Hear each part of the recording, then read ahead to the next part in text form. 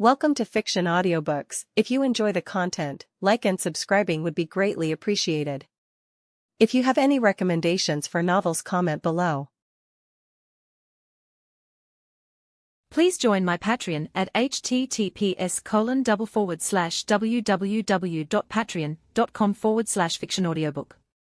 Chapter 401, Counter-Revenge. With a deafening explosion, a shockwave mixed with hot air violently spread out in all directions, tearing through everything in its path like a hurricane. Trees were snapped in half, vegetation was ripped from the ground, and bushes were shredded into pieces. The ground trembled fiercely, producing a rumbling sound, almost as if an earthquake had struck. The blast had barely leaked from the nuclear weapon, yet its power was already evident. If the bomb had fully detonated, the consequences would have been catastrophic. At the center of the explosion, Kaguya stood, her delicate brows furrowed as she pressed her lips together. She extended both hands, continuously channeling chakra into the massive black orb formed by the truth-seeking ball. The situation had caught her off guard. Without thinking, she had immediately enveloped the nuclear bomb with the truth-seeking ball, initially assuming it was just a standard bomb, perhaps a large one. However, to her shock, it turned out to be a nuclear bomb. This is absurd. The power of a nuclear bomb hardly needs explaining. If it were to explode, the entire capital would be obliterated. Even though this was a smaller nuclear device, its destructive force was tens, if not hundreds, of times more powerful than the atomic bombs dropped on Hiroshima and Nagasaki. Not that it was a problem for her. By encasing the bomb in her truth-seeking ball and leaving only a small opening, the explosive energy could be vented safely. But there was one big problem: it was a nuclear bomb. Nuclear bombs come with radiation. If the nuclear particles were released into the air, they would contaminate the clouds. And if it rained tomorrow, many people would probably end up losing their hair from radiation exposure. To keep the nuclear bomb contained and prevent it from exploding had become a real headache for Kaguya.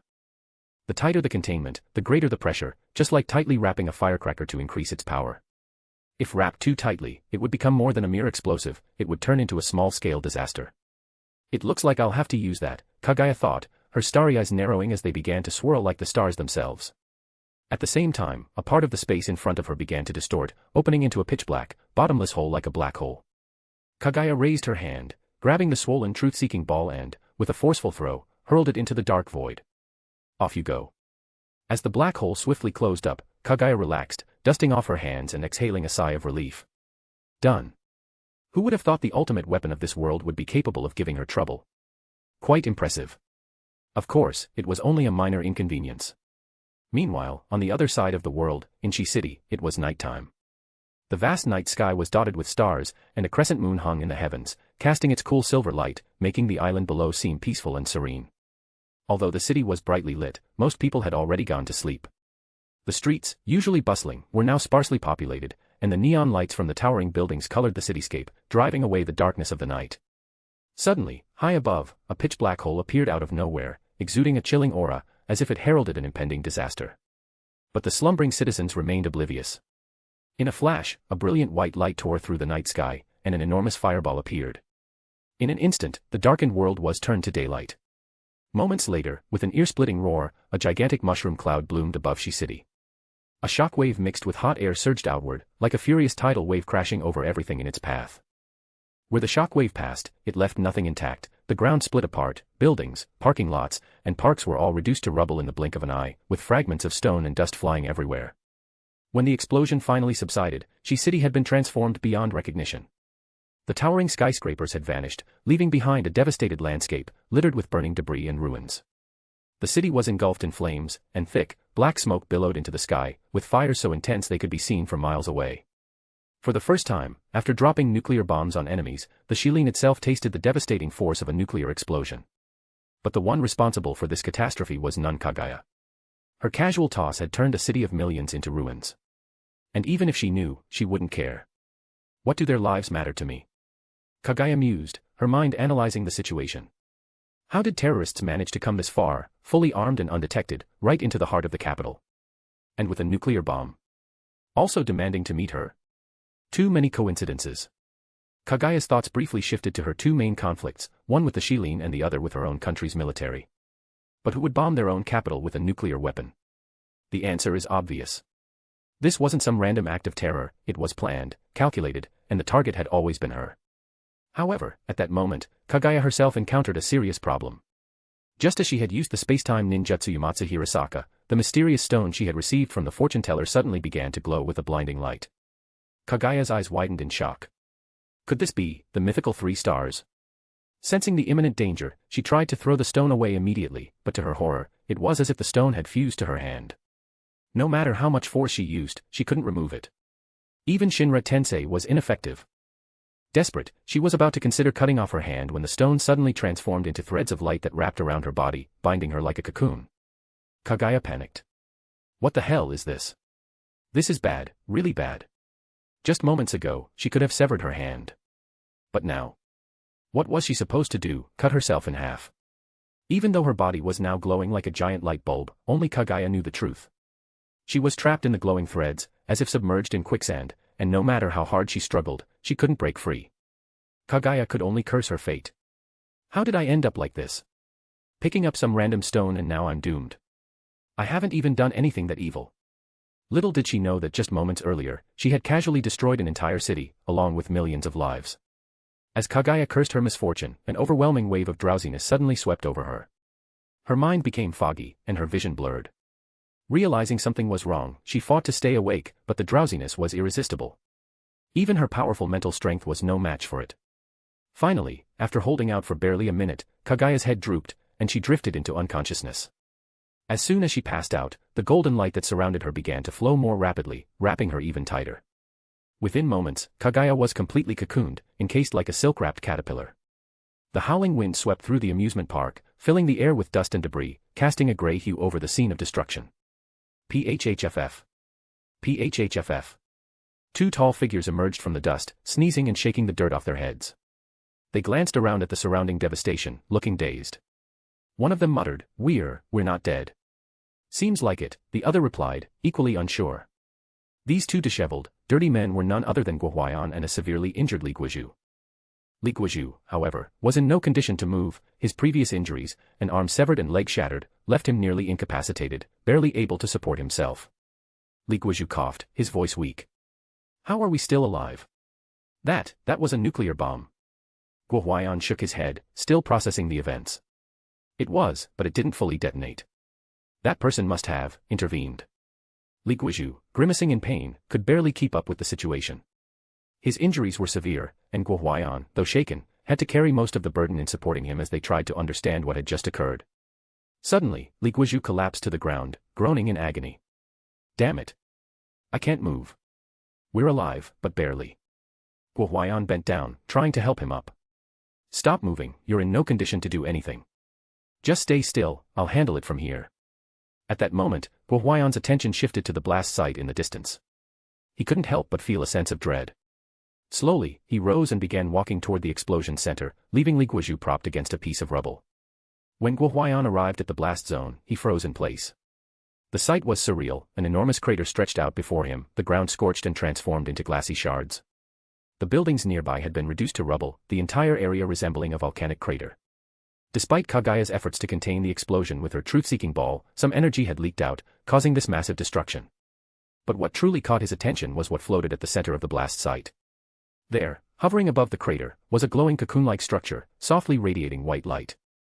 The light appeared almost liquid, flowing over the surface like silken threads, creating an otherworldly aura. Guohuayan stood stunned, unable to comprehend what he was seeing. Meanwhile, Li Guizhu, who had managed to lift his head from where he lay, could only stare from a distance, powerless to approach. His earlier brash confidence had evaporated, replaced by the harsh reality of his injuries. The howling wind swept through the amusement park, filling the air with dust and debris, casting a gray hue over the scene of destruction. At the same time, a lone figure rushed toward the scene, Qiao Shaoqing. What's going on here? Qiao Shaoqing thought, her voice filled with concern as she stopped momentarily, eyes wide in disbelief. But she had no hesitation. Without wasting another moment, Qiao Shaoqing sprinted toward the glowing cocoon, driven by an instinctive sense that Kaguya was somehow involved. Without a second thought, she reached out, her hand trembling as she moved toward the glowing surface. Deep down, she felt certain that Kaguya was inside, that the familiar aura she sensed was unmistakably Kaguya's. But just as her hand was about to make contact, the cocoon flared with a blinding light, transforming into a brilliant beam that shot into the sky like a bolt of lightning, disappearing into the heavens.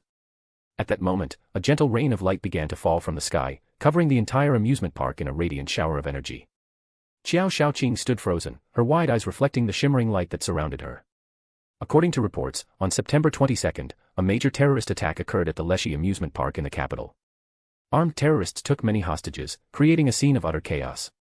Upon receiving the emergency call, police and armed forces were quickly dispatched, surrounding the park. However, due to the terrorists' possession of significant weaponry, including explosives, the situation reached a stalemate. Yet, in the face of these dangerous circumstances, our brave armed forces launched a strategic assault on the terrorists in the evening. Thanks to their efforts, all 120 terrorists were eliminated, and 646 civilians were rescued without a single casualty among the hostages. For their outstanding performance, the participating officers have been awarded second-class military honors. They're lying. A young girl angrily exclaimed as she watched the news on a large electronic billboard. It was the Fox Spirit Sister who saved us, and it was the Fox Spirit Sister who brought back those who died. They're all liars. The girl was none other than the little girl from the amusement park, Anan.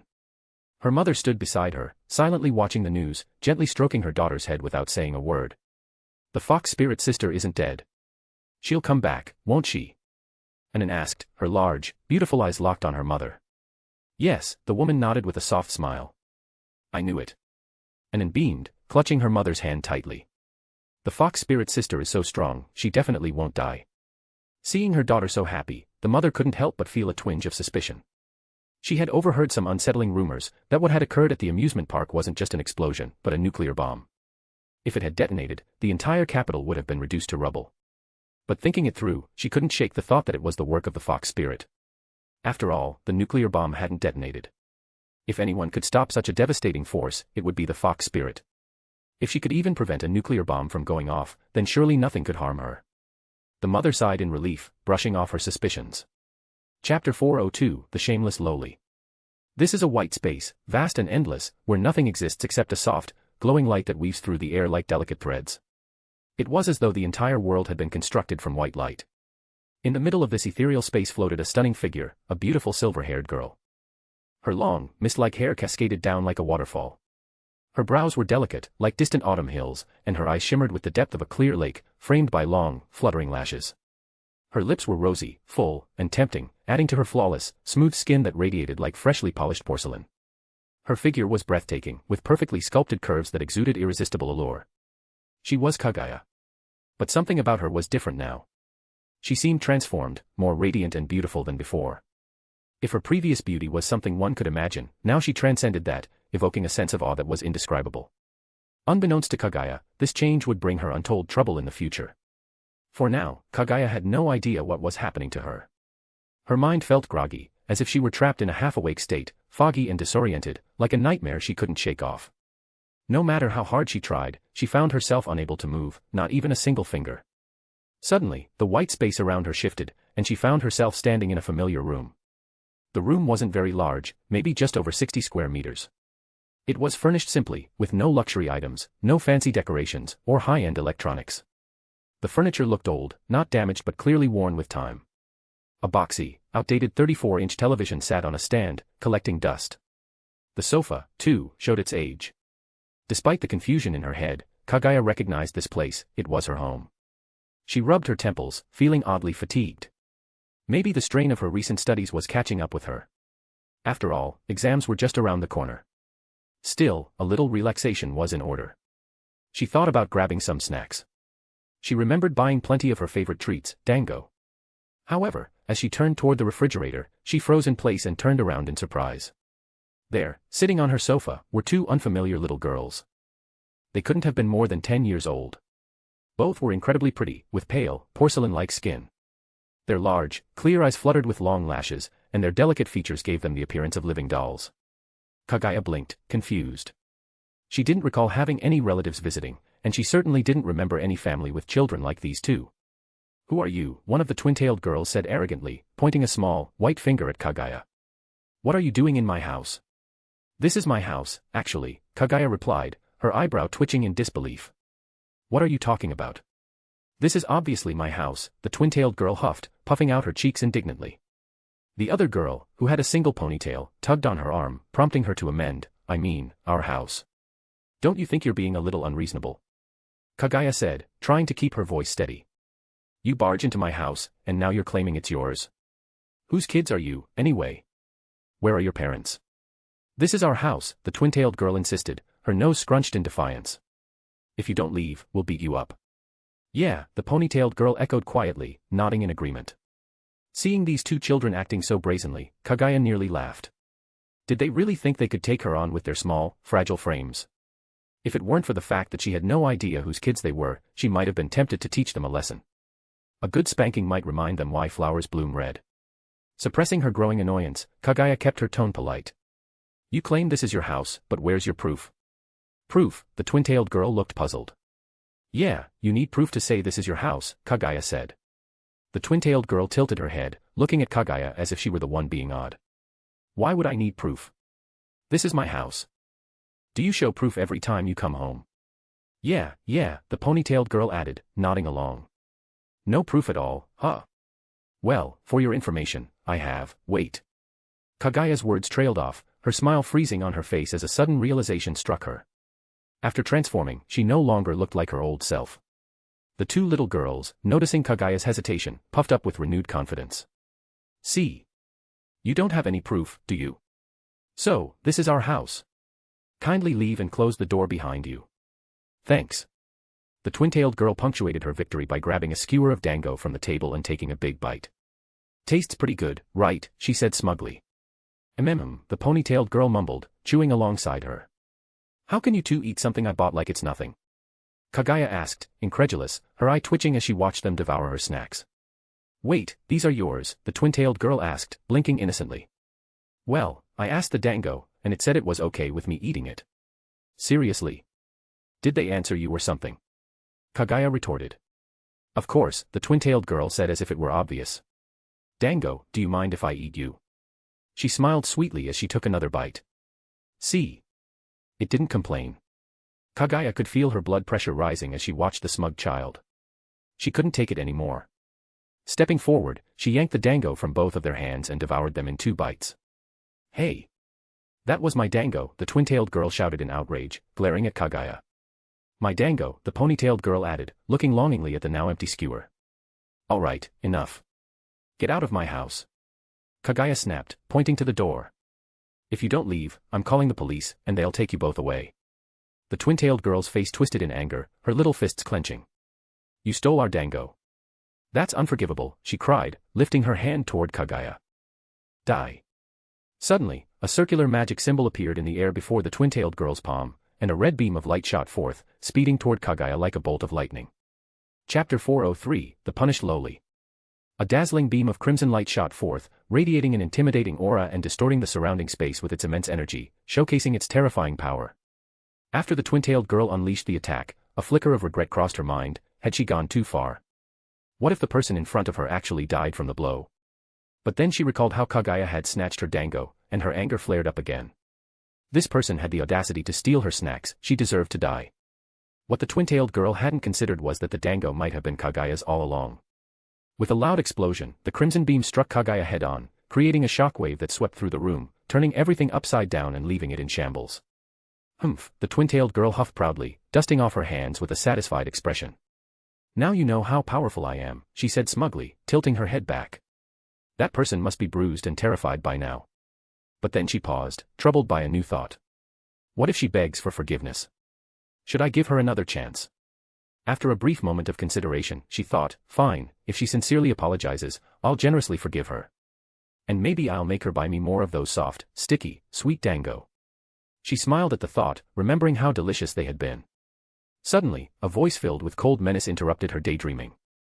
Little girl, while having an active imagination isn't always bad, don't you think you've been thinking a bit too much? The twin-tailed girl's eyes widened in shock as if cold water had been poured over her. Slowly, she looked up to see Kaguya standing in front of her, unharmed, staring at her with an icy expression. Ah! The twin-tailed girl let out a scream and turned to run, but before she could get far, she felt a tight grip around her neck, her feet lifting off the ground as if she were nothing more than a kitten being held by the scruff. You barged into my house, ate my dango, and messed up my place, Kaguya said darkly, holding the girl up to her face. Now tell me, do you prefer a spanking, or a spanking? You choose. For some reason, staring into Kaguya's face up close, the twin-tailed girl's heart began to race in panic. She stammered, can I beg for mercy instead? Nope, Kaguya replied sternly, her face unamused. You think you can eat my food, live in my house, and get away with it? Time to face the consequences. In a flash of defiance, the twin-tailed girl swung her small hand and slapped Kaguya's chest. Go to hell. A moment passed. The twin-tailed girl blinked, her large eyes wide with disbelief. How come nothing happened? She pressed harder on Kaguya's chest, only to be met with the same softness with subtle ripple but no reaction. How is this possible? Did you really think something should have happened? Kaguya's exquisite face darkened, her tone chilling. Do you not value your life, little girl? Help me, the twin-tailed girl cried out, turning her head toward her companion, the pony-tailed girl, who had remained silent. The pony-tailed girl blinked a few times, then, without a word, turned and fled the scene. Traitor, the twin-tailed girl yelled in frustration. Turning back to Kaguya, she put on a pleading smile. Wani-chan, I was wrong. Please forgive me. I won't do it again, I swear. But it was too late. Slap. Help. Slap. Please, I won't do it again. Slap. I'll kill you, you. Slap. My butt's gonna break. Slap. I'm sorry. I'm sorry. Woo. By the time Kaguya had finished, the twin-tailed girl's once pristine, white bottom was now a glowing shade of red. Her eyes filled with tears as she bit her lip, overwhelmed by humiliation. No one had ever dared to treat her this way before. She adjusted her clothes, still rubbing her sore bottom, and inside, she vowed to herself, one day, I'll get my revenge. I'll make her kneel and beg. Do you understand your mistake now? Kaguya asked, her stern face leaving no room for argument. Why yes, the twin-tailed girl stammered, forcing a smile. I'll never do it again. You idiot, just wait. One day I'll make you pay. Now, clean up this mess, Kaguya commanded, pointing to the disaster in the room. Yes, the twin-tailed girl replied obediently. Just you wait, I'll get you back for this. At that moment, the pony-tailed girl timidly approached, holding a broom in her hands, her expression apologetic. What do you want? The twin-tailed girl snapped, clearly still angry. Coward. The pony-tailed girl simply smiled, her eyes curving into crescent moons as she offered to help with the cleaning. Humph, trying to get on my good side now, huh? Too late, the twin-tailed girl huffed, but she still passed her the broom. Though Kaguya hadn't used much force during the spanking, the sound had been loud, and while the girl's skin was red, there was no real pain, her body would be back to normal in no time. Yet the shame of it lingered, fueling her desire for vengeance. Satisfied that the two girls were behaving themselves, Kaguya nodded in approval. However, the chaotic state of the house was undeniable, electronics sparking, furniture in shambles. The television and other appliances were beyond repair, and the once well-worn furniture had finally met its demise. Looks like I'll have to buy new furniture after all, Kaguya muttered, heading toward the door. Just as she opened it, she turned back and warned, stay here and don't make any more messes while I'm out shopping, got it? Yes, Wani-chan, the two girls replied sweetly in unison. Once Kaguya left, the twin-tailed girl immediately tossed the dustpan aside, her face twisted with anger. I'll make her pay for this humiliation, won't I, Gaia, she said, glaring at her companion. The pony-tailed girl, Gaia, continued cleaning, her expression calm as ever. Are you serious? The twin-tailed girl fumed. Where's your backbone? Are you sure this is a good idea, Alea? Gaia hesitated. She seems really strong. Don't worry. She's heading to a place where I have the upper hand. She won't stand a chance there, Alea sneered, her eyes flashing with a mischievous glint. Chapter 404, New Abilities. What a strange dream, Kaguya muttered as she slowly got up from the ground. Her head still felt a bit hazy, so she rubbed her temples, trying to shake off the lingering drowsiness. She had just dreamt of returning home, where she encountered two mischievous children, an odd dream that left her feeling puzzled. It had been a while since she last had any dreams, and to have one so bizarre now made her wonder if she had been too relaxed recently. But, strangely enough, the dream had felt incredibly real, almost like she had truly experienced it. Kaguya stood up and took in her surroundings, her face stiffening with surprise. She quickly realized she was no longer in the real world. The space around her was vast and empty, devoid of anything except a glowing orb floating in the center. She was back in the main god space. Approaching the glowing orb, Kaguya frowned and asked, what's going on? The time in the real world shouldn't be up yet. Why am I back already? Due to the sudden surge in your power, it exceeded the limits of the real world. To prevent the real world from being affected, you were transported back early, the system's cold, mechanical voice responded. Power surge. Kaguya was puzzled. What power surge? I don't remember anything like that. Have you already forgotten what happened before? The system replied. If that's the case, I recommend taking some brain blue gold to restore and enhance your memory. I don't have memory loss, so why would I need something like that? Kaguya scoffed, rolling her eyes. And what in the world is Brain Blue Gold?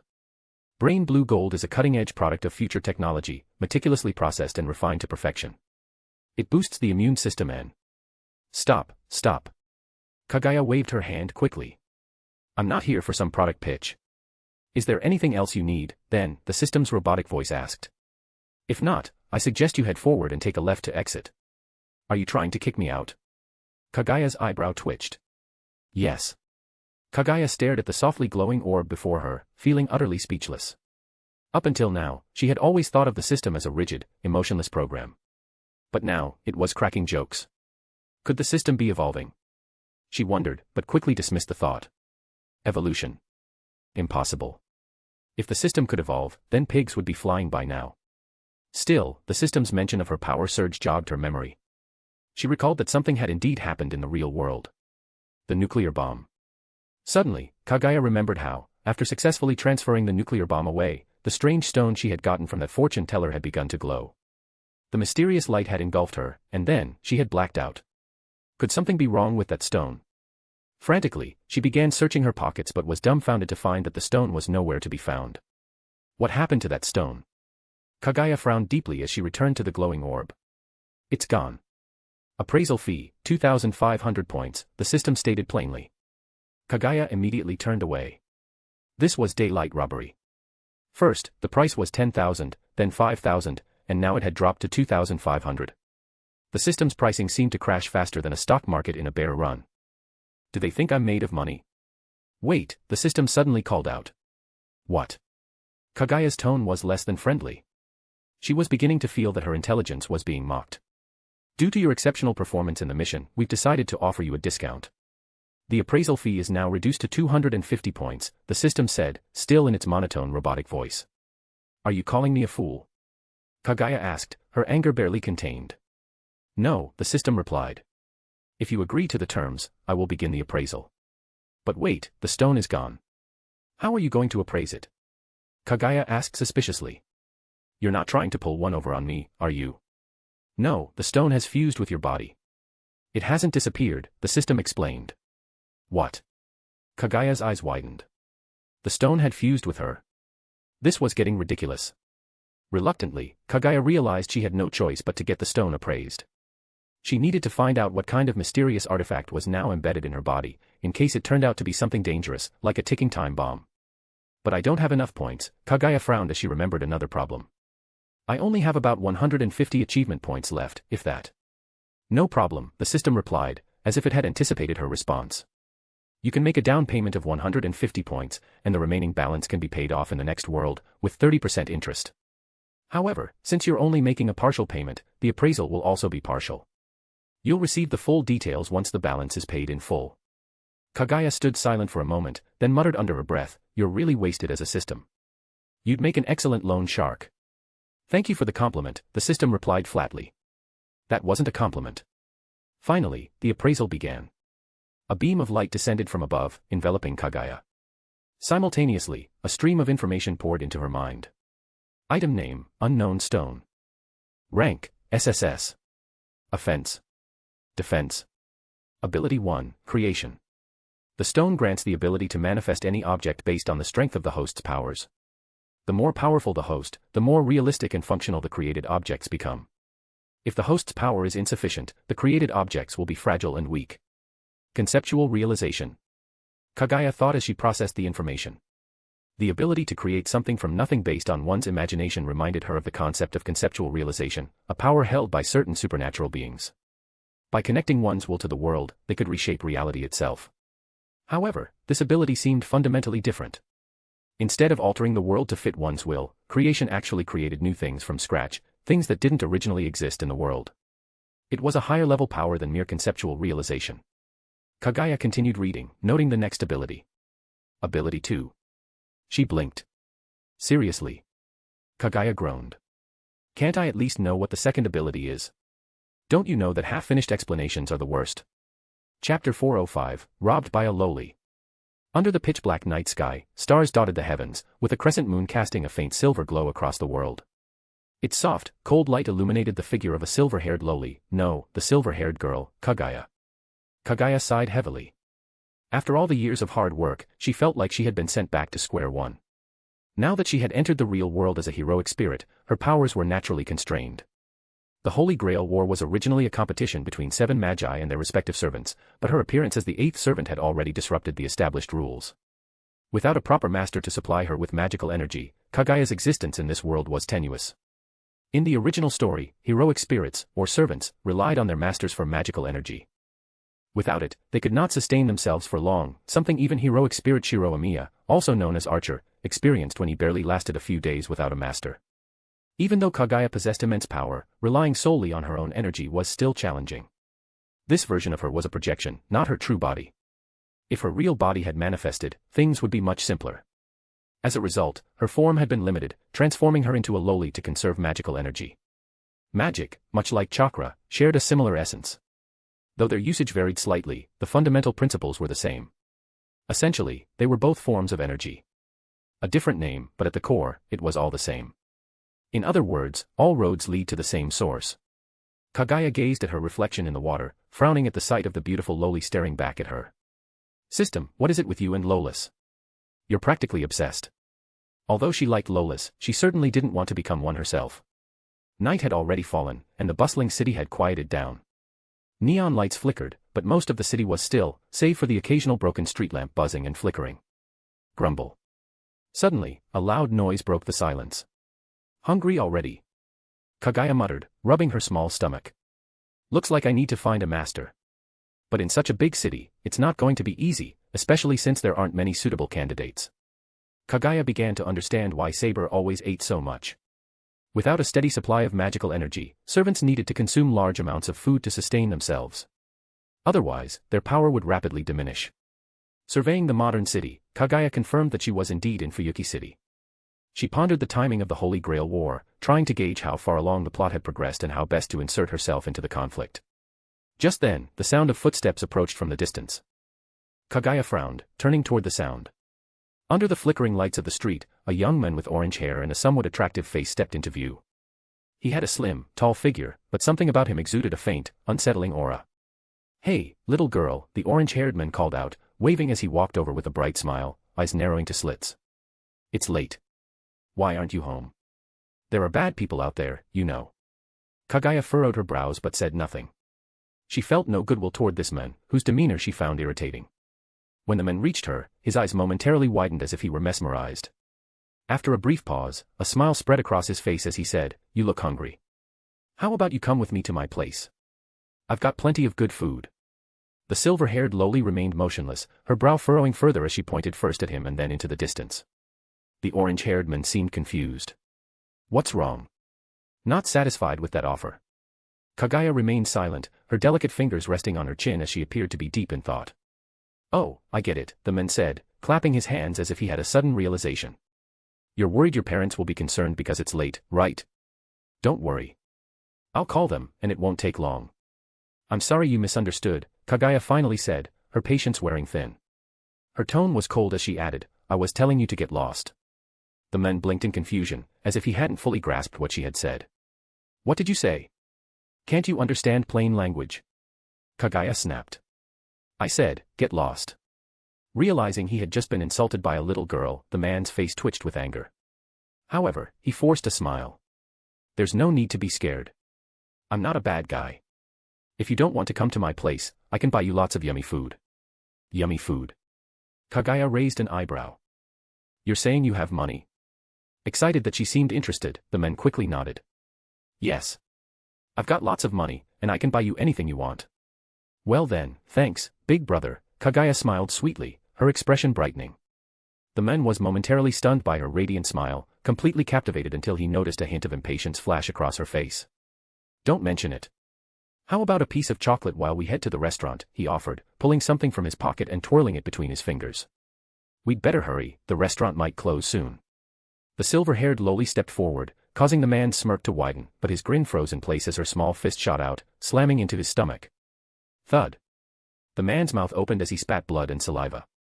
The force of the punch nearly knocked him unconscious. With a dull thud, the man collapsed onto his knees, clutching his stomach in pain. Beads of sweat formed on his forehead, and his back was soaked. Meanwhile, Kaguya casually patted down his clothes and found his wallet. Opening it, she frowned in disappointment. This is what you call money. Ignoring the man's shocked expression, Kaguya pocketed the wallet and calmly walked away, leaving him groaning in pain. Chapter 406, The Heroic Spirit Amidst the Unexpected. Kaguya's seemingly light punch had the impact of a boulder. The orange-haired youth felt as though his internal organs had been knocked out of place, and he was close to blacking out from the sheer force of the hit. How could such a delicate, pretty little girl possess such immense strength? It felt like he'd been hit by an elephant, and even now, he was struggling to catch his breath, his entire body drenched in sweat. The chill from the wind only made him feel colder, as if his blood had turned to ice. To think I got played by a little girl, the orange-haired youth muttered, a twisted smile creeping onto his face. Suddenly, he threw his head back and burst into laughter. How amusing, truly amusing. I didn't expect to find such an interesting character here. It seems coming to this city was the right decision after all. Slowly getting to his feet, he took a deep breath and clutched his stomach, his grin widening as he watched Kaguya's small figure disappear into the distance.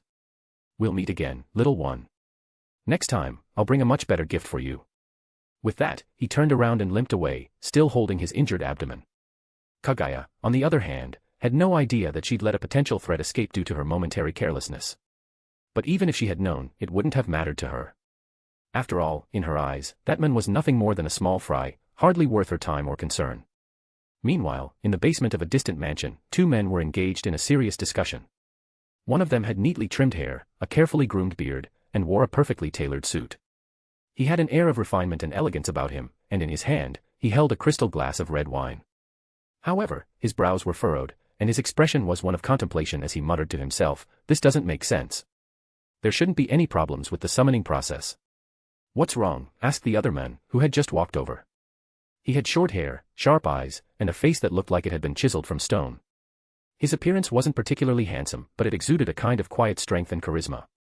If Kaguya were here, she would have instantly recognized them as Tokiyomi Tosaka, the men responsible for many of the tragic events of the Holy Grail War, and Kirii Kotomine, the enigmatic figure whose actions would influence the Fifth Holy Grail War. "I just received word from the church. There's been an anomaly in the Holy Grail," Tokiyomi said, pacing thoughtfully. "An anomaly?" Kirii raised an eyebrow, intrigued. "Yes," Tokiyomi replied, placing his glass on the table and walking toward the magical device that had been recording data with a steady click-click sound. "As you know, the Holy Grail War was originally designed for 7 magi and their 7 servants to battle for supremacy. However, something unexpected has occurred." "You mean?" Kirii's gaze sharpened as he began to understand the implications. "An 8th servant has appeared," Tokiyomi said gravely, "one who doesn't belong to any of the 7 summoned by the designated masters." Kirii's eyes narrowed in surprise. "Are you certain of this information?" "Absolutely. The news came directly from your father," Tokiyomi said, sitting down at the table. "Now isn't the time to question the validity of this report. We need to figure out how this unexpected participant will affect the Holy Grail War. While the strengths of the masters and their servants vary, the addition of even one more powerful force could drastically shift the balance. So you're concerned that her presence might interfere with our plans?" Kirii asked, his voice calm. "Exactly," Tokiyomi replied, taking a sip of his wine before continuing. "For her to materialize on her own without disappearing from a lack of magical energy means she's exceptionally powerful. A rogue servant of such strength will undoubtedly attract the attention of the other masters. If any of them manage to win her over, even if she doesn't officially become a servant, their chances of winning the Grail will increase significantly. So you want me to locate this servant and bring her under control, is that it?" Kirii summarized. "Precisely," Tokiyomi said, tapping his fingers lightly on the table. "Her arrival has already thrown the Holy Grail War into disarray. The only way to mitigate the potential chaos is to find her and ensure she doesn't upset the balance." "I understand," Kirii said, turning to leave. "I'll take care of it." As Kirii reached the door, Tokiyomi suddenly called out, "You haven't exposed this place, have you?" Kirii paused, but didn't turn around. "I've checked the familiars and surveillance devices. There are none nearby. Besides, with assassin watching, there's nothing to worry about." "Good," Tokiyomi said, a faint smile playing on his lips. "It won't be long before this place becomes the focus of investigation for the other masters. We need to act quickly and prepare thoroughly if we want to succeed in the Holy Grail War. But don't rush, hasty actions only lead to mistakes." "Understood," Kirii replied, leaving the room. Tokiyomi watched him go, then drained his glass of wine in one swift motion. His gaze became distant, as if he were peering into the future. The mission and honor of the Tosaka family are nearly within reach. While Kaguya was being discussed by these influential figures, she was dealing with a problem of her own. How can everything be closed at this time of night? Kaguya grumbled, kicking a nearby street lamp in frustration. Aren't there supposed to be 24-hour restaurants? Having pocketed the money from the orange-haired youth, Kaguya had planned to find a restaurant and have a proper meal. Yet, to her dismay, all the nearby shops and restaurants were already closed. Even the supposed 24-hour convenience stores had their shutters down. The streets were empty, save for a few hurried pedestrians rushing off into the distance. What's going on? More importantly, she was starving. Her stomach was growling like a wild animal. Ever since becoming a servant, Kaguya found herself getting hungry much more easily, likely due to the increased energy consumption from maintaining her magical abilities. Just as Kaguya was about to smash a nearby vending machine in frustration, a petite figure appeared before her, smiling sweetly. "Excuse me," the girl said softly. "Are you hungry?" Chapter 407, The Wild Lowly. Standing in front of Kaguya was an adorable little girl with light purple hair that shimmered with a soft glow. Her silky hair was tied into a beautiful red ribbon on the left side. Her features were delicate, like a porcelain doll, long, finely shaped eyebrows, large and sparkling eyes, and skin as smooth as ivory. Though small and childlike, her body had the early hints of a youthful curve. "Are you hungry?" the purple-haired girl asked gently, offering a warm smile. "If you don't mind, I have a pineapple bun with me." As she spoke, she extended her soft, delicate hand, holding the fragrant pastry. Kaguya eyed the bun, then looked back at the little girl, feeling a strange sense of familiarity. Where had she seen this girl before?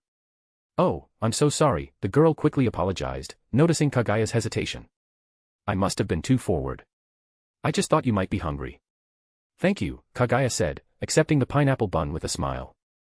"I actually am hungry. I appreciate it." She wasted no time tearing off the packaging and biting into the bun, savoring its sweet flavor. Though Kaguya didn't particularly like pineapple buns, they were too sweet for her taste, and she wasn't a fan of overly sugary things, except for dango. Today she was too hungry to be picky. The burning hunger inside her was too much to bear.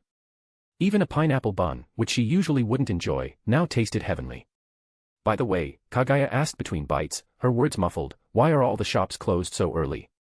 "Well." The purple-haired girl hesitated, as if nervous to share the reason. "There have been a lot of murders around here lately, so people are afraid to stay out late." "Murders?" Kaguya paused, surprised. "Yes." The girl went on to explain that recently, a series of gruesome murders had taken place. Most of the victims were children, though some adults had also been killed, often in the most horrifying ways, some disemboweled, others dismembered, and a few reduced to chunks of flesh. The scenes were so bloody and horrifying that even seasoned police officers struggled to stomach it, often throwing up at the sight.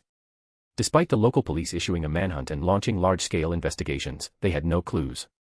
No evidence was left behind at the crime scenes, leaving the authorities baffled. In response, the police warned citizens to avoid going out at night, and in fear, businesses had started closing early, even the usually 24-hour convenience stores. Kaguya frowned slightly as she listened. Something about these murders felt oddly familiar. The methods, the brutality, it all pointed to someone she had heard of before. Could it be that killer? It seemed possible. Only that twisted maniac would kill for the sake of killing. "I see," Kaguya said, still chewing on the pineapple bun. "But why are you out here so late? Aren't you afraid? And what about your parents? Won't they worry about you?" My parents," the little girl muttered, her expression darkening as her gaze dropped to the ground. Kaguya noticed the sadness on her face and asked, "What happened to your parents?" "They abandoned me," the girl replied softly, her voice laced with sorrow. "Abandoned you?" Kaguya was taken aback. How could any parent abandon their own child? "Yes." The girl nodded, her voice barely a whisper. "Then where do you live now?" Kaguya asked. "Are you homeless?" At this question, the purple-haired girl shuddered, her once rosy cheeks now turning pale. Her wide, beautiful eyes filled with fear. Seeing her reaction, Kaguya's brows furrowed in concern. There was no reason for her to be so terrified unless, had she been kidnapped by traffickers. "Are you in trouble?" Kaguya's voice dropped a degree, carrying a dangerous undertone. "Were you abducted by bad people? Where are they?" "And no." The girl quickly shook her head, her hands waving frantically. "There's nothing like that. No one kidnapped me." But her panicked response only deepened Kaguya's suspicions. Her expression grew darker. Human traffickers. The very thought infuriated Kaguya. How could anyone have the heart to kidnap such an innocent and adorable little girl? Such people deserved the worst punishments. Her inner, lowly protector instinct was ignited, burning fiercely. "Come on," Kaguya said, grabbing the girl's hand without warning. "Ah." The purple-haired girl yelped in surprise, confusion clear in her voice. "Where are we going?" "We're going to your house," Kaguya declared, her eyes gleaming coldly. "I'm going to teach those people a lesson for messing with you. They'll learn what happens when they dare hurt a little girl." "No, no." The girl panicked and began to struggle, pulling against Kaguya's grip. I don't want to go back." "You're going home," Kaguya said firmly. "Don't worry, as long as I'm with you, no one's going to hurt you." But. The little girl stammered, clearly nervous. "No buts," Kaguya interrupted, her tone brooking no argument. "I've decided. This is how it's going to be." "But." "Relax," Kaguya said, puffing out her chest with confidence. "There's nothing to be afraid of." The girl took a deep breath and finally shouted, "You're going the wrong way." The girl's house was located in a remote area on the outskirts of town. After walking for what felt like an eternity, they finally spotted a structure in the distance, faintly illuminated by the moonlight, nestled within the forest. No wonder she was scared, Kaguya thought. This place gave off an eerie vibe. Whoever lived here couldn't be decent people. Anyone who chose to live in such a creepy location probably had a dark personality. As they walked further, emerging from the dense woods, the scenery opened up, revealing a grand mansion. It was a towering European-style building, its architecture elegant but imposing. The overall design was clean and simple, but the dark color palette gave the mansion an oppressive, ominous atmosphere. Kaguya's brow furrowed. This place felt oddly familiar, like she had seen it somewhere before. Suddenly, it clicked. Her eyes widened in realization as she blurted out, "Wait a minute, isn't this the home of that old worm, Soken-matu?" Chapter 408, The Old Bug. If Kaguya's memory served her correctly, the grand mansion before her was none other than the Matu family estate, home to the Matu family's infamous patriarch, Soken-matu. This mansion had been inhabited by the Matu lineage for generations. Kaguya stood still for a moment, piecing things together. If this was indeed the Matu mansion, she turned her gaze to the timid, shivering girl by her side. Could this girl be Matu Sakura, or rather, Tosaka Sakura? Kaguya's lips twitched slightly. What a coincidence. She had barely arrived in the world of the Holy Grail War and had already run into one of its key characters. Matu Sakura's tragic backstory came to mind. She had been adopted into the Matu family from the Tosaka household, only to endure years of abuse and inhuman torment by Soken's cursed worms. It was a wonder that someone could survive such horrors without breaking down, but Sakura had, against all odds, clung to her will to live. "You dare return here," came a hoarse and raspy voice from the shadows. At the sound of this voice, Matu Sakura flinched, hurriedly hiding behind Kaguya and clutching tightly onto her clothes. At the same time, a small, shriveled figure emerged from the darkness. His body was hunched and gnarled, his limbs like those of a mummified corpse, and his sunken eyes gleamed with a sharp, sinister light. His figure, twisted and decrepit, left no doubt. This was Soken-matu, the despicable head of the Matu family. As Soken approached, his malicious gaze fell upon Kaguya. At first, he appeared puzzled, but soon his eyes widened with disbelief, staring at Kaguya as if she were an apparition. Kaguya furrowed her brows. If there was any character in fate she despised the most, it had to be this wretched old worm. The sight of him alone filled her with disgust, but the rancid stench of decay that emanated from him made her stomach churn. Soken-matu hadn't always been like this, she recalled. He had once been a decent man, but over the centuries, he had lost sight of his original purpose, consumed by his obsession with immortality and power. He had become a grotesque shadow of his former self. None of that, however, excused the atrocities he had committed. Kaguya felt no sympathy for him, and his presence only worsened her mood. "And who might you be?" Soken asked, leaning on his cane, his tone dark and menacing. Well, if it isn't you, old worm," Kaguya chuckled. "Looks like we were bound to meet." "Humph, you have quite the mouth on you, girl," Soken rasped, his laughter like nails scraping against stone. "Has no one taught you to know your place when addressing your betters?" With a wave of his cane, a swarm of insects rose from the ground, their wings buzzing in a deafening cacophony as they surged toward Kaguya in a cloud of black filth. Kaguya smirked at the display, raising her delicate hand and clenching her fingers into a tight fist. Crack! Before the swarm could even reach her, the insects were torn to shreds, pulverized into dust in midair. Their remains rained down like ash, the air thick with the stench of rot and decay. Kaguya had utilized her ability to manipulate gravity and repulsive forces. In the past, she could only use these powers individually, but ever since merging with that mysterious stone, her ocular powers had been further enhanced. Now, she could control both forces simultaneously, causing the space around her to twist like grinding millstones, obliterating anything caught between them. "Oh," Soken muttered, momentarily taken aback. But then his lips twisted into a grin. I see. You have some tricks up your sleeve, little girl. Though you're praising me, I can't say I'm flattered, Kaguya sneered. I have no interest in the compliments of a disgusting, rotting creature like you. Girl, disrespecting your elders can lead to some very unfortunate consequences, Zoken's voice dripped with venom, his eyes flashing with malice. And I see no reason to respect a walking corpse that reeks of the grave, Kaguya replied casually, toying with a lock of her silver hair as she spoke, her tone laced with disdain.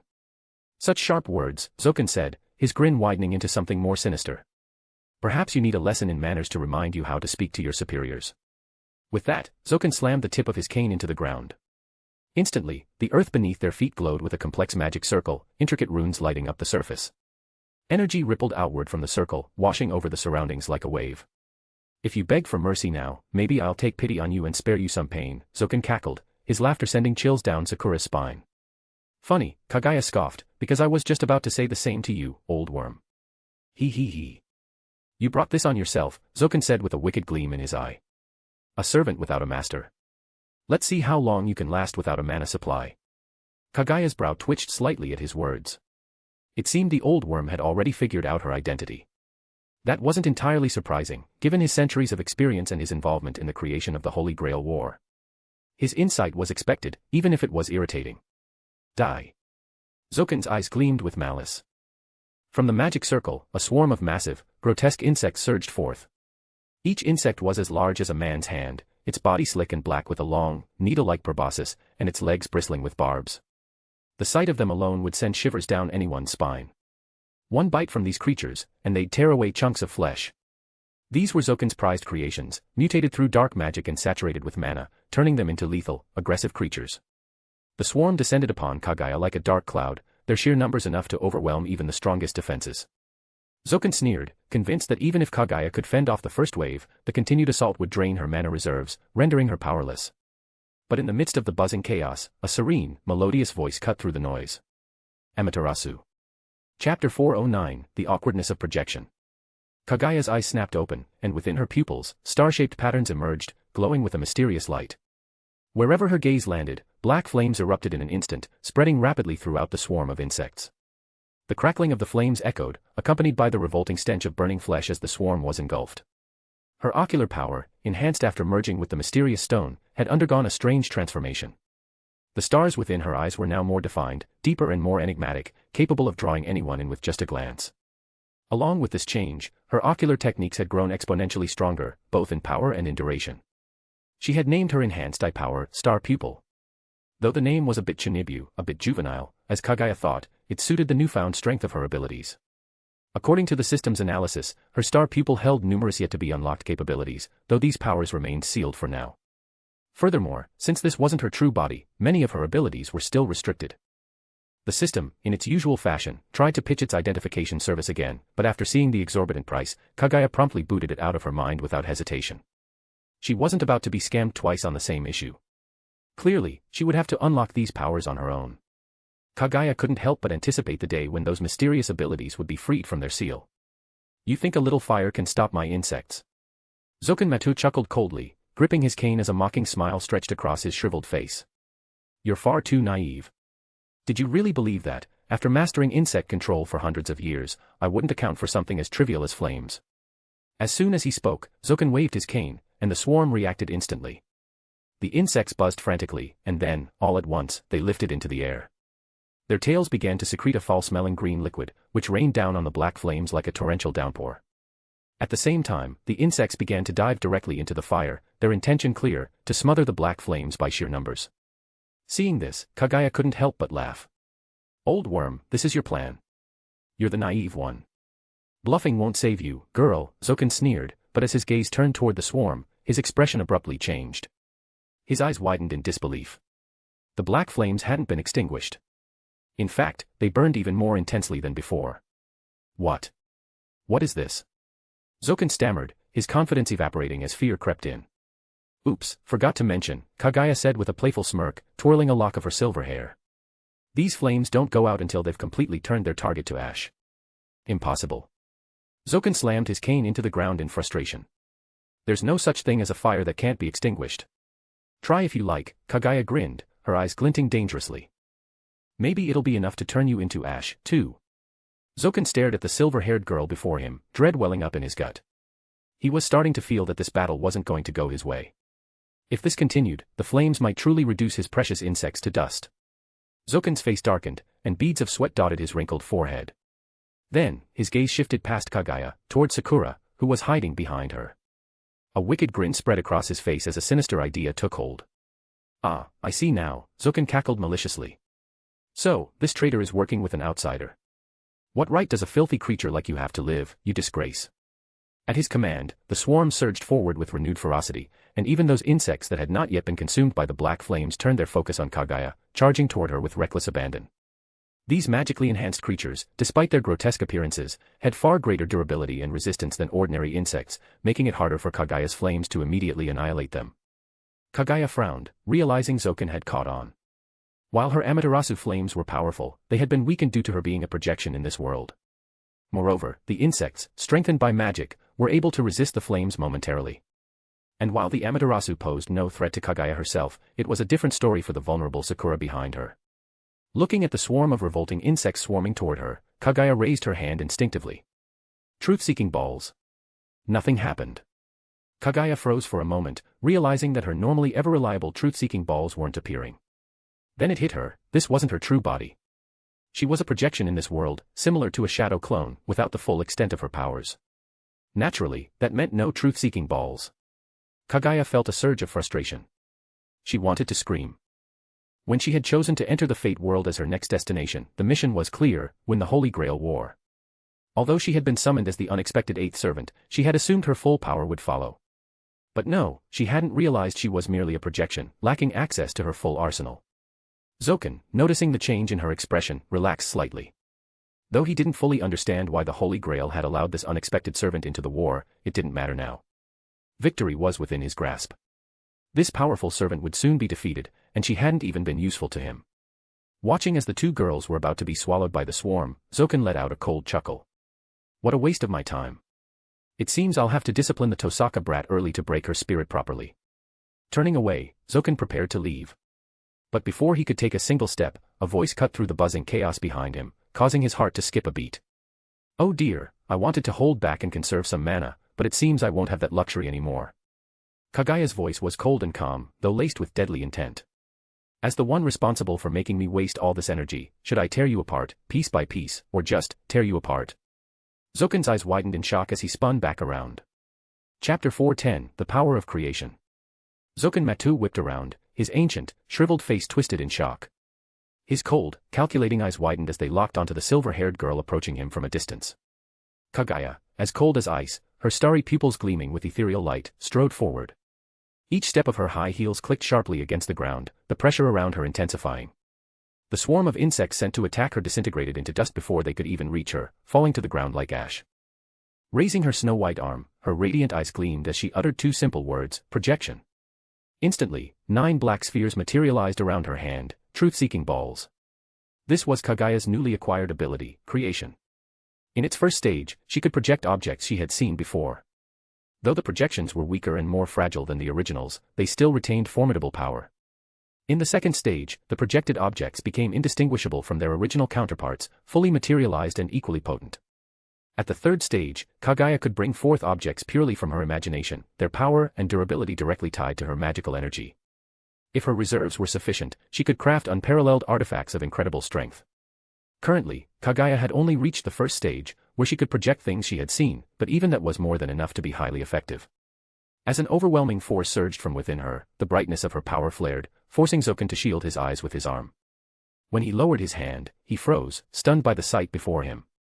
The silver-haired girl was gone, and in her place stood an ethereal beauty. The woman before him was breathtaking, her delicate features like a work of art, her long, silver hair cascading like a waterfall, framing her pale, smooth neck. Her body was curvaceous, her chest full and her slender legs flawless, every inch of her exuding elegance and power. Who are you?" Zoken stammered, his voice rough with disbelief, his back already slick with cold sweat.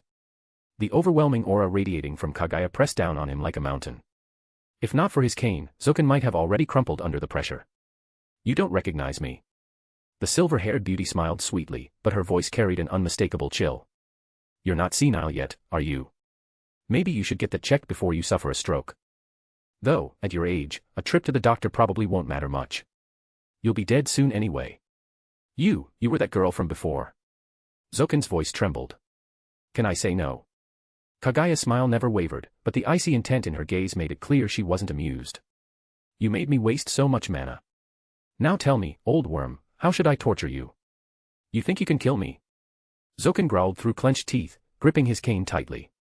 With a sudden snap, he broke it in half, releasing a surge of magical energy that flooded into his decrepit body, causing his power to skyrocket. Oh. Kaguya tilted her head, watching curiously as Zoken's body surged with newfound strength. A final, desperate struggle. Hraff! Zoken roared as waves of insects poured out from his withered frame, more numerous than before. These insects glistened with dark energy, imbued with magic, their numbers overwhelming as they swarmed toward Kaguya like a black tidal wave. I thought you might have some kind of trump card, Kaguya sighed, disappointed. But it's just more bugs. If that's all you've got, then it's time for you to die. Foolish girl, Zoken spat venomously. You'll pay for your arrogance. Kill her. The grotesque swarm of insects closed in, their sharp mandibles and claws glinting menacingly as they sped toward her. You speak as if you're capable of harming me, Kaguya muttered disdainfully, her calm gaze unwavering as the swarm approached. Now, do me a favor and just die.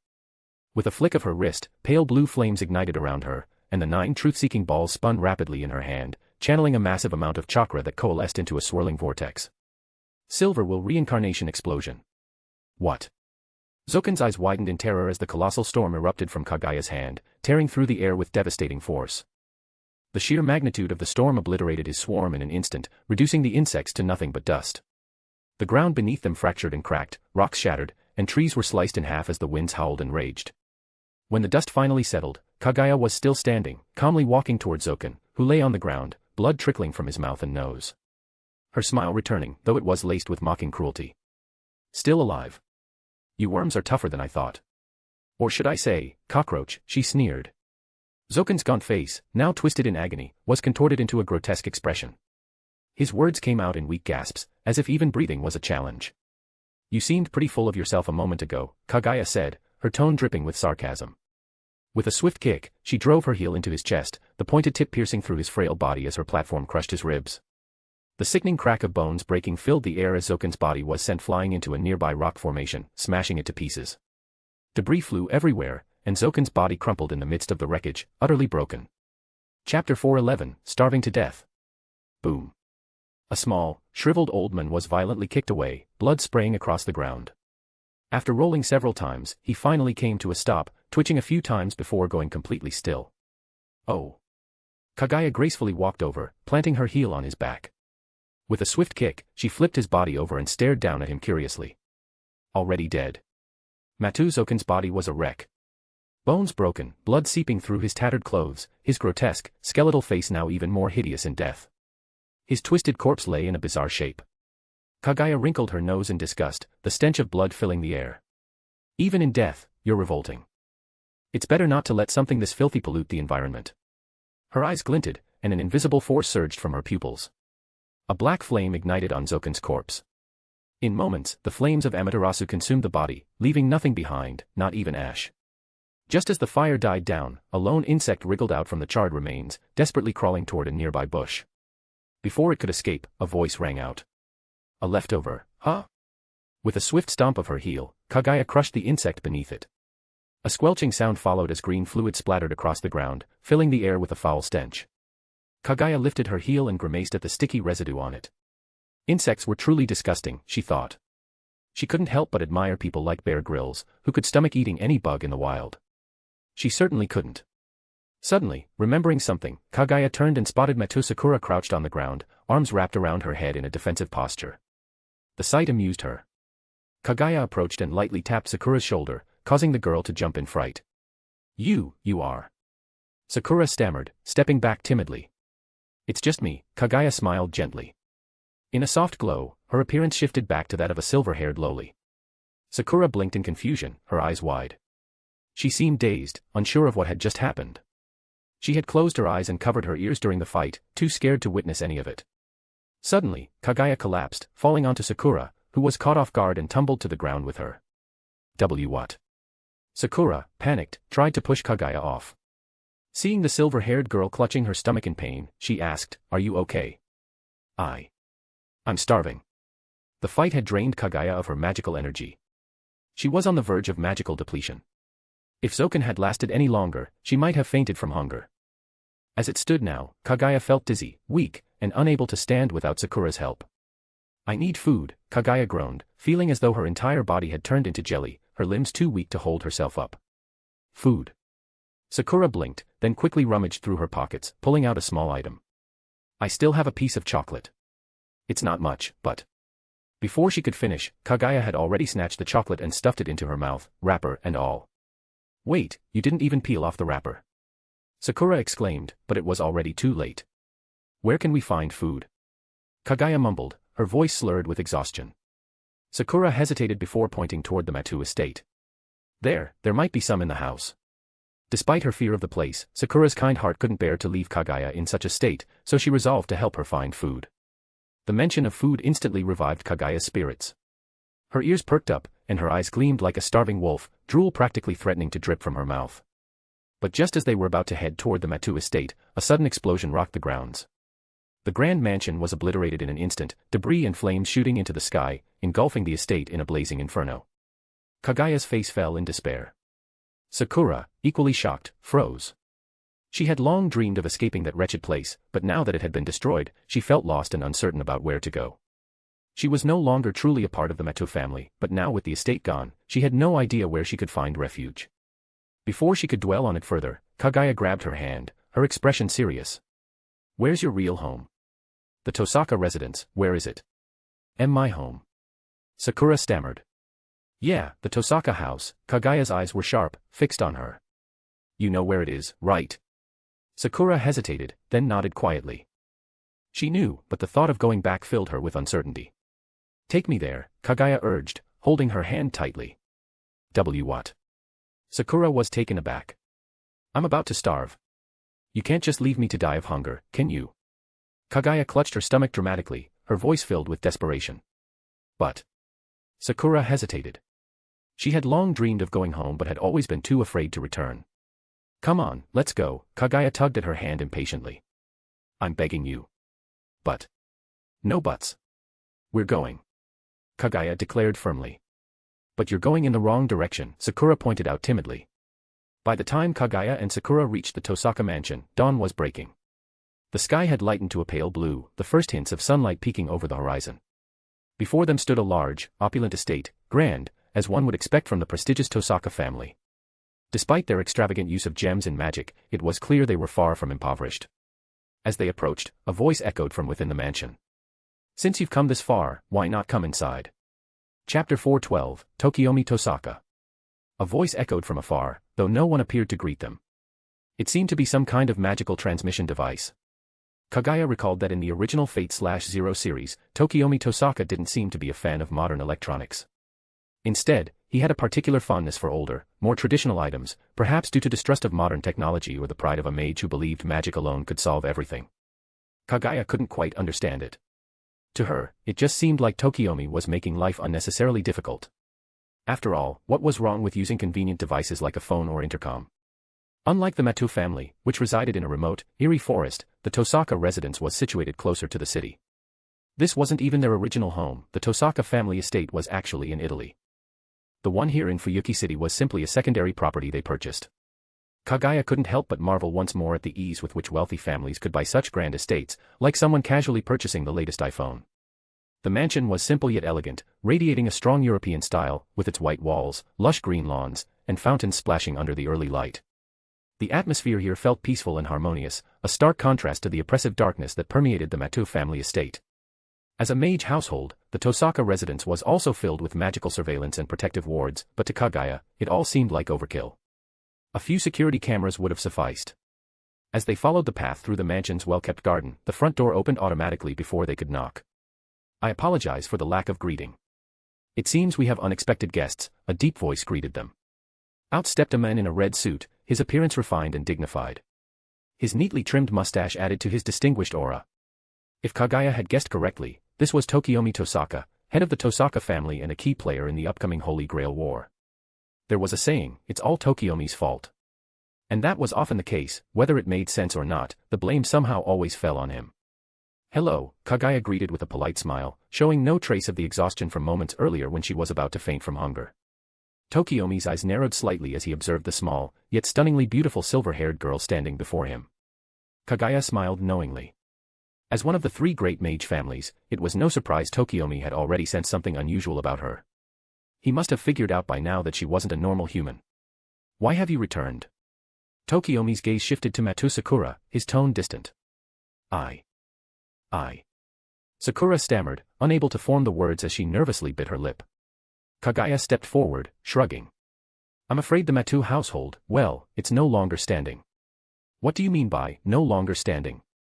Tokiomi asked, clearly confused. "Well, Matouzokan, that old bug." Kaguya's face lit up with a bright smile, and she winked playfully. "I killed him." Tokiomi's eyes widened in shock, and for a brief moment, disbelief clouded his expression. Then he chuckled lightly and asked, "Is this some kind of story Sakura put you up to?" I didn't." Sakura quickly denied it, her voice trembling. Tokiomi ignored Sakura, turning his attention back to Kaguya. "It's understandable that one would be skeptical," Kaguya mused as she strolled forward. "After all, Matouzokan has been around for centuries. But even someone who's lived for 500 years is still mortal, isn't he?" Tokiomi's pupils contracted sharply as he fixed a piercing gaze on Kaguya. The fact that Matouzokan was the original head of the Matou family was a closely guarded secret. Even Tokiomi himself had only suspicions about it. Yet, this silver-haired girl seemed to know everything, which naturally raised suspicions about her true identity. "Regardless of what you say, I find it hard to believe that you could have killed Matouzokan," Tokiomi said after a pause. His mastery of magecraft wouldn't allow him to be killed so easily. "Magecraft," Kaguya chuckled softly. "What you mages find so profound and mystical is really just ordinary to me. I don't see anything particularly impressive about magecraft families and their so-called power." "Only the ignorant would speak with such arrogance," Tokiomi replied, his voice calm and composed. "You speak as though you know everything, but it's clear you've never truly witnessed the depths of magecraft. Like a frog at the bottom of a well, oblivious to the vastness of the sky above. And you're sure you understand my strength better than I do." Kaguya's smile widened. She raised her hand, and in her palm, a swirling purple orb of energy formed, crackling with lightning and exuding a menacing aura. It was the tailed beast ball. "This is..." Tokiomi's eyes widened, and his hands involuntarily clenched into fists. The sheer power radiating from that orb was enough to make his heart race. The fact that this small girl wielded such tremendous strength with ease was both astonishing and terrifying. Sweat began to bead on Tokiomi's forehead. "Who is she? Do you believe me now?" Kaguya asked sweetly, retracting the energy orb back into her body. Though Kaguya maintained her smile, internally she was cursing. That demonstration had cost her precious magical energy, which was already running low. Luckily, she managed to recover the orb in time, or she would have been left even more drained. "You aren't human, are you?" Tokiomi's expression turned serious, his voice low. "Why have you come here? What do you seek from me?" Though he still didn't know exactly who or what Kaguya was, he could tell from her immense power that she wasn't an ordinary human. She was likely an otherworldly being, a servant. But more pressing than that was the question of her intentions. What did she want from him? "I didn't come here with any grand intentions," Kaguya replied, walking closer. Suddenly, her face fell into a pitiful expression. "Could you maybe give me something to eat? I'm starving." Chapter 413, Mirror Flower, Water Moon. What is happiness? Perhaps different people have different answers, but at this moment, Kaguya's happiness was finally being able to eat a full meal. Even if someone were to offer her mountains of gold and silver in exchange, she wouldn't agree. She hadn't felt the sensation of being hungry in a long time, and that burning, maddening feeling could drive anyone insane. On that note, Kaguya wondered if it was because she was starving, but the food at the Tosaka household was unexpectedly delicious, leaving her savoring it long after she finished. For her, another achievement was successfully infiltrating the Tosaka family, a family that played a key role throughout the entire Fate series. Despite Tokiomi Tosaka's arrogance, which led him to overlook his disciple Kodomine Kirai and Gilgamesh's betrayal, ultimately resulting in his own death at Kirai's hands due to his carelessness, it couldn't be denied that Tokiomi was a talented individual. Whether it was Tokiomi, Kirai, or even the soon-to-be summoned Gilgamesh, they were all useful tools for Kaguya, and also objects to be toyed with. Their shared trait was overconfidence, to the point of hubris. Tokiomi, for example, ended up being killed by Kirai because of his overconfidence. As for Kirai, in the Unlimited Blade Works route, he was stabbed to death by a barely surviving lancer, an ignominious end. And Gilgamesh? Well, he could have easily used TA, his sword of rupture, to obliterate Amiya Shiro, but due to his arrogance and refusal to seriously engage someone he deemed an imitation, he ended up losing his arm and meeting a humiliating defeat. To Kaguya, such people, though powerful, had critical flaws, so they weren't worth worrying about too much. What Kaguya found even more intriguing was her newly acquired ability, which she named Mirror Flower, Water Moon. Even though she had only reached the first stage of projection, its power was already evident. Earlier, she had projected the truth-seeking balls, and while their effectiveness still paled compared to the original, their power was still quite formidable. Moreover, Kaguya realized that not only could she project items from her own original form, but she could also project other people's items.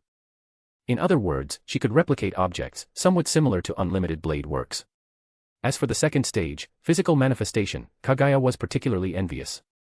At that stage, she could create real objects indistinguishable from the originals. Don't underestimate this. Imagine if she could replicate Saber's Excalibur, the Sword of Promised Victory, or Gilgamesh's EA. How broken would that be? She'd essentially be able to fully replicate other people's weapons, nearly identical to the originals. A left hand wielding EA, and a right hand holding Excalibur, dual wielding EX attacks. Just thinking about it gave her chills of excitement.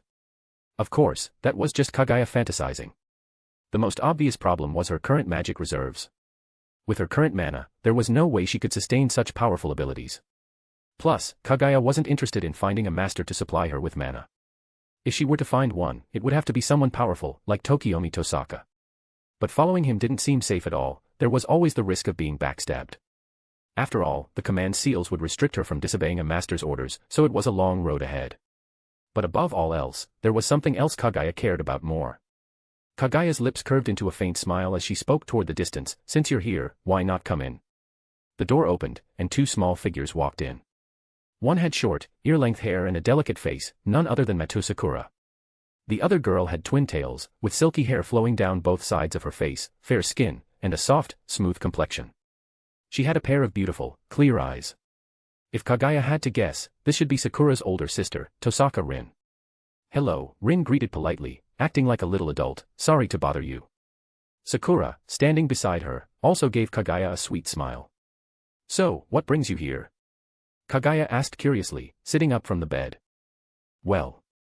Rin bowed slightly, her petite frame trembling a little, and she thanked Kaguya. Thank you for saving my sister.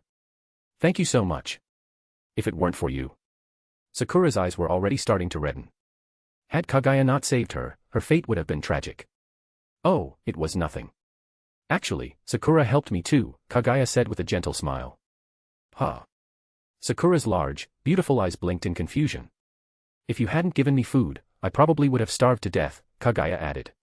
It was just a piece of chocolate, it's nothing really, Sakura replied, waving her hands modestly.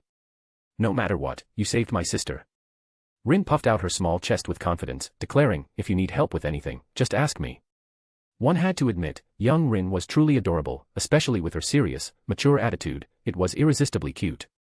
On the other hand, Sakura exuded a soft, delicate air that made you want to protect her. Well, if you're so grateful, Kaguya said, looking at the two delightful little girls in front of her. Without thinking, she blurted, well, there is a way you can replay me. Ah. Both Rin and Sakura blinked, exchanging puzzled glances, unsure of what she meant. You don't get it. Kaguya's smile turned mischievous as she added, let me teach you properly. For some reason, as Kaguya said that, both Rin and Sakura shivered involuntarily. But just then, Kaguya seemed to sense something. Her delicate brows furrowed briefly before relaxing again. She smiled and said, sorry, I've been feeling tired lately, so I want to get some rest. Although Kaguya had wanted to spend more time getting closer to these two charming Lolas, it seemed there was an uninvited guest. Ah. Rin quickly bowed, apologizing, I'm sorry. We were so eager to thank you that we didn't realize how late it was. We'll leave you to rest. We can talk more tomorrow. She smiled, tilted her head cutely, and left with Sakura in tow. After the two girls left, Kaguya turned her head with a playful grin. Now that you're here, why don't you show yourself? Does the Tosaka family have a habit of eavesdropping? Chapter 414, written as tax evasion, read as joy. Standing at the doorway was none other than the head of the Tosaka family, Tokiomi Tosaka. So late at night, coming to see me, what's the matter? Kaguya turned around, sat on a chair nearby, and crossed her legs as she spoke. She was very interested in his daughters and wouldn't mind a little side story with them, but when it came to him, she'd rather not bother. I apologize for disturbing you at such a late hour. Tokiomi Tosaka walked over gracefully and smiled as he spoke. There were some matters at the dinner table that were inconvenient to discuss, but I'm eager to know the answers, so I've come to seek your advice. I hope you can understand. For something to concern the head of the Tosaka family, it seems like it's not a simple question, Kaguya said with a smile. Perhaps for you, it may not be a big issue, but for me, it's quite pressing, Tokiomi Tosaka said with bright, focused eyes. In fact, I've asked this question before. What exactly is your purpose in coming here? Purpose? Kaguya said playfully. What if I told you I came here just to eat? If you truly came as a guest of the Tosaka family, I would naturally be more than happy to welcome you. Tokiomi Tosaka slightly bowed and smiled. It would be my honor to converse with someone as strong as you. How hypocritical, Kaguya snorted lightly. Humility is a good thing, but if you take it too far, it seems fake. Alright, let's not beat around the bush anymore. I didn't come here for anything else, it's for the Holy Grail War. So it's just as I thought. Tokiomi Tosaka's eyes narrowed slightly. He didn't seem surprised, it was something he had already guessed. Aren't you curious? Kaguya asked. Curious? Tokiomi replied, if you mean the fact that there should only be 7 servants, but now there's an 8th, then yes, I do find that troubling. It's never happened before. Kaguya picked up the teapot and teacup from the table and smiled as she said, just because it didn't happen before doesn't mean it won't happen now or in the future. If things truly stayed the same forever, this Holy Grail War wouldn't even be happening. To her surprise, Tosaka actually had some top-quality tea leaves in the house, which was an unexpected delight. Kaguya had only a few hobbies, one was eating dumplings, and the other was drinking tea. So, what is it exactly that you wish to gain? Tokiomi asked seriously. Gain? Kaguya thought for a moment. If I had to say, perhaps it would be victory in the Holy Grail War. Victory in the Holy Grail War. Tokiomi Tosaka paced a few steps and said, it's not impossible to win, but as a servant, your magical power is limited. It seems that winning the Holy Grail War wouldn't be easy. Of course, I know that relying on myself alone would make it difficult to win the Holy Grail War. Kaguya smiled softly, and that's precisely why I came here. Kaguya's delicate fingers snapped, and a flame appeared around the teapot. In just a moment, the water inside began to boil, and the fragrant aroma of tea filled the air. Tokiomi Tosaka's eyes narrowed instantly. To be able to manipulate magic with such precision and ease, this wasn't something even he, with his affinity for fire magic, could do easily.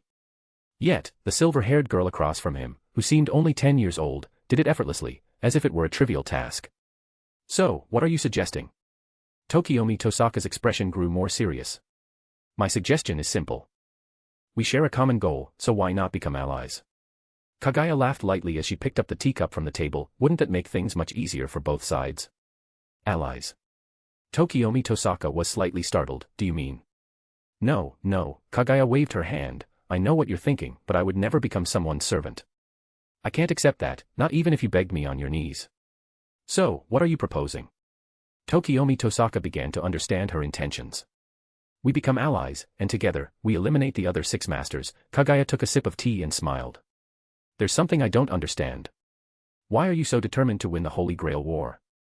Tokiomi asked seriously, is it to make a wish upon the Holy Grail?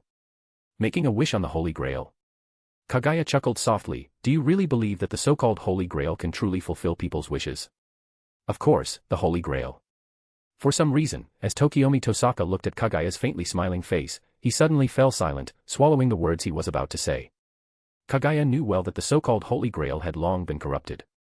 While it could indeed grant wishes, it did so in a twisted and distorted way, completely contrary to the wisher's original intent. Even if the wish were fulfilled, what would be the point? Moreover, the Holy Grail wasn't omnipotent, it had limitations. Otherwise, people could simply wish for access to the route through the Grail, and that would be that.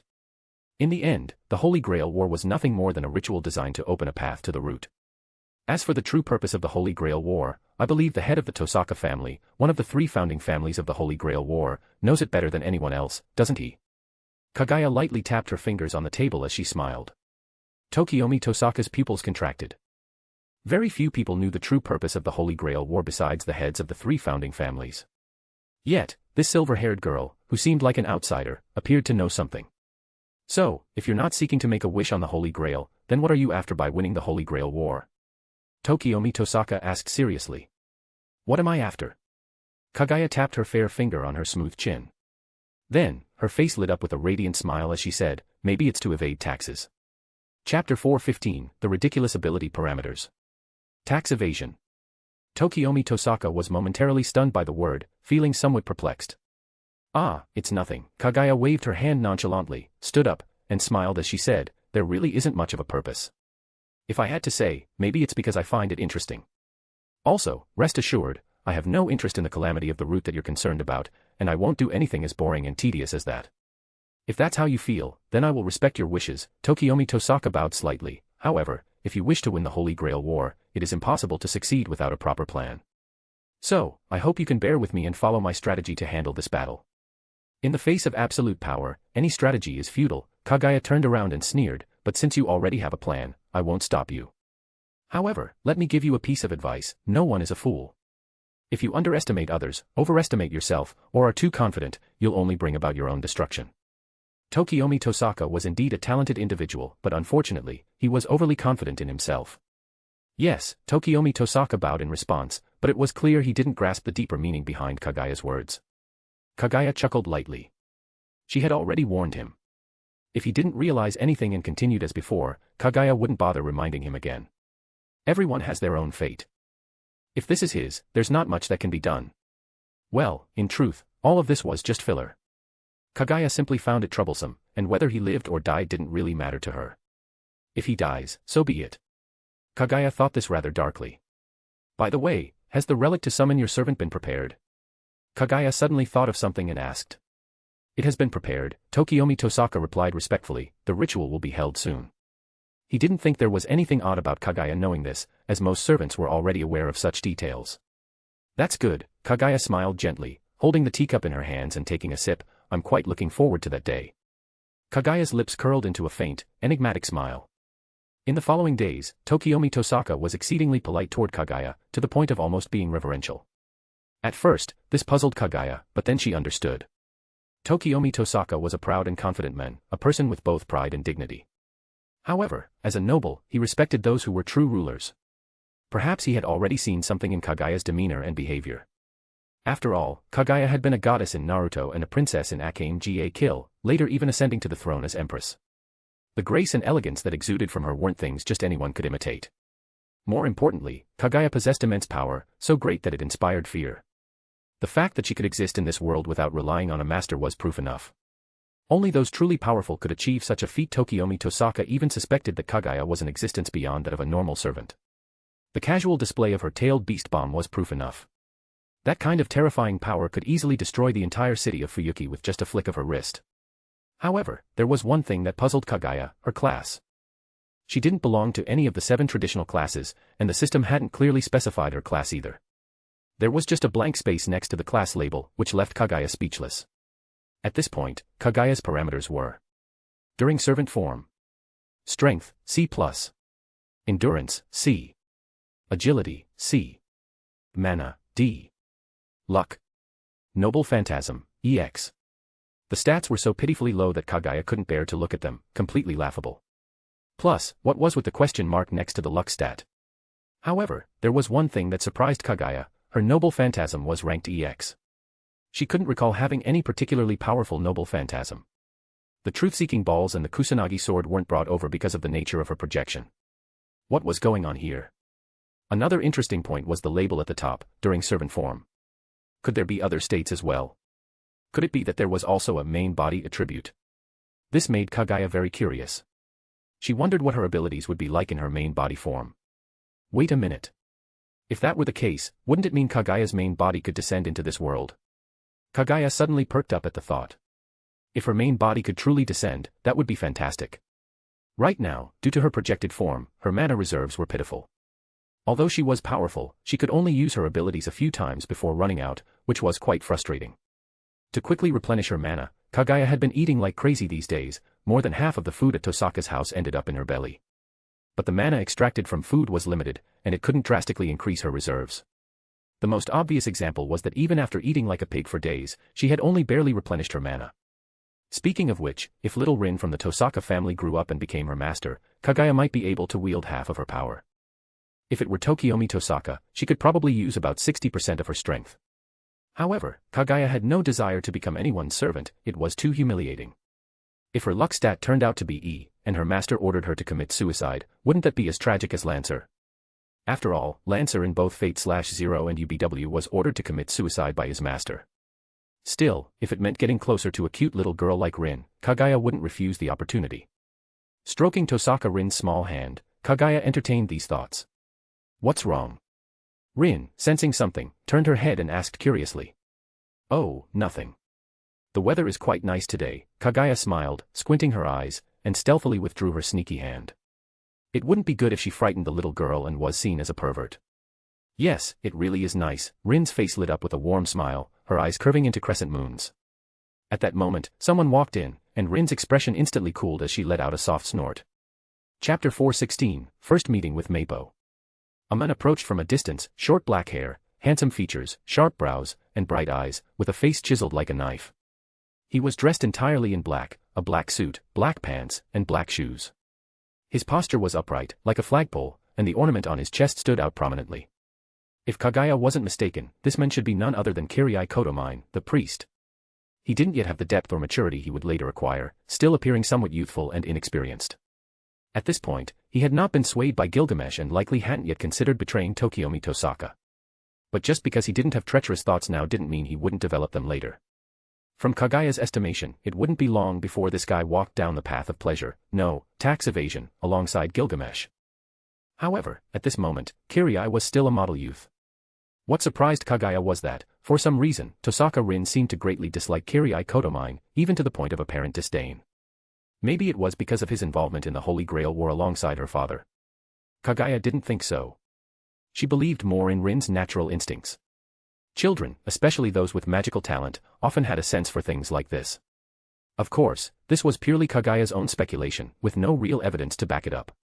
Hello, Kaguya Ōtsutsuki gave a slight bow and said, his eyes flickering briefly in surprise when he saw Kaguya, before turning his gaze away.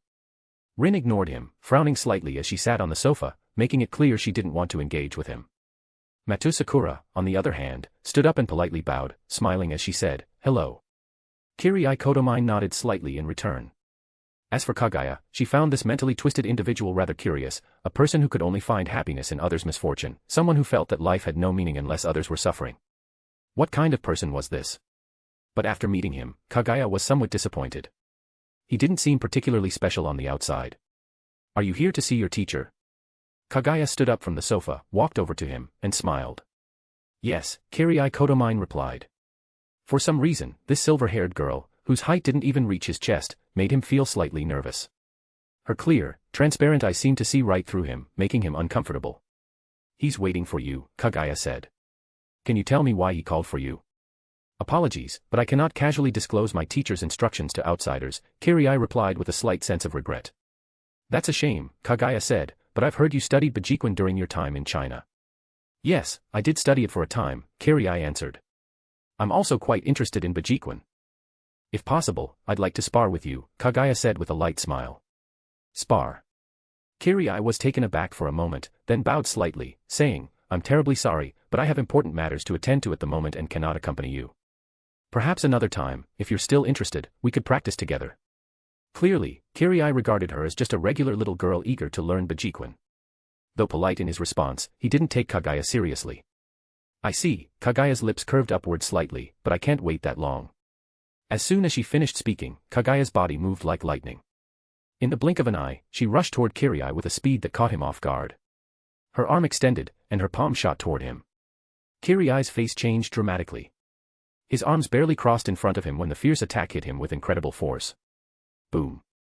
A deafening explosion rang out, and Kaguya's body flew backward as if struck by a speeding train. The sheer impact sent him skidding several meters before he finally stopped. Not bad. It seems your Bajikwan has some merit, Kaguya remarked without following up, smiling as she relaxed her stance. Your servant isn't too shabby either, managing to block my attack head-on. Kaguya quickly turned his head and saw his servant, Assassin, embedded in the wall. His body had been smashed into the surface, leaving cracks spreading across the wall from the massive impact. Assassin's bones were completely shattered, his body limp as blood oozed from his mouth and skin, dripping onto the floor with a sickening sound. The air quickly filled with a pungent, metallic smell. Before long, Assassin's broken body disintegrated into light particles, fading away into the air. Kaguya turned back, his face full of shock as he stared at the silver-haired girl in front of him, whose pretty face still bore a gentle smile. Not only was she incredibly beautiful, but she also possessed terrifying strength, enough to kill Assassin with a single palm strike. Had Assassin not shielded him, Kaguya knew he would have shared the same fate. Even so, his arms were already numb. He had been wearing a Kevlar-reinforced bulletproof monk's robe, layered with special protective talismans from the church. This attire could withstand 9mm handgun bullets at point-blank range, and his well-trained muscles provided additional protection against the shock of bullets. In terms of defense, it was already quite formidable. At that moment, Kaguya's eyes suddenly widened, and he realized Kaguya's true identity: she was a servant. For him, this wasn't a particularly difficult deduction, but he hadn't initially considered it, assuming she was just an ordinary girl. Stop. A calm, magnetic voice sounded from upstairs as a refinement descended the staircase. It was Tokiomi Tosaka. What happened here? Tokiomi asked, surveying the room that had been left in shambles. Nothing much, Kaguya replied with a light smile. I was just interested in your disciple, so we had a little sparring match. With that, she waved her hand, and in an instant, the cracked walls, broken vases, and all the destruction in the room were restored to their original state, as if nothing had been damaged. This was the power of Kaguya's mirror flower, water moon ability. Although she couldn't yet fully materialize imagined objects, it was sufficient for repairing ordinary items. Seeing Kaguya's casual gesture, both Kaguya Kotomine and Tokiomi Tosaka's eyes narrowed in astonishment. Chapter 417, Everyone Harbors Evil Intentions. As Tokiomi Tosaka left with Kaguya Kotomine following close behind, Kaguya's lips curled into a mocking smile. As expected of Kaguya Kotomine, his acting was flawless. If Kaguya didn't already know him inside and out, she might have been fooled. That earlier palm strike, Kaguya had held back, despite its fierce force. It wasn't a true full-strength attack. She hadn't hit hard enough to instantly kill the assassin, nor had she struck hard enough to seriously injure Kaguya Kotomine while taking down the assassin at the same time. Clearly, Kaguya Kotomine was faking it. The assassin was just one of many, not the real one, and Kaguya himself hadn't suffered as much as he made it seem. His act was just to lower everyone else's guard, waiting for the right moment to strike, much like when he would later catch Tokiomi Tosaka off guard and kill him. Speaking of which, Kaguya was certainly adept at hiding his true self. Even after killing Tokiomi, Rin hadn't known for over 10 years, which speaks volumes. Such an annoying guy, Rin huffed, puffing out her cheeks angrily. Kaguya asked curiously, did he offend you? Of course. Rin wrinkled her small nose and grumbled, if it weren't for him, we wouldn't have to move. You're moving. Kaguya asked in surprise, why are you moving? Did something happen? Papa said something bad might happen soon, that we might end up fighting others. So for safety, Mama, Sakura, and I all have to leave. Rin bit her lip as she spoke. I'm sure it's that bad man's fault. Ever since he showed up, everything's been going wrong for us. Kaguya found it amusing. In truth, this wasn't really Kaguya's fault but rather Tokiomi's own decision. However, Rin wasn't entirely wrong. Kaguya indeed wasn't a good person. You're so strong, can't you teach us? Rin asked with hopeful eyes, and even Sakura perked up, her ears listening intently. Sorry, but you're human, and I'm a servant. My abilities aren't suited for you, Kaguya gently declined while enjoying the soft, delicate feel of Rin's hand. Besides, your father is one of the strongest magi. He can teach you far better than I could. Is that so? Rin said, her face showing a little disappointment. Not even a little. Your father is definitely better suited to teach you, Kaguya smiled. I doubt I could teach you better than he can. But, Rin pouted, dissatisfied, Papa only teaches me the basics, things I've practiced hundreds of times already. He never teaches me anything more advanced. That means you haven't reached the level he expects, Kaguya said, patting her little hand. When your skills improve, I'm sure he'll have no reason not to teach you more. Fine. Suddenly, Rin seemed to remember something and asked, you're staying here, aren't you?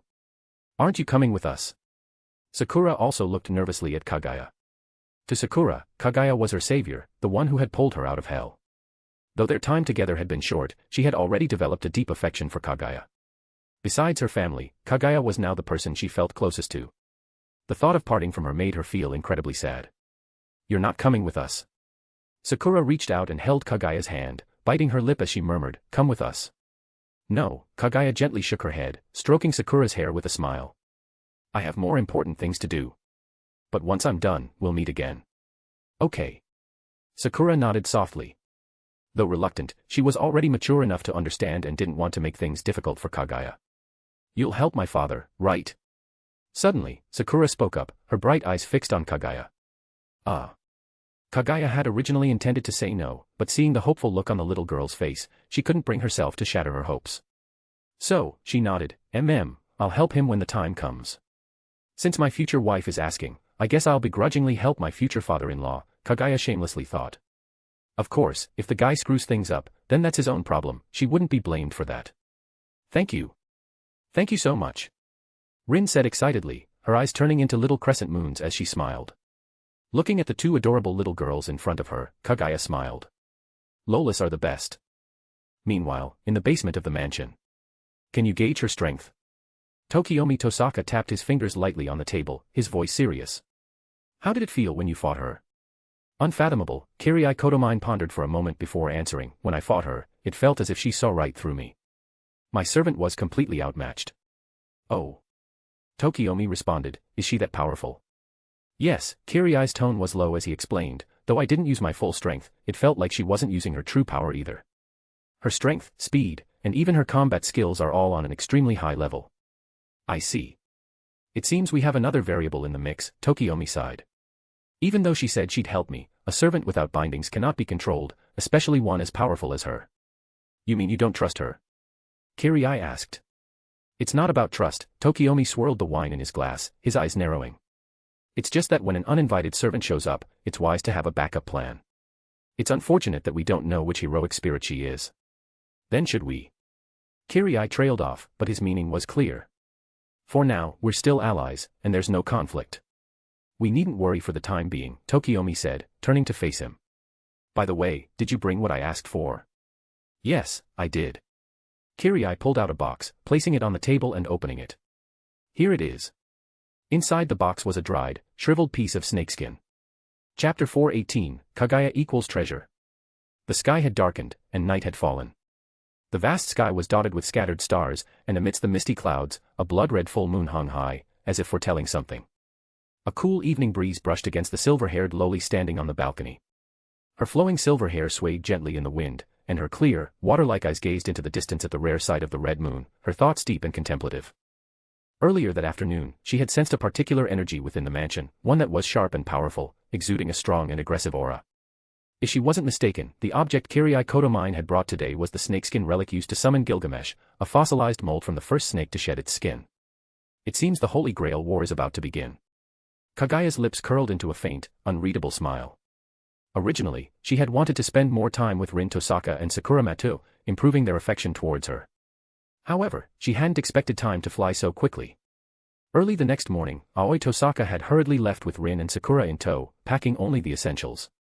It was clear that the Holy Grail War was imminent, and Tokiomi Tosaka's preparations for the war had officially begun.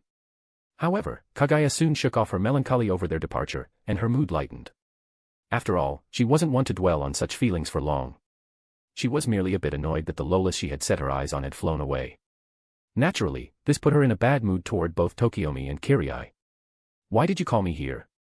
Kaguya asked irritably, her tone unfriendly. Aren't you afraid I know too much? Not at all, Tokiomi said with a smile. We are allies, and as such, we should assist each other. For such an important event, it's only proper for you to be informed. What's so important about it? Isn't it just a servant summoning? Kaguya yawned, rubbing the tears from her eyes. Is that really a good reason to disturb my sleep? Though I must say, you really went all out. You even managed to get your hands on the fossil of the first snake's shed skin. Tokiomi and Kirii exchanged startled glances, both showing signs of surprise in their eyes. They had never told Kaguya what the item in the box was, nor had they opened it, yet she had instantly recognized what it contained. Is something wrong? Kaguya looked up at the two men, noticing their silence, and asked in confusion. Nothing, Tokiomi quickly recovered, his face breaking into a slight smile. Given our family's long history, we are able to acquire most of what we need. But obtaining a relic of this magnitude was pure luck. Well, if you're going to conduct the summoning ritual, let's get it over with, Kaguya grumbled, still not fully awake. Her mind was a bit foggy, likely because the magical energy required to maintain her existence in this world was taking its toll. As such, her body had been operating at its lowest capacity, and sleep was the best way to minimize magical energy consumption. Understood, Tokiomi nodded and smiled. Since the relic is prepared and everyone is present, we can begin the ritual. Tokiomi placed the snakeskin on the pre-drawn magic circle, stood up, and with a solemn expression, extended his hand toward the circle on the ground. He began to chant, silver and iron. The foundation is stone and the Archduke of Contracts. My great teacher Schweinorg. The winds to block the four walls. Shut the gates of the cardinal directions. Come forth from the crown, and follow the forked road leading to the kingdom. Heed the words of a contract. I offer this prayer to thee, and thy body shall be under my command. Answer, O protector of the balance. As the incantation was spoken, the magic circle on the ground began to glow brilliantly, illuminating the entire room as if it were daylight. Kaguya's brows gradually furrowed as she sensed a powerful energy gathering. Something was being transferred through the magic circle from another dimension. When the blinding light finally faded, a figure appeared through the swirling smoke. We've won, Kaguya. Tokiomi spread his arms wide, his eyes gleaming as he exclaimed, this battle is already ours. Kaguya's eyes, clear as water, sharpened as she fully awoke from her sleepy state. Her gaze locked onto the figure now standing before them. The man before her had golden hair and a handsome face, with sword-like eyebrows and sharp eyes. His piercing red eyes exuded an overpowering aura. His slender, muscular frame was adorned with golden armor, and an undeniable presence of royalty emanated from him. If she was not mistaken, this was Gilgamesh, the legendary king of heroes. I ask you, are you the one who summoned me?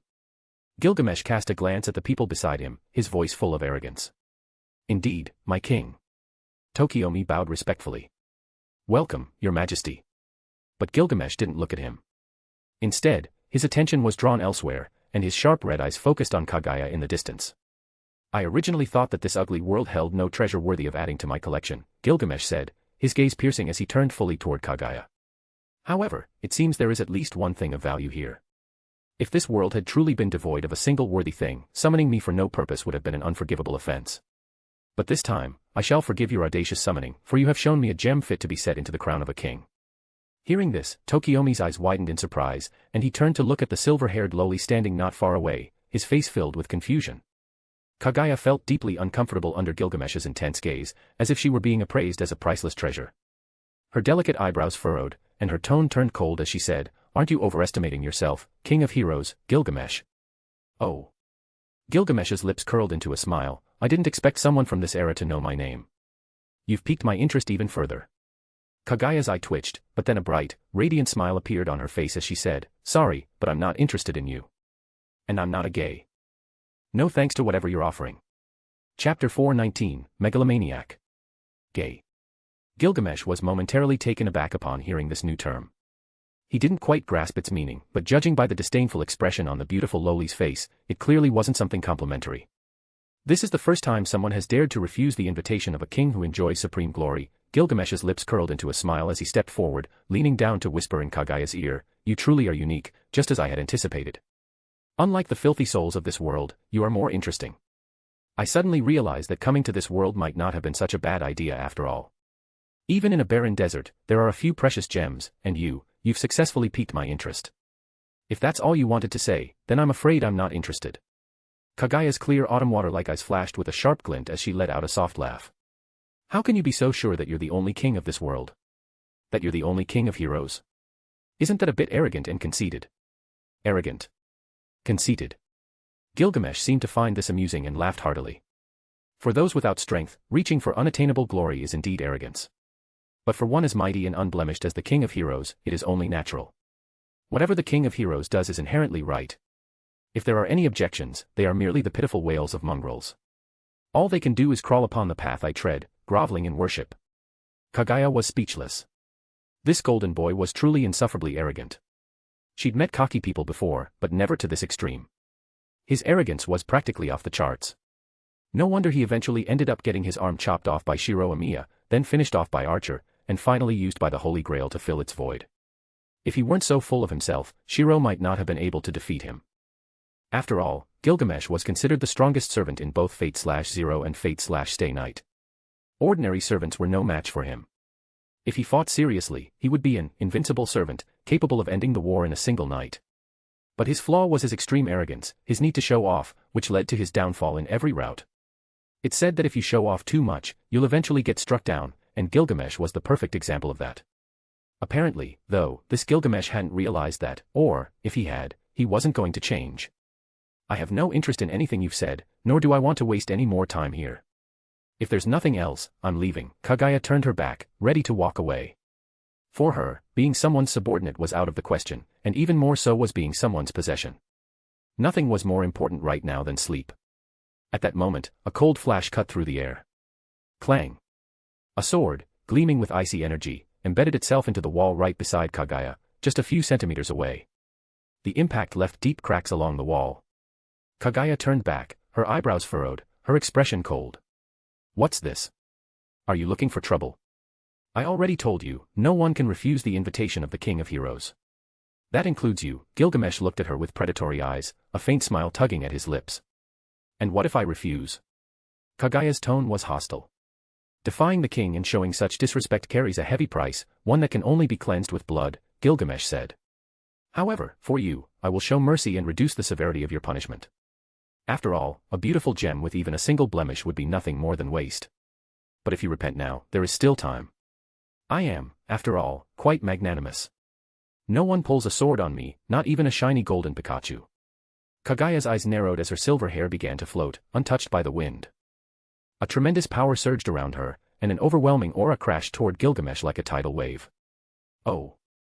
Gilgamesh was momentarily surprised, then his lips curled into a smile. I must admit, you are indeed qualified to converse with me. Impressive. Because you've amused me, I shall forgive your earlier insolence. Kaguya almost choked at his words, her gathering aura instantly dispersing. Is this guy the reincarnation of some overpowered main character? His arrogance was off the charts, as if merely speaking to others was a gift bestowed by his grace. But then again, Kaguya couldn't help but think of another person who spoke in a similarly grandiose manner. Surely, anyone who's familiar with Naruto knows who he is, Uchiha Madara. If these two ever met, it would undoubtedly be quite the spectacle. Fine, thank you for your gracious pardon. Kaguya glanced at him and muttered irritably. She couldn't believe she was actually taking this pompous idiot seriously.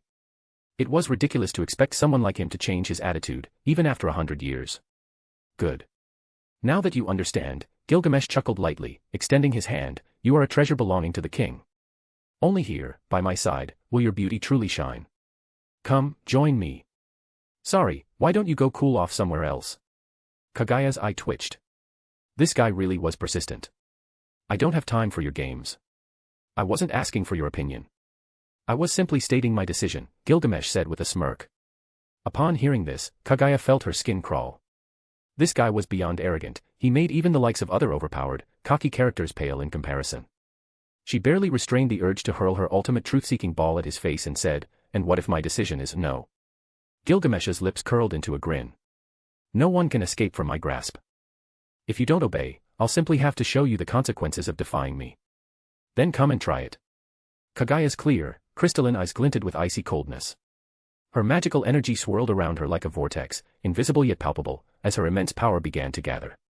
Inside, Kaguya was deeply frustrated.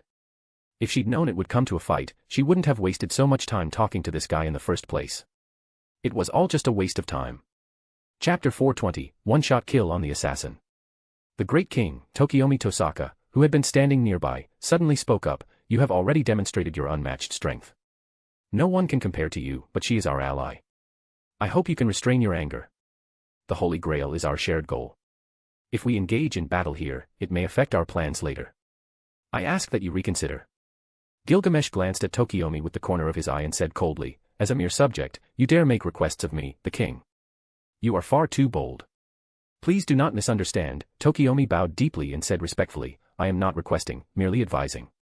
As the king of heroes, it is only natural for you to possess all the treasures of the world. But if we have more pressing matters to attend to right now, I hope you can overlook this for the moment. More important matters? Gilgamesh scoffed. How do you know that what you're talking about is more important than me collecting treasures? Kaguya's brows furrowed. She had lost interest in listening to their nonsense. Rather than hearing all this drivel, she'd prefer to get a good night's sleep. She snorted softly, said nothing further, pushed the door open, and left. Watching the silver-haired lowly depart, Tokiomi spoke gravely, she is within reach. With your power, it would be easy to subdue her without making much effort. Compared to her, the Holy Grail is of far greater importance. Once we have the Grail, dealing with her will be a trivial matter. Gilgamesh cast a glance at the deferential Tokiomi and snorted coldly, let me remind you, the Holy Grail is already mine. It has merely been eyed by mongrels who did not receive my permission. Yes, heroic king, Tokiomi responded humbly. Meanwhile, Kaguya, who had been planning to sleep, suddenly sensed something and looked off into the distance, her eyes narrowing. In the far-off distance, several energy signatures had appeared. Sensitive to space as she was, Kaguya noticed them immediately. Have the other servants appeared? Kaguya's lips curled into a smile. It looks like the battle is about to begin. As Kaguya expected, the other 6 servants had indeed emerged: Saber Artoria Pendragon, Assassin Hassan Isaba, Rider Iskandar the Conqueror, Lancer d'Armwood Ua Dubni, Berserker Lancelot, and Caster Gillis de Rice. The Holy Grail War was about to ignite, and Kaguya would soon abandon her lazy lifestyle and begin to take action. However, Kaguya suddenly realized a strange problem. According to the information she had obtained, Kaguya Matu was still Berserker's master. This puzzled Kaguya greatly. After all, she had already killed Matuzoken, the main culprit. Without Zoken, the scenario where Kaguya was forced into becoming a master should not have occurred. Yet for some reason, history had not changed, and events were proceeding along their original course. Could something else have happened? Sitting on the rooftop, Kaguya frowned. At that moment, Kaguya sensed something else and looked down. Below, there seemed to be a shadowy figure moving, but it was hard to see clearly, almost as if it were invisible. A petty trick, Kaguya's starry eyes activated, and the scene below became clear to her. No one could escape the probing of her ocular jutsu. Beside a statue below, a shadowy figure appeared. It was a thin, black-clad figure wearing a white skull mask, moving swiftly as it avoided the traps laid by the Tosaka family. It seemed intent on stealing something from the statue. What the figure didn't realize was that its every move was under Kaguya's watchful eyes. This was part of Tokiomi Tosaka's plan, to have Kirai Kotomine's servant, assassin, intentionally infiltrate the mansion to create the illusion of conflict between them.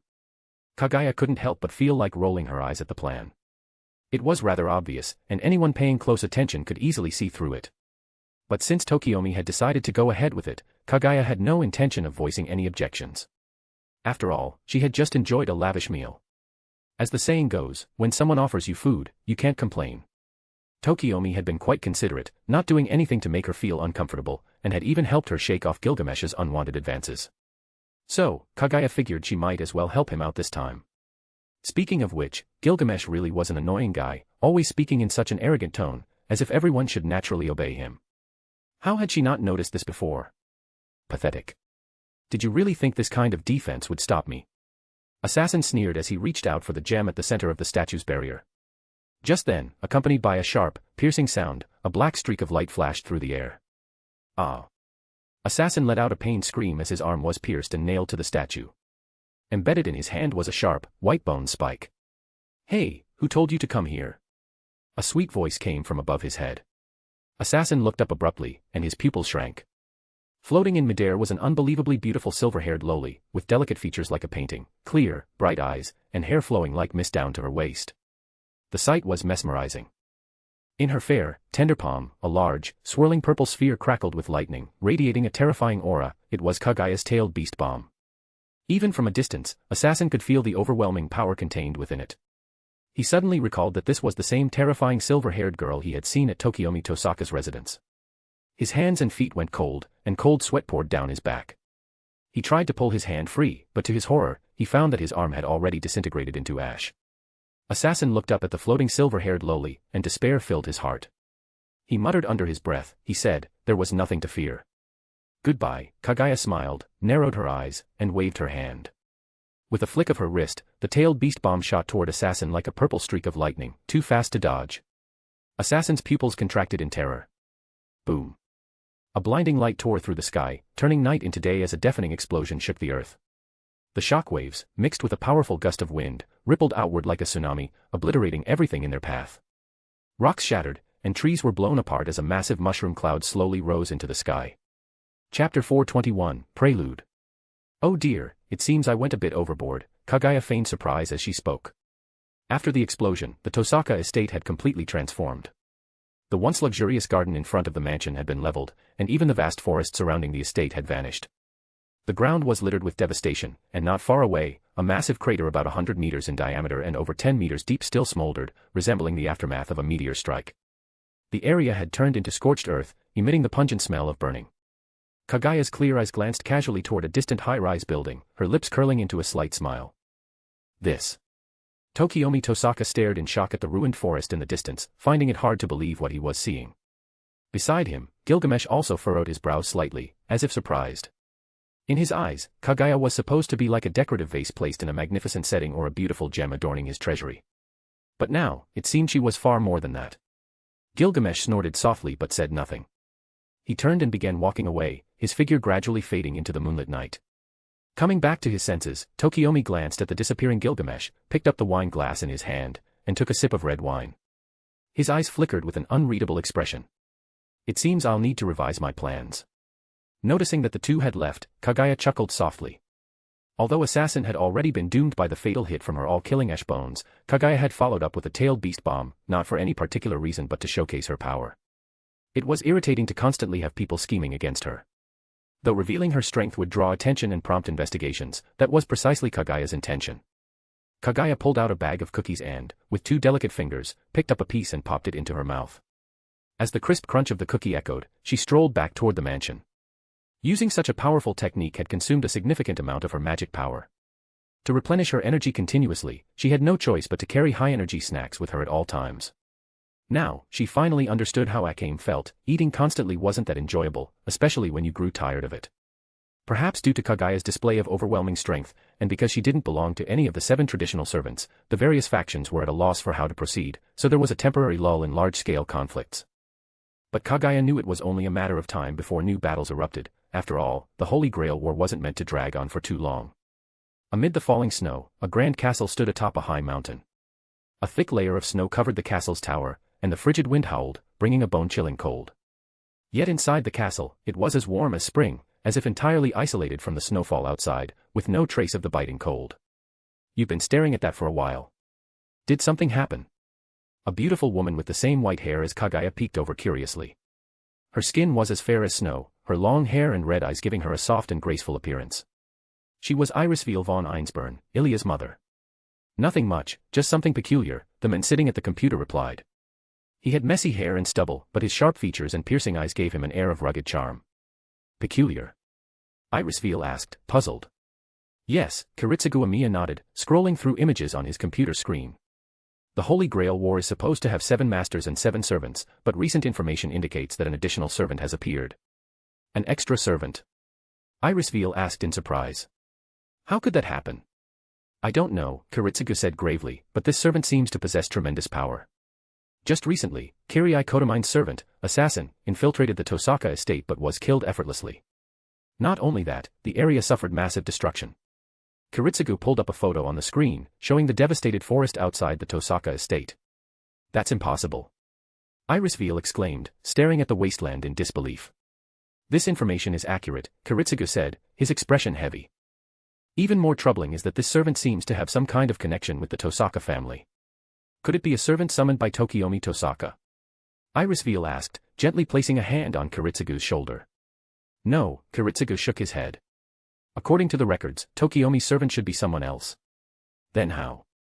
Irisveil murmured, still confused. Where is Saber right now? Kiritsugu suddenly asked. She's resting in the bedroom, Irisveil replied, still puzzled. What's wrong? Remember our plan, Kiritsugu said seriously. Have Saber stay close to you. I'll be watching from the background. Understood. Meanwhile, on the computer screen, the image of a strikingly beautiful figure stood atop a high tower, with a slight, unreadable smile on her face. Fuyuki City wasn't particularly large, with only a population of a few 100,000, small compared to major cities, but it had a certain charm. The scenery was pleasant, and walking through its streets and alleys brought a sense of peace. If not for the Holy Grail War, this city might have been a nice place to stay.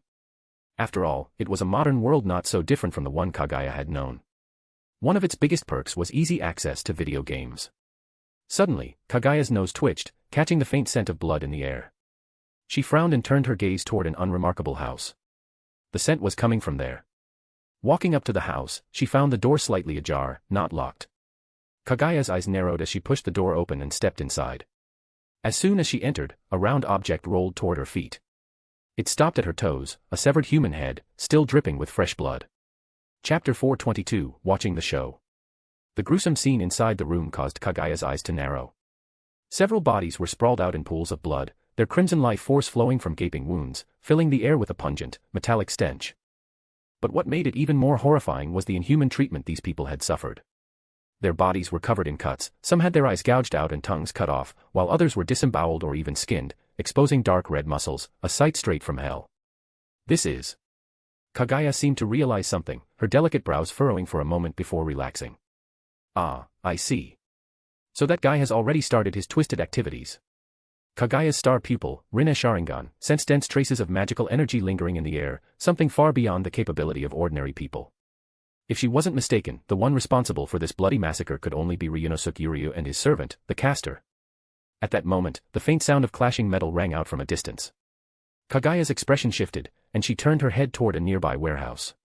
From there, bursts of light and magical energy occasionally flickered, indicating a fierce battle.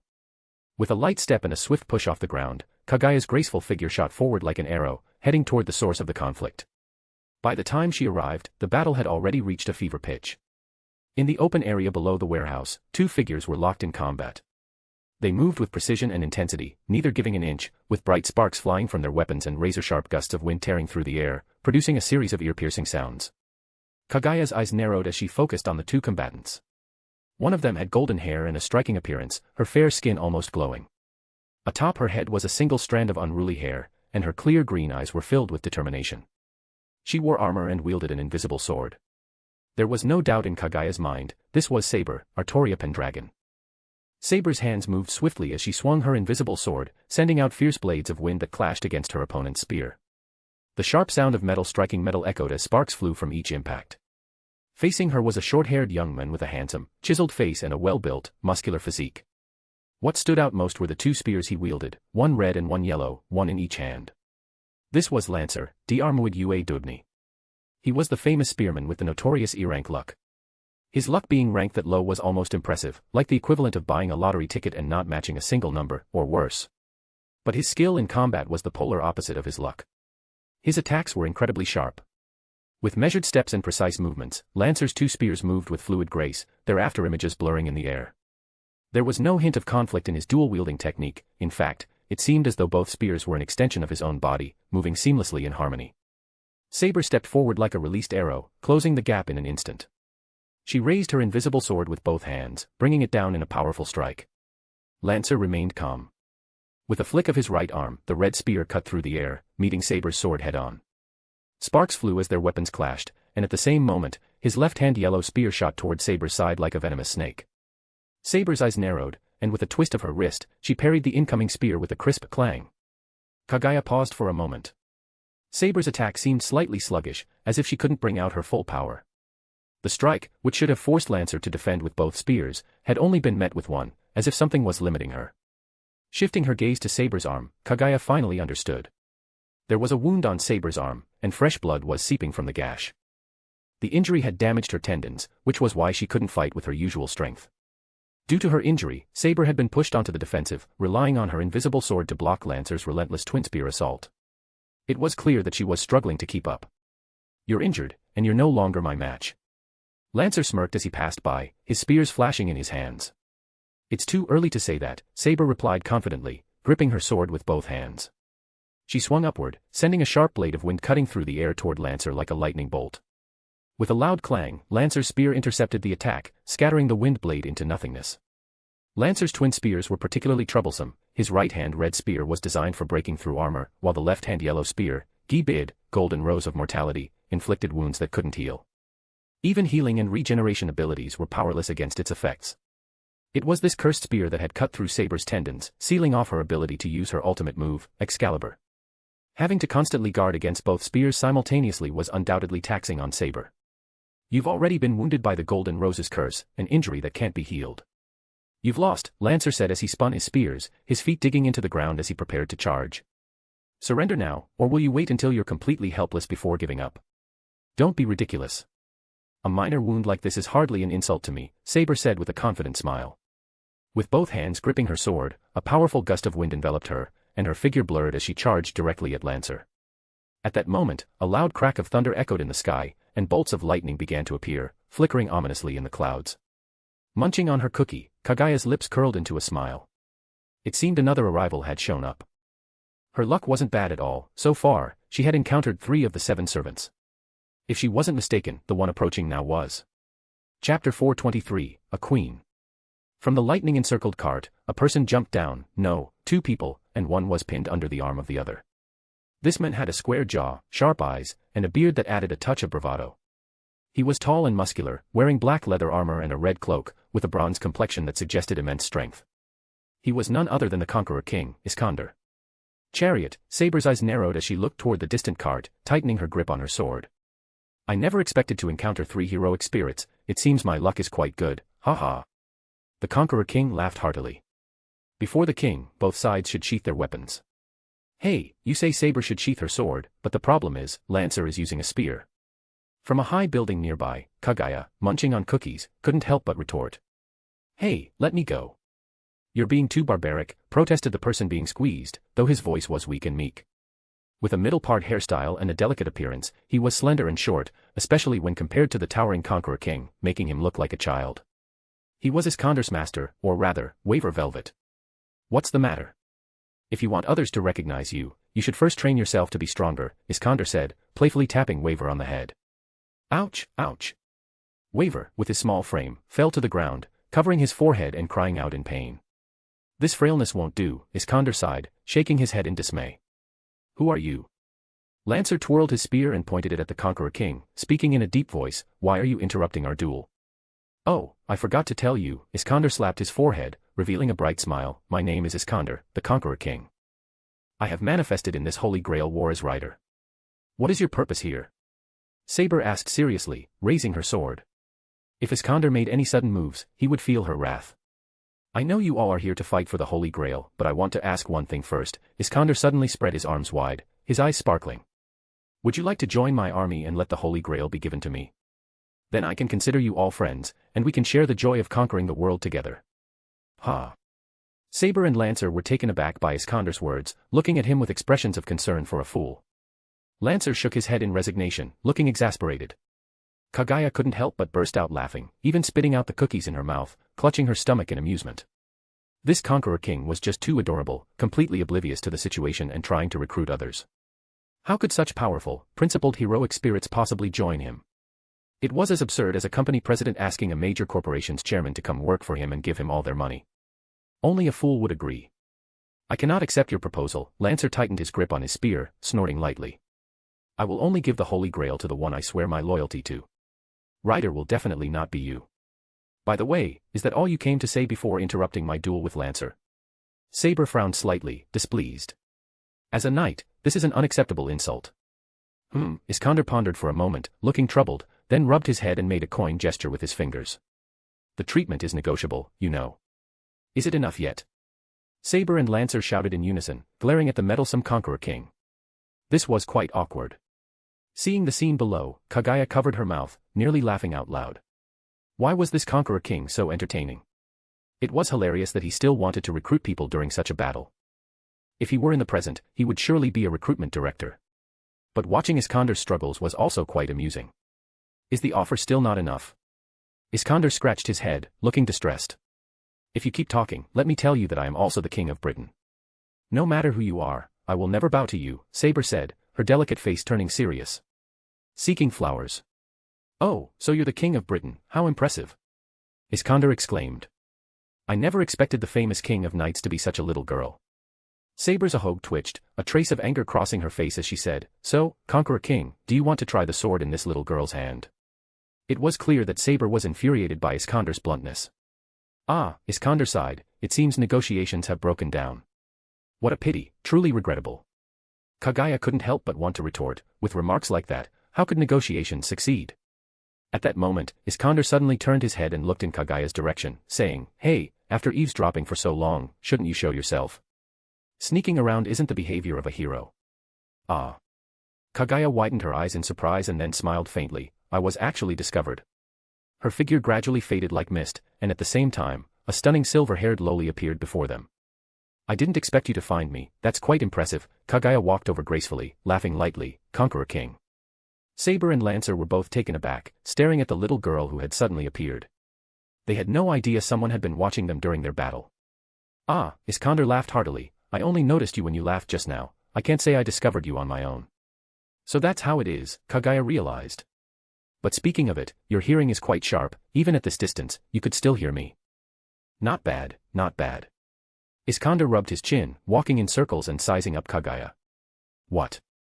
Kaguya felt somewhat baffled by Iskandar's gaze. Not bad, Iskandar grinned widely, revealing his white teeth. Very good. How about considering becoming my queen? Question mark. Chapter 424, Coward. Not only Kaguya, but even Saber and Lancer were momentarily stunned by the Conqueror King's words, and they all looked toward the distant silver-haired lowly Queen. What did you say? Kaguya's eyes widened in shock. Queen, what the hell? Realizing the implications, Kaguya's eyelids twitched, and the corners of her mouth twitched as well. Is this guy a pervert? He must be a pervert. Only a pervert would say something like that. After all, Kaguya currently looked like a lowly. No matter how beautiful she was, no one would have such thoughts, right? Is this guy some damned lowly con? Besides, didn't he already have the princess, Waver? I'm sorry, Kaguya frowned and said unhappily, but I'm not interested in being a queen of a fallen kingdom. Right now, it's indeed a bit fallen, but that will change in the future, the Conqueror King said, slapping his forehead, laughing heartily, and spoke cheerfully, in the name of the Conqueror King Iskandar, I will conquer all lands I see, and all this territory will belong to me. I will build a great empire upon it. At that time, as my queen, you can enjoy the glory of victory with me. Slapping his forehead made Kaguya's delicate cheeks scrunch up, feeling somewhat troubled. She had originally planned to come here as a spectator, thinking she would witness a grand battle. How did it turn into this ridiculous drama with a hairy-faced pervert? Let me tell you, it's impossible for me to become your queen, you should give up, Kaguya said, furrowing her brows and pointing at him. Unless you can defeat me, but I think that's impossible. Oh, the Conqueror King's eyes lit up, and he chuckled, so you mean that if I defeat you, I can make you my queen? Exactly, Kaguya said, a glint of cold light flashing in her clear eyes. She was already prepared to beat this guy who dared to offend her into a pig's head, teaching him the consequences of coveting what he shouldn't. Great. The Conqueror King laughed heartily, I've conquered countless places and built grand empires, but I've never seriously conquered a woman. This should be interesting, haha. Had the world ever been conquered by such a fool? Kaguya thought, watching the Conqueror King laugh uproariously, unable to suppress a desire to mock him. Enough. At that moment, Lancer shouted angrily, you two, if you continue discussing these boring and meaningless matters, please leave. It's a great insult to the battle between kings, and I absolutely won't forgive it. As his voice fell, a massive aura emerged from the red spear, like a hurricane, making a piercing howling sound. I feel the same way, Saber turned around, tightly gripping her invisible sword, and said solemnly, to interrupt a sacred battle with such meaningless chatter is absolutely unforgivable. Seeing Saber get angry, Kaguya's eyes brightened, after all, my king is the best. Even when angry, she looked incredibly cute, especially that little tuft of hair on her head, which always made Kaguya want to tug on it. This is just how he is, Waver said anxiously, tightly clutching the Conqueror King's cloak. Doesn't he realize this will lead to an encirclement? At that moment, a voice echoed from a distance, as if it came from all directions, making it hard to pinpoint the source. Oh, it's you. I was still guessing who it was, stealing my relic without reason. I didn't expect it to be you, trying to participate in the Holy Grail war all by yourself. Isn't that a bit too overconfident, Waver Velvet? Waver's eyes widened in shock, the voice was unmistakably his teacher, Kenneth. Cold sweat ran down his back, and beads of sweat formed on his forehead. It seemed he still feared his teacher greatly. Seeing Waver's reaction, Kaguya couldn't help but chuckle. The scene resembled someone who had done something bad being caught by their homeroom teacher. Of course, Kaguya would never admit to being caught standing outside the homeroom teacher's office for a whole day in middle school.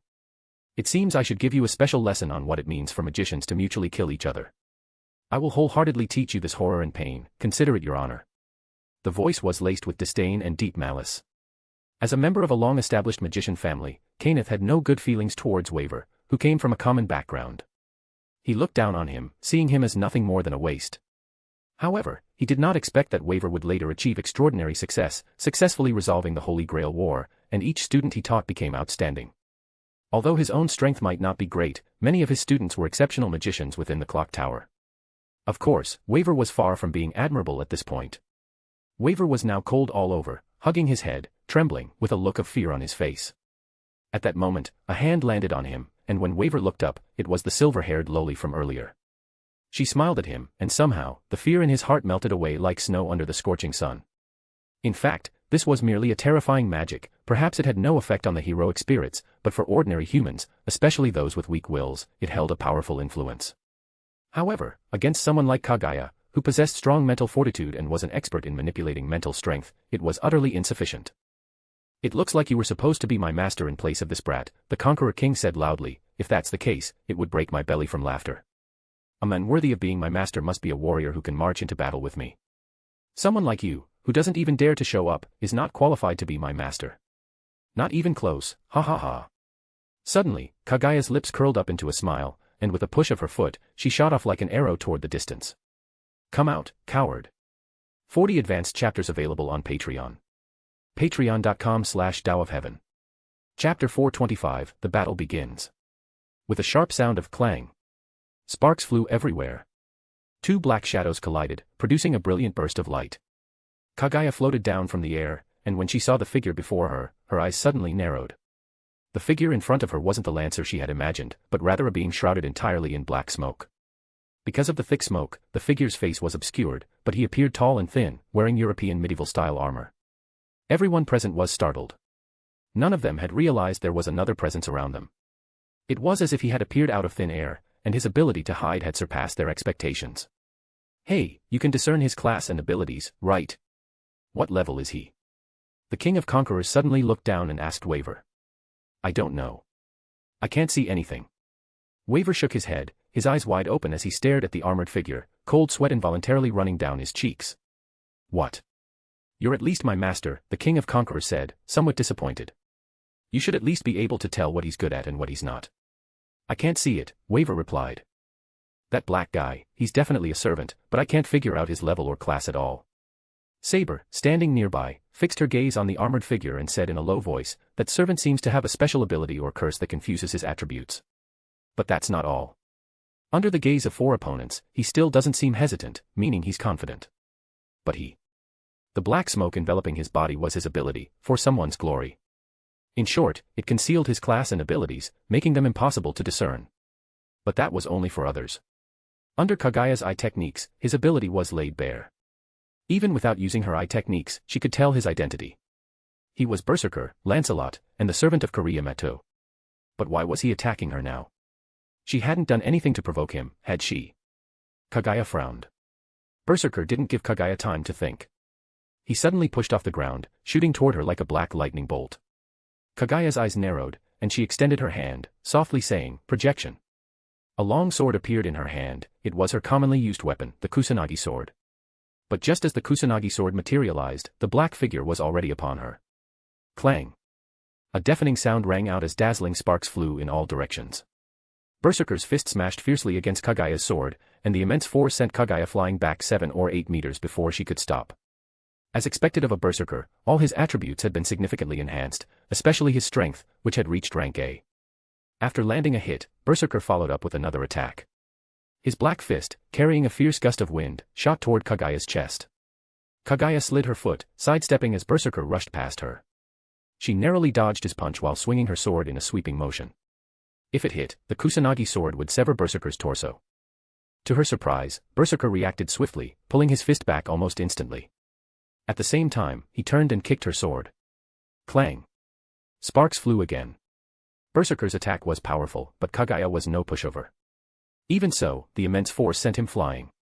But it wasn't over. Kaguya's eyes opened wide, and she raised her arm.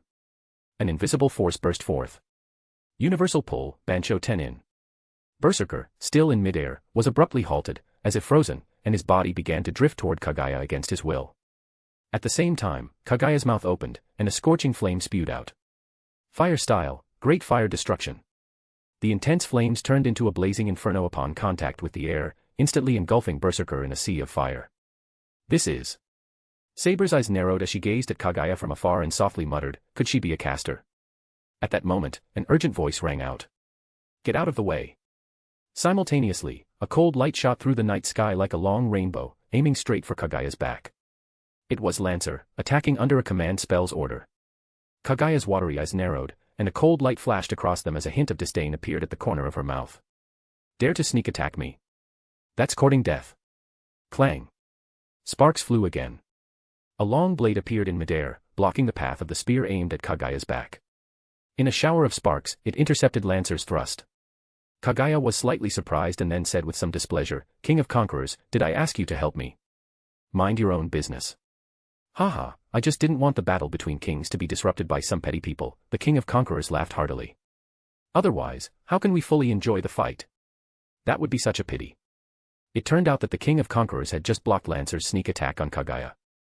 The King of Conquerors turned around and called out loudly to the distance, Lancer's master, I don't know where you're hiding, but don't taint this nightly battle with underhanded tactics. Have Lancer retreat. If you shame him any further, I will assist. What's your name again? The king of conquerors turned to Kaguya. Kaguya, veins bulging on her forehead, tugged at the corner of her mouth and said, Kaguya. Ah, I will assist Kaguya, and together we'll crush your servant. So, what will you do now? The king of conquerors smiled, hands on his hips. Tisk, Kenneth, hidden in the shadows, grumbled in frustration. Lancer, retreat. Watching as Lancer gradually dissipated into particles of light, the king of conquerors smiled and said, looks like one guy has left the stage. Just then, a shadow burst out from the flames, holding a black pole in hand, leaping high into the air, and slammed it down toward Kaguya with force. Humph, Kaguya snorted coldly, so, you're still alive. Looks like my attacks were too gentle. With that, she raised her arm, fingers clenched together. Projection, 80 Gods vacuum attack. As soon as the words left her mouth, countless fist shadows broke through the air, turning into a storm of phantoms. Like a tsunami, they swept across the sky, crashing toward the incoming berserker with immense force. Chapter 426, The Evil Force. The countless fist shadows arrived in an instant, reaching berserker in a flash. Before the fists even made contact, the violent shockwaves caused the black smoke around berserker to flicker wildly, like a candle in the wind, almost dispersing entirely. Boom, boom, boom. The energy-concentrated fists pounded fiercely on berserker. The black pillar in berserker's hand was shattered into pieces in the blink of an eye. That black pillar, after all, was merely berserker's noble phantasm. Knight does not die with empty hands, converted into a weapon and didn't possess much power. It seemed that berserker wanted to retaliate, furiously swinging his fists to clash with the shadows of the fists in the air, making a bang-bang sound. But how could he block all of the countless fist shadows? In the blink of an eye, he was overwhelmed by the barrage of fist shadows. His body, like a tattered rag doll, was flung high into the air before crashing heavily into the ground with a loud boom. The ground instantly cracked and shattered, sending debris flying in all directions. The shockwave raised a cloud of dust that filled the air. Just one strike like that had knocked berserker to the ground. Seeing this, Saber was shocked. She unconsciously gripped her invisible sword tighter, seemingly unable to believe what she had just witnessed. This small figure possessed such overwhelming power. Of course, at this moment, she had forgotten that she herself was only barely over 150 centimeters tall. Even the king of conquerors was slightly stunned. As the dust cleared, berserker's figure reappeared. He looked quite miserable, lying in a large crater, his armor severely damaged from the battle. It was full of dents left by Kaguya's 80 Gods vacuum attack, and crimson blood seeped through the gaps in the armor, emitting a pungent smell. But it seemed berserker hadn't given up. He roared in fury, struggling to stand up, while the black aura surrounding him grew even thicker. Kaguya frowned and walked over. She stomped on his body with a loud boom, driving him further into the ground. "Where is your master?" she asked. But just as she finished speaking, she realized how foolish she was. Since he was berserker, how could he possibly still have any reason left? She turned her head, scanning her surroundings, but couldn't spot his master anywhere. Kaguya furrowed her brow. Since becoming a servant, many of her abilities had weakened, including her eye techniques. Normally, her Byakugan could see up to a kilometer away, and her eye techniques should have had an even greater range. But now, she couldn't even reach a kilometer. Beyond that distance, she was helpless. Just as Kaguya was about to use projection to enhance her eye techniques, berserker suddenly let out a furious roar. The black aura surrounding him surged violently, bursting with powerful energy. Caught off guard, Kaguya was thrown backward by the force. In midair, she deftly flipped her body, her lithe figure tracing a perfect arc before landing gracefully. Ah! Berserker clutched his head, howling in pain, as the magic within him raged wildly.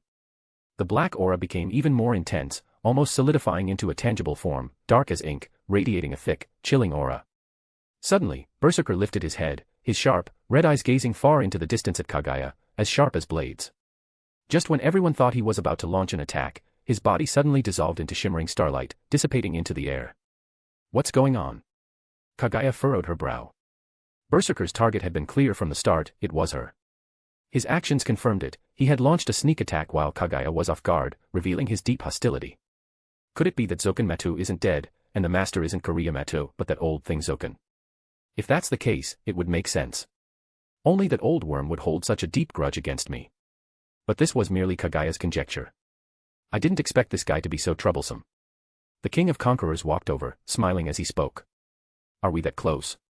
Kaguya frowned, clearly annoyed. She hated being interrupted while deep in thought. Please step aside. Such cold indifference, the king of conquerors shrugged. He turned around and, with one hand, grabbed Waver, who had been watching the whole time, tucking him under his arm. Turning his head, he smiled and said, "You are a strong one. I had hoped for a thrilling battle with you, but it's already quite late, and you've also expended quite a bit of energy. I don't think there's any need for a fight now. I look forward to a fair duel next time. Ah, and with the King of Britain as well. Well then, we shall take our leave." Without paying any mind to Waver's protests, he threw him into the chariot, laughed heartily, and, amidst a flash of lightning, drove the ox cart into the sky, disappearing beyond the horizon. In fact, Kaguya didn't dislike the King of Conquerors too much. After all, he was bold and straightforward, and it was easy for people to like someone with his forthright personality. Of course, that's if he hadn't previously said something that angered Kaguya. Now, only Saber and Irisveal were left on the scene. Oh, and there were two others as well, Amiya Kiritsugu and Mia, but Kaguya hadn't noticed their presence yet.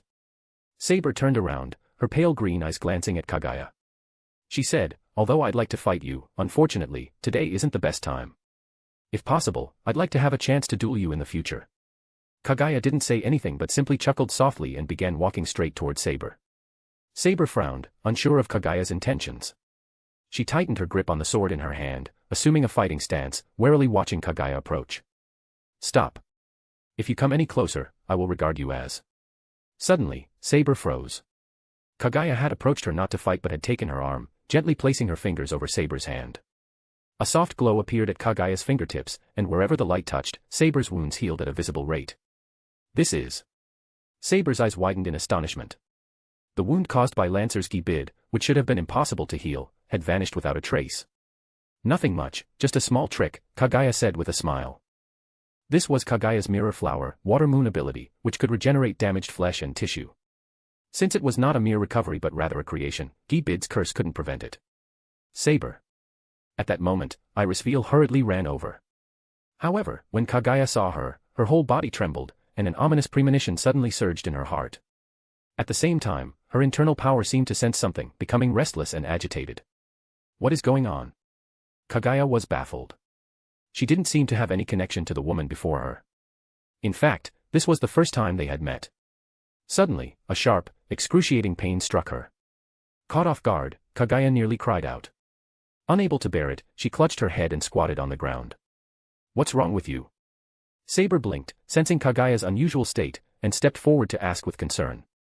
But Kaguya, in her intense pain, couldn't speak. She merely bit her lip tightly as cold sweat poured down her back. Saber, sensing something amiss, narrowed her eyes, tightened her grip on the Excalibur, and swiftly stepped back to shield Irisveal behind her. Finally, amidst Kaguya's unbearable agony, a terrifying purple aura burst forth from her body. Kaguya's pupils contracted sharply. This was undoubtedly an evil energy, the Dragon Veins Chakra. 40 advanced chapters available on Patreon. Patreon.com/DAOofHeaven. Chapter 427, Change. The dense black aura, as dark as ink, enveloped Kaguya, exuding an icy and sinister evil aura. Even the ground around her was covered in a layer of pale frost. What is happening? Saber stared in astonishment at the scene before her, gripping her sword tightly. She could feel the chilling atmosphere gathering rapidly in this place. Ah! At that moment, a suppressed cry of pain abruptly sounded nearby.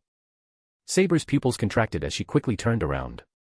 She saw that at some point, Irisveal had fallen to her knees, clutching her chest tightly. Her face was pale, as if she was enduring intense pain, and her body was trembling slightly. Irisveal. Saber hurried over and extended a hand to support her. What's wrong? But before she could touch Irisveal, a flash of black and purple light appeared and repelled Saber's hand. When Saber pulled her hand back, a blackened burn mark had already appeared, as if she had been scalded. What's going on? Saber looked anxiously at Irisveal, who had fallen to the ground, but she didn't know what to do. Suddenly, both Irisveal and Kaguya began to emit black and purple auras. Then, the aura expanded rapidly, like a massive tornado, instantly blasting Saber away, throwing her hard against the wall. Irisveal. Saber, burning with anxiety, stood up and rushed toward the vortex, but the closer she got, the greater the resistance became. Eventually, she couldn't take another step forward. With a dull boom, Saber was thrown back once more. Propping herself up with her sword, Saber stood again, her eyes filled with disbelief. She bit her lip and gripped her sword tightly. She wanted to use Excalibur to cut through the strange black and purple vortex, but she was afraid of harming Irisveal inside. What should I do? Inside the vortex, everything was completely different from the outside. There was no violent storm, no bone-chilling cold, only an eerie silence that was almost terrifying. In this space, two figures floated in the air, one was Irisveal, the other was Kaguya. They were both unclothed, their eyes closed, quietly drifting as if unconscious. Between them swirled thin, thread-like strands of black and purple light, connecting the two. Upon closer inspection, one would notice that the black and purple light was slowly flowing out of Irisveal's body and into Kaguya's. It cycled back and forth. No one knew how long this continued, but Irisveal suddenly trembled. A pained expression appeared on her face, and a golden light began to radiate from her chest. The light grew brighter and brighter until, finally, with a dazzling flash, a golden cup emerged from her body, shimmering with radiant light. It was the Holy Grail. To be precise, this was not the Holy Grail, but the Lesser Grail, the key to the Greater Grail. Only with the Lesser Grail could the Greater Grail be summoned. At this moment, the Lesser Grail floated quietly in the black and purple lit space, slowly drifting toward Kaguya, like a small boat on a river. When the Lesser Grail touched Kaguya's body, a blinding light suddenly burst forth from it, illuminating the pitch-black night as if it were daytime. Even Saber, who was outside, had to close her eyes. At that moment, a black hole appeared above Kaguya's head. From the hole poured a sticky, black-red substance, like blood, which flowed down onto the silver-haired lowly below, completely engulfing her. In her dazed state, it felt as though she was in a cold, dark abyss, filled with shadows and gloom. Around her, biting winds raged, cutting into her like knives, threatening to freeze her to the core, as though she would be turned into a block of ice. Kaguya's thoughts were like a tangled mess of glue, unable to function properly. Her body felt as though it was being manipulated by an unseen force, leaving her unable to move, like a leaf drifting in a violent current, helpless against the flow. At the same time, a dark energy surged from within her body, transforming into a thick, pitch-black mist. Just as Saber could no longer hold back and was about to use Excalibur, the black fog ahead suddenly began to dissipate, and the fierce winds gradually died down, revealing two figures. It was Kaguya and Irisveal. Kaguya was standing there quietly, while Irisveal lay motionless on the ground. Their clothes had returned, but Kaguya's once bright outfit had turned into a pure, ink-black attire. Irisveal! Saber shouted in alarm. She dropped her sword and rushed toward Irisveal. But before she could get close, an invisible force suddenly struck her, instantly hurling her away. With a loud boom, she crashed into a distant wall, breaking a large hole in it. "Did I allow you to come over?" Kaguya, now dressed in black, retracted her arm, the corners of her mouth lifting slightly as she spoke. Saber supported herself with her sword and stood up, wiping away the crimson blood that trickled from the corner of her mouth. Her eyes were fixed on Kaguya as she said in a deep voice, "What are you trying to do? Why are you doing this? Why?" Kaguya tilted her head, blinking as if in thought, then suddenly smiled brightly. "Maybe it's just for fun." "What?" Saber's face showed a flash of anger. She tried to suppress the rage in her heart and said, "If you want to do something, come at me. Attacking a defenseless woman, is that what you consider a heroic act?" "Hero?" Kaguya blinked, curious, when was I ever a hero? I didn't know that. As a heroic spirit, do you not have any pride or honor? Such a despicable act not only harms others but also disgraces yourself, Saber said, gripping Excalibur tightly in her hand. "It seems you care deeply about her, considering how anxious you are," Kaguya remarked, lifting Irisveal off the ground and hooking a finger under her chin. Smiling, she said, "I wonder, do you have the power to save your dear friend?" Chapter 428, Surrounded by Beauties. "What exactly do you want?" Saber's eyes flashed with a trace of anger as she gripped Excalibur tightly, speaking in a deep voice. "If you want a fight, I'll accompany you. Please don't involve innocent people." "Innocent?" Kaguya pinched the cheek of the beauty in her arms and smiled lightly.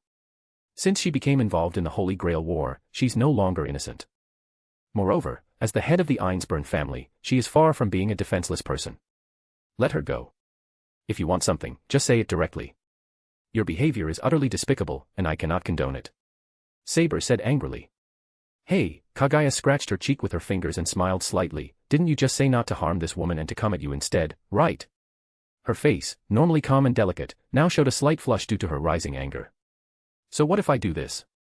Kaguya's lips curled upward as she leaned down and kissed Irisveal on the cheek. Saber's eyes widened suddenly, and the grip on her sword tightened unconsciously. "If I do that, will you still accompany me in the same way?" Kaguya blinked her eyes playfully and laughed softly. "Shameless."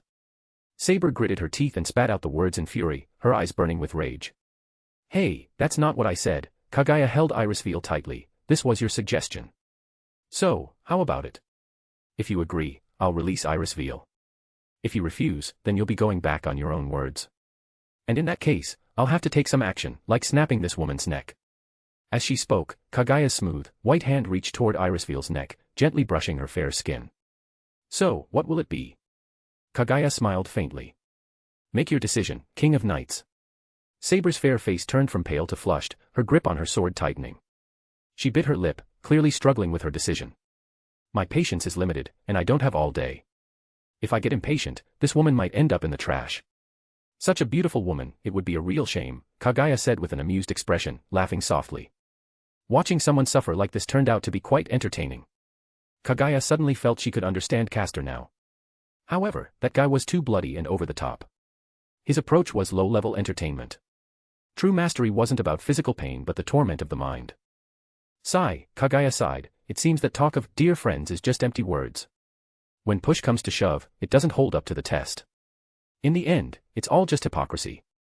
Since you don't plan to save her, there's no point in keeping her alive. Let's end this, after all, this vessel for the Grail is bound to die sooner or later. Whether it happens now or later makes little difference. Rather than prolong the inevitable separation by death, why not free her now? That way, there'll be fewer tears, right? As she spoke, Kaguya's hand moved closer to Irisveil's white neck. Stop. Saber suddenly shouted, biting her lip as a look of resolve appeared in her eyes. Don't hurt her. You can do whatever you want to me, but I hope you will keep your promise. As a strong person, don't lower yourself to doing something a petty villain would do. All right, deal. Kaguya's lips curled into a meaningful smile. I can do anything I want to you. Of course. Whatever it is, I'll accept, Saber said firmly. Then, can I do things like, making love with you? Kaguya's eyes gleamed with a faint green light, sultry and predatory, like a wolf's gaze locking onto a helpless rabbit.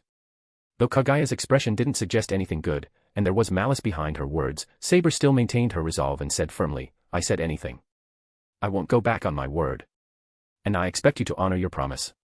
Otherwise, I swear by the name of the King of Knights, I will hunt you down, no matter where you are, and deliver justice myself. Deliver justice. Kaguya's face showed a dismissive look as she spoke indifferently, I'll be looking forward to it then. Now, come over here. Huh. Saber was slightly startled, as if unsure of what Kaguya meant. Didn't we agree you'd listen to me? Kaguya winked at her. Or are you thinking of going back on your word now? How could I break my promise? Saber's delicate face tightened as she frowned and walked toward Kaguya. Seeing Saber lower her weapon and approach, Kaguya's lips curved into a smile, and she laughed lightly, that's more like it. As Saber stood before her, Kaguya suddenly froze, looking down at the young knight in front of her, somewhat surprised. Saber was truly petite. The original story described her as 154 centimeters tall, but perhaps because of the distance, it hadn't seemed so obvious before. Now, standing so close, the difference was clear.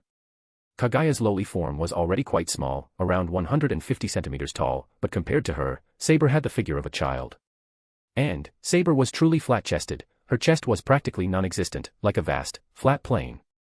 Well, not completely flat, but rather small, like tiny hills on an otherwise level landscape. Maybe sensing Kaguya's gaze, Saber's face flushed with anger, and though she usually had good self-control, she couldn't help but feel the urge to strike Kaguya with her sword. Noticing Saber's unhappy glare, Kaguya snapped out of her thoughts. With a mischievous smile, she reached out and pulled Saber into her embrace as well. Saber was startled by Kaguya's sudden action and nearly drew her sword. But she restrained herself, feeling immense frustration. For the sake of Irisveil, she had to endure this humiliation. Holding both women at her sides felt incredible. Though one of them happened to be her future mother-in-law. Just as Kaguya was about to take the next step, a black shadow shot toward her head with lightning speed. 40 advanced chapters available on Patreon. Patreon.com/DAOofHeaven. Chapter 429, The Sword of Victory and Oath. With a sharp bang, the sound pierced through the quiet night, echoing in the still night sky. Now's my chance. A flash of brilliance appeared in Saber's beautiful light green eyes as she swiftly snatched Irisveil from Kaguya's arms and retreated quickly. At the same time, she swung her sword arm with great force and shouted, "Strike air." As Excalibur was swung, a dazzling golden light appeared, and a fierce wind blade shot out, cutting through the air like a lightning-fast rainbow, heading straight for Kaguya. Boom. A violent gust of wind raged and surged, rippling outward like waves, shattering rocks along the way. Fragments of stone flew in all directions, while large clouds of dust swirled and rose into the air, filling the sky. Saber glanced toward the direction of the gunshot and narrowed her eyes slightly. Even though she disliked that man, there was no denying his skill and strength, though his methods were far too extreme and dark, lacking any of the dignity or pride a magus should possess. She turned her head back to look at the place where the thick dust was rising and thought to herself, even if that didn't kill her, it should have seriously injured her. However, when the dust began to clear, Saber's light green eyes widened in shock. Wow, that really hurt. It's been a long time since I felt pain like this. Through the dispersing dust, a delicate and graceful figure walked out, smiling faintly at Saber. Well now, Kaguya said with feigned surprise, looking at Saber, I didn't expect the legendary king of knights would resort to sneak attacks. And you just swore an oath earlier. Has becoming a heroic spirit made you lose all your royal honor? Saber snorted, saying, an oath is only given to those with noble character. For someone who uses such despicable means, there's no need to keep any promises. Despite her words, as the king of knights, her expression still showed a hint of discomfort. That's really disappointing, Kaguya shrugged. Since you broke your promise, I see no reason to keep mine either. And because you violated the agreement, you'll have to face a small punishment. A glint of red flashed in Kaguya's once clear eyes, and the corner of her mouth lifted in an evil smile. But, Kaguya turned her head and waved her hand, sending a black beam flying into the distance. I'll return this to you. She had already known someone was hiding there. The person was Kiritsugu Amiya. Unfortunately, she couldn't sense his exact position earlier, so she pretended not to notice. But the moment he fired his gun, she immediately located him and had now locked onto his position. Seeing the black beam shoot toward him like lightning, Kiritsugu Amiya's pupils contracted. Time Alter, Double XL. In the nick of time, Kiritsugu Amiya activated his Time Alter spell, instantly accelerating his movements. His speed increased just enough to dodge the black beam before it struck him. Kiritsugu Amiya quickly escaped, hiding behind a nearby shipping container, panting heavily, with beads of sweat forming on his forehead. The strain of Time Alter placed a considerable burden on his body. She pinpointed my location the moment I fired. Cold sweat soaked Kiritsugu Amiya's back, dampening his clothes. He suddenly realized how troublesome this seemingly delicate girl actually was. Did he manage to escape? Kaguya chuckled softly. As expected of Kiritsugu Amiya, that ability of yours is quite interesting. Though Time Alter couldn't reverse time or allow time travel, and it placed great strain on the body, it was still a very impressive ability.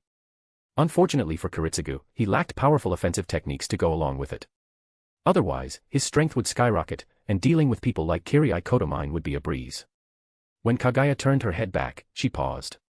Irisveal, who had been lying on the ground, had vanished as if she had disappeared into thin air. Kaguya's eyes narrowed as she scanned the surroundings. When she looked to her right, the corners of her mouth lifted slightly, and she said, so there's another helper. I guess I miscalculated. With her star eyes, she could already see two figures fleeing into the distance. One was slender, with short, ear-length hair, and wearing a suit. If Kaguya wasn't mistaken, that was Miyahizo, Kiritsugu Amiya's subordinate. To be honest, it was rare to see such harmony between a wife and a mistress.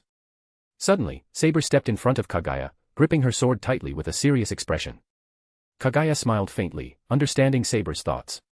She said, do you really think that if I truly wanted to do something, you alone could stop me? Aren't you being overly arrogant? Saber said coldly. Those who are too proud don't live long. That only applies to weaklings. Those who are truly powerful never worry about such things, Kaguya sighed. It's a shame. I was hoping for a pleasant evening, but it looks like that's not happening. Saber remained silent, gripping her invisible sword even tighter as she stood on high alert. You ruined my fun, so it seems I'll have to punish you properly. Kaguya smiled, her eyes flashing with a red light. As soon as she finished speaking, Kaguya stomped the ground and, with a sharp sound of air splitting, darted toward Saber like a shadow. Saber, ever vigilant, was unafraid. She stepped forward, gripping her invisible sword tightly with both hands, and swung it fiercely. But when Kaguya reached her, Saber seemed to see something, and her body trembled. Clang! A sharp sound echoed as sparks flew. Due to Saber's brief moment of distraction, her strength faltered, and Kaguya's blow sent her flying. She crashed into a distant shipping container, creating a large hole in it. Cough, cough, Saber half knelt on the ground, blood dripping from the corner of her mouth. She raised her head in shock and said, how do you have that? Ah, Kaguya's lips curled as she casually swung the weapon in her hand. You mean this? Sorry, I thought it looked fun, so I decided to use it. In Kaguya's hand was none other than Saber's own weapon, Excalibur, the sword of promised victory. Chapter 430, Battle Against Saber. Saber's beautiful eyes widened as she stared intently at the sword in Kaguya's hand, astonished. She could clearly feel that the weapon Kaguya was holding was none other than Excalibur, the sword of promised victory. Whether it was its appearance, the power it emitted, or the invisible air shrouding the blade, everything was exactly the same. However, what Saber didn't know was that this was the result of Kaguya's ability, Mirror Flower, Water Moon. Earlier, perhaps due to the lesser grail inside Irisveal sensing the dragon veins chakra within Kaguya, it had suddenly become active. The Lesser Grail had emerged from Irisveel's body and entered Kaguya's, and in a rare event, it had summoned the Greater Grail. After the Greater Grail appeared, possibly because of their shared evil attributes and the principle that like attracts like, the black mud inside the Grail began to boil and surged out, trying to engulf the dragon veins chakra. If Kaguya had been submerged in the black mud of evil, it's likely that even with her immense power, she would have been corroded, perhaps turning into a dark Kaguya in the future. But, unexpectedly, the black mud of evil could not withstand the immense power of the dragon veins chakra. Instead of devouring Kaguya, the dragon veins chakra consumed the black mud. This was truly a case of losing out instead of gaining anything. Kaguya, on the other hand, benefited from this disaster and gained a physical body. In other words, she was no longer in the form of a servant but had become a living human. Moreover, her abilities had greatly improved. She had leveled up directly, and her projection ability, which had originally created illusions, had now evolved into the ability to project real, physical objects. Kaguya was fully aware of these changes, though she didn't understand the exact reasons for them. Especially the question of why, as a servant, she had the dragon veins chakra in her body. However, Kaguya didn't dwell on these questions. All she knew was that her powers had greatly increased, and that was enough.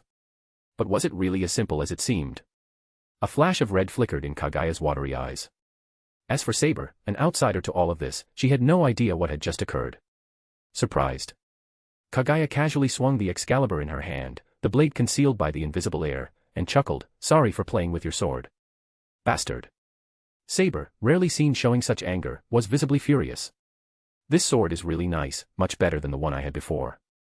Kaguya weighed Excalibur in her hand with a smile. The sword Kaguya had been using was the Kusanagi sword. Though sharp and useful, it was still an ordinary weapon with no special powers. But Excalibur was different, it was an A-ranked noble phantasm. "You've defiled my noble phantasm," Saber, seeing Kaguya's disrespectful behavior, was truly enraged. Her delicate face flushed red with anger, her hands gripping the sword trembled slightly, and her lips were pressed tightly together as she glared at Kaguya with a murderous gaze. "This is unforgivable." Before her words even finished, Saber's body shot forward like an arrow released from a bow, her clothes fluttering wildly in the fierce wind. She raised her arms, swinging her sword toward Kaguya with great force. Clang! Sparks flew as the identical Excalibur swords clashed fiercely. "Are you angry?" Kaguya, holding Excalibur in one hand to block Saber's attack, smiled lightly and said, "A king should have the demeanor of a king. How can you throw a tantrum like a child? Is the legendary king of knights just a little girl?" Hearing Kaguya's mockery, Saber, already furious, was now burning with rage. Her beautiful face flushed as if covered with rouge. She swung her sword with increasing speed and force, each strike heavier and faster than the last. Clang, clang, clang. The sound of metal clashing rang out continuously. "Ha!" With an angry shout, Saber stomped her foot, using the recoil to leap into the air. In the howling wind, she swung her sword with all her strength, slashing down with a powerful strike. "If that's all you've got, it's still far from enough," Kaguya chuckled softly, seemingly unconcerned. She raised her sword in one hand, her eyes flashing as she slashed upward from below, aiming for Saber's side. Saber was shocked, this was her weak spot. How did she know? If she forced her attack, her side would be completely exposed. The invisible air and her illusory armor wouldn't be able to block Excalibur, and Kaguya's strike would pierce her heart. Saber gritted her teeth angrily. Clang! Sparks flew. Because she changed her move midway, Saber lost her balance and couldn't put enough strength into her strike. Kaguya's sword sent her flying backward. Saber retreated 7 or 8 steps before she finally regained her footing. What's going on? Saber looked at the silver-haired girl in the distance, filled with doubt. From the moment the battle started, every one of her attacks had been thwarted, as if her moves had been completely read.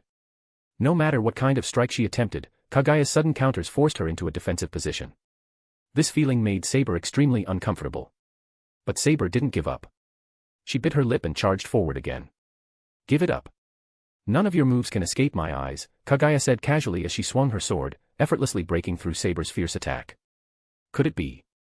Saber's body trembled, and she raised her head to look at Kaguya's large, beautiful eyes, which sparkled like dazzling stars. At that moment, a shadow suddenly appeared in front of Saber. It was Kaguya. She had somehow closed the distance and was now right in front of Saber. "Has no one ever told you to focus during a fight?" Kaguya's flawless face broke into a radiant smile as she spoke. Saber's pupils contracted in shock. She gripped her sword tightly and tried to defend herself, but it was too late. Bang! Kaguya's fist slammed into Saber's soft abdomen. Her stomach caved in from the force, and Saber spat out a mouthful of blood-tinged saliva. Her body flew through the air, crashing heavily to the ground with a loud boom. Huh. Kaguya looked at her fist, embarrassed, and said, "Oops, maybe I hit too hard." 40 advanced chapters available on Patreon. Patreon.com/DAOofHeaven. Chapter 431, The New Power of Eye Techniques. The punch that Kaguya had just thrown was truly powerful. Saber's armor had been shattered, covered with cracks. At this moment, Saber was kneeling on one knee, leaning on her sword, breathing heavily as sweat dripped down her face. Well now, Kaguya casually carried the Excalibur in her hand as she walked over, leaned her head down, and smiled. "It seems like they've already left. It looks like they don't really care about you." The people Kaguya referred to were Kiritsugu Amiya and the others. The port was now empty and silent, with nothing but the sound of the wind. There were no other noises or signs of people, suggesting that they had indeed retreated. Saber wiped the blood from the corner of her mouth, stood up, and pointed her invisible sword at Kaguya. In a cold voice, she said, "Don't try to confuse me with such words. Your clumsy tricks won't work. I know you and Irisveal have a good relationship, but..." Kaguya didn't care about Saber's attitude, smiling as she paced around. "It seems you don't get along too well with your master, which is why they left you behind without a second thought. That is a matter between us." "It's none of your business," Saber said, frowning, her voice low. "If they don't want you anymore, why not?" Kaguya pointed at herself with her pale finger and blinked. "Why not become my servant?" "Stop joking." Saber swung her arm in anger and shouted, "I will only serve the one to whom I have pledged my loyalty. It will never be you, so give up your delusions." "Ah, is it because I haven't raised your affection level high enough?" Kaguya scratched her head in frustration and said, "Looks like I'll need to work on improving that." "Affection level?" Saber frowned. "Ah, nothing," Kaguya smiled with her eyes closed, spreading her hands.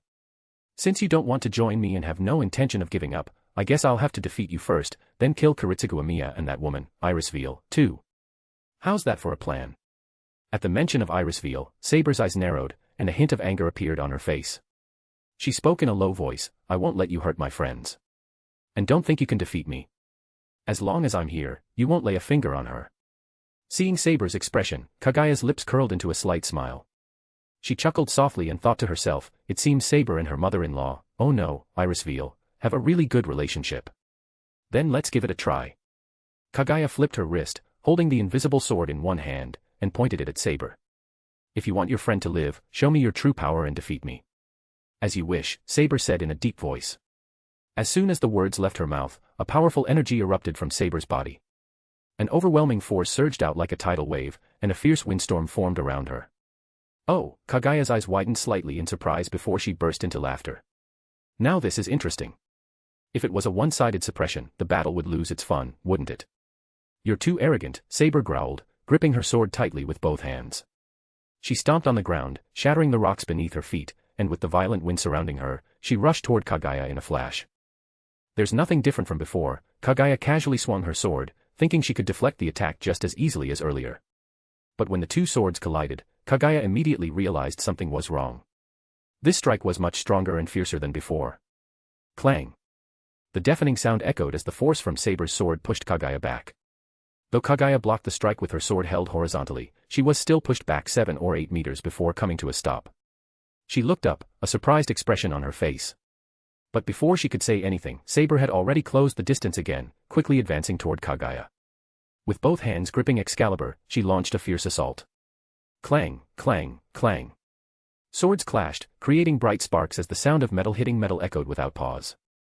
The Saber who had been suppressed by Kaguya earlier was now displaying overwhelming strength, fighting on equal footing and even gaining the upper hand. As Kaguya continued to fight, she became increasingly aware that something was wrong. Her eyes could clearly see through Saber's moves and techniques, but whenever she tried to counter, Saber would suddenly change her approach, using the power of the invisible air to launch large-scale, indiscriminate attacks. Suddenly, Kaguya seemed to realize something and chuckled. "So that's it. It's your instinct, isn't it? Instinct is the ability to instantaneously determine the best course of action during battle. At rank A, it has entered the realm of predicting the future. It allows the user to anticipate projectiles and dodge gunfire, as well as partially nullify visual and auditory obstructions." Saber had been using this instinct to avoid Kaguya's attacks at critical moments. Hearing Kaguya's words, Saber said nothing, instead increasing the intensity of her assault. Her attacks came like a storm, raining down on Kaguya with overwhelming force. This confirmed that Kaguya's observation was correct. "However, relying on that alone won't be enough to defeat me," Kaguya said with a light smile. Her serene eyes suddenly changed, as if filled with countless stars. At the same time, she swung her sword with precision, the blade gleaming with sharp intent, and thrust it forward at an almost imperceptible speed. Clang! The countless sword shadows vanished, and Saber's relentless storm of attacks came to an abrupt halt. Saber herself was sent flying, sliding more than 10 meters before coming to a stop. How is this possible? Saber looked at Kaguya in astonishment, seemingly unable to comprehend what had just happened.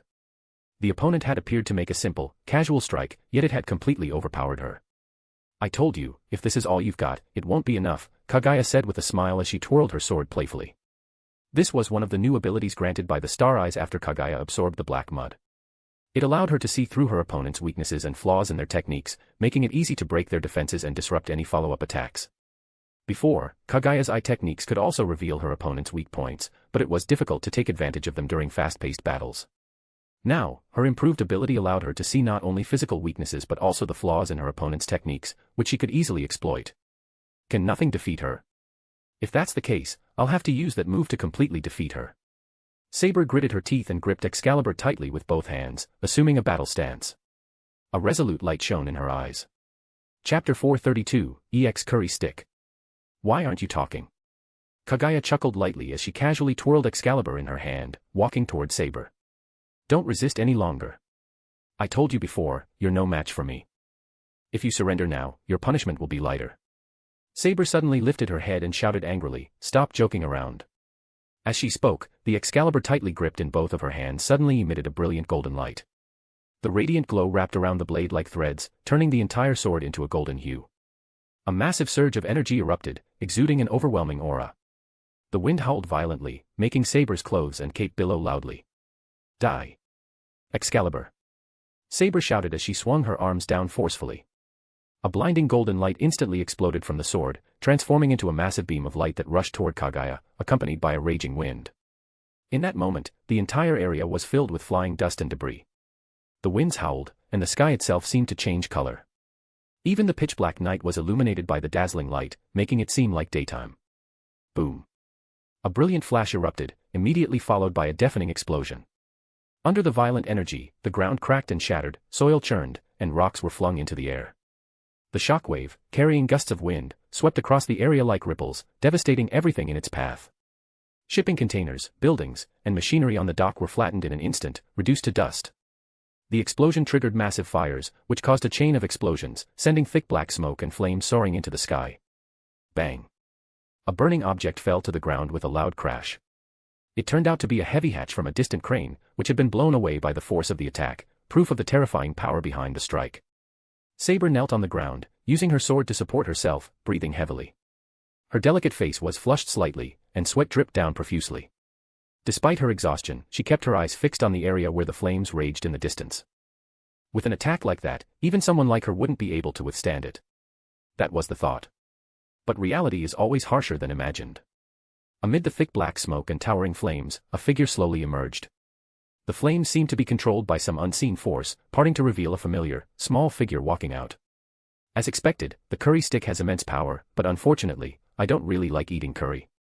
The figure was none other than the silver-haired girl, Kaguya. Impossible. Saber's pupils contracted suddenly. She quickly tried to stand, but due to exhaustion, she stumbled a few steps before barely managing to steady herself. To be honest, that was a bit dangerous, Kaguya said, raising her arm. Her black sleeve was now tattered, with burn marks scattered across it, revealing the white, tender skin underneath. She smiled lightly and said, "If I had been careless, things could have turned out badly." Did that attack only manage to damage her sleeve? Saber's eyes narrowed, and her heart tightened. She shifted into a battle stance, left foot forward, right foot back, gripping her sword tightly with the tip pointed at Kaguya.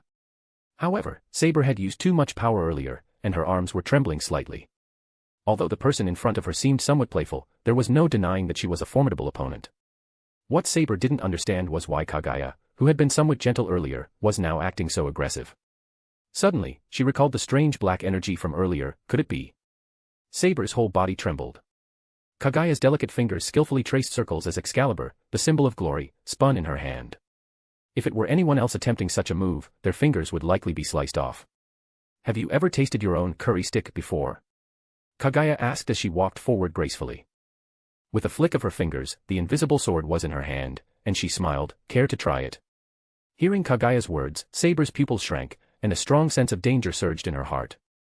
But before she could react, Kaguya had already walked up with a smile, raising Excalibur high. In Saber's shocked gaze, she swung the sword down hard. Boom. A massive beam of blinding light sliced through the pitch-black night sky, illuminating the earth as if it were daylight. Following it was an earth-shattering roar, rumbling across the entire city. A huge mushroom cloud rose into the sky, with smoke and flames billowing upward. The shockwave swept everything in its path, leveling the area. In the blink of an eye, everything was reduced to rubble. When the violent energy subsided, the scene was one of complete devastation. The tall buildings had vanished, leaving behind only ruins. The ground was still emitting wisps of smoke, with the air thick with the acrid stench of charred debris. The destructive power was far beyond comparison to Saber's earlier Excalibur. Oops, it seems I may have hit a little too hard. Kaguya glanced around at the scorched surroundings and shrugged indifferently. But it doesn't matter, this place was already destroyed before. Now it's just a little more wrecked, so who cares? At that moment, a crisp sound rang out. Kaguya turned her head and saw that the Excalibur in her hand had developed cracks. With a sharp crack, the sword shattered into countless fragments. Kaguya's brows furrowed slightly. It seemed that while the objects she projected were now physical, they still had quite a gap compared to the originals. The most obvious problem was that they couldn't withstand Kaguya's full power for long. Although the sword could unleash attacks even stronger than the original, its durability was much weaker. If too much force was applied, it would shatter, just like now. Still, it wasn't bad. After all, Kaguya only considered these weapons disposable. She could simply create another one. However, the mana consumption for Mirror Flower, Water Moon was an issue. Kaguya moved lightly as she walked toward a nearby area. Along the way, everything was reduced to ruins, with wisps of smoke still rising from the ground. When she reached the large crater, she stopped. The crater was about 100 meters in diameter and several meters deep, as if a meteor had struck. The rocks had been melted by the intense heat and solidified into crystals. At the bottom of the crater lay a girl in disheveled clothes. It was Saber. 40 advanced chapters available on Patreon. Patreon.com/DAOofHeaven. Chapter 433, Hidden Motives. Saber was lying on the ground, her eyes closed, seemingly unconscious. Her once gleaming armor had been shattered in the previous attack, now tattered and broken, with even the inner lining badly damaged and scorched, still emitting faint wisps of smoke. Large patches of her pale skin were exposed. The power of Excalibur had indeed exceeded Kaguya's expectations. She hadn't anticipated that by using her own power, Excalibur would release such immense strength, almost comparable to the force of a tailed beast bomb. Taking such a powerful blow, even Kaguya herself would have been injured, let alone a servant whose abilities were dependent on their master. Perhaps if Saber had masters like Rin Tosaka or Sakura Tosaka, she would have been able to display her full potential. However, even then, as a servant, her power would still not match that of her original self. Kaguya reached out and picked Saber up, carrying her on her back. Luckily, Saber wasn't very tall, otherwise, a small figure carrying a larger one would have looked rather awkward. I wonder if this counts as corpse looting. Kaguya thought mischievously. Right now, Saber had no strength to resist. Even if she could, she wasn't a match for Kaguya. Additionally, since Saber wasn't technically dead, having been summoned by the Holy Grail at the moment of her death, she couldn't dematerialize. Without being able to go into spirit form, even escaping wasn't an option. Suddenly, Kaguya seemed to think of something, a mischievous smile curling at the corners of her mouth. Her eyes sparkled with a hint of mischief, and she reached out toward Saber, who was completely unconscious and defenseless, like a lamb waiting to be slaughtered. Her hand got closer and closer, and finally, her fingers grabbed Saber's ahog, her antenna-like hair strand. Kaguya had always been curious about why Saber's ahog remained so stiff, never getting messed up no matter how intense the action. Could it be different from normal hair? However, upon touching it, she realized there didn't seem to be anything unusual, it felt just like the rest of her hair. So why did it stick up like that? By the way, Kaguya also noted that the King of Night's chest was exceptionally flat. Even with her 5 fingers pressed together, Kaguya could only feel a slight bump, like a small mound of flesh. Just look at Nero, another Saber-class servant. Although she was shorter than King Arthur, her chest was much larger. Though not that big, either. At that moment, Kaguya seemed to sense something. Her brows furrowed, and with a wave of her pale arm. Hidden mist jutsu. Thick mist immediately surrounded her, obscuring her and Saber from view. Lurking in the shadows, is that really what the King of Heroes would do? Kaguya suddenly turned her head and spoke to the distance. Gilgamesh. In the distant air, faint golden light spots gathered to form a figure. The figure was handsome, lean, and muscular, dressed in golden armor. Who else could it be but Gilgamesh? Lurking. Gilgamesh laughed, walking forward arrogantly. I'm merely observing what rightfully belongs to me. What's wrong with that? It seemed Gilgamesh believed that anyone becoming his subordinate was an honor for them, and they should be grateful. Sorry, I'm not a thing, and certainly not yours. Kaguya stepped out of the mist, frowning as she said, so, why don't you go cool off somewhere else and stop bothering me? But somehow, her words sounded a bit awkward. How dare you speak to me like that? Up until now, you're the only one who's ever done so, Gilgamesh said with a slight smile. The first. Kaguya chuckled, mocking him. Well, then, I guess I'm honored. Naturally, Gilgamesh nodded, as if it was obvious. He crossed his arms and said, if it were anyone else speaking to me like this, they would receive the harshest punishment, forced to contemplate their sins in the depths of eternal night. Sorry, but I'm not interested in becoming your thing, Kaguya said, glancing at him. Besides, why are you here in the first place? It's nothing. I sensed a surge of magical energy, so I was curious and came to take a look. Gilgamesh laughed, the corners of his mouth lifting. I didn't expect to find you here, how amusing. I don't find it amusing at all, especially after being disturbed, Kaguya said, frowning. Gilgamesh stared at Kaguya, his eyes narrowing as he spoke in a deep voice, your body. As someone with immense power, he had clearly noticed the difference in Kaguya compared to before. Just as Gilgamesh was about to continue speaking, he paused. A look of displeasure crossed his face as he muttered, Tokiomi grows bolder by the day. A mere servant dares to command me to do such a thing. It seemed that Gilgamesh had just received a message from Tokiomi Tosaka. Listen, woman, Gilgamesh turned around and said, although Tokiomi is a rather dull fellow, he asked me to deliver a message to you. He hopes that you'll release Saber. Release Saber? Kaguya frowned slightly, confused. Why should I do that? It's all for the so-called honor of a magician. He wants to win the Holy Grail war using proper magical methods, how utterly foolish. Gilgamesh scoffed, laughing disdainfully. Although Kaguya found Tokiomi's request somewhat surprising, it was also within expectations. Tokiomi Tosaka was a proud and dignified magician, unwilling to resort to such methods to achieve his goals. He had immense confidence in his eventual victory in the Holy Grail War, which was why he made this decision. If that's the case, I suppose I'll have to give him a bit more credit, Kaguya's lips curled into a smile. Things are getting more and more interesting. Kaguya sneered at Tokiomi's reasoning. Such arguments were little more than the sentiments of a naive schoolchild. No matter how much pride Tokiomi had as a magician, he wouldn't pass up the chance to eliminate an enemy.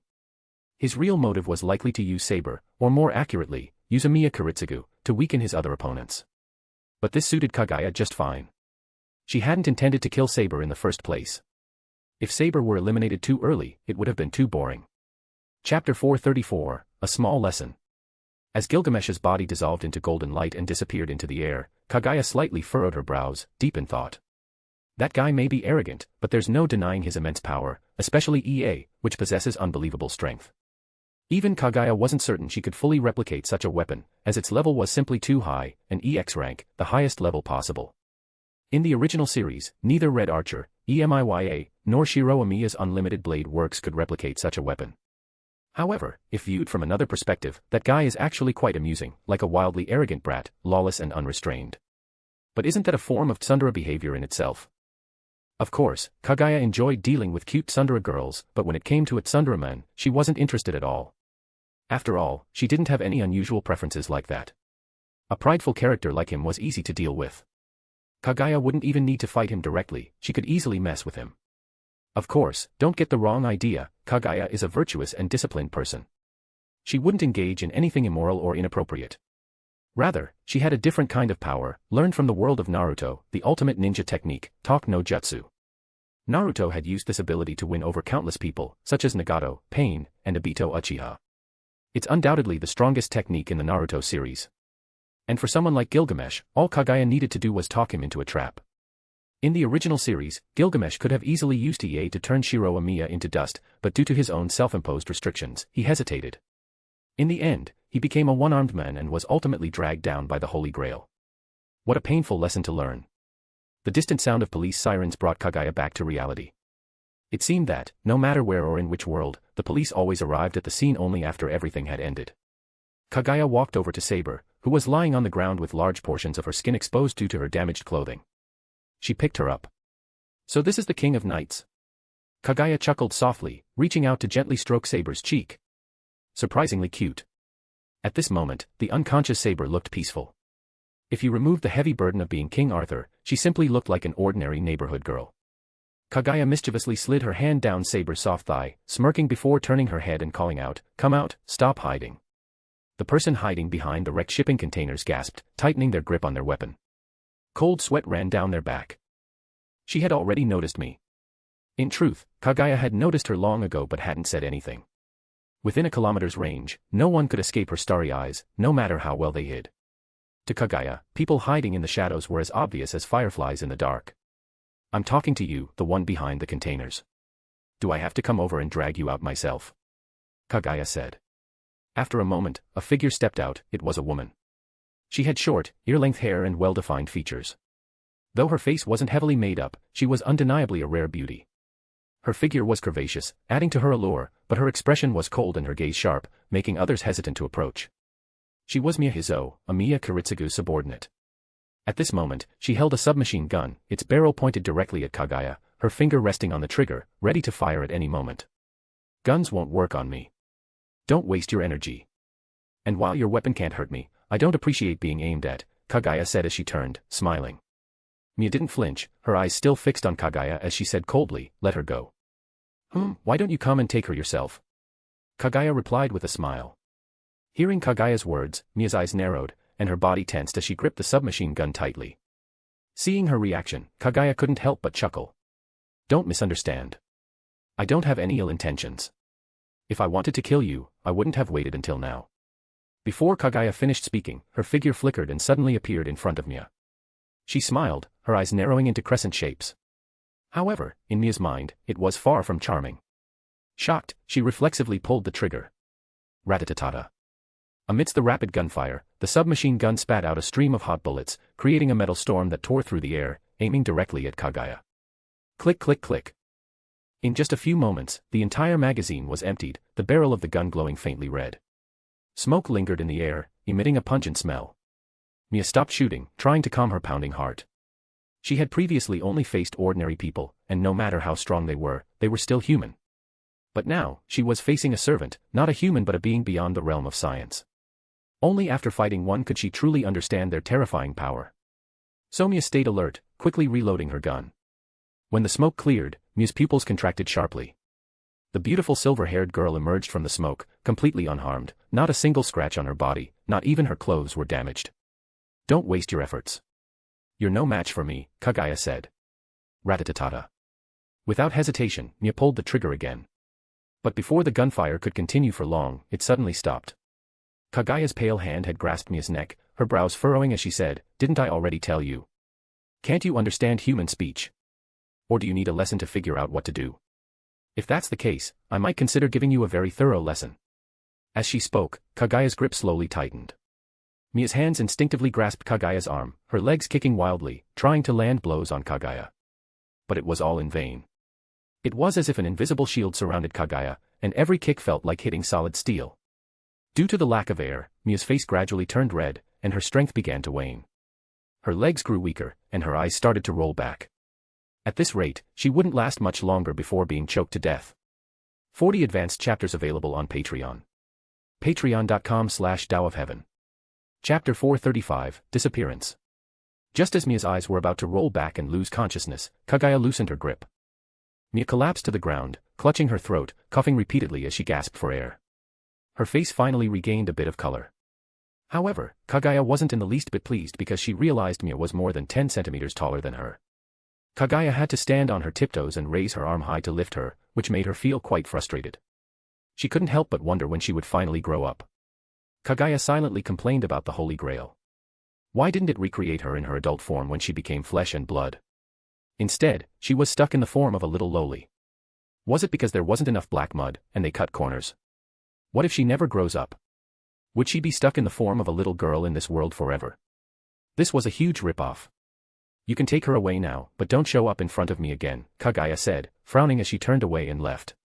Watching the silver-haired girl walk away, Miya finally let out a small sigh of relief.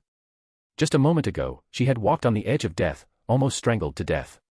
The near-death experience still made her tremble with fear. She had really thought she was going to die. Once she relaxed, she realized her back was completely soaked with cold sweat. It was late at night, and the dark sky was dotted with twinkling stars. A full moon hung high, casting its clear and watery light, bringing a touch of brightness to the dark night. A gentle breeze blew, rustling the leaves, adding a slight chill to the air. Kaguya wandered aimlessly through the streets, the streetlights emitting a soft yellow glow, stretching her shadow long and thin. All around her was complete silence, as if the world had gone to sleep. The only sounds were the rustling of leaves and the gentle breeze.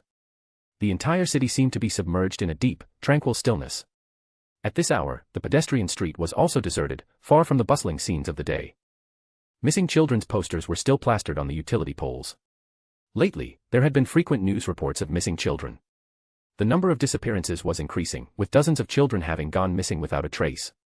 Due to this, the entire city was on high alert, and police patrols were constantly seen on the streets. However, these efforts were futile.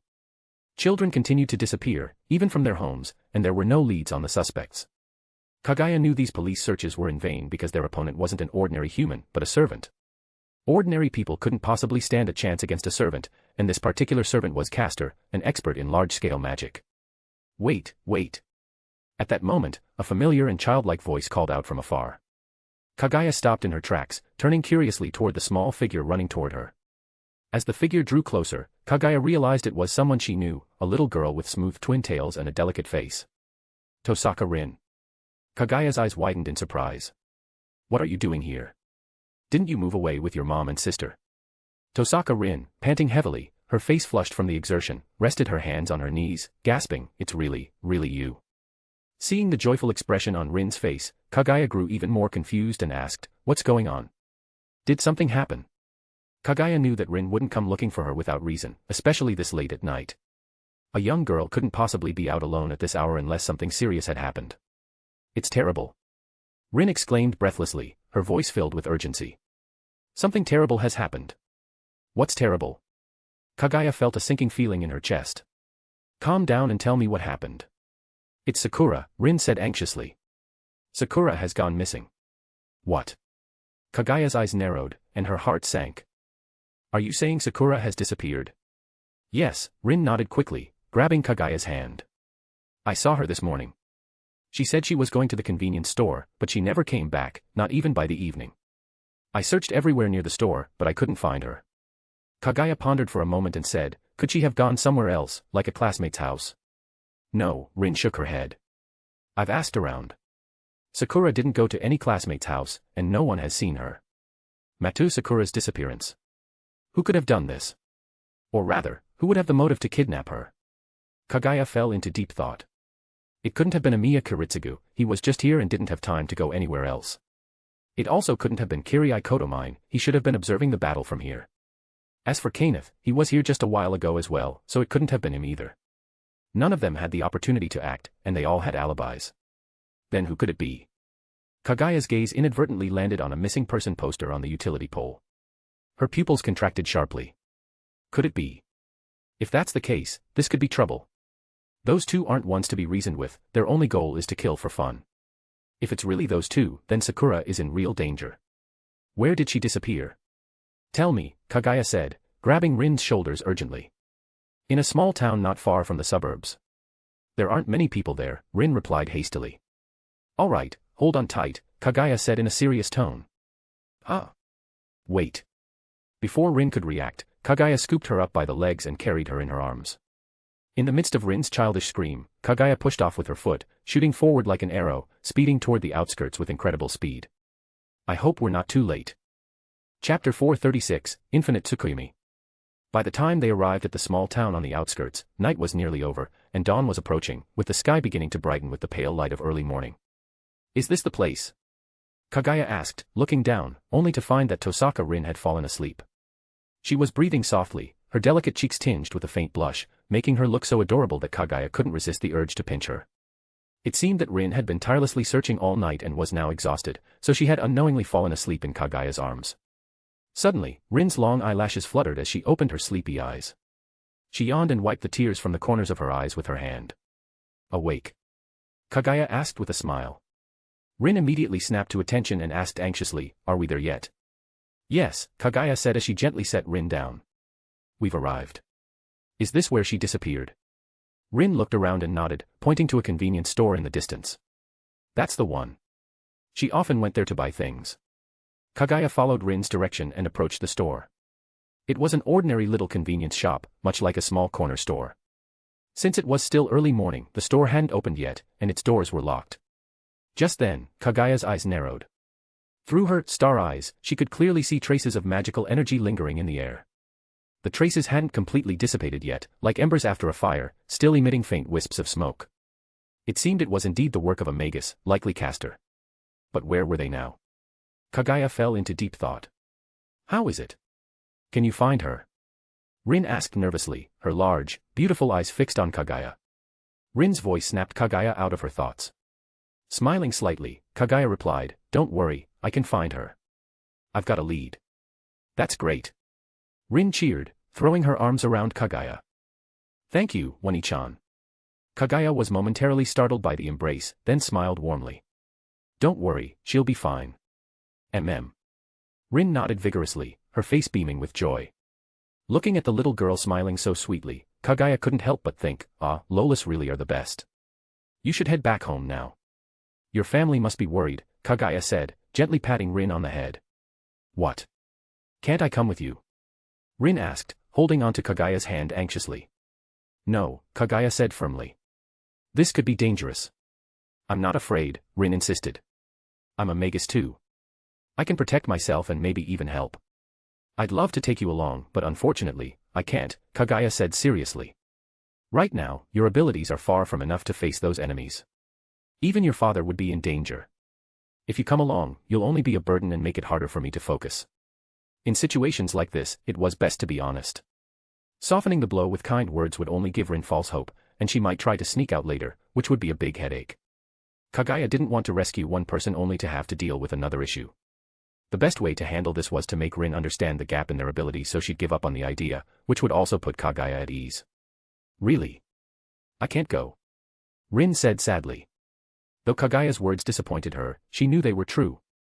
This was a war between servants, not something a child like her could simply join. "Don't worry," Kaguya said, gently pinching Rin's soft, pink cheeks. "Just wait for me at home. I won't be long, and I'll bring Sakura back." "Okay." Rin nodded softly. Then, lifting her head, she said with determination, "I'll keep training hard. I'll catch up to you one day and become a great magus, so I won't be a burden anymore." Kaguya was momentarily taken aback, but then she smiled, recalling the same strong, competitive, and spirited Rin from 10 years in the future. "I'll be waiting for that day," Kaguya said, winking playfully. Rin nodded vigorously. Perhaps it was because of this promise that an unbreakable bond was formed between them, a red thread of fate entwined. Even as time passed and things changed, their connection would remain as strong as ever. After parting with Rin, Kaguya made her way toward the city. She knew the habits of those two small towns and villages were never enough to satisfy their lust for killing. Only a city with hundreds of thousands, even millions of people, would be their true target. After all, in such a place, there were plenty of resources for them to indulge in, those resources being children.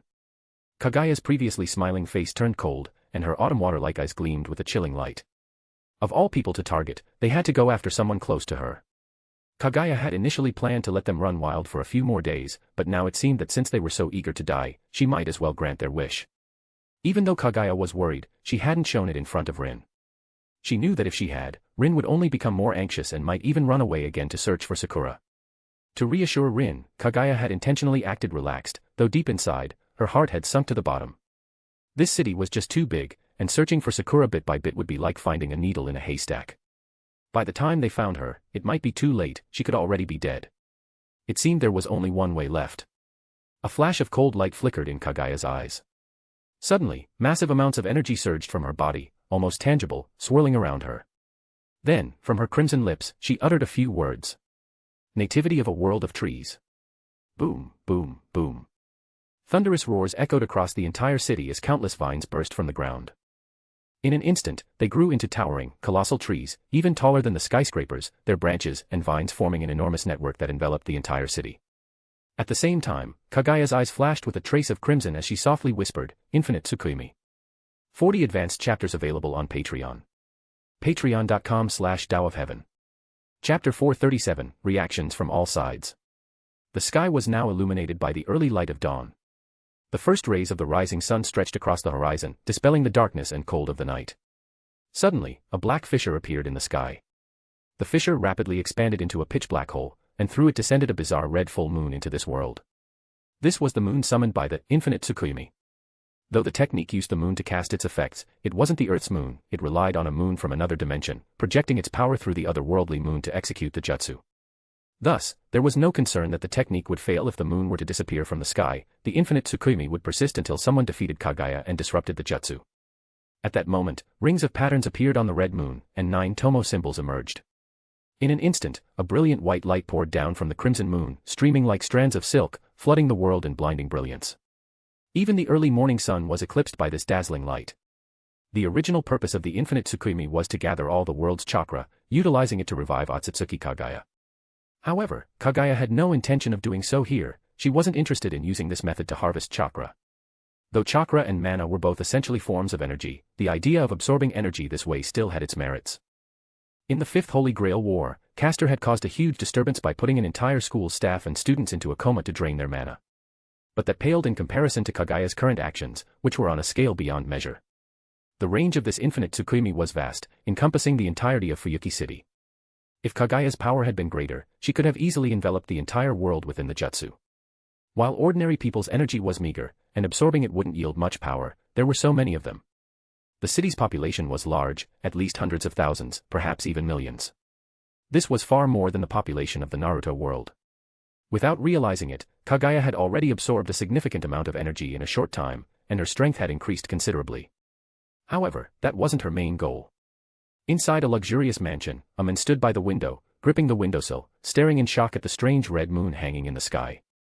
The man was handsome, slender, and exuded an air of noble elegance. This was Tokiyomi Tosaka. But at this moment, his usual composed demeanor was gone, replaced by a face full of dread. As a high-ranking magus, Tokiyomi could sense the flow of magical energy in the world around him. Now, he felt an unimaginably vast power, like a river of magical energy, almost solid in its presence. What is this? Tokiyomi's eyes widened in disbelief as he stared at the crimson moon in the sky. Nearby, Gilgamesh, usually so haughty and arrogant, also looked grim. His teeth were clenched, and a cold glint flashed in his eyes. Despite his pride, he couldn't deny that whoever had cast this magecraft, no, this was already on the level of a sorcery, was capable of standing on equal footing with him. Master, something strange is happening in the city, a young man said as he entered the room. He was tall, with a handsome face. This was Kirai Kotomine. Tokiyomi Tosaka, regaining his composure, turned to face him. Kirai, what is it? He asked. The situation is strange. I felt it was best to return early and report to you in person, Kirai explained. What's happened? Tokiyomi asked, his tone deepening, a growing sense of unease settling over him. He knew Kirai's character well, he wouldn't raise concerns without reason. The people in the city appear to be under some sort of control, Kirai replied. Under control? Tokiyomi was momentarily taken aback, his brows furrowing. What do you mean? I've observed that the residents seem to be under mental manipulation. Their expressions are vacant, their eyes dull, as if they've lost their sense of self, Kirai said gravely. And I've also discovered. Discovered what? Tokiyomi pressed. The life force of ordinary people is being converted into mana, which is then flowing outward as if it's being absorbed by something, Kirai explained. Tokiyomi's brow furrowed even deeper. He was familiar with spells that could absorb a person's mana, having encountered such magic in ancient texts. But something on this scale, affecting an entire city, was unheard of. This was a new ability that had emerged after Kaguya's star eyes had evolved. Originally, the infinite Tsukuyomi required the divine tree to encase people and draw out their energy. But now, it was no longer necessary. The energy would automatically gather and be absorbed by the red moon in the sky, eventually flowing into Kaguya's body. Who could it be? Who could have cast such an immense spell? Gazing up at the crimson moon in the sky, Tokiyomi's eyes hardened. For the first time, the usually confident magus felt a weight of gravity settle over him. At the same time, other participants in the Holy Grail War, such as Rider, Lancer, and Amiya Kiritsugu, also noticed the unusual phenomenon in the sky.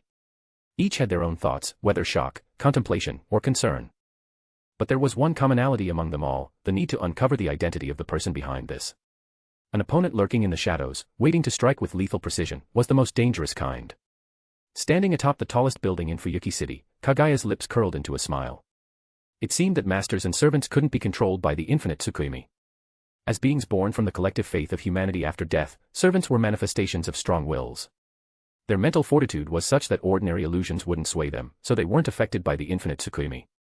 This was within Kaguya's expectations. She hadn't intended to rely on the technique alone to deal with them. But Kaguya had already achieved her true goal.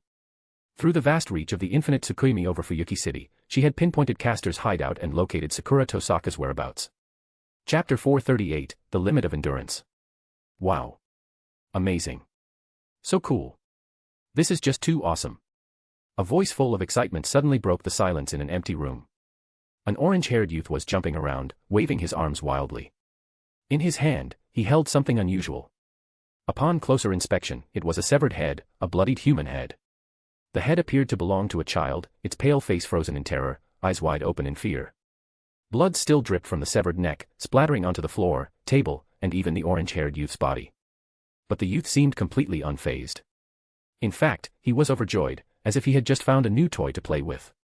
This young man was none other than Yuri Ryunosuke, the master of Castor. The thing about fear is that it has an expiration date, Ryunosuke said enthusiastically. If someone keeps getting scared over and over again, eventually, that emotion fades. Fear will rot, decay, and become meaningless. From the shadows emerged a strange figure, a man with an unnerving appearance. His eyes were unnaturally large, bulging like those of a cow, with pitch-black pupils that made one feel uncomfortable just by looking at him. He was clad in a long, wide robe adorned with numerous precious metals and jewels, though the outfit looked bizarre, more like a costume worn by a circus clown than something grand. This was Gillis de Rice, Ryunosuke's servant, Castor. True fear isn't static, Gillis said, his eerie smile spreading wider. It's found in the shift from hope to despair, that fleeting moment of transformation. He turned his head, his grin widening. How does the fresh taste of fear and death feel? You're amazing. Ryunosuke exclaimed, tossing the severed head aside. The head hit the floor with a wet thud, blood splattering everywhere. Ryunosuke ran over, grabbed Gillis' hand, and, brimming with excitement, urged, let's keep going. Let's kill in even cooler ways. I can't wait anymore. It's my greatest fortune to have a master who understands me so well, Gillis said, gripping Ryunosuke's hand firmly. His eyes narrowed as he continued, at last, I can fulfill my most cherished wish. You're both so eager to die, aren't you? Suddenly, a voice as gentle and smooth as flowing water filled the room. Who's there? Gillis turned sharply, his expression shifting as he stared in the direction of the voice. A silver-haired girl stepped out of the shadows. Her hair cascaded like a waterfall, parted into two strands that framed her delicate face. Her eyebrows were as finely shaped as autumn leaves, her eyes like serene pools, with lashes fluttering slightly. She was none other than Kaguya. Oh. Gillis' eyes lit up as his gaze locked onto Kaguya. His bulging eyes were glued to her as he remarked, what a perfect specimen. Truly exquisite. With someone like her, I could craft the most magnificent piece of murderous art. This person. Ryunosuke frowned, scratching his head. I feel like I've seen her somewhere before. Seen her? Gillis turned toward him. Is she someone you know? I don't think so. How could I know such a cute girl? I definitely remember someone like her, Ryunosuke replied, still looking puzzled. Where have I seen her before? He was certain he had seen this adorable girl somewhere, but for some reason, he just couldn't recall exactly when or where. Ah, so it's you. Kaguya clapped her hands, her face lighting up in sudden realization. No wonder you seemed familiar. This was the same yellow-haired guy she had encountered when she first arrived in this world. If she remembered correctly, she had even stolen money from him back then. It's you, that damn thief. Ryunosuke's expression changed as he finally recognized her. He gritted his teeth and exclaimed, you're the one who stole my money.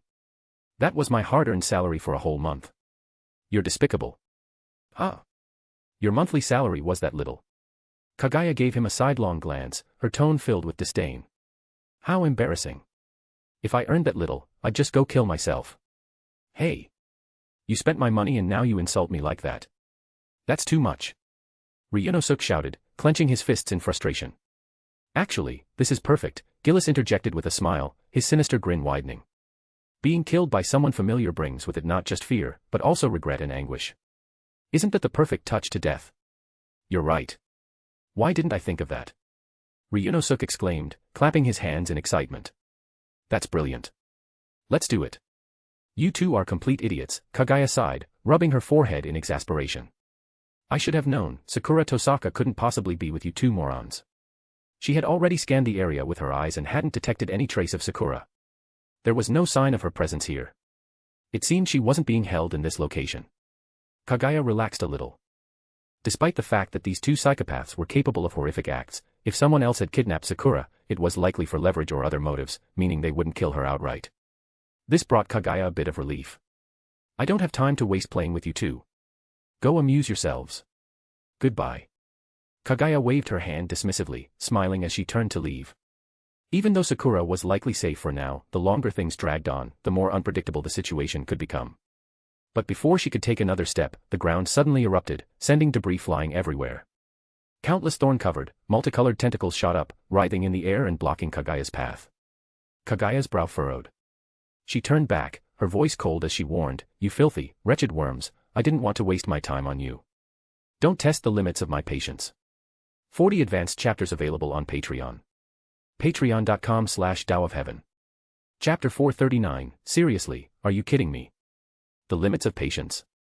Gillis de Rice, also known as Bluebeard, froze for a moment, as if he had just heard the most ridiculous thing. He let out a bizarre laugh, sneering. A little girl, barely out of her cradle, dares to speak so boldly. But this only makes it more interesting. I wonder if you'll still have the strength to talk when you're tied to a post, having your belly cut open. Cut open my belly. Kaguya turned back to him, her lips curling into a mocking smile. With just you. Confidence doesn't guarantee victory, Gillis said, his bulging fish-like eyes drooping slightly, hands clasped together as he spoke in his characteristic quivering voice. Even if you have courage and willpower, even the belief that you will win, it doesn't change the outcome. Sometimes, overconfidence only leads to tragedy. I have no interest in hearing your twisted logic, nor in wasting any more time with you. Kaguya's brows furrowed as she spoke, her tone filled with growing impatience. Suddenly, a golden sword materialized in Kaguya's hand, radiating a brilliant light. Wind began to swirl around the blade, concealing it from sight. Get out of my way. With a sharp swing of her arm, Kaguya slashed through the air with the invisible sword. A blinding flash of light cut through the air like a swift rainbow. Blood splattered everywhere. Under Kaguya's fierce attack, the grotesque tentacles Gillis had summoned were severed as easily as slicing through tofu. From the wounds, crimson blood sprayed into the air, filling the surroundings with a sickening stench. Kaguya had no intention of staying any longer. After cutting through a path, she leapt into action, her foot pushing off the ground like an arrow shot from a bow, speeding away into the distance. Do you think you can just leave? Gillis' dead fish eyes darted about as he pulled out a book. You're far too naive.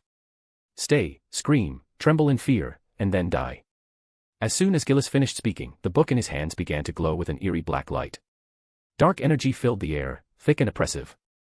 Suddenly, the ground around Kaguya exploded, and grotesque, multicolored flowers, resembling giant rafflesia, sprouted from the earth, covered in menacing spikes. In the blink of an eye, the area was filled with these monstrous flowers and tentacles, releasing a nauseating stench. Disgusting, Kaguya muttered, her brow twitching in distaste. She swung her sword casually, slicing one of the rafflesia flowers in half. More and more tentacles and flowers began to surround her, closing in layer after layer, trapping her in their midst. You can't escape, Gillis taunted, his grin widening. Stop resisting and your suffering might be lessened. Kaguya's eyes fell on the book in Gillis' hand. So that's the source of your magic power, this book. Indeed. Thanks to this grimoire left by my ally, Prelatai, I've learned to summon armies of demons, Gillis said, pride swelling in his voice. Impressive, isn't it? Kaguya suddenly stopped, standing still. Have you given up? Gillis was momentarily surprised, then overjoyed. Excellent, that's the smart choice. Rather than struggling in pain, enjoy the ecstasy. I'll be gentle. Don't misunderstand, Kaguya chuckled softly. I'm not surrendering. Oh. Gillis looked confused. I just don't have the time to play with you any longer. A small smile crept across Kaguya's face. Let's end this. With other matters pressing on her, like rescuing Sakura, she couldn't afford to waste time on this psychopath. Despite having used a significant amount of energy earlier, she knew she had to finish this quickly, even if it meant exhausting herself further. Kaguya raised both arms, her eyes narrowing as a massive surge of energy erupted from her body, swirling around her in a visible aura. At the same time, a powerful repulsive force exploded outward. Shinra Tensei. Gillis' pupils shrank in terror. A profound sense of impending doom washed over him. He was horrified and tried to flee, but it was too late. Boom. Boom. Boom. A deafening series of explosions shook the ground. Rocks were pulverized, debris flew through the air, and trees disintegrated into dust. The violent shockwaves, mixed with surging winds, ripped through the surroundings like a tidal wave, scattering everything in their path. Dust clouds rose into the sky, obscuring the devastation. As the dust began to settle, the area revealed a massive crater, as if a meteor had crashed into the earth, leaving nothing but desolation behind. The power of Shinra Tensei was not to be underestimated. In the past, Nagato had wiped out an entire village with a single strike. Against a few weaklings like this, it was more than enough. Yet, even though Kaguya had only used a scaled-down version of the technique, the energy drain left her feeling lightheaded and dizzy. The signs of overexertion were clear. In the middle of the massive crater lay a disfigured figure, Gillis de Rice. His body was twisted unnaturally, covered in wounds, and blood seeped from his broken bones. His clothing was tattered and soaked in blood. Nearby, his ancient grimoire lay silently on the ground. Kaguya walked over, bent down, and picked up the book, her curiosity piqued. She brushed off the dust and flipped through a few pages before promptly closing it and tossing it aside like trash. I can't even read it, she muttered, annoyed. Turning her attention back to Gillis, Kaguya kicked him lightly, frowning as she asked, "Hey, are you dead?" Gillis coughed up blood and slowly opened his eyes. Upon seeing Kaguya, his face lit up, and he cried out, "Jean! You're Jean! Thank the heavens, I've finally found you." Huh? Kaguya stared at him, bewildered. Had he hit his head too hard during the battle? The badly injured Gillis began dragging his broken body toward Kaguya, reaching out with a trembling hand. "Jean! Jean! Jean, my foot!" Kaguya snapped, kicking him squarely in the face, knocking him unconscious. She couldn't help but feel disgusted, her skin crawling with revulsion. Was his vision that bad? How on earth did he mistake her for Jean d'Arc? They didn't look remotely similar. If he had to mistake her for anyone, at least pick Saber, not her. It was utterly baffling. Kaguya had initially intended to finish him off, but she changed her mind. Killing him now would be a waste. She needed him to stir up trouble for others, his time to leave this world hadn't come yet. With Gillis and Ryunosuke ruled out as the culprits behind Sakura Tosaka's abduction, there was only one other possible location where she could be held. Kaguya turned, her eyes narrowing as she focused. In a flash, she shot off into the distance, her figure quickly shrinking into a small dot before vanishing entirely from sight. Chapter 440, Blackmail. In a dim, damp room, two figures were having a conversation. One of them was a frail, slender man with white hair.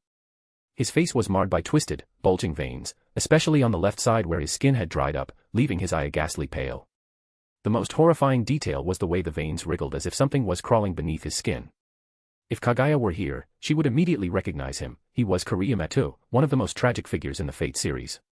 Opposite him sat a hunchbacked old man with a gaunt, mummified frame.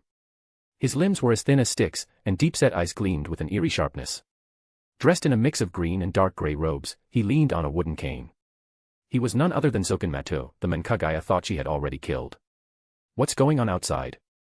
Zoken Matsu asked, his voice grave. Cold sweat beaded on his forehead, and there was a trace of lingering fear in his expression.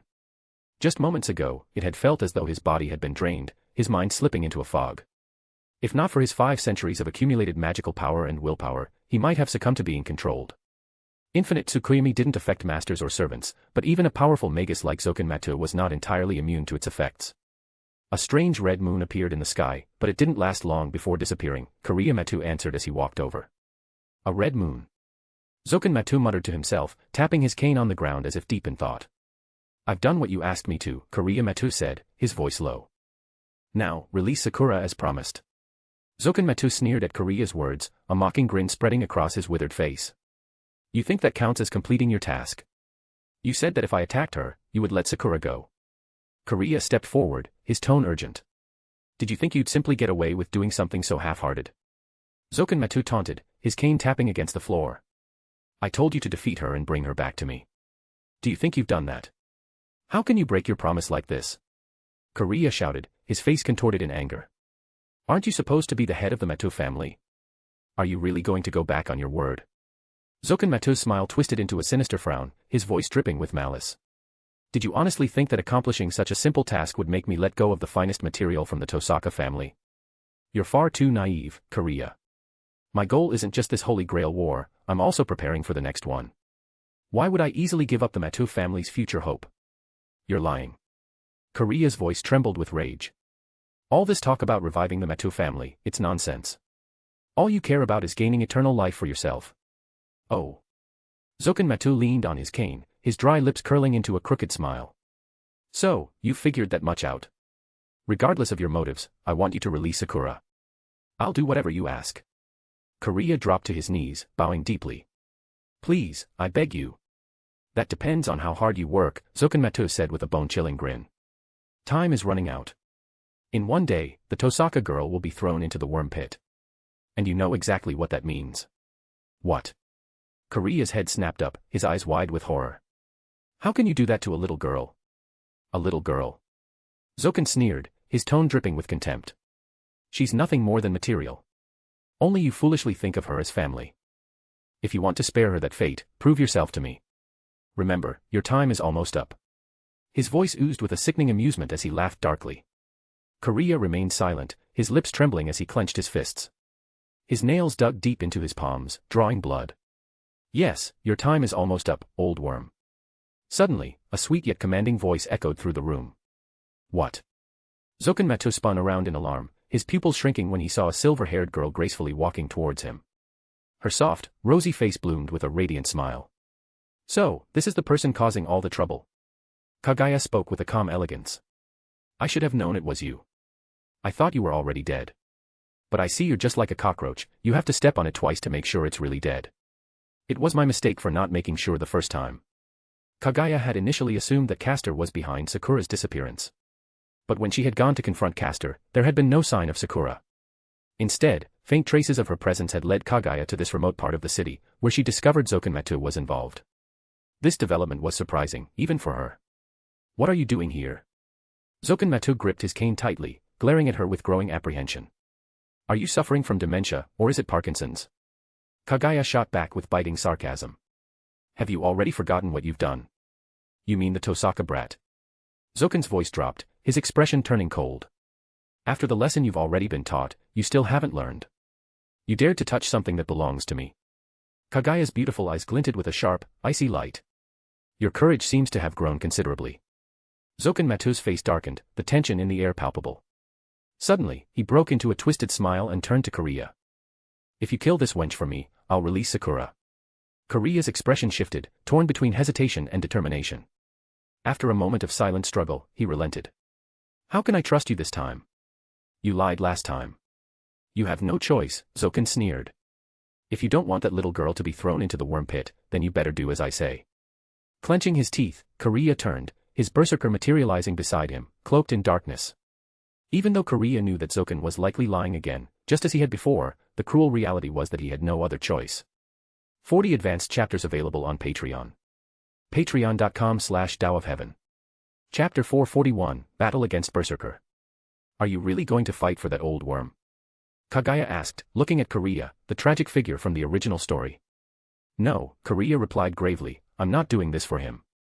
I'm doing it for Sakura. So, I'm sorry, but you must die. Berserker's body emitted thick black smoke as he prepared for battle. His glowing red eyes gleamed with fierce intent, ready to launch an attack at any moment. Wait, Kaguya quickly called out, stopping him. How do you even know Sakura is still alive? Are you sure that old worm hasn't already thrown her into the worm pit and is just saying this to manipulate you? Kaguya's body stiffened, the realization hitting him. He abruptly turned to Zoken, suspicion in his eyes. Do you really think such cheap tricks will work on me? Zoken scoffed, tapping his cane on the ground. Kaguya, don't listen to her lies. Kill her, and I'll give Sakura back to you, safe and sound. Kaguya didn't immediately obey. Instead, he spoke calmly, if you really haven't harmed Sakura, then let me see her, to ensure she's safe. Foolish brat. Zoken snarled, slamming his cane against the floor. His expression turned cold. You don't have a choice. Either kill her now, or you can collect what's left of Sakura's body. I trust you can make the right decision. Fury burned on Kaguya's face, but he clenched his teeth, turned away, and said bitterly, you better keep your word. Otherwise, I won't let you off. Rest assured, Zoken sneered, his eyes flashing with a cruel glint. Kill her, and you'll see Sakura soon enough. Sorry, Kaguya muttered through gritted teeth. With a roar, Berserker brandished a black sword, his noble phantasm, for someone's glory, and launched himself toward Kaguya like a black bolt of lightning. The ground cracked beneath his feet as he shot forward, sword raised high to strike. Kaguya remained calm in the face of Berserker's onslaught. With a graceful step back, she dodged his sword's edge and softly muttered, Projection, Excalibur. A bright light flashed, and a sword appeared in her hand. She gripped the hilt tightly and countered with a swift slash. Clang. Sparks flew as the two swords collided, and Berserker's blade was knocked aside. But undeterred, he roared again, raising his sword to strike with even greater fury. Clang. Clang. Clang. Berserker lived up to his title, unleashing a relentless barrage of attacks, each one more ferocious than the last. Sparks flew with every clash of their blades. Despite his maddened state, his body had not forgotten the sword techniques honed through countless battles. His attacks were wild yet refined, a terrifying combination that would overwhelm any ordinary opponent. Unfortunately for him, Kaguya was far from ordinary. With another resounding clang, Kaguya deflected Berserker's sword once more. Before he could recover, she raised her hand. Shinra Tensei. Boom. Berserker was blasted away like a cannonball, slamming into the nearby wall. The impact shattered the wall, sending cracks spreading outward like a spider's web. What? Both Zoken and Kaguya gasped in shock. They hadn't expected Berserker, even in his enhanced state, to be thrown back so easily. Are you still going to trust that old worm's lies? Kaguya turned toward Kaguya, frowning. Do you really think he'll keep his promise? Kaguya trembled but didn't respond. Instead, he raised his hand and summoned a swarm of insects, his winged blade worms, creatures that could strip a person down to the bone in seconds, sending them swarming toward Kaguya. Kaguya's eyes narrowed. With a mere glance, the insects were engulfed in black flames, incinerated before they could even get close. The air filled with the stench of burning flesh. It was the work of Amaterasu. Zoken's face twisted in fear. Cold sweat trickled down his forehead as memories of the last time he encountered those black flames resurfaced. He took an instinctive step back. Suddenly, Berserker let out another crazed roar. A massive sword beam shot toward Kaguya, slicing through the air with devastating force. Boom. The beam tore through the ground, leaving a deep trench in its wake. Rocks shattered, and dust billowed up, filling the air and obscuring vision. The sheer power of the attack was reminiscent of the sword techniques Berserker had mastered in life. Zoken cackled, confident that Kaguya had either been killed or severely wounded. But then a voice rang out from behind him. Old worm, what's so funny? Care to share the joke with me? Though the words were light, the voice carried a chilling undertone that sent a shiver down Zoken's spine. Oh no, Zoken thought, his heart pounding in fear. He tried to flee, but it was too late. Suddenly, he felt a tightness around his neck. His entire body was paralyzed, as if an invisible force was holding him in place, making it impossible for him to move even a finger. During the chaos, Kaguya had silently appeared behind him, her hand now gripping his throat. Now, are you ready to tell me where Sakura is? Kaguya smiled, though the threat in her voice was unmistakable. If you don't, I'll just snap your neck. Oh, still not talking. You've got quite the backbone, huh? Well then, I suppose I'll have to break it. Zoken's eyes bulged, but he was unable to speak, his throat constricted by Kaguya's grip. Rhea. At that moment, Berserker came charging in again, roaring with fury. His sword glowed brightly as he lunged, aiming straight for Kaguya's heart. Chapter 442, Turn to Ashes. With a sharp bang, sparks flew as a small figure was sent flying, Kaguya. She skidded back 7 or 8 meters before finally coming to a halt. Oh. Kaguya straightened herself, glancing at her torn sleeve before turning her gaze to the black, smoke-covered Berserker before her. She blinked in curiosity and remarked, "Is this the power of mad enhancement?" In response, Berserker let out a deafening roar. His eyes glowed with an intense red light, and the black smoke surrounding him thickened, emitting an overwhelming, terrifying aura. Mad enhancement drastically increased Berserker's abilities, raising all his stats except luck and mana by 1 rank. In the original story, it allowed him to fight Gilgamesh, the king of heroes, on even ground for a short time. Without it, Berserker would never have been able to compete against such a powerful servant. However, the downside of mad enhancement was that it stripped away complex thought and speech. Not that it mattered for Berserker, he rarely spoke anyway. Cough, cough, Zokenmatu struggled to his feet, coughing a few times. A twisted smile appeared on his grotesque face. If you think you can defeat me, you're sorely mistaken. Kill her, Kaguya. For over 500 years, Zoken had never been humiliated like this, especially by a mere little girl. The shame and rage nearly caused him to explode in fury. Kill her, Berserker, Kaguya Matu said, his face expressionless as his arm, glowing with command seals, raised in the air. Berserker let out a furious roar, his eyes glowing even more fiercely. His body began to emit a black aura, thick as ink, as a dangerous energy surged around him. And you think that by relying on command seals, you can defeat me? Kaguya chuckled, her delicate face full of disdain. Command seals not only forced a servant to obey their master's commands but could also greatly enhance the servant's capabilities in an instant, boosting their power significantly. Facing an enemy you cannot defeat isn't bravery, it's stupidity, Kaguya taunted. Heh, little girl, you're still acting tough. Zoken sneered, his sinister eyes flashing. I can see your magic reserves are running low. Otherwise, you wouldn't be fighting in such an exhausting way. As a servant without a master, you must be incredibly weak by now. I'm afraid you're wrong. I still have plenty of. Kaguya suddenly paused, her expression shifting as if she had realized something. She frowned. What? Finally feeling scared. Zoken misinterpreted her hesitation as fear and gave a menacing laugh. But it's too late now. You dared to act so brazenly. It looks like I'll need to teach you a lesson. I wonder how a servant will react when violated by crest worms. Kaguya's eyes sharpened, and she chuckled softly. Even if I'm defeated, why should I feel scared? I'm just a servant. After I lose, I'll return to the throne of heroes. Her smirk grew wider. Why are you acting like some third-rate, retarded villain? Suddenly, Kaguya smiled, her expression brightening. I see now. Sakura isn't even here, is she? I almost fell for your trick. Zoken's face froze, caught off guard by her words. What? Kaguya's eyes widened, and he turned to Zoken with fury.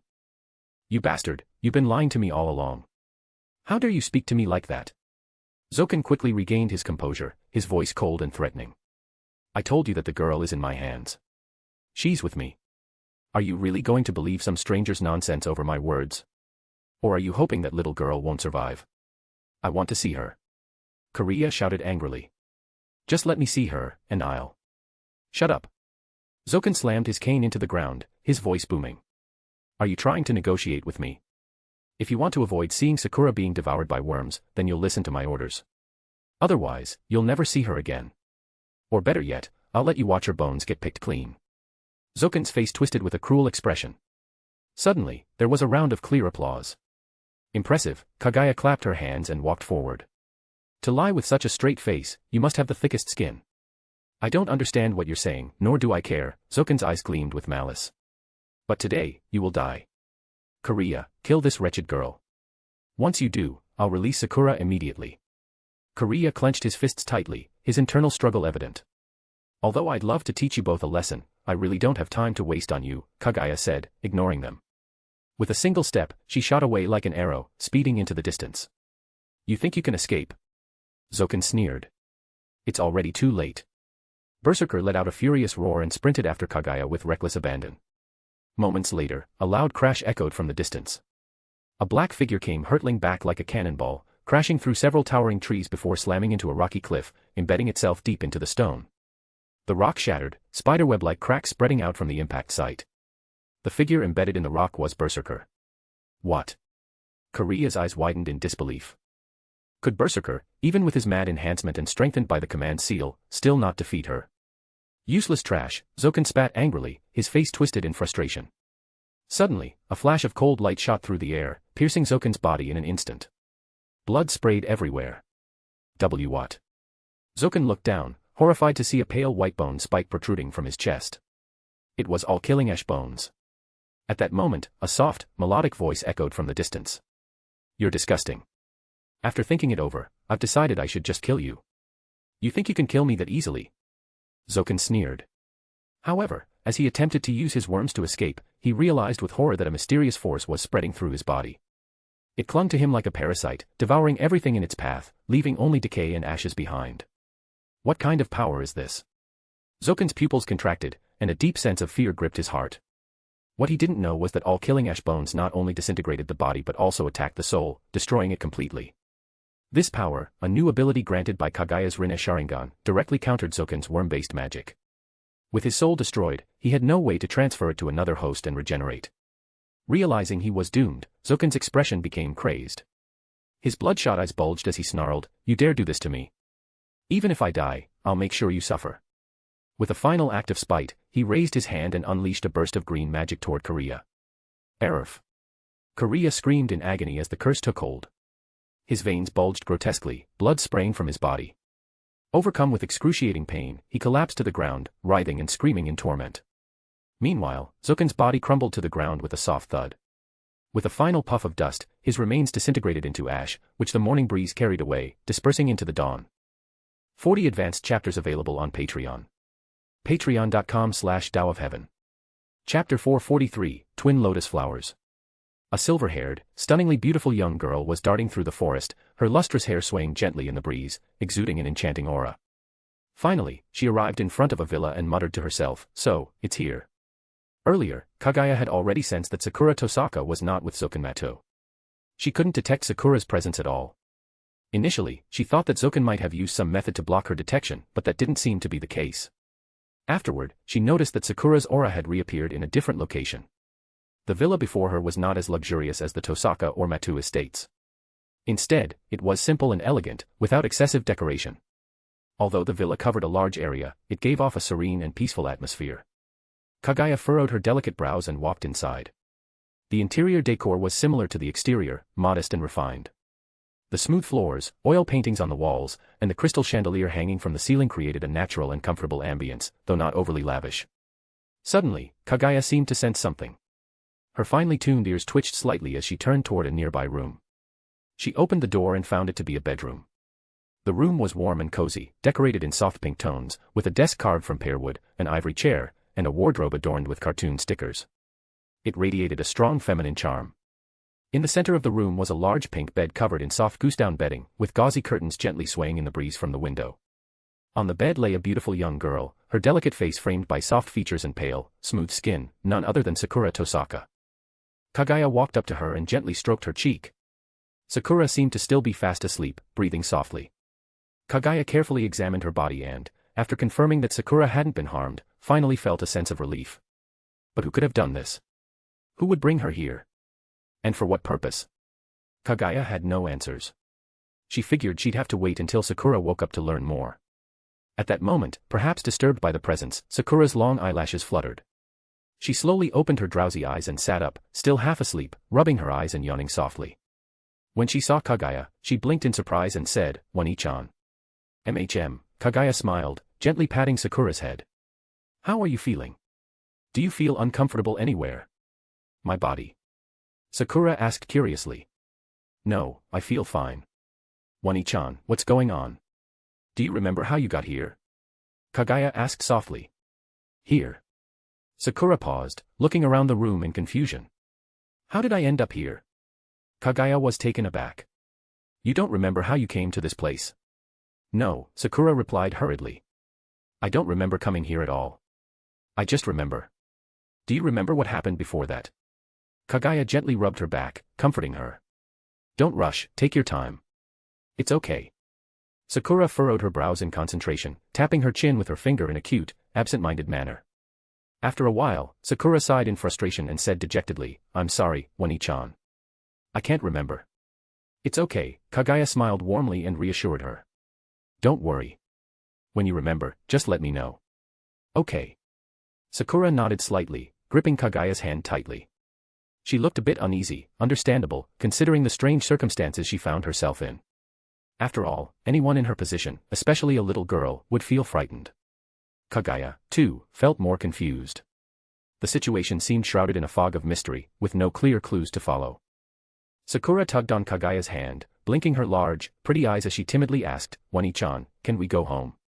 It was obvious that this ordeal had frightened her, making the little girl feel quite scared.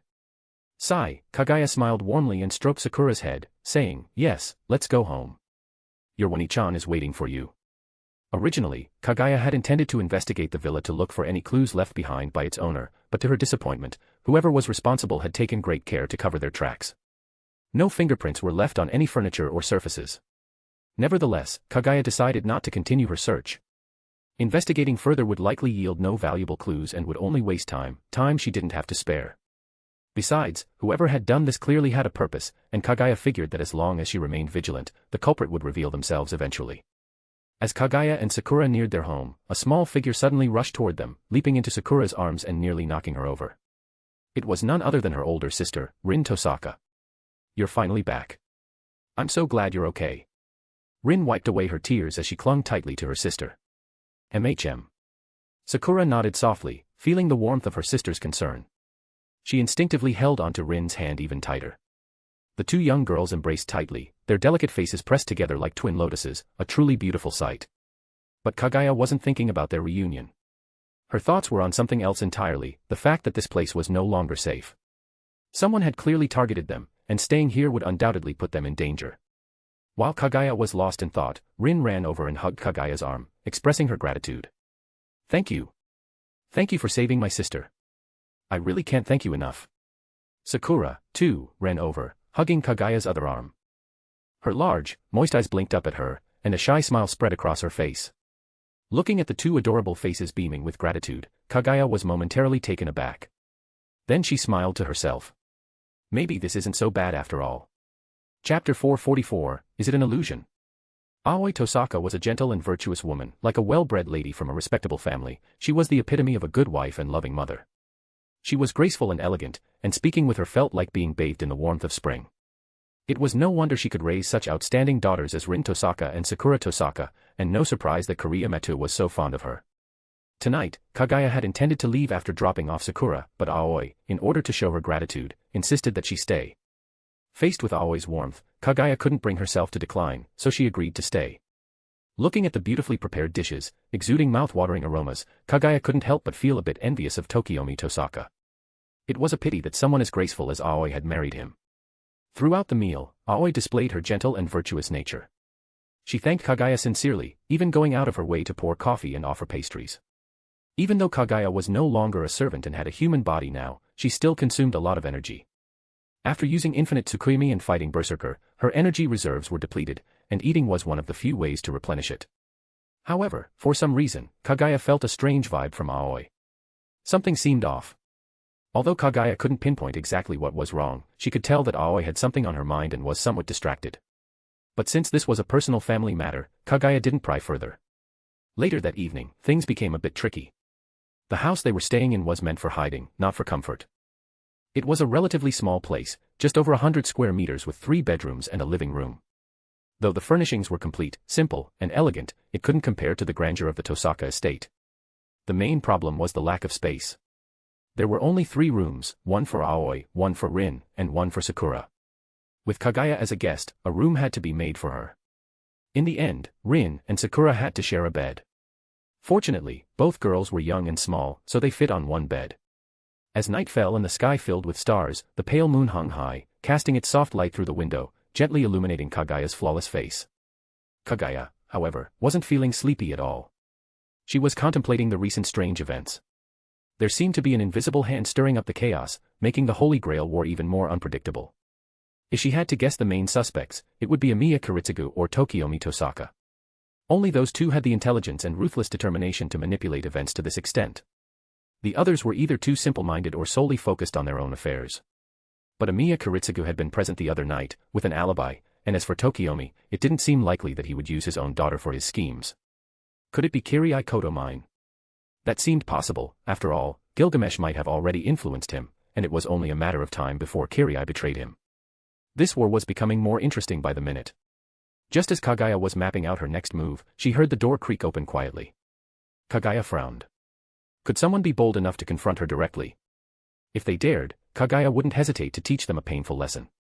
But when she saw the small figure entering, she couldn't help but smile. It wasn't an enemy at all, it was little Sakura. She watched as Sakura tiptoed over to Kaguya's bed. Curious about what the girl intended to do, Kaguya pretended to be asleep, watching silently. Sakura crept up to the bed and, seeing that Kaguya appeared to be asleep, gently lifted the blanket and slid in. Her small, soft arms wrapped around Kaguya, and she rested her head on Kaguya's shoulder, her delicate face showing a satisfied smile. Kaguya was momentarily taken aback. She had been wondering what Sakura might do, but she hadn't expected this. Sakura's subtle movements alerted Kaguya, and the little girl looked up like a startled rabbit. When she saw Kaguya's clear, bright eyes staring back at her, she froze and stammered, "Aye. It's fine," Kaguya smiled softly, pulling Sakura's small body into her embrace. "What made you come find me?"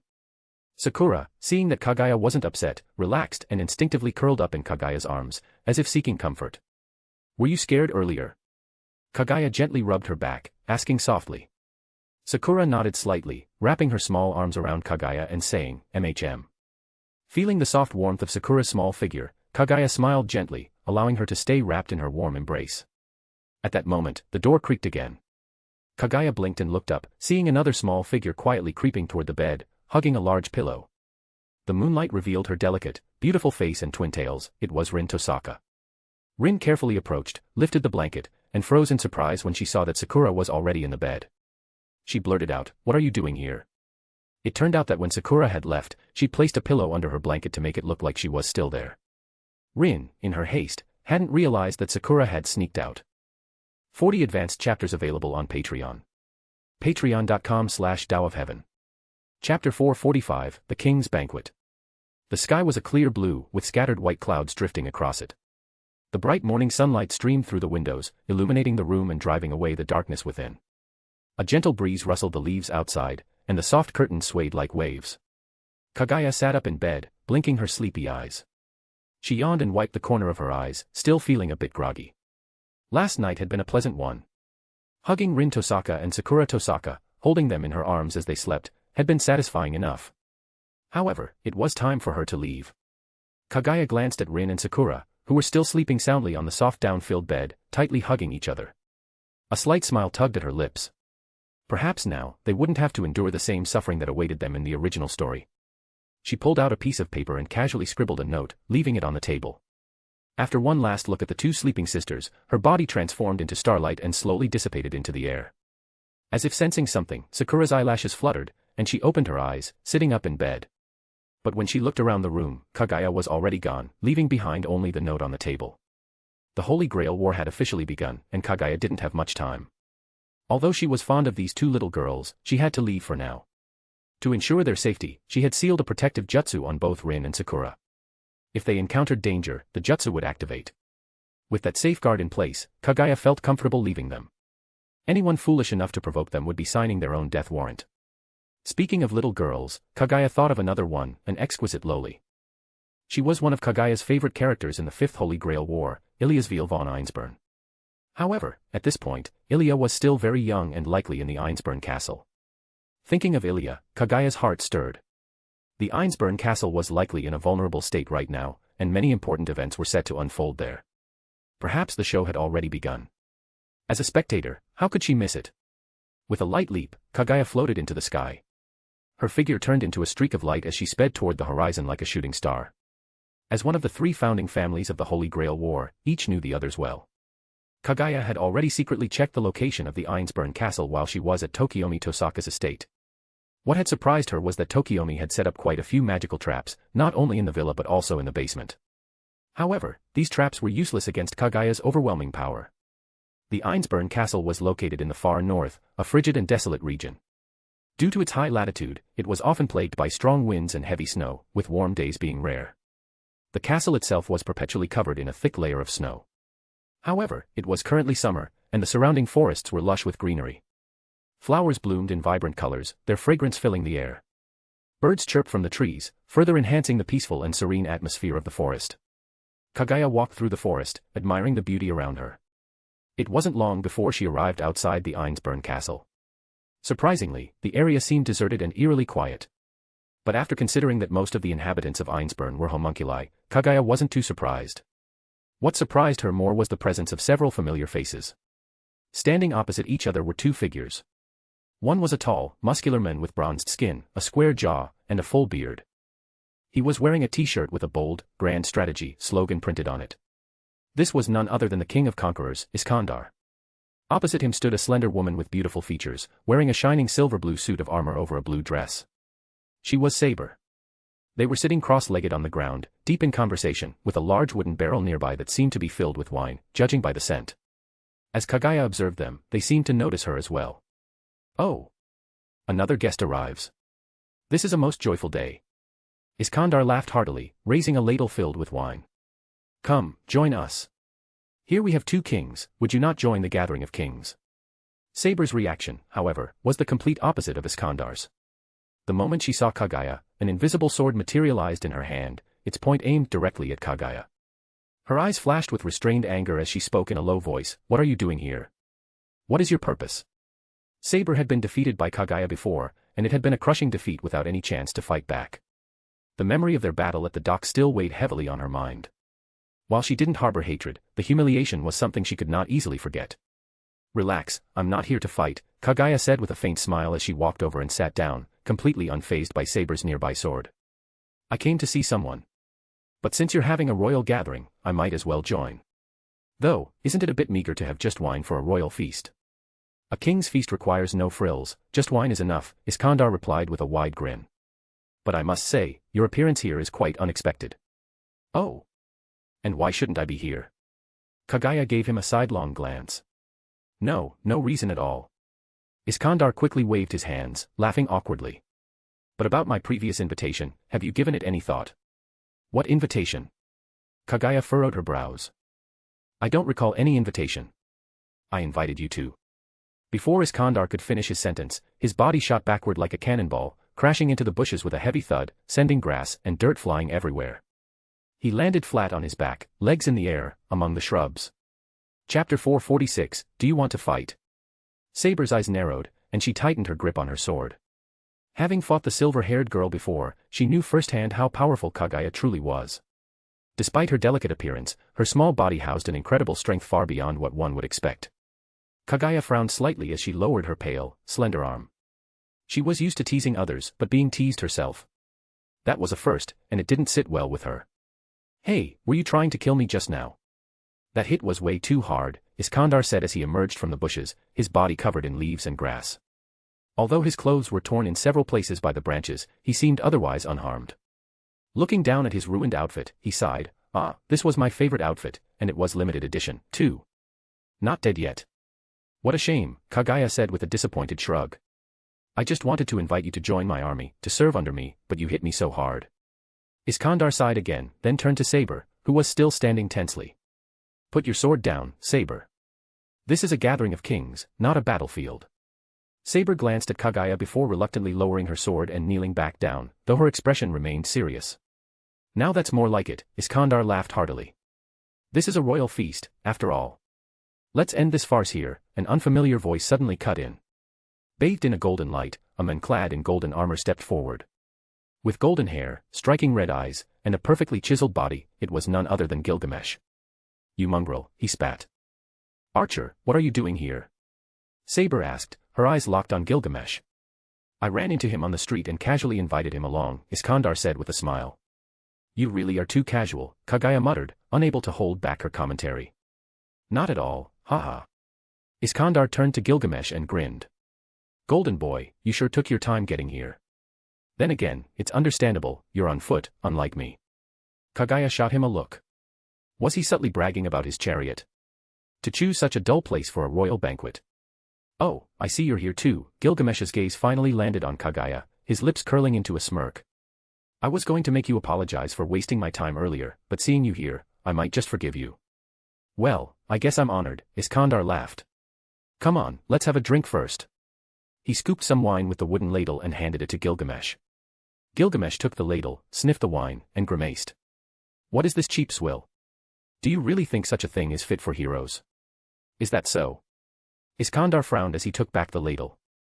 This is supposed to be one of the best wines around here. You wouldn't know fine wine if it slapped you in the face, Gilgamesh said with his characteristic arrogance. You mongrel.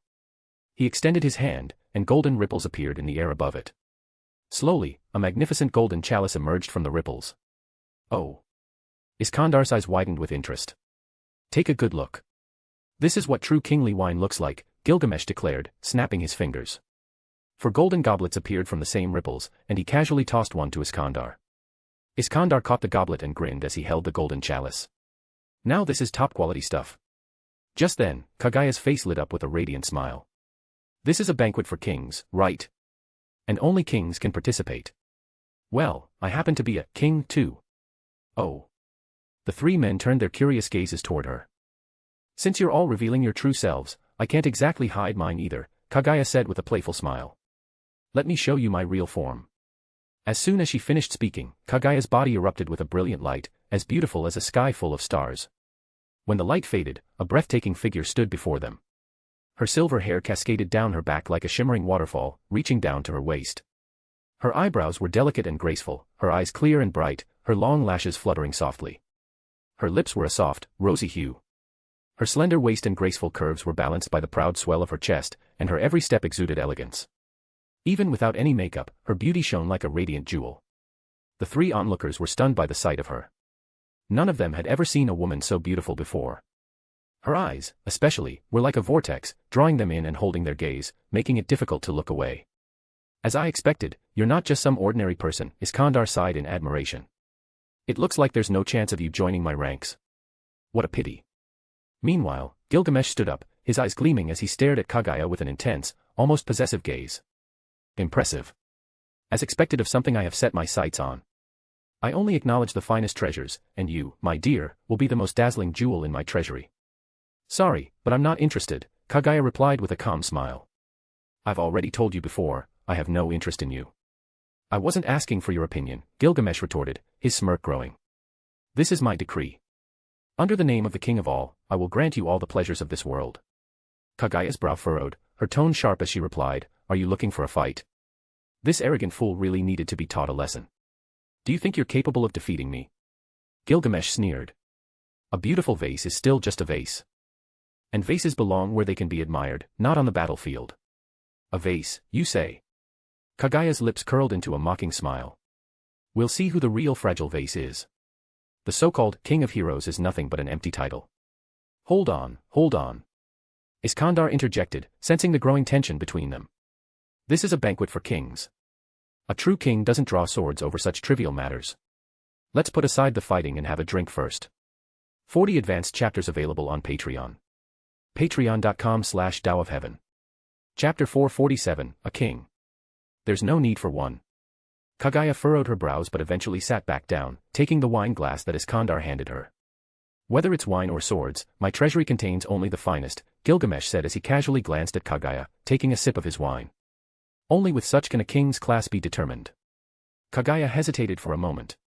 Her tolerance for alcohol wasn't exactly great, in fact, she had a rather embarrassing history of being a one-drink lightweight. What's wrong? You call yourself a king but can't even handle a drink. Gilgamesh sneered mockingly. I'm just judging whether this wine is up to my standards. Kaguya shot him a glance before lightly humming and bringing the glass to her lips for a sip. Suddenly, she paused in surprise. This wine was unexpectedly exquisite, unlike any she had tasted before. The wines she had previously considered fine paled in comparison, now seeming like mere cheap imitations. Well, does it meet your standards? Gilgamesh chuckled softly. Rest assured, as long as you follow me, you'll enjoy nothing but the highest pleasures. Kaguya's eye twitched slightly.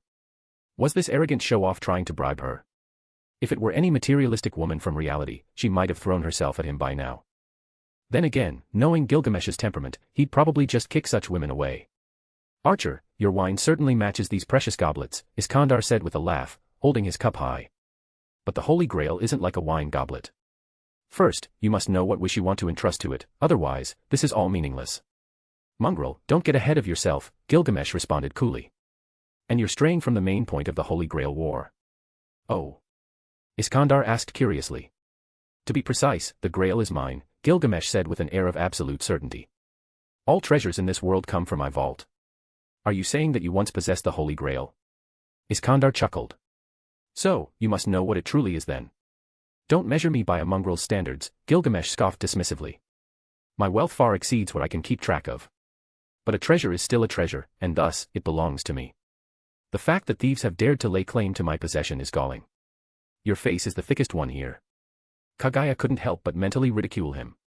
Just because you have the prototypes of various treasures doesn't mean everything created after them belongs to you. For example, if I follow a recipe and make something, does that mean it's yours? That's just absurdly flawed logic. Suddenly, Kaguya felt something was off. The wine, while undoubtedly delicious, had a potent kick to it. She hadn't noticed at first, but now the alcohol was clearly starting to take effect. Kaguya's head felt light, her body weightless, symptoms of the early stages of intoxication. Oh no. Are you okay? Iskandar seemed to notice something was wrong, turning to her with concern. No, nothing's wrong, Kaguya replied nonchalantly, unaware of how enchanting she looked with her slightly flushed face. Even Saber couldn't help but glance at her a few times. But this was just a small interruption in the king's banquet, and soon, they returned to the topic at hand. Saber, a true king must have more desires than others, laugh more wildly, and rage more fiercely. A king must be both pure and impure, standing at the very peak of humanity and divinity. Only then will subjects revere them and dream of becoming kings themselves, taking pride in the ideal of chivalry, Iskandar declared passionately. Saber's face grew paler by the moment. Her hands, tightly gripping her sword, turned white at the knuckles. Perhaps you wave the banners of justice and ideals to save a nation and its people. But do you know what fate awaits those who are saved? Iskandar pressed. Surely, you understand that, don't you? Saber bit her lip, standing there stunned and at a loss. What are you saying? You've always saved your subjects rather than leading them. You've never declared your own desires as a king, abandoning those lost in the shadows. All you've done is show a pure face while hastening to realize some beautiful, distant ideal. You're not a born king, you're merely a girl trapped by the image of a king, Iskandar said gravely. Saber looked as if she had been struck hard. Her eyes lost focus, and she muttered, I. Utter nonsense. Suddenly, a pleasant yet sharp voice cut through the tension. Saber's body jolted, snapping her out of the despair she had begun to sink into. Iskandar and Gilgamesh also turned toward the source of the voice, where they saw Kaguya smiling enigmatically. Is that your definition of a king? Kaguya said mockingly. Such outdated drivel has long since rotted away in a coffin. You clearly don't understand what it truly means to be a king. Oh. Iskandar chuckled. There are 3 kings here, all with the experience and glory of ruling. And you, it seems you are not one of us. Who said I'm not a king? Kaguya's eyes were hazy, her face flushed as she staggered slightly to her feet. I am the empress of a grand empire, with vast lands and countless subjects. But there are no records or historical accounts of you in the world we know, Iskandar said, puzzled. That's because your world is too narrow, Kaguya snorted derisively.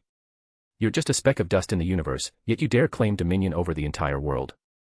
It's laughably ignorant, like a frog living at the bottom of a well. Oh. Gilgamesh's handsome face lit up with interest. So tell me then, what do you think it means to be a king? A king. Kaguya's lips curled in disdain, her drowsy eyes glinting with a hint of mockery. A king has no reason to exist. Chapter 448, The Holy Grail Q&A. Oh. Not only was Iskandar intrigued, but even Gilgamesh and Saber were captivated by Kaguya's bold statement. Are you saying that the concept of a king is unnecessary? Gilgamesh raised an eyebrow as he questioned. Exactly, Kaguya, her cheeks slightly flushed from the alcohol, chuckled softly before continuing, what do you think a nation is? A nation. The others were momentarily puzzled by Kaguya's sudden shift in topic, seemingly thrown off by her leap in logic. A nation is simply a community formed by a group of people within a defined territory. In other words, every individual is part of that nation and a component of it. Kaguya sat cross-legged and explained matter-of-factly. A nation exists because of its people. Without the people, there is no nation. What does this have to do with kingship? Iskandar asked, still confused as he sat cross-legged himself. If a nation is made up of people, then every person has their own ideals, even those who claim to have none, as they still wish for a better life, which is an ideal in itself, Kaguya smiled. The so-called king is merely a symbol, a figure that represents the collective will of the people. Though not everyone may share the same thoughts, the king represents the interests of the majority and is chosen by them. In other words, the king is just a symbol. Anyone can be king. If a change in leadership causes the collapse of the nation, it simply means that the previous king no longer aligned with the people's collective will. Ridiculous, Gilgamesh sneered, his expression full of disdain. I thought you had some profound insight to share, but it turns out your ideas are childish and laughable. Childish and laughable. Kaguya wagged her pale fingers in mock disapproval, swaying slightly from the alcohol. Are you questioning the collective will of over 1 billion working-class citizens? What? Gilgamesh blinked, clearly not understanding Kaguya's statement. It wasn't surprising that he didn't grasp her meaning. After all, he had never been to the faraway land Kaguya spoke of. Ultimately, heroic spirits are merely images shaped by human beliefs. If people's faith and worship no longer exist, Kaguya's lips curled into a mocking smile, do you really think you will continue to exist? Utter nonsense, Gilgamesh scoffed. I could never be bound by insignificant humans. To me, they are nothing more than cattle within my pasture, to be slaughtered at my whim. You're not being honest, are you? Kaguya chuckled. It's not the king who governs them, nor punishes them. In reality, a king is no more than a spokesperson.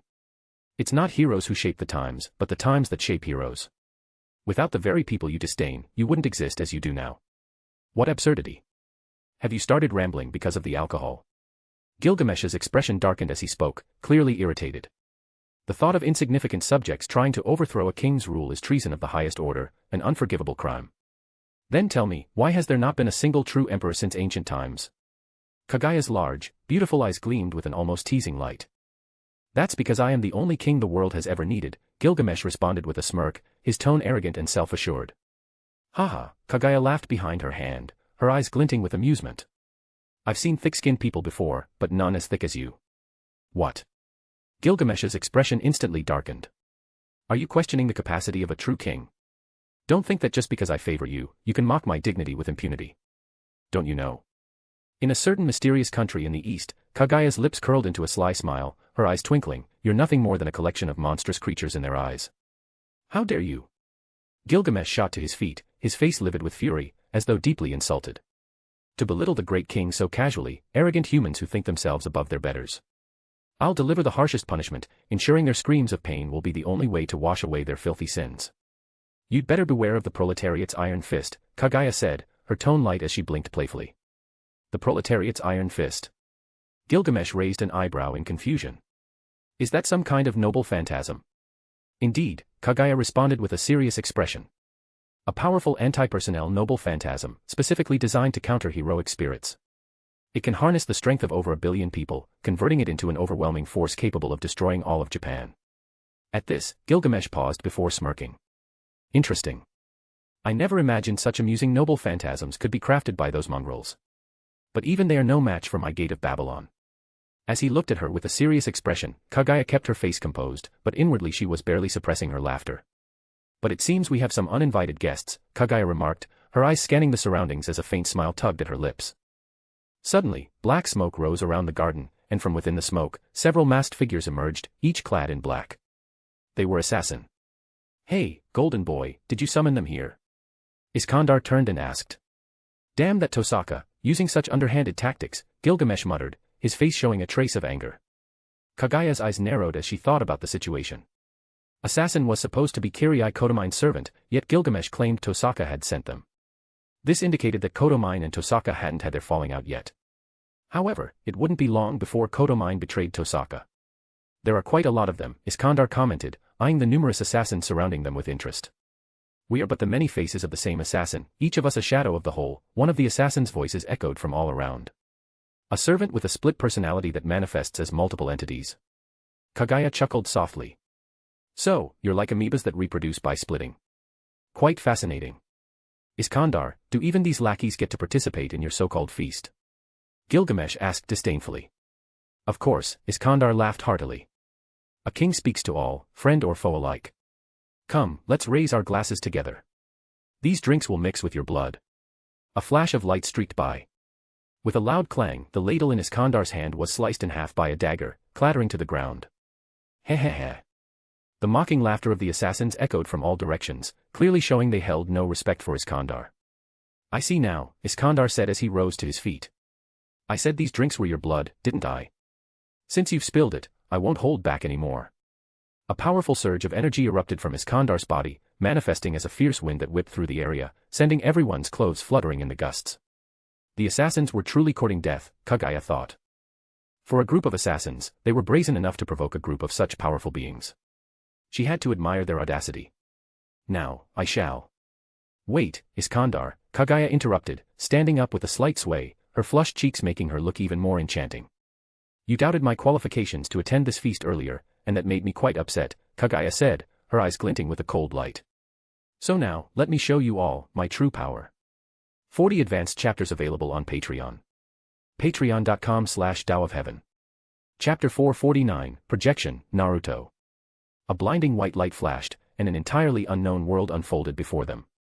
The sky was blue, with wisps of clouds drifting lazily across it. The bright morning sunlight filtered through the dense leaves, casting sparkling patterns on the ground. All around them stretched an endless forest, its trees swaying gently in the cool autumn breeze. The leaves rustled softly in the wind, and wildflowers swayed, still in full bloom. The occasional chirp of birds from deep within the forest only enhanced the peaceful, tranquil atmosphere. What is this? Saber, wide-eyed, glanced around in disbelief. A reality marble. How could this be possible? Welcome to my world, the beautiful girl standing before them smiled, spreading her arms wide. I've never used this power before. You're the first to witness my world, so please, enjoy it to the fullest. No. This isn't a reality marble, Gilgamesh's eyes narrowed, his usually haughty expression replaced with a rare look of seriousness. That's right, Iskandar added, patting a massive tree beside him. This isn't a reality marble. This is a real world. As someone who also possessed a reality marble, and with Gilgamesh's mastery of treasures that transcended worlds, it didn't take long for the two to realize that what they were seeing wasn't some magical projection but a true physical reality. A real world. Saber's pupils contracted in shock. How could a human possess such power? Yes, this is no reality marble, but an actual world. And it belongs to me, Kaguya said with a soft smile. Now, let me clean up this trash before we continue our conversation. She turned, casting a cold glance at the assassin duplicates standing in the distance. What an interesting development, Gilgamesh murmured to himself, rubbing his chin thoughtfully, a smirk forming on his lips. This is getting more and more intriguing. The assassin clones, upon hearing that it wasn't a reality marble but the real world, relaxed slightly. One of them scoffed, so it's the real world, huh? That means we have nothing to fear. How stupid, choosing to fight in a forest. Does she not know who we are? We're assassins. She's walked right into her own doom. Ha ha ha ha. The assassins laughed, dismissing Kaguya as a mere ornamental beauty, perhaps pleasing to the eye, but certainly no threat. Kaguya lowered her head slightly, her lips curling into a faint smile. You fools. You don't even realize that death is staring you in the face. Very well, let me show you my true power. With that, she raised her alabaster arm and softly muttered, "Projection, Naruto." The ground beneath their feet began to crack and tremble, the earth swirling and twisting as it rose up to form human shapes. These figures, each dressed in unfamiliar clothing for this era, stood silently around Kaguya. To those who had watched Naruto, they would instantly recognize them: the first Hokage Senju Hashirama, Uchiha Madara, Uzumaki Naruto, Uchiha Itachi, Uchiha Sasuke, Namikaze Minato, Senju Tobirama, and more. Even members of the Ōtsutsuki clan, such as Kinshiki and Momoshiki, stood among them. Oh. One of the assassins looked at the figures, seemingly surprised. But after a brief inspection, his expression turned scornful. They're just clay figures. You're nothing but an arrogant girl playing with dolls. How pathetic. You think these mud puppets will be enough to defeat us? It's an insult. As he spoke, the bodies of Ōtsutsuki Kinshiki and Momoshiki began to crumble, dissolving back into the earth from which they had been summoned. Kaguya frowned slightly, rubbing her chin thoughtfully. It must be due to a lack of chakra, she muttered. Kaguya's mirror flower, water moon ability allowed her to project not only objects but also people she knew, albeit not at their full strength. Even so, they were formidable. However, the amount of chakra required was immense, and even Kaguya was feeling the drain. Ha ha ha. The assassin clones laughed wildly, completely underestimating the silver-haired girl in front of them. If they had held any concern earlier, it was now gone, convinced that Kaguya was merely bluffing. But Gilgamesh, Iskandar, and even Saber did not share their dismissive attitude. They remained on guard, their expressions solemn as they sensed the true danger lurking beneath Kaguya's calm demeanor. Well, it doesn't matter if the projection didn't work, Kaguya said with a light chuckle. Handling a few rats hiding in the shadows is more than manageable. Her projected ninja's eyes flashed coldly as they moved, each like a released arrow, charging toward the assassins with blinding speed. Ridiculous. You think you can crush us, what? With style, deep forest emergence. The ground suddenly trembled violently. Soil churned and rocks shattered as countless trees burst forth from the earth, growing rapidly into towering giants. Vines shot out from the trees like serpents, wrapping themselves around several of the assassin clones. Blood splattered everywhere. The captured assassins were squeezed until their bodies burst, crushed by the relentless grip of the vines. The remaining assassins, who barely managed to evade the initial onslaught, retreated hastily, their faces pale as they stared in horror at the living forest around them. What is this? Magic. Is she a mage? Before they could react, a chilling voice came from behind them. Fire style, dragon flame song technique.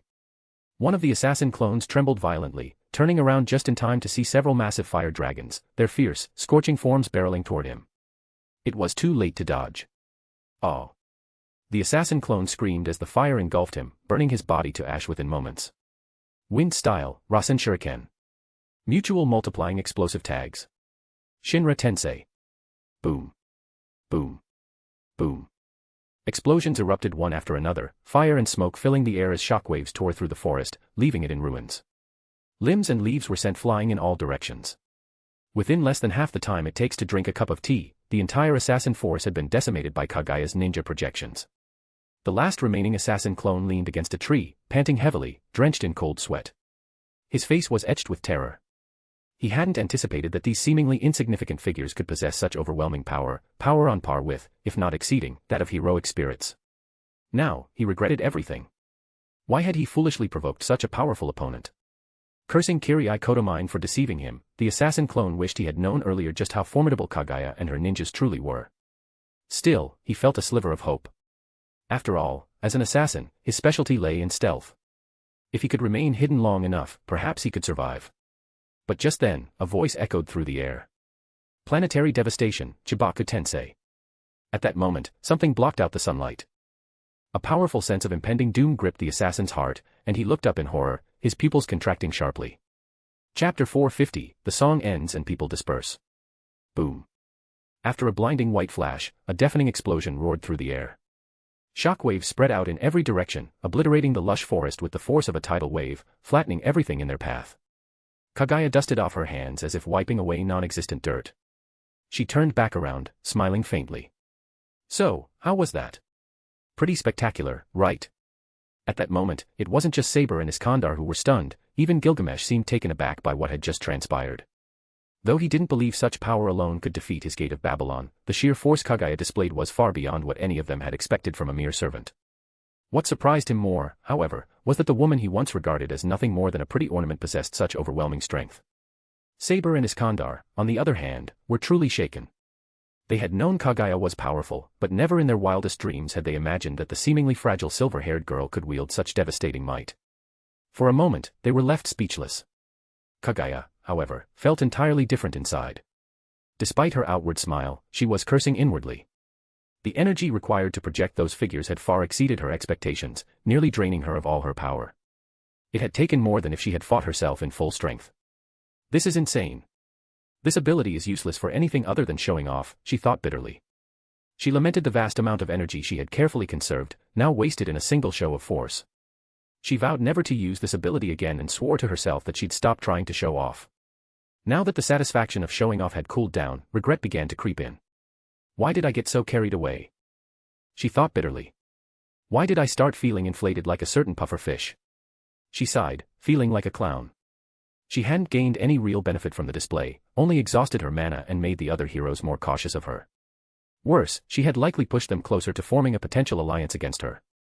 Meanwhile, in a dimly lit underground chamber, bathed in the flickering light of candles, a handsome man sat elegantly in a chair, legs crossed, hand resting thoughtfully against his chin.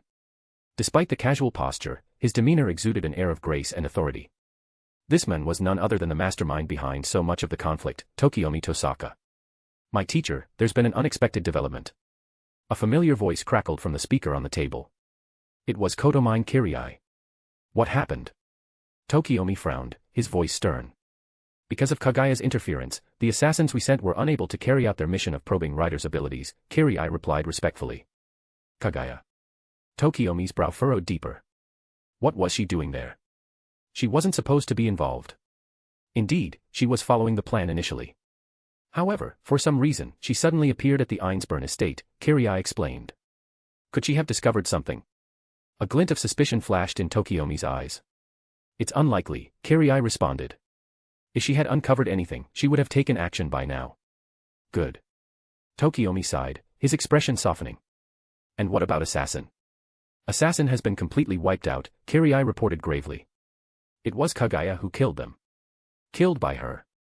Tokiomi rested his chin on his hand, deep in thought. So, have we learned anything about her strength? It's hard to say for certain, Kirii said. She appears to be able to summon extraordinarily powerful individuals, but her own strength is formidable as well. How many trump cards she holds, or how much power she's still concealing, is unclear. I have the feeling that what we've seen is not the full extent of her abilities. I see. Tokiomi pondered for a moment before speaking again. For now, return to me. Set aside the matter of Rider and his allies. We mustn't tip our hand too soon. Yes, my teacher, Kirii responded, his tone deferential. The night had fallen. As the soft glow of city lights illuminated the horizon, the king's banquet had reached its end. The excitement of the evening seems to have worn off, Iskandar sighed. Perhaps we've said all that needed to be said. Well then, let's call it a night. With that, he stood, preparing to leave. Wait, Rider, Saber quickly rose to her feet, calling out to him. Wait, I still haven't. You needn't speak further, Saber, Rider interrupted, turning to face her. Tonight was a banquet of kings, but I can no longer recognize you as a king. He drew a short sword and, with a wave of his hand, summoned his chariot amidst the crackle of lightning. Little girl, Iskandar said with a sigh, it's time to wake up from that painful dream of yours. If not, you'll lose even the bare minimum pride that comes with being a hero. The kind of king you speak of, it's nothing more than a cursed ideal. What are you saying? Saber asked urgently. I disagree with you, Kaguya interjected, standing up and laughing softly. Saber is first and foremost a knight, and only after that is she a king. Her perspective is not wrong. Not everyone is as domineering as you are, Rider. What Saber follows is a path of kingly justice, it's her own way. Kingly justice. Iskandar mused for a moment before bursting into laughter. I don't quite understand what that means, but it doesn't sound like a lie you'd make up on the spot. I may not agree with your view, but I do admire you. Fool. Gilgamesh's brows furrowed in irritation. Are you lusting after my treasure? Of course not, ha ha ha, Ryder laughed heartily. At first, I thought she was just an ordinary woman with some skill. But now I see she's far more than that. I get the feeling she won't stay here for long. Humph, Gilgamesh crossed his arms, scoffing. He had no more to say. Well then, farewell, everyone, Iskandar said with a broad grin. When we fight again, don't hold back. With that, he mounted his chariot, which soared into the sky amidst a storm of flashing lightning. 40 advanced chapters available on Patreon. Patreon.com/Tao of Heaven. Chapter 451, Mooched Meal. Such a boring banquet, simple and tasteless, Gilgamesh said as he stood up, walking away toward the distance. Halfway through, he stopped, turned his head, and smirked at Kaguya, saying, but with your presence, it wasn't a total waste. I had planned to take you with me today, but since you've exhausted a lot of energy, a fight between us now, even if I win, would tarnish my reputation. So, tidy yourself up, for the next time we meet, I'll officially come to claim you. Amid a burst of wild laughter, Gilgamesh turned into golden particles and disappeared into the air. Kaguya furrowed her brows. This guy was getting more and more arrogant. If not for the fact that she had used too much energy today, she would have beaten him so hard he'd be searching for his teeth. Thank you for earlier. A pleasant voice suddenly rang out beside her, and Kaguya turned to see it was Saber. What? Kaguya turned around, looking curious. Do you need something? Thank you for agreeing with my point of view earlier, Saber said sincerely as she approached. Actually, I think the Conqueror King's words were quite right, Kaguya said with a smile as she looked at the beautiful girl before her. Huh. Saber was taken aback by this, not quite understanding what Kaguya meant. As a king, you don't need to care about others' opinions. You just need to stick to your own path, Kaguya looked into her light green eyes and said earnestly. Don't let others' views sway your will. That is what matters most. Sometimes, you don't need to care too much about what others think. Their opinions aren't always entirely correct. What you need is determination and the ability to lead. I see. Saber lowered her head, seemingly deep in thought. After a moment, she looked up, her expression brightening as if a weight had been lifted. I understand now. Your words will stay with me, and I'll make sure to live up to them. Let's hope so, Kaguya suddenly smiled mischievously. Since I helped you out, shouldn't you show some gratitude? Gratitude? Saber asked, puzzled. Something like offering yourself to me, Kaguya teased. What? Saber exclaimed in shock. Oh, my bad, I meant, could you get me something to eat? I'm starving. Kaguya was devouring the exquisite dishes on the table, and more than half of the food had already been swept away by her ravenous appetite. No one knew where all that food went, her abdomen remained smooth and flat with no sign of bulging. Was her stomach connected to another dimension? Even Saber and Irisveal stood there wide-eyed, astonished as they watched the stunning silver-haired girl stuff her face without a care for her image. As Kaguya indulged in the feast, she felt something unusual. It might have been her imagination, but after killing Assassin, it felt like something had entered her body. The sensation was odd, though it quickly disappeared without a trace. No matter how much she tried to sense it, she couldn't find anything again, as if it had never existed. But it felt so dirty. There was no denying that Irisveal's cooking skills were impressive, comparable to Aoi Tosaka's. No wonder they were the two ideal housewives in Fate/Zero, practically the definition of virtuous women. Kaguya continued devouring the delicious food with great enthusiasm. Now wasn't the time to worry about appearances, she had expended most of her energy earlier, and if she didn't replenish it in time, she'd be in trouble when facing an enemy. Thus, the hall was filled only with the sound of Kaguya eating. Suddenly, Kaguya seemed to sense something. She looked up, blinked, and curiously asked, "What's wrong? You're not eating." "No, we've already eaten," Irisveal quickly waved her hand, smiling as she replied. Saber nodded in agreement. Although Saber was grateful to Kaguya for recognizing her concept of kingship earlier, she still couldn't shake off the grudge from losing their previous battle. She hadn't relaxed her guard around Kaguya and was particularly concerned that Kaguya might target the unarmed Irisveal, her best friend in this world. Saber naturally wanted to stay by her side to protect her. Kaguya took a sip of juice and, slightly dissatisfied, said, "It's all the Conqueror King's fault. What kind of king's banquet has only wine and no food? That's just pathetic. But, Irisveal, your cooking is amazing." "Really? I'm glad you like it," Irisveal said, placing her hands on her chest with a gentle smile. As Kaguya continued her meal, an unnoticed figure appeared in the shadowy corner of the upper floor. A pair of eyes locked onto Kaguya below. The figure silently moved to the wall, holding a peculiar, old-fashioned single-shot pistol. The barrel was cautiously extended, aiming directly at Kaguya's head. One pull of the trigger, and the silver-haired girl's head would explode instantly. But, after a moment of hesitation, the figure slowly retracted the gun without firing. Wise choice, Kaguya suddenly turned her head and smiled sweetly at the person upstairs. If I were you, I'd make the same decision. What? The figure's face changed instantly, and they quickly drew the gun, pointing it at Kaguya below. He hadn't expected to be discovered so soon, especially after using magic to conceal his presence and slow his heartbeat to its lowest rate. He never thought he would still be detected. Your origin bullet won't work on me, so don't bother, Kaguya said casually, as if reading his thoughts. She then picked up a juicy steak with her fork and took a big bite, chewing it with relish. But don't worry, I'm not here to fight. However, Kiritsugu didn't waver. He kept the pistol trained on Kaguya while pulling an SMG from his coat. Even though things like that are meaningless to me, having a gun pointed at me is still unpleasant. Kaguya shot him a glance, and with lightning speed, she waved her delicate arm. But Kiritsugu seemed prepared, quickly retreating and avoiding Kaguya's strike. Bang! A slender, clear handprint appeared on the pristine white wall. Kaguya was surprised. She had intended to knock the gun from his hand but hadn't expected him to dodge. Not bad, Kaguya smiled. I really underestimated you. At that moment, a young voice suddenly echoed through the hall. Daddy, is that you? A small figure came running out. Ilya, stay back. Kiritsugu's pupils contracted. Chapter 452, Imprisoned. Ilya seemed unaware of the danger as she swung her little legs and ran over. When she passed Kaguya, she froze for a moment and innocently asked, Who are you? Why are you in our home? Kiritsugu's pupils constricted as he watched her actions, and his heart almost stopped. He hadn't expected Ilya to appear at such a moment. If Kaguya used her as leverage. Just then, Kaguya reached out and gently pulled Ilya over. Ilya! Kiritsugu shouted urgently as he vaulted over the railing, leaping down from the second floor.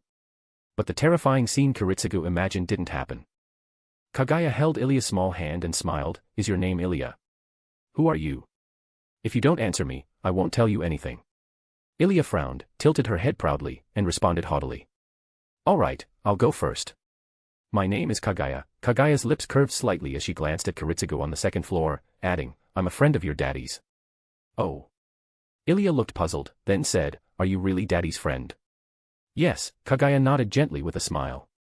If you don't believe me, ask him. Ilya, she's our guest. Don't be rude. Come over here, Kiritsugu said in a serious tone. Okay. Ilya obediently ran to him, grabbing onto Kiritsugu's sleeve. It was clear she was still very attached to her father. Seeing that her father seemed unhappy, she sensibly kept quiet. Kiritsugu lovingly patted Ilya's head, then turned to Kaguya, saying, Could you come with me for a moment?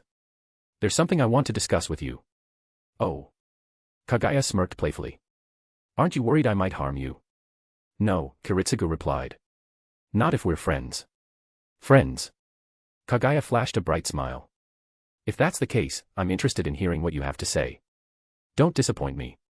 Kiritsugu. Irisveil called out anxiously. She had already sensed that something was off.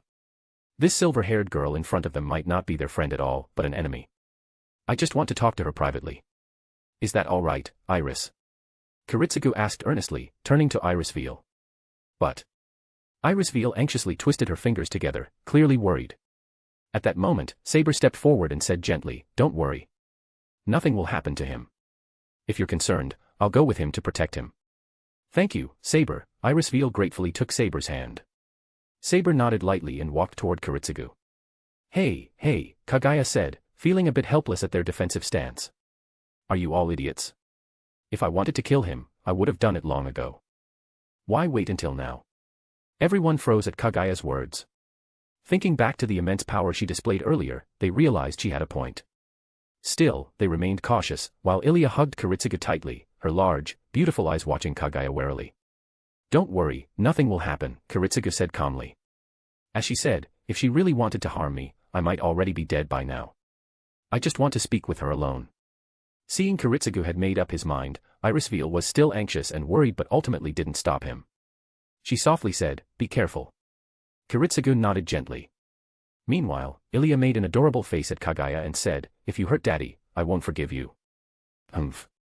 Seeing her cute expression, Kaguya felt an urge to pat her head. But considering this little girl might bite her in retaliation, she restrained herself. Kaguya followed Kiritsugu down a secluded path, eventually arriving at a dark room. Once inside, Kaguya was momentarily surprised. The room appeared small from the outside, but the interior was surprisingly spacious, spanning several hundred square meters. It was sparsely decorated, with even the brick walls left bare. In the center of the room was a large pool, emanating a strong aura of magical energy. What surprised Kaguya, however, wasn't the pool itself but what was inside it.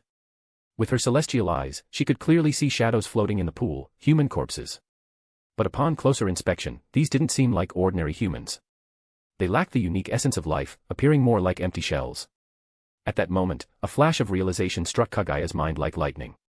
Are these homunculi? Kaguya's gaze sharpened. You can see them, after all, Kiritsugu paused before turning around. Yes, they are homunculi. These are the failed creations from recent years at Ainsburn. Why did you bring me here? What's your purpose in showing me this? Kaguya frowned, sensing something was off. There's no purpose, Kiritsugu replied. This is the hidden secret of the Ainsburn castle. No outsider can enter here, and no one can listen in either. So now, can you tell me why you brought me here? Kaguya brushed her hand against the cold wall and turned to him. Bringing you here is the purpose. Kiritsugu took out a cigarette, lit it with a lighter, and took a drag. What? Kaguya's elegant brows furrowed, and she felt a growing sense of unease. I told you earlier, Kiritsugu said, fixing his gaze on the beautiful silver-haired girl before him. This is the secret of Ainsburn. No outsiders can enter, and no one can leave. You tricked me. Kaguya turned sharply, her eyes gleaming with an icy light. Apologies, Kiritsugu said as he turned away. Even though I believe you don't mean us any harm, I can't allow an unstable factor to disrupt my plans. So, I'm sorry. If sacrificing one person can save many more. Kaguya's eyes narrowed, and a powerful aura surged from her. Her clothes fluttered despite the lack of wind as she raised her smooth, jade-like arm, and a force exploded from her palm. Boom. A deafening explosion shook the room, and dust fell from the ceiling. A translucent barrier suddenly appeared, like a shell, trembling slightly as it blocked Kaguya's attack. Don't waste your energy, Kiritsugu said, turning back from the door with a calm expression. This is a barrier created by Ainsburn's magic. While it's not as strong as the one at the castle in Germany, no one has ever broken it. Not even you can do it, especially after expending so much of your power earlier. So just stay here. If you conserve your energy, you might last until the end of the Holy Grail War. If possible, I'll personally release you when it's over. And again, I'm sorry. With that, Kiritsugu turned, opened the door, and left. I let my guard down. Kaguya's beautiful brows furrowed briefly, but then she relaxed, her lips curving into a mocking smile. Did he really think this decaying barrier, fit for a coffin, could trap her? How naive. 40 advanced chapters available on Patreon. Patreon.com/DAOofHeaven. Chapter 453, Secret News. Daddy. Seeing Kiritsugu, Ilya ran over excitedly and leaped into his arms. Kiritsugu lovingly patted Ilya's little head. Ilya was supposed to be in Ainsburn Castle in Germany, but everything had changed since the appearance of that unbelievably beautiful silver-haired girl. Just a few days ago, something unexpected happened. The Lesser Grail inside Irisveil suddenly vanished. This shocked not only Kiritsugu but also Jubstachite von Ainsburn, the head of the Ainsburn family, who was still in Germany. The Ainsburn family, one of the 3 founding families of the Holy Grail War, was known for its expertise in alchemy, excelling in the manipulation of precious metals.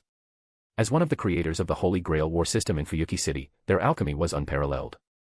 However, their specialization in alchemy had left them somewhat weaker in direct combat magic. Because of this weakness in magical combat, Irisveil and her daughter Ilya were chosen as the vessels for the Lesser Grail to give Ainsburn an advantage in the war.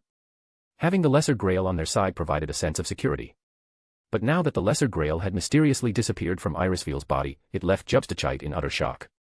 Although the reason for the disappearance was still unclear, Irisveil was no longer a viable vessel.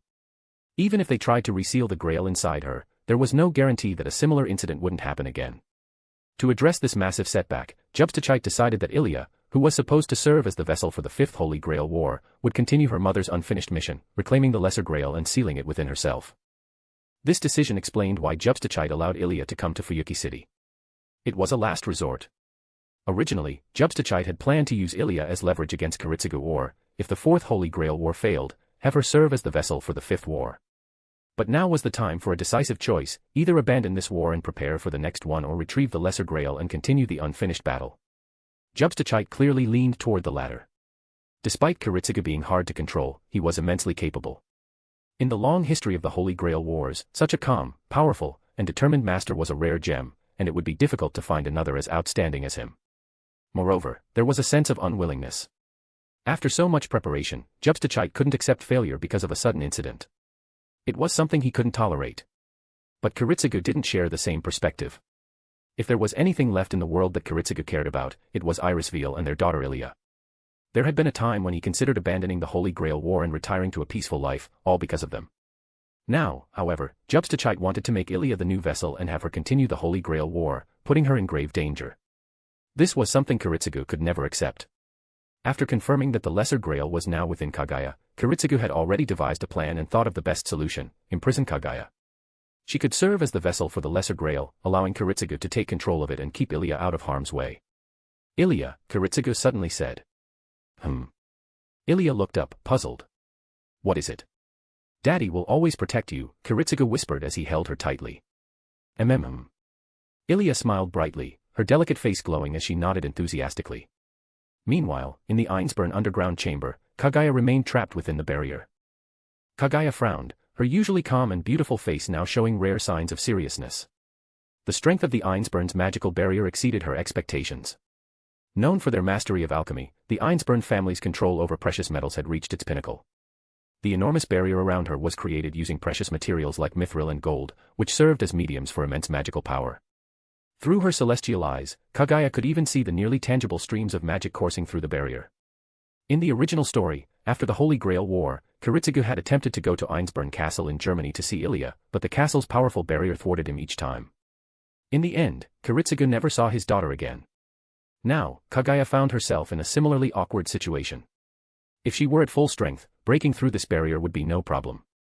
But she had already used up most of her power, and the energy she had gained from her recent meals was far too limited. At best, she had recovered only about 10% of her full strength. Kaguya was now in an unprecedentedly embarrassing predicament. Was she really going to wait here for the Holy Grail War to end?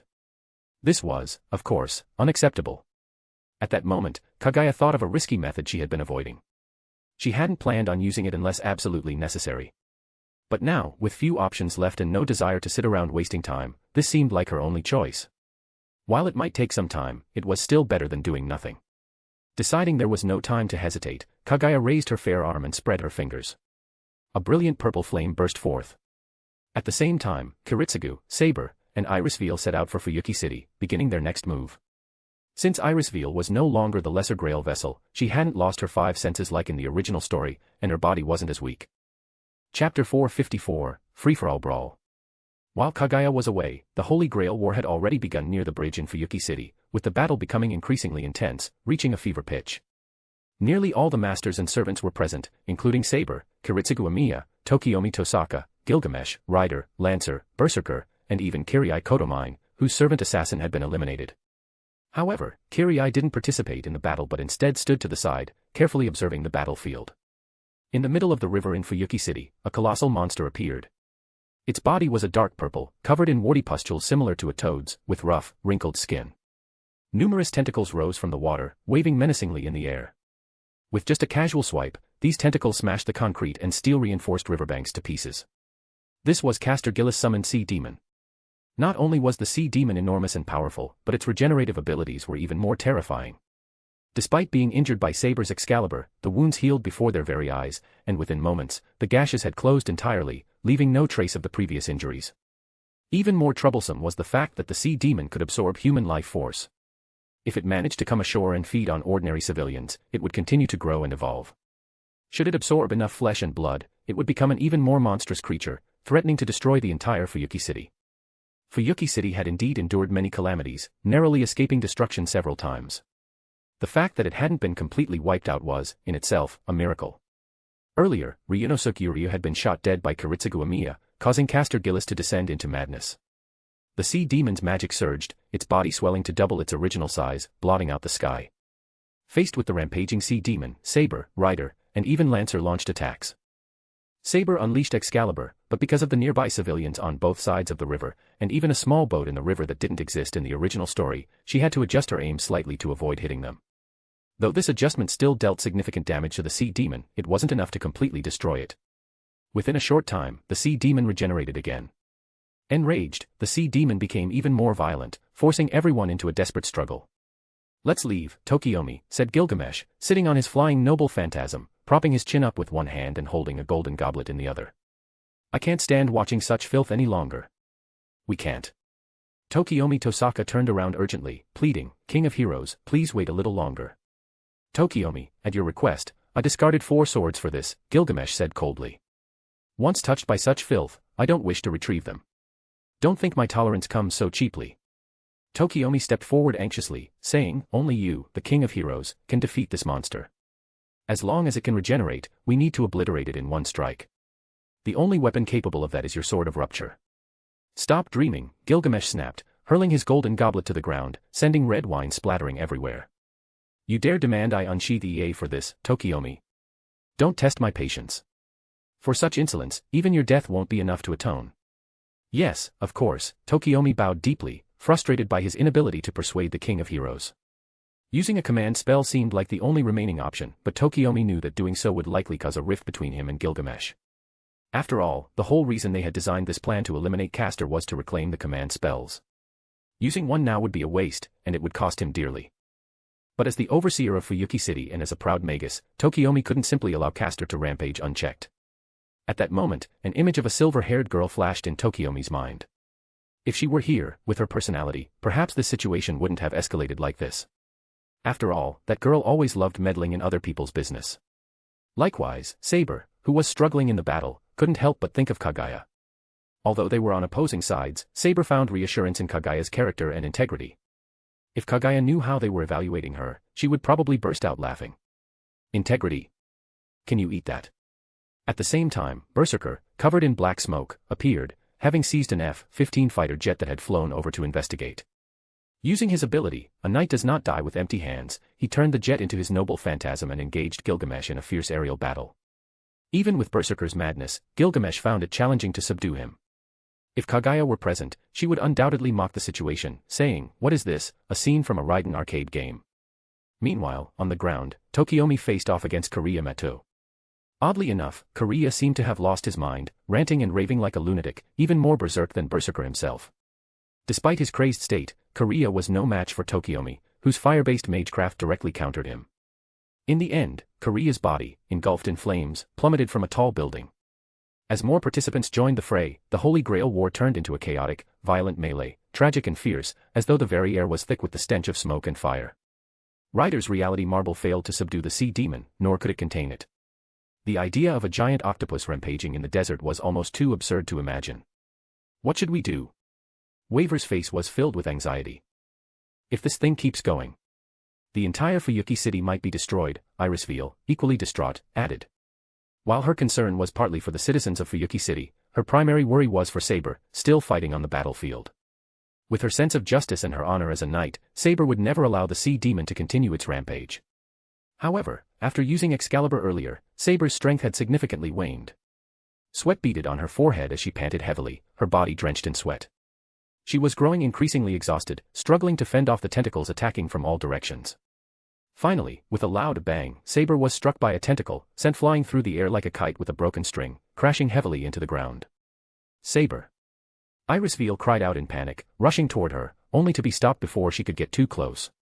Wringing her hands anxiously, Irisveal desperately wanted to help, but there was little she could do with her limited abilities. Saber's slender body was about to be ensnared by the numerous tentacles when suddenly, a brilliant flash of light, like a bolt of lightning from the heavens, struck the sea demon, shattering its massive tentacles into pieces. Irisveal turned her head in shock, only to see a familiar silver-haired girl floating in the sky. 40 advanced chapters available on Patreon. Patreon.com/DAOofHeaven. Chapter 455, A Dazzling Entrance. This is. Saber, struggling to get up from the ground, stared in astonishment at the silver-haired girl floating in the sky. Wasn't she already? She didn't finish the sentence, but her meaning was clear. Saber was aware that Kiritsugu Amiya had imprisoned Kaguya within the Ainsburn Castle's barrier. Although she didn't fully agree with Kiritsugu's methods, she had no better alternative. Kiritsugu had assured her that he wouldn't harm Kaguya, which was the only reason she reluctantly agreed. Still, for a knight as honorable and full of principles as Saber, Kiritsugu's actions were hard to accept. But what surprised her even more was seeing Kaguya here, and not only that, but Kaguya had just saved her. Kiritsugu's expression was far more complicated. He stared up at the silver-haired girl in the sky, utterly shocked. If anyone understood the power of that barrier, it was him, aside from Iris Veil. As a Magus killer, he knew the strength of such barriers intimately. As for Ryder, his reaction was much simpler. Clenching his fists together, he laughed heartily and said, "I knew you'd come. Ha. Come, fight alongside me." However, Kaguya brushed past Ryder without even looking at him. Ryder's smile froze, and he scratched his head awkwardly. That was embarrassing. Suddenly, the massive tentacle creature split open, revealing a figure wrapped in countless tentacles. His face was pale, with prominent cheekbones and bulging eyes, ugly and grotesque. It was none other than Castor, Gillis de Rice. "Jean, the Holy Maiden, is it truly you?" Gillis' eyes widened with disbelief, then quickly filled with joy. "At last, I can see you again. It seems the Holy Grail war has already been decided. There's no need to compete further, the Grail has chosen me, Gillis. My only wish, to resurrect Jean d'Arc, has been granted right before my eyes."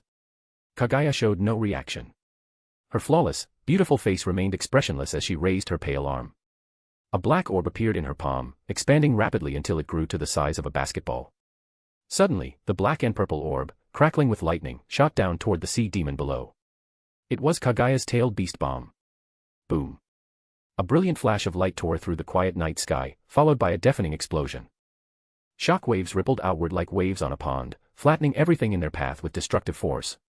Huge waves surged up from the river, and the water was blasted into the sky, only to fall back down as torrential rain.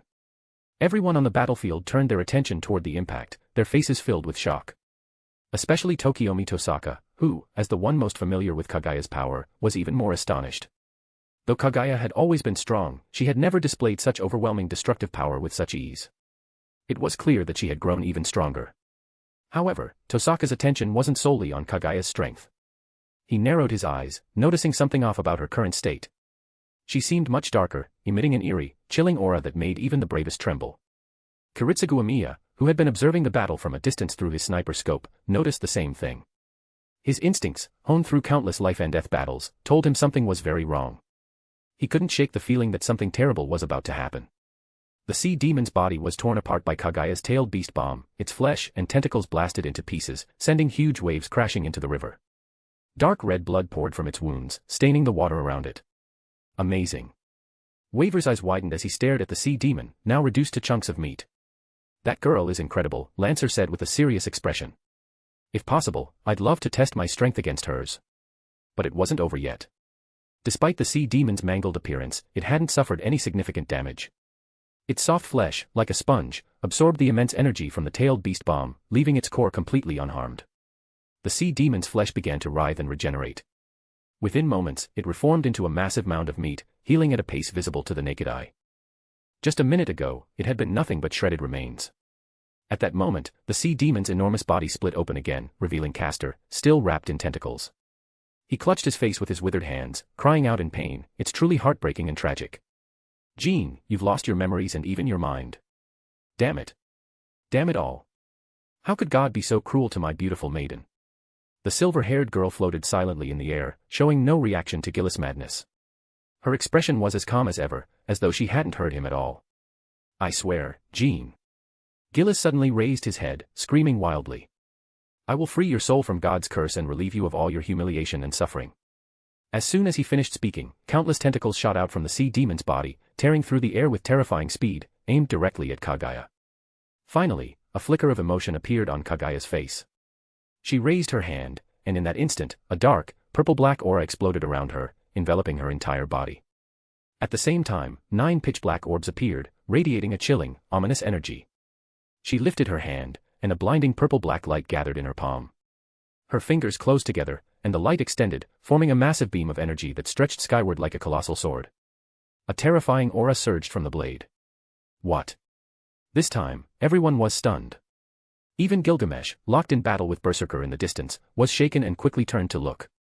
At that moment, Kaguya raised her flawless, white arm and slashed downward, the purple-black sword in her hand following her motion with devastating force. Chapter 456, The Terrifying Power. This light. Caster Gillis stared at the glow before him. He reached out with both hands, as if trying to grasp it, his eyes slowly widening. No mistake, this light is the same radiant blessing that Jean and I once shared in joy. At the same time, a vision of a beautiful girl bathed in soft light appeared before his eyes, seemingly smiling and waving at him. Gillis froze, and a look of desire spread across his face. He involuntarily reached out his trembling hand, holding onto the hand of the beautiful maiden. What's happening to me? Boom.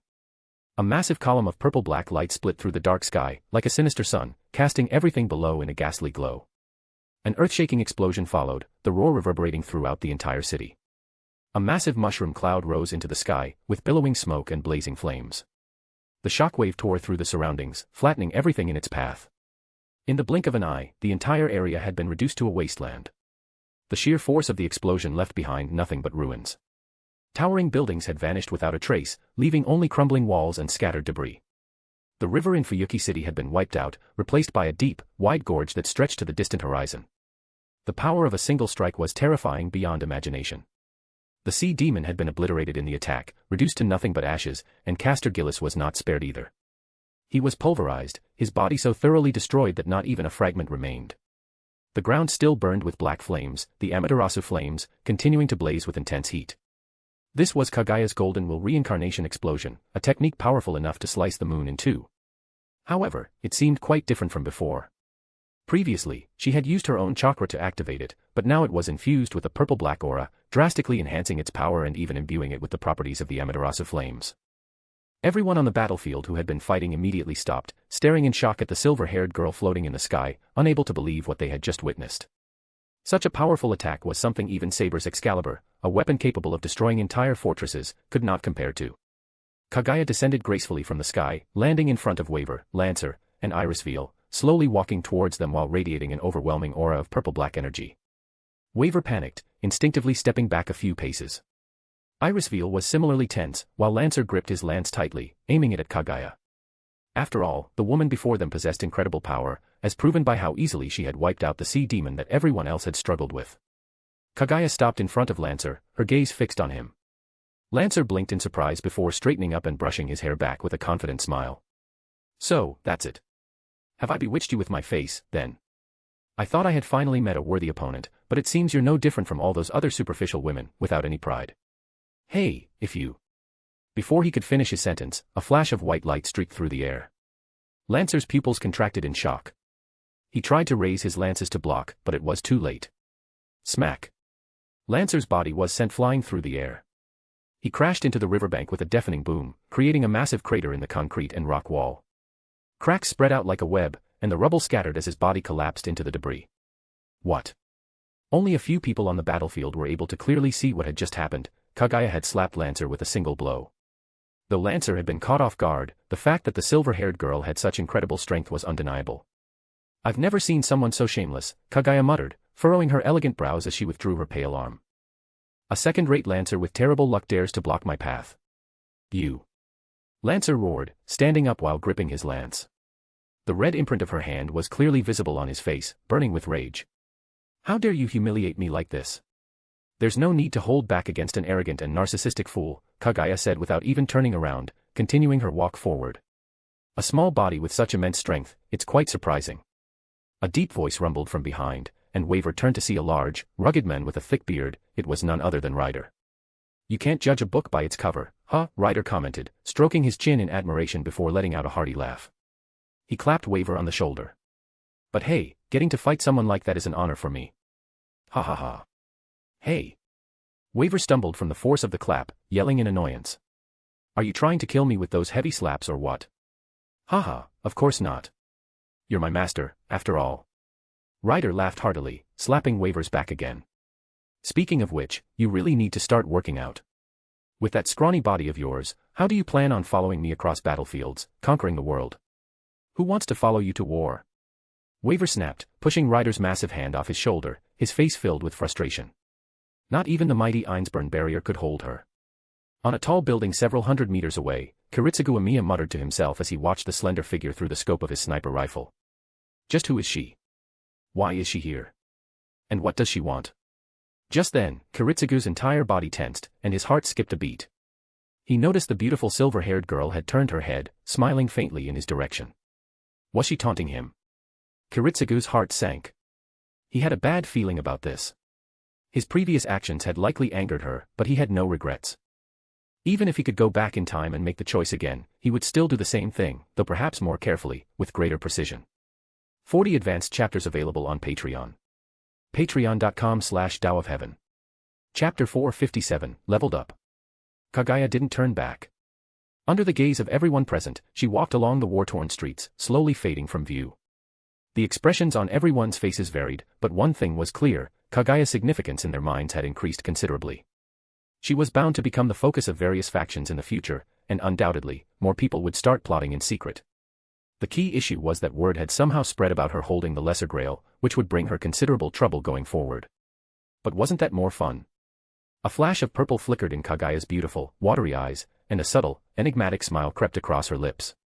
Back in the Einsburn castle, forced into a desperate situation, Kaguya had used a power she originally did not want to rely on, the Dragon Veins chakra, a dark and formidable force. The sheer magnitude of this energy was overwhelming. Even though it was only a projection, it had effortlessly shattered the protective barrier of the Einsburn castle. What had once been an unbreakable shield crumbled into fragments in an instant. The strength of this energy was so terrifying that even Kaguya herself felt uneasy.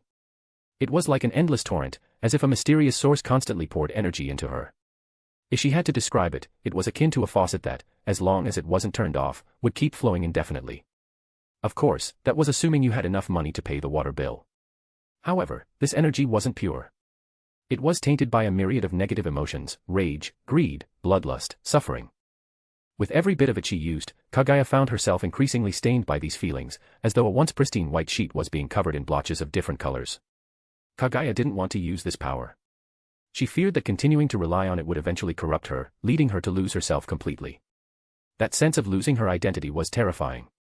Earlier, Kaguya had been so immersed in the bloodlust from the chakra's influence that she couldn't even be bothered to speak. All she wanted was to kill. Unfortunately for Castor Gillis, he had become the perfect target for her wrath. However, there was an obvious upside. After absorbing the Dragon Veins chakra, Kaguya's power had surged dramatically, and her personal stats had undergone a massive transformation. Name: Kaguya Ōtsutsuki. Strength: A. Endurance: A. Agility: A. Mana: A. Luck. Most of her stats were now incredibly high, all at A level, surpassing even Gilgamesh's legendary attributes. Her mana stat was especially astonishing, rated at A, which was unprecedented. No one had ever possessed such a vast amount of magical energy before, and this likely had something to do with the Dragon Veins chakra. However, her luck stat had disappeared entirely, replaced by 3 question marks. Kaguya didn't know what this meant. Had her luck stat been removed, or had it exceeded the system's ability to calculate it? Perhaps it had been blocked altogether.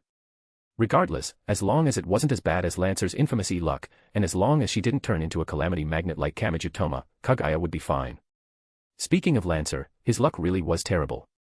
Whether in Fate/0 or Fate/Stay Night, he was always ordered by his master to commit suicide. It was quite tragic. One could only wonder if he'd meet the same fate this time around. Suddenly, Kaguya stopped in her tracks. Looking up, she realized she had arrived outside an old, modest church. The church wasn't very large, probably about 300 square meters. Outside, a small, elegant garden was planted with flowers and plants, giving the place a simple charm. The church's exterior was equally unassuming, with its gray walls adding a sense of solemnity. Kaguya was about to turn around and leave when a pungent smell of blood hit her nose. She frowned, tapping her chin thoughtfully, then turned and headed towards the church. Pushing open the heavy wooden doors, Kaguya stepped inside. Rows of pews lined the sides for prayer, and at the front of the church stood a large altar. Paintings adorned the walls on either side. As Kaguya walked further in, she saw a tall, broad-shouldered elderly man lying in a pool of blood near the altar. If she guessed correctly, this was probably Risei Kodomine, the father of Kirie Kodomine. He was lying in a pool of blood, with a gunshot wound to the chest where his heart had been. This was clearly the cause of death. It seemed he had been dead for a while, as the blood around him had begun to congeal, turning into a dark, foul-smelling mess. Kaguya raised her hand and waved it gently, releasing an invisible force that flipped up Risei's sleeve, revealing his pale arm. Kaguya frowned because she noticed that the command seals, which should have been carved into his arm, were missing, leaving only patches of dried blood. The command seals had been removed. A familiar figure popped into Kaguya's mind. Could it be him? Yes, it must have been Kaguya Ōtsutsuki. He was the only one who could have deciphered Risei's hidden messages and transferred the command seals. Without the ability to decode the secret messages, the transfer would have been impossible.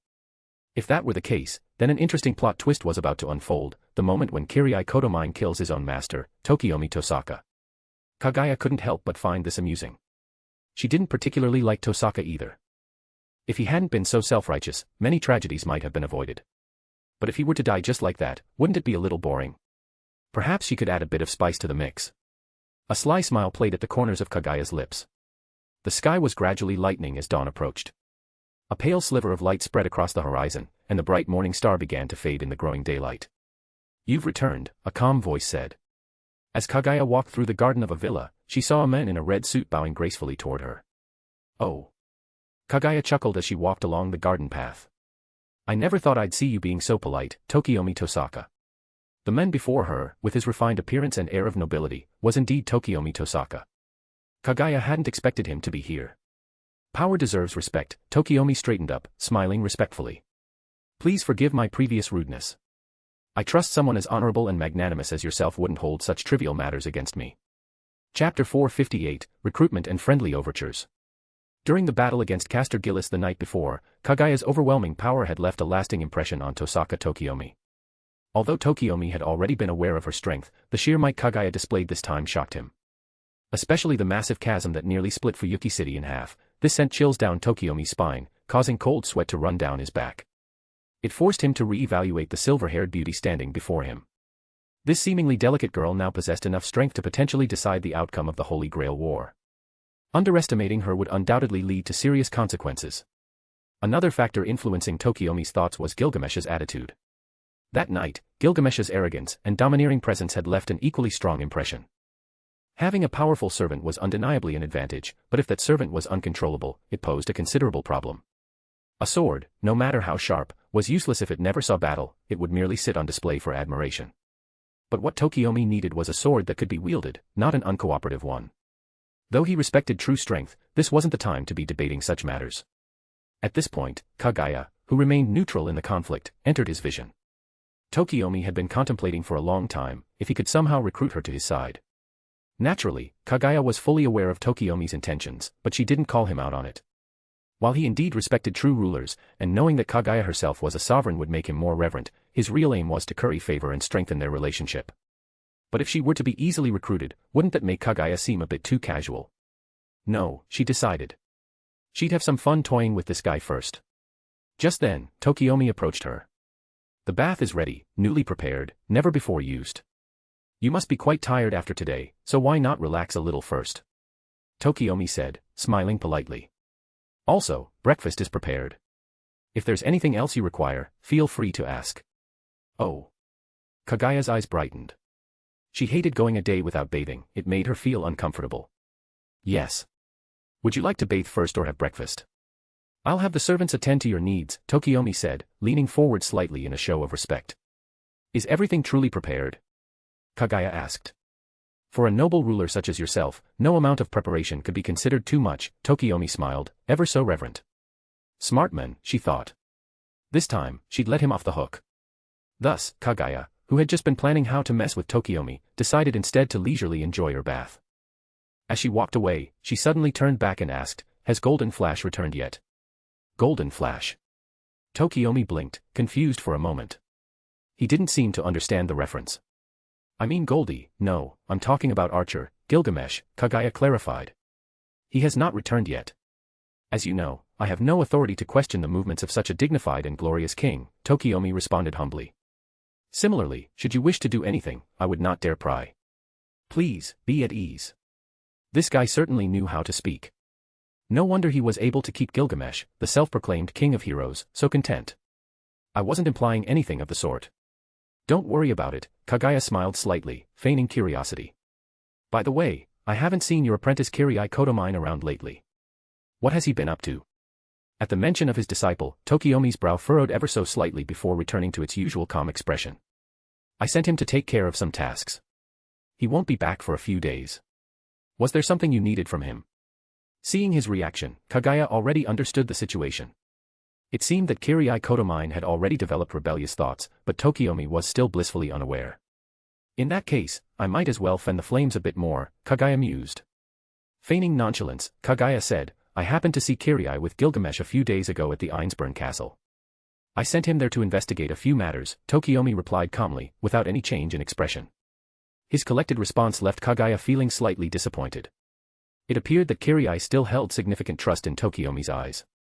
Understandable, considering that Kaguya had always presented himself as a man of strict discipline and restraint. Anyone would find it hard to be suspicious of such a person. Since the departure of Aoi Tosaka, Rin, and Sakura, the Tosaka estate had become far emptier. Aside from a few servants, it felt desolate and lonely most of the time. After a hearty meal, Kaguya didn't wander around aimlessly but returned to her room instead. Since Tokiomi needed her help, she felt no need to hold back. She treated the mansion as her own, and now she was focusing on her training. Although Kaguya's power had reached great heights, unlike Gilgamesh, she didn't allow herself the luxury of idleness. Her current goal was to refine the Dragon Vein chakra, transforming it into her own. While she could use this Dragon Vein chakra, it was far from perfect, filled with impurities and tainted with negative emotions. Only through slow and careful refinement could she remove these impurities, turning it into pure, usable energy. By noon, Kaguya finished her training. While the progress wasn't bad, the sheer volume of the Dragon Vein chakra made her effort seem like a drop in the ocean. At that moment, a figure approached. Dressed in neat, dark gray clothing, with no embellishments, his appearance was sharp and tidy. The most striking feature about him was his split eyebrows, giving him a distinctive look. It was none other than Kaguya Kotomine. Upon seeing Kaguya, Kaguya visibly hesitated for a moment before regaining his composure and continuing to walk down the corridor. As they were about to pass each other, Kaguya smiled and said, Kaguya, how did your talks with Gilgamesh go? Kaguya's pupils suddenly contracted at her words. 40 advanced chapters available on Patreon. Patreon.com/Tao of Heaven. Chapter 459, Full of Mystery. What do you mean? Kaguya Kotomine quickly regained his composure, speaking calmly. Nothing much, Kaguya said, playfully twisting a lock of her silky hair around her fingers. She circled around him slowly, smiling as she continued, I just noticed you've been spending a lot of time with Gilgamesh lately. It seems like you're discussing something important. We're merely discussing the mission, Kaguya replied in a low voice. Is that so? Kaguya smiled faintly, not quite believing him. I can tell you're a very loyal apprentice, always thinking of your master. As a disciple, it is my duty, Kaguya said. If there's nothing else, I have matters to attend to. He gave a slight bow and turned to leave. Kaguya watched his hurried departure with a knowing smile. Her spiritual awareness was exceptionally keen, and she had secretly used her star eyes to probe his thoughts. Although illusion techniques weren't particularly effective on masters, she could still detect some clues. Kaguya clearly had his own ideas brewing. It seemed Gilgamesh's words had stirred something within him, though he had not yet fully committed to any decision. However, his internal conflict was evident, it was only a matter of time before he made his move. This, Kaguya thought, is shaping up to be quite an interesting drama. That strange sensation she had felt after killing Assassin previously had returned when she killed Caster Gillis the night before, a feeling of something entering her body. Now, Kaguya understood what it was, the souls of the defeated servants. Since the Lesser Grail's purpose was to collect the souls of fallen servants, their spirits would naturally enter it after their death. And since the Lesser Grail was inside Kaguya, it explained the peculiar feeling she had experienced. This was entirely different from the agonizing pain that Irisveal had felt in the original story. As the vessel of the Lesser Grail, Kaguya hardly felt anything, no pain at all, just a vague sense of discomfort. This was likely due to Kaguya's immense strength and vast reserves of energy. On the other hand, Irisveal, a mere artificial human with limited power, had been an ill-suited vessel for the Grail. Still, Kaguya was curious to see what would happen once she collected the souls of all 7 servants. What kind of change would occur? Surprisingly, Gilgamesh hadn't returned to the mansion. She didn't know where he was, but perhaps he had gone off to seek some pleasure, as he called it. Wherever he was, Kaguya felt a sense of relief. Every time she saw his smug face, she had the urge to hit him. The ancient virtue of humility really made sense. Humility generally made people more approachable. Arrogant and conceited people, no matter how wealthy or powerful, were rarely liked. As she wandered, Kaguya found herself standing in front of a partially open door. The door wasn't locked, just slightly ajar. Pausing for a moment, Kaguya peeked inside. The room was beautifully decorated with soft, pastel hues. It seemed to have once been Sakura's room. On the table sat a book with the title, Urban Legends, emblazoned on its cover. Kaguya suddenly remembered that Sakura had a fondness for ghost stories and horror novels, which had surprised her at the time. She hadn't expected such a quiet and gentle girl to enjoy things like that. Perhaps it was due to Sakura's frail body and reserved personality that she found comfort in the thrill of horror. It was much like how some girls, despite being terrified, loved watching horror movies, something Kaguya never quite understood. Did they have a hidden penchant for self-inflicted fear? Pushing open the door, Kaguya stepped inside. She picked up the book from the table. While she had no particular interest in ghost stories, it was clear that Sakura had cherished this one. If time permitted, Kaguya planned to personally return the book to her. It had been a while since she last saw the sweet girl, and she missed her. Just then, something shiny caught Kaguya's attention from the soft bed.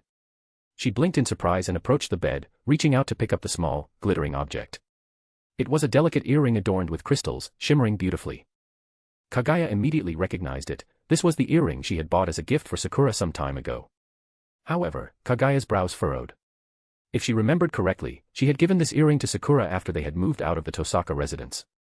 Since then, Sakura had never returned to the house. There was no mistake, this was indeed the earring she had given to Sakura, and it still carried traces of her own energy, leaving no room for doubt. But how had it ended up here? Suddenly, as Kaguya pondered the situation, a flash of realization cut through her mind like lightning. She pieced together the clues and arrived at a disturbing possibility. Could it have been that person? Kaguya's frown deepened. If it was who she thought, it would mean he had gone to great lengths to carry out this scheme, possibly even orchestrating it just to divert her attention. However, now was not the time to confront him. Even if she asked, he would never admit to it. If she wanted to uncover the truth, she would have to ask the person directly involved, Sakura Mato. Coincidentally, she was already planning to return the Urban Legends book to Sakura, so this would be a good opportunity. With a light step, Kaguya's graceful form soared into the sky, leaving behind a streak of light as she swiftly flew toward her destination. Before long, she had vanished into the horizon. Not long after Kaguya departed, a figure emerged from the golden particles in the air. It was none other than Gilgamesh, who was supposed to be elsewhere. Holding a golden goblet, Gilgamesh took a sip of his wine, a smirk playing on his lips. As expected of the woman I've set my sights on, he murmured. Her senses are remarkably sharp. It seems she's already discovered something. What a pity, looks like I'll need to accelerate my plans. Chapter 460, Onlookers watching the drama. The sky was a clear blue, with white clouds drifting lazily. The forest was lush and dense, with flowers and grass swaying in the breeze. The warm afternoon sunlight filtered down like threads of gold, adding a brilliant touch to the scene. Since it was late summer, early autumn, the weather was not unbearably hot, offering a cool, comfortable feeling. However, Kaguya had no leisure to appreciate the beauty of early autumn. At this moment, she was flying through the sky at high speed, a mere blur as she cut through the air. The fierce wind whistled past her ears, tossing her silver hair and causing her red and black gown to flutter and ripple. Her beautiful brows furrowed slightly, deep in thought. The Holy Grail war had reached a critical point, with notions of justice and honor long abandoned. Now, everyone involved was focused solely on victory. Perhaps only Saber, that fool, still clung to her ideals. If Kaguya's guess was correct, if people could even scheme against their own family, then no one else would hesitate to use any means necessary, especially someone like Kirai Kotomine, who had no scruples or moral boundaries. If Kaguya didn't want to let this drama unfold in all its glory, she might have already struck him down. But it seemed she would need to take some necessary measures. After all, only within the rules of the game could things stay interesting. If it went too far, the spectacle would lose its appeal. Suddenly, Kaguya sensed something and looked down toward the ground, her expression changing slightly. She saw several figures below, with two groups facing off.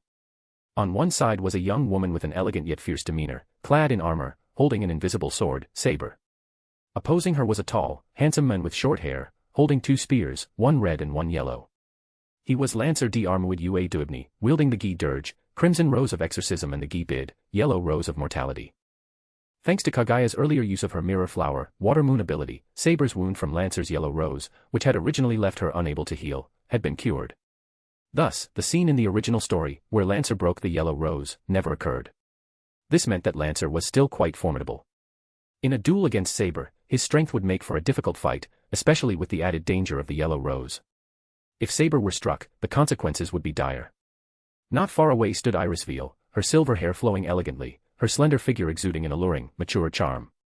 She was watching the standoff between Saber and Lancer with obvious tension.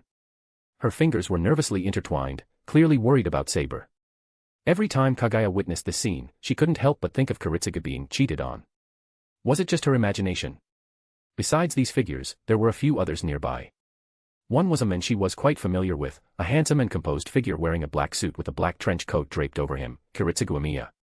Standing next to him was a man with blonde hair, whom Kaguya had seen once before at the docks, Kaineth, Lancer's master.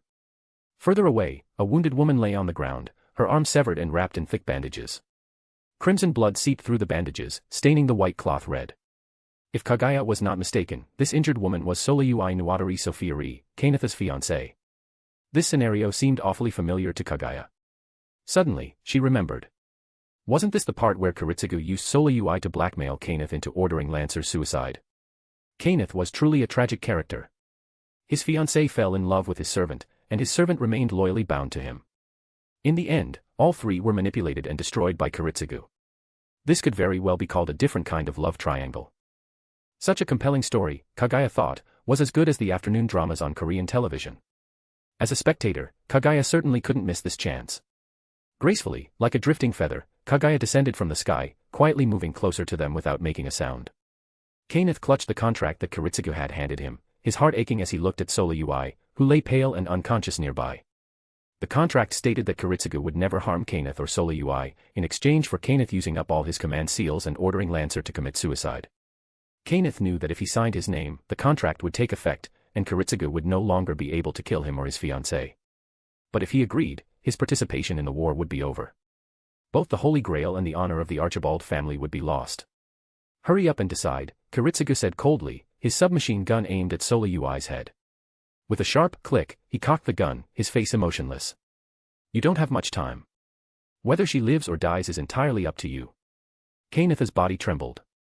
He whipped his head around, looking from Kiritsugu's expressionless face to the pale figure of his fiancée. His heart felt as though it was being squeezed by an invisible hand, making it hard for him to breathe. Sorayuai. Kaineth gritted his teeth, tears welling up in his eyes. He couldn't stand the thought of watching the woman he loved die, even if she no longer loved him but another man. He still couldn't bear to let her go. Finally, his trembling hand reached out. He picked up the pen, and, with shaking fingers, he began to sign the contract. What a splendid show, a soft voice suddenly cut through the tense air, interrupting the moment. Kiritsugu Ōmiya. Who's there? Kiritsugu's pupils shrank as he whipped around, his submachine gun instantly trained on the newcomer. When he saw who it was, his heart sank. You. Surprised? Kaguya asked, stepping out of the shadows with graceful poise, a slight smile playing on her lips. By the way, I think we still have some unfinished business, don't we? Her eyes gleamed with a faint purple light. 40 advanced chapters available on Patreon. Patreon.com/Tao of Heaven. Chapter 461, The Troublemaker.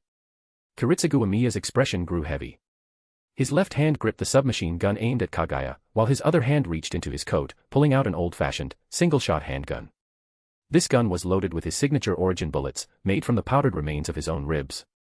Origin bullets were particularly destructive.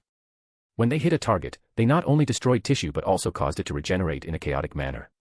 While the wound would appear healed, the internal structure would be scrambled, leaving the affected area dysfunctional. For mages, these bullets were even more dangerous. They disrupted a mage's magical circuits, effectively destroying their entire magical system and causing severe, often fatal, physical damage. This was why Kaineth was now confined to a wheelchair after being hit by one. Kiritsugu had killed more than 30 mages using these bullets, including Kirai Kotomine in the original story. However, against Kaguya, they were useless. Her body wasn't composed of conventional magical circuits, she was a bloodline limit, making her entire body a source of power. To put it simply, Kaguya was magic, so the bullets held no threat to her. Do you really think that thing in your hand can threaten me? Kaguya smirked, her expression turning cold. Don't you think we have some scores to settle? After all, you made me suffer quite a bit at the Einsburn castle. She wasn't exaggerating. The pain Kaguya had endured from the dragon veins chakra was real, though it was more spiritual than physical. That chakra's evil nature had mentally assaulted her, although she had experience dealing with such things. Of course, she exaggerated the severity to make a point. Kaineth, who had been watching the stunning silver-haired girl in front of him, was momentarily confused before asking, "Who are you?" It wasn't surprising he didn't recognize her. After all, the last time they had met at the docks, Kaguya had appeared as a silver-haired lowly. She looked entirely different now. Kaguya turned to him, her tone teasing. Ah, it's Professor Elmeloy Archibald, right? Or should I say Weber's instructor? Don't you recognize me? Kaineth blinked, still unsure. He looked at her silver hair and then seemed to realize something, his face filling with disbelief. Could you be? That's right, Kaguya chuckled softly. I'm the one you saw at the docks. Are you here to finish me off too? Kaineth clenched his fists in frustration, his voice full of bitterness. Are you here to kick me while I'm down? As a prodigious mage, head of the Archibald family, and a top lecturer at the Mages Association Clock Tower, Kaineth had never suffered such humiliation or fallen so low. The huge gap between his former glory and his current state was unbearable. He was left powerless, his magical circuits destroyed, his fiancée in enemy hands, and no way out. Don't misunderstand, Kaguya smirked, a playful smile on her lips. I'm not here to kill you. In fact, I'm here to help you. To help me? Kaineth looked puzzled, unsure of her motives. You really think Amiya Kiritsugu will let you live, even after you give him everything he wants? Kaguya sneered. Don't try to deceive me. Kaineth shouted angrily. You think I don't know? Once we seal the compulsory contract, neither of us can break it, not even after death. Even our souls would be bound. That's true, Kaguya agreed with a nod. But have you considered what would happen if he didn't do it himself? What if someone else did? Like, say, a sniper positioned 500 meters away. What? Kaineth's eyes widened in shock. He had never considered that Kiritsugu, despite being a mage, would stoop to such dishonorable tactics. He spun around, glaring at Kiritsugu. How dare you? A loud gunshot echoed through the stillness, deafening in the otherwise silent scene. Kaineth's pupils contracted in horror. Trying to silence him, are you? Kaguya mocked, standing in front of Kaineth.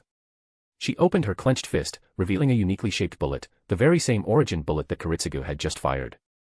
Yet, in a chilling click, Kiritsugu's submachine gun was now aimed directly at Sole Yui's head. Kaguya frowned slightly. It seemed that the shot had been a feint.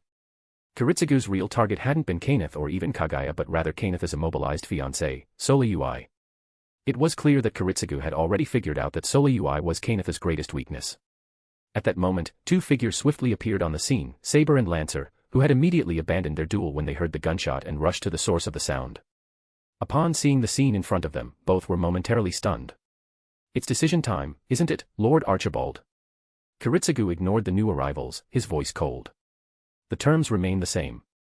If you want to save your fiancée's life, you know what to do. Kaineth's face twisted with conflicting emotions as he tightened his grip on the contract in his hand. Moments ago, he had clung to a faint hope, believing that perhaps there was still a chance. But it seemed fate was playing a cruel joke on him. Just when hope appeared, it was ruthlessly snatched away. Seeing the situation unfold, Saber stepped forward, furious. Kiritsugu, this is too despicable. I cannot condone such actions. This is no better than evil trickery. But Kiritsugu ignored Saber entirely. Instead, he calmly flicked off the safety on his gun, his voice steady as he said, "What a shame. I suppose you've decided not to save your fiancée after all." Chapter 462, Repaying Kindness. Stop. Don't kill her. Seeing Kiritsugu unlock the safety, Kaineth shouted anxiously, "I'll do whatever you say.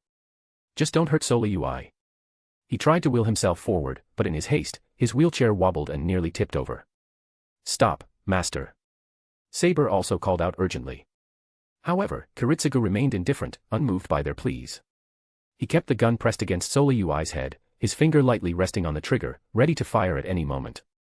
At that instant, a crumpled piece of paper fell from Kaineth's wheelchair, rolling to a stop at Lancer's feet. Lancer's eyes flickered, and he bent down to pick up the paper. When he uncrumpled it, his pupils contracted upon reading its contents, clearly a contract of some kind. "Stop, I'll do it immediately. Don't hurt her." Kaineth shouted desperately, raising his arm. The command seals on the back of his hand glowed with a brilliant red light. Kaineth's frantic desperation touched even Kaguya slightly. Initially, Kaguya had no fondness for the man, arrogant, condescending, and full of self-importance. But seeing his willingness to sacrifice his future and honor, even his life, for the woman he loved gave her a different perspective. Not everyone could love so deeply that they'd set aside everything, even if they knew their love wasn't fully returned. And not everyone could keep going under the weight of such a green hat. You people are so desperate to win. Lancer gritted his teeth, tightly clutching the contract in his hand. His knuckles turned white from the pressure. You'd stoop this low just to get the Holy Grail. Trampling all over my one and only wish, do you have no shame? Saber stepped forward, standing between Kiritsugu and Lancer. She spoke passionately, "Master, please stop. I swear I can win this battle with honor. This is a fight between knights, a battle of glory. Please, do not interfere." Kiritsugu's face remained impassive, ignoring Saber's words entirely. His finger began to squeeze the trigger. I think it would be wise for you to grant him this final wish. Suddenly, a soft, melodious voice rang out beside Kiritsugu's ear. Kiritsugu's pupils constricted in shock. He instinctively tried to turn and defend himself, but found his body completely immobile. No matter how much strength he exerted, he couldn't move a single finger. Unbeknownst to him, countless fine strands of hair had wrapped around his body, so fine they were nearly invisible, even to the naked eye. These threads, as it turned out, were Kaguya's rabbit hair needles. Kaguya stepped out from behind him, her expression serene. For mages and servants, illusions and mental attacks were usually ineffective, but these microscopic threads could infiltrate without notice. The rabbit hair needles could easily disrupt the body's pathways and meridians. The energy within them could block nerves, giving Kaguya control over a person's body. These threads wouldn't work on powerful servants like Saber or Gilgamesh, but against fragile human masters, they were highly effective. At that moment, Saber dashed forward, her invisible sword raised, positioning herself between Kaguya and Kiritsugu. Despite her dissatisfaction with her master's methods, protecting him was still her duty as a knight, that was her code. Kaguya, however, paid Saber little attention. She gently picked up Sola Ui from the ground and walked over to Kainith, handing her over to him. Though she found Kainith unpleasant, his deep love for his fiancée was, at least, worthy of some admiration. Thank you. Thank you. Kainith murmured, holding Sola Ui tightly in his arms, tears welling in his eyes. At the same time, Lancer approached Kaguya, his gaze serious. Thank you for allowing me to retain the last shred of my knightly honor. I may have offended you before, and for that, I ask your forgiveness. Kaguya smiled but said nothing. There wasn't much to say. Lancer was burdened with the E-rank luck that seemed to doom him to tragedy. His fate was simply a part of the Lancer class. Perhaps, because of her intervention, his story wouldn't end in as much bitterness this time. I will forever remember your kindness, Lancer said with a formal bow, performing a knightly salute. Kaguya paused, then smiled. Consider it a debt you owe me. Lancer chuckled. If you ever visit my homeland, I will welcome you with open arms. No, thanks. Kaguya quickly waved her hand. I'm not in a hurry to die just yet. Maybe when I've lived long enough, I'll come find you. For a man of honor like Lancer, perhaps apart from his vanity, he didn't have many glaring flaws. If one looked past his misfortunes, he wasn't so bad as a friend. Wait. At that moment, Kainith, still holding Sola Ui, suddenly spoke up. There's something I need to say. Kaguya turned, curious. What is it? Don't tell me you've changed your mind about the Holy Grail War. No, Kainith shook his head gently, speaking seriously. I've made my decision. The moment I received that contract, I decided to withdraw from the war. All I want now is to live a peaceful life with Sola Ui. Then what do you want to say? Kaguya asked, puzzled. Raising his arm, the command seals on the back of Kainith's hand glowed brightly.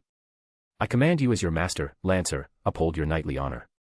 Don't lose your way during this journey. Stick to your convictions and show your glory in battle. Lancer was taken aback, but soon his expression turned resolute. He walked over, knelt before Kainith, and solemnly said, I swear on my name as a knight that I will do so. Kainith, still holding Sola Ui, sighed. I'm sorry for all the trouble I caused you with my arrogance. It's nothing, Lancer replied firmly. If we meet again, I would be honored to serve you as my master once more, and I will continue to protect you. Hearing this, Kainith was stunned, but a look of peace came over him. For the first time since the war began, he felt a weight lifted from his heart. He was tired of the Holy Grail War. Kaguya, watching the scene unfold, smiled warmly. Perhaps, because of her presence, everything had changed. At that moment, Lancer turned toward Kaguya, his gaze intense. I have one final request, my last wish. I hope you can grant it. What is it? Kaguya asked, surprised by his seriousness. Fight me, Lancer said, his tone unwavering. Let me die as a knight, in battle. Why is it that every time I help someone, they ask me for a fight afterward?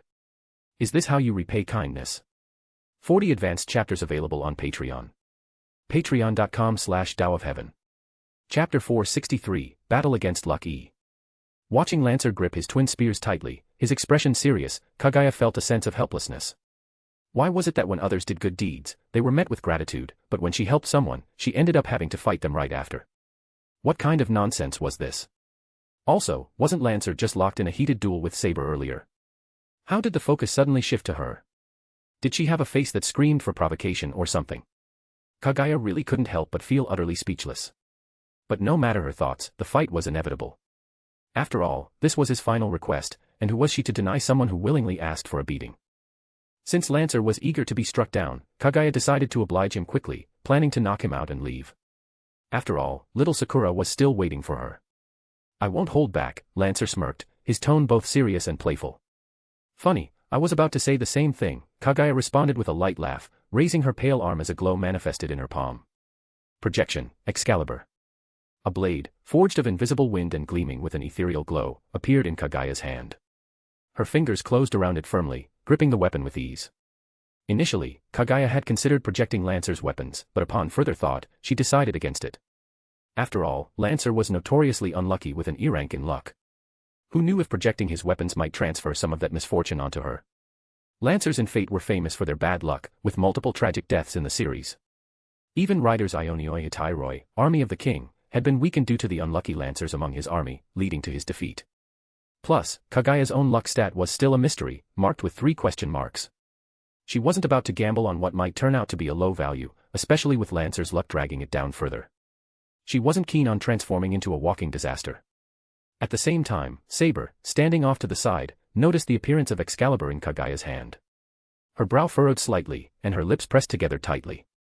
She subconsciously gripped her own invisible sword a little harder. After all, seeing her own weapon in someone else's hands, even a projected version, wasn't exactly comforting. Lancer twirled his spear effortlessly, then charged forward like a bolt of lightning. His speed was incredible, his body moving like an arrow shot from a bow. Kaguya met his attack head-on, her own invisible sword moving in a swift arc. She twisted her wrist, striking from below in an upward diagonal slash, as quick as a flash of light. Clang! The sharp sound of metal clashing rang out, and sparks flew into the air. Lancer's red spear collided with Kaguya's invisible sword, creating a shower of fiery sparks as the two weapons pressed against each other. Lancer, holding his red spear in his right hand, suddenly thrust forward with his left, the golden spear aimed directly at Kaguya's chest. However, Kaguya swiftly pushed him away and, with a quick spin, delivered a kick to Lancer's wrist, causing him to momentarily lose his balance. It seems you've grown rusty, Lancer, Kaguya taunted with a smirk. Your strikes feel weak and soft. You've disappointed me too. If this is all you're capable of, I'm already regretting this duel, Lancer retorted with a sneer, his words dripping with sarcasm. Perhaps I should have chosen Saber instead. At least she would give me a real challenge. Though he spoke sharply, Lancer didn't slow down. His long spears, moving as if they were extensions of his own limbs, danced in the air. Each strike was quick, precise, and filled with deadly intent. He wielded them like a storm, his attacks raining down on Kaguya with the ferocity of a raging tempest. As expected from a speed-oriented servant, Lancer's attacks were rapid and relentless. He had a keen sense of timing, knowing exactly when to switch from defense to offense and vice versa, turning the tide of battle in his favor in the blink of an eye. Suddenly, Lancer grabbed his golden spear, Gi-bid, and hurled it at Kaguya's neck like a streak of lightning. And here I thought you'd at least try harder, Kaguya mocked, swinging her arm casually. In a sharp clang, the golden spear was deflected, spinning away harmlessly. But Lancer wasn't deterred by her words. With a powerful stomp that shattered the ground beneath him, he launched himself at Kaguya, his red spear slashing horizontally at her midsection, its tip gleaming with lethal intent. Is this how you fight when you're desperate? Kaguya feigned concern, swinging her invisible sword to meet Lancer's red spear. If you can't do any better, maybe you should just surrender. The one who should be surrendering is you, Lancer grinned smugly, confidence gleaming in his eyes. Just then, a sharp whistling sound cut through the air from behind Kaguya. Her eyes narrowed. Glancing over her shoulder, she saw that the golden spear, which she had previously deflected, had somehow looped back around and was now hurtling toward her back at terrifying speed. It looks like I've won, Lancer said, his grin widening. As he spoke, his red spear flashed forward again, thrusting directly at Kaguya's heart. Kaguya was momentarily caught in a dangerous situation. If she ignored the golden spear, it would pierce her from behind. But if she turned to block it, the red spear would stab her in the chest. It seemed as though no matter what she did, she would be skewered by one of Lancer's attacks. However, Kaguya remained calm, a smile tugging at the corners of her lips. I had expected something more impressive from you. This is disappointingly basic. With a graceful movement, Kaguya bent her body at an impossible angle, her slender waist arching as she avoided the golden spear with ease. To any normal human, such a movement would have likely broken their spine. In the same instant, she deflected Lancer's red spear with a casual flick of her wrist. Though the series of actions appeared complex, she executed them all in the blink of an eye. What? Lancer gasped in disbelief, his eyes widening as his well-planned attack crumbled. Before he could react further, his own golden spear, which had been aimed at Kaguya, was now flying back towards him. If he didn't move quickly, it would impale him instead. Lancer quickly leapt backward, catching the golden spear in midair. He felt a pang of regret. He hadn't anticipated that Kaguya's body would be so flexible. His plan had completely failed. Since you've had your turn, how about I show you one of my moves? Kaguya's voice suddenly rang out from behind him. Lancer's eyes widened in shock. He spun around, raising both spears defensively in front of his chest. But it was too late. Kaguya's delicate hand slipped through the gaps in his defense like a serpent, landing squarely on his chest. With a dull bang, Lancer's chest caved in from the impact, and a mixture of blood and saliva spurted from his mouth. His body, as if struck by a speeding train, was sent flying backward. Just as he was about to crash heavily onto the ground, Lancer gripped his red spear tightly. With a loud shout, he thrust the spearhead into the ground, using the force to stabilize himself. However, the power of the strike caused him to skid across the ground for 7 or 8 meters before finally coming to a halt. Lancer wiped the blood from the corner of his mouth as he stood up and said, "I didn't expect you to be this strong. I definitely underestimated you." "Thanks for the compliment," Kaguya responded with a smile as she walked over, "but instead of me being this strong, it's more like I got a little lucky." "Too much modesty is just false humility," Lancer snorted, twirling his spear. "Don't get cocky, though. I'm not that easy to deal with. If you let your guard down, you'll regret it. If your strength matched even half of what you're boasting about, that would already be quite something," Kaguya remarked dismissively, her tone dripping with sarcasm. "But if you're as strong as you say, then go ahead, show me." Sigh, Lancer scratched his head in frustration. "It seems I'm being underestimated." "Well, in that case, I'll use my strongest technique." "Your strongest technique?" Kaguya glanced at him sideways, clearly not impressed. "Just don't pull out some half-baked trick." "I won't," Lancer grinned and took a combat stance. "I'll show you my full strength in return for your kindness." Sigh, Kaguya sighed again, sounding exasperated. "I helped you out, and now you're repaying me by fighting. Are you trying to bite the hand that feeds you?" Lancer burst out laughing, his face lighting up with a bright smile. "The more I fight you, the more I like you. If I were able to live in this world like a normal human, I'd definitely ask you to be my girlfriend." "Sorry," Kaguya held her nose and waved her hand dismissively, "that's absolutely not going to happen. Just give up on that idea right now." "And it's exactly that expression that makes you more charming," Lancer responded with a chuckle. "I regret this," Kaguya suddenly said, shaking her head. "Oh." Lancer's eyes blinked in confusion. "What do you regret?" "I regret helping you," Kaguya said, folding her arms and pouting. "You're the kind of guy who's better off dead after all." "Don't be so petty," Lancer apologized quickly, scratching his head awkwardly. "By the way," Kaguya shifted the conversation, "now that you've lost your master, you should be disappearing soon, right?" Lancer paused for a moment, seemingly surprised by the question, before smiling. "Without a master, I can probably last another 2 days or so. But I'm not one to cling to life. I'm just happy to have one last fight. I'll be relying on you to make it a good one. So much talking. Just hurry up and die." Kaguya raised her arm, gripping her invisible sword and pointing it at him. "Sigh, you're beautiful, but you've got a sharp tongue," Lancer smiled before his expression turned serious. "I don't want to drag this fight out. I'm sure you have other things to do. Since you've helped me so much, I won't waste your time. I'll use my strongest attack to end this farce." "All right," Kaguya nodded lightly, stepping forward with her left foot and pulling her right foot back into a combat stance. Her eyes narrowed as she said, "Bring it on." However, as the words left her mouth, she couldn't help but feel like something was off. Why does that line sound so suggestive? Was it because her mind was too dirty that she was thinking this way? Ha! With a loud shout, Lancer gripped his 2 spears tightly, his muscles bulging as powerful magic energy erupted from his body. The aura, nearly tangible, swirled violently around him, kicking up gusts of wind that made his clothes flap wildly. He kicked off the ground with a powerful stomp, shattering the earth beneath him. With incredible speed, Lancer became a blur, charging at Kaguya like a bolt of lightning. His 2 spears, one red and one gold, shone brightly as they slashed toward her in a deadly attack.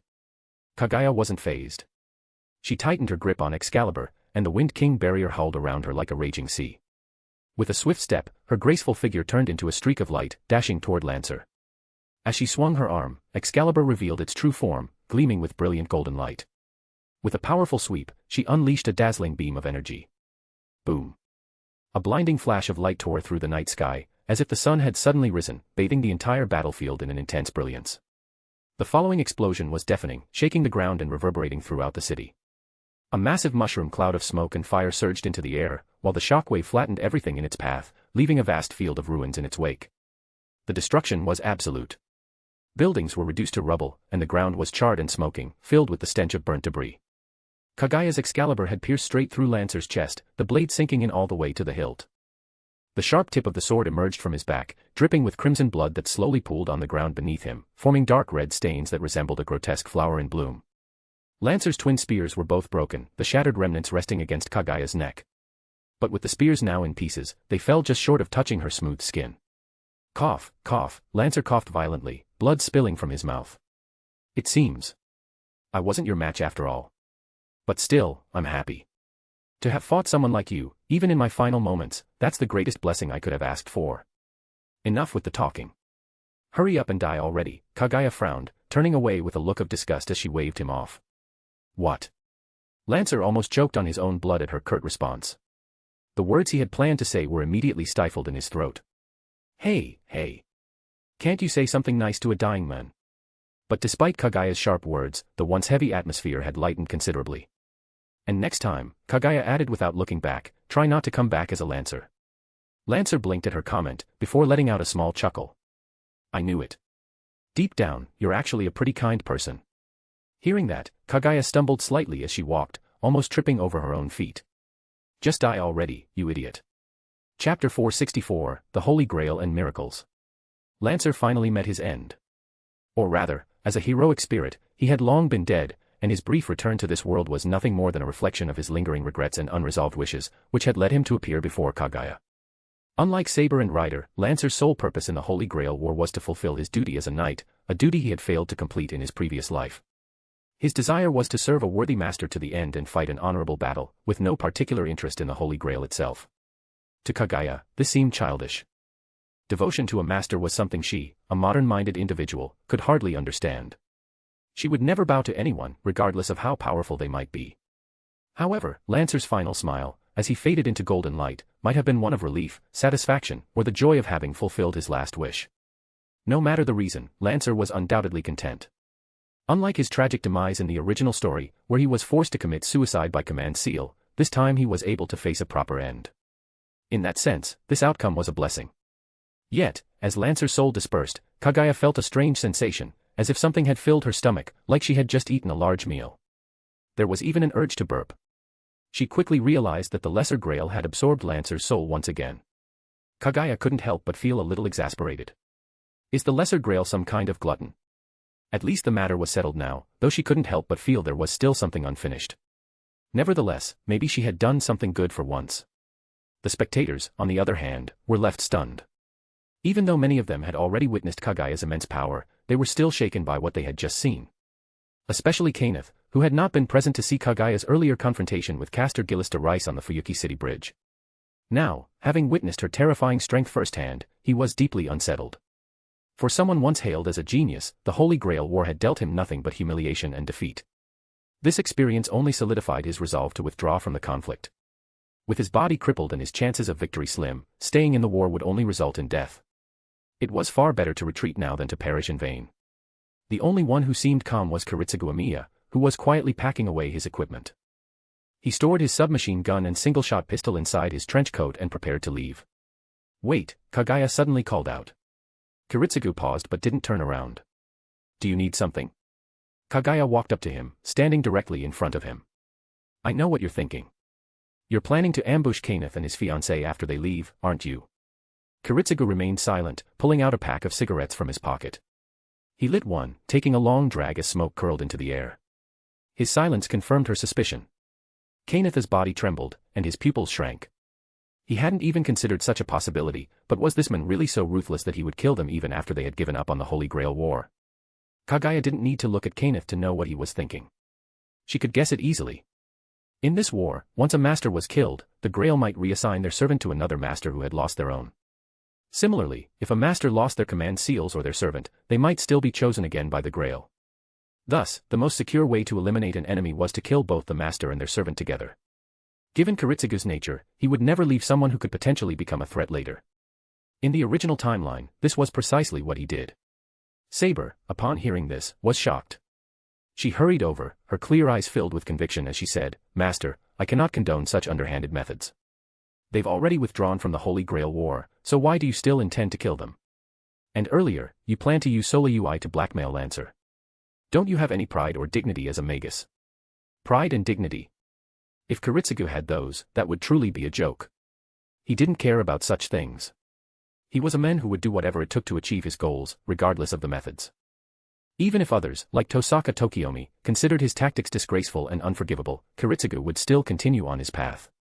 Oddly enough, Kaguya appreciated this mindset, as she was the same way.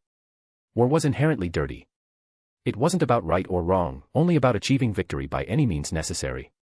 Those who draped themselves in banners of glory and justice were merely wrapping their killing sprees in a more palatable facade. I don't care what you're thinking, Kaguya said as she walked closer, a smile playing on her lips. But I won't let you kill them. It's pointless, and I believe they won't re-enter the war for the Grail. Kainitha's face was filled with both surprise and relief as he tightened his hold on his unconscious fiancée. And how exactly do you plan to stop me? Kiritsugu asked calmly as he turned around to face her. Are you planning to kill me? Kaguya raised a brow, her tone cold. Do you really think I can't kill you? Or that I wouldn't? Both Saber and Irisveal were taken aback, suddenly realizing that the person standing before them wasn't their ally or a friend, but a potential adversary. If you really wanted to kill me, Kiritsugu said as he lit another cigarette, you would have done so already. I don't know what your true goal is, but it's not the Holy Grail War. If that were the case, with your power, this war would already be over. Kaguya was somewhat surprised. She hadn't expected Kiritsugu to come so close to guessing her intentions. After all, she truly didn't view the Holy Grail War as something worthy of her attention. The mission assigned to Kaguya by the system was to win the Holy Grail War, but her objective wasn't solely focused on victory. She had many other plans and ambitions in mind. That's why she hadn't been in a rush to launch an offensive. If she truly desired, she could likely end the war swiftly, but she chose not to. It was like enjoying a fine wine, why gulp it down all at once when you could savor its rich flavors? Ending the war hastily would be like wasting such a precious opportunity. Much like Gilgamesh, who, with his power, could easily win the war if he so desired. Yet, instead of swiftly eliminating his enemies, he indulged in his own amusement, until it ultimately backfired. You do have keen instincts, but they seem to be misplaced, Kaguya said as she playfully twirled a strand of her hair around her finger, her lips curling into a mischievous smile. But tell me, do you truly believe the Holy Grail is a miracle that can grant any wish? Of course. Isn't that the very purpose of the Holy Grail War? Kiritsugu responded, his eyes narrowing, sensing there was more to her words. He asked gravely, what are you implying? It's nothing. Kaguya smiled again as she approached him. Wherever there are people, there is conflict. Where there is conflict, there is bloodshed and war. That's been the case ever since humans first appeared. Do you really think that a mere Holy Grail can bring an end to all violence and ensure that no one ever suffers again? Precisely because it's impossible, that's why we need the Holy Grail's miracle, Kiritsugu said firmly. To stop this unending chain of suffering, the Holy Grail is the answer. I want to make the blood spilled here in Fuyuki the last blood humanity ever sheds. Even if I must bear all the sins of the world, I don't care. Do you really believe that? Kaguya's expression turned serious, her brow furrowed as she asked the question. I do, Kiritsugu replied with calm resolve. If it means saving the world, I will gladly accept that burden. Seeing his unwavering determination, Kaguya hesitated. She had intended to reveal the truth to him, that the Holy Grail was tainted, and it would never grant his wish. But as she looked into his eyes, she reconsidered. It wasn't her place to shatter the dream he had clung to for so long, the dream that had driven him to endure all this suffering. To crush someone's dream was like ripping them from their slumber, awakening them to harsh reality. But how cruel would that be? Maybe it was better to let him remain in his dream, even if it was impossible. Even if the Holy Grail weren't corrupted, what Kiritsugu sought could never be achieved. Magic could only bring about that which was within the realm of possibility. Something impossible, like erasing all war and suffering from the world, was beyond even the Holy Grail's capabilities. After all, not even the Holy Grail could change the fundamental nature of humanity. Kaguya gazed at Kiritsugu with her clear, autumn-like eyes, then suddenly broke into a soft laugh. Since you're so determined, I won't stand in your way. I won't kill you either. But I'm afraid I can't let these two die over something so pointless. Maybe you can protect them now, but can you keep protecting them in the future? Kiritsugu asked in a low voice. Of course, Kaguya responded as if it were the most obvious thing in the world.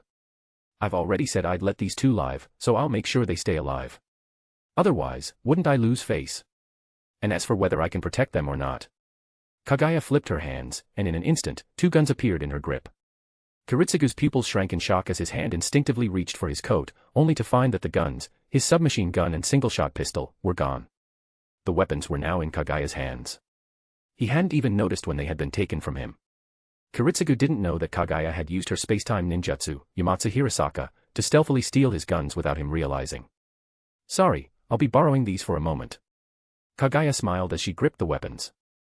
For a moment, Kiritsugu thought Kaguya intended to shoot him, but to his surprise, she turned and raised both guns, aiming them at a distant, bewildered Kaineth.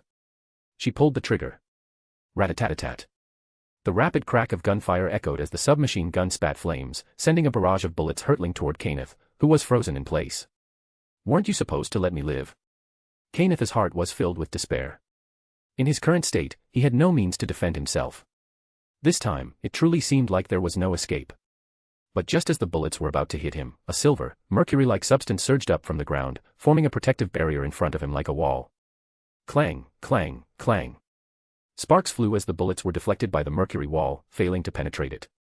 Kaineth blinked in surprise, then felt a rush of joy. His volumen hydrodrum had activated.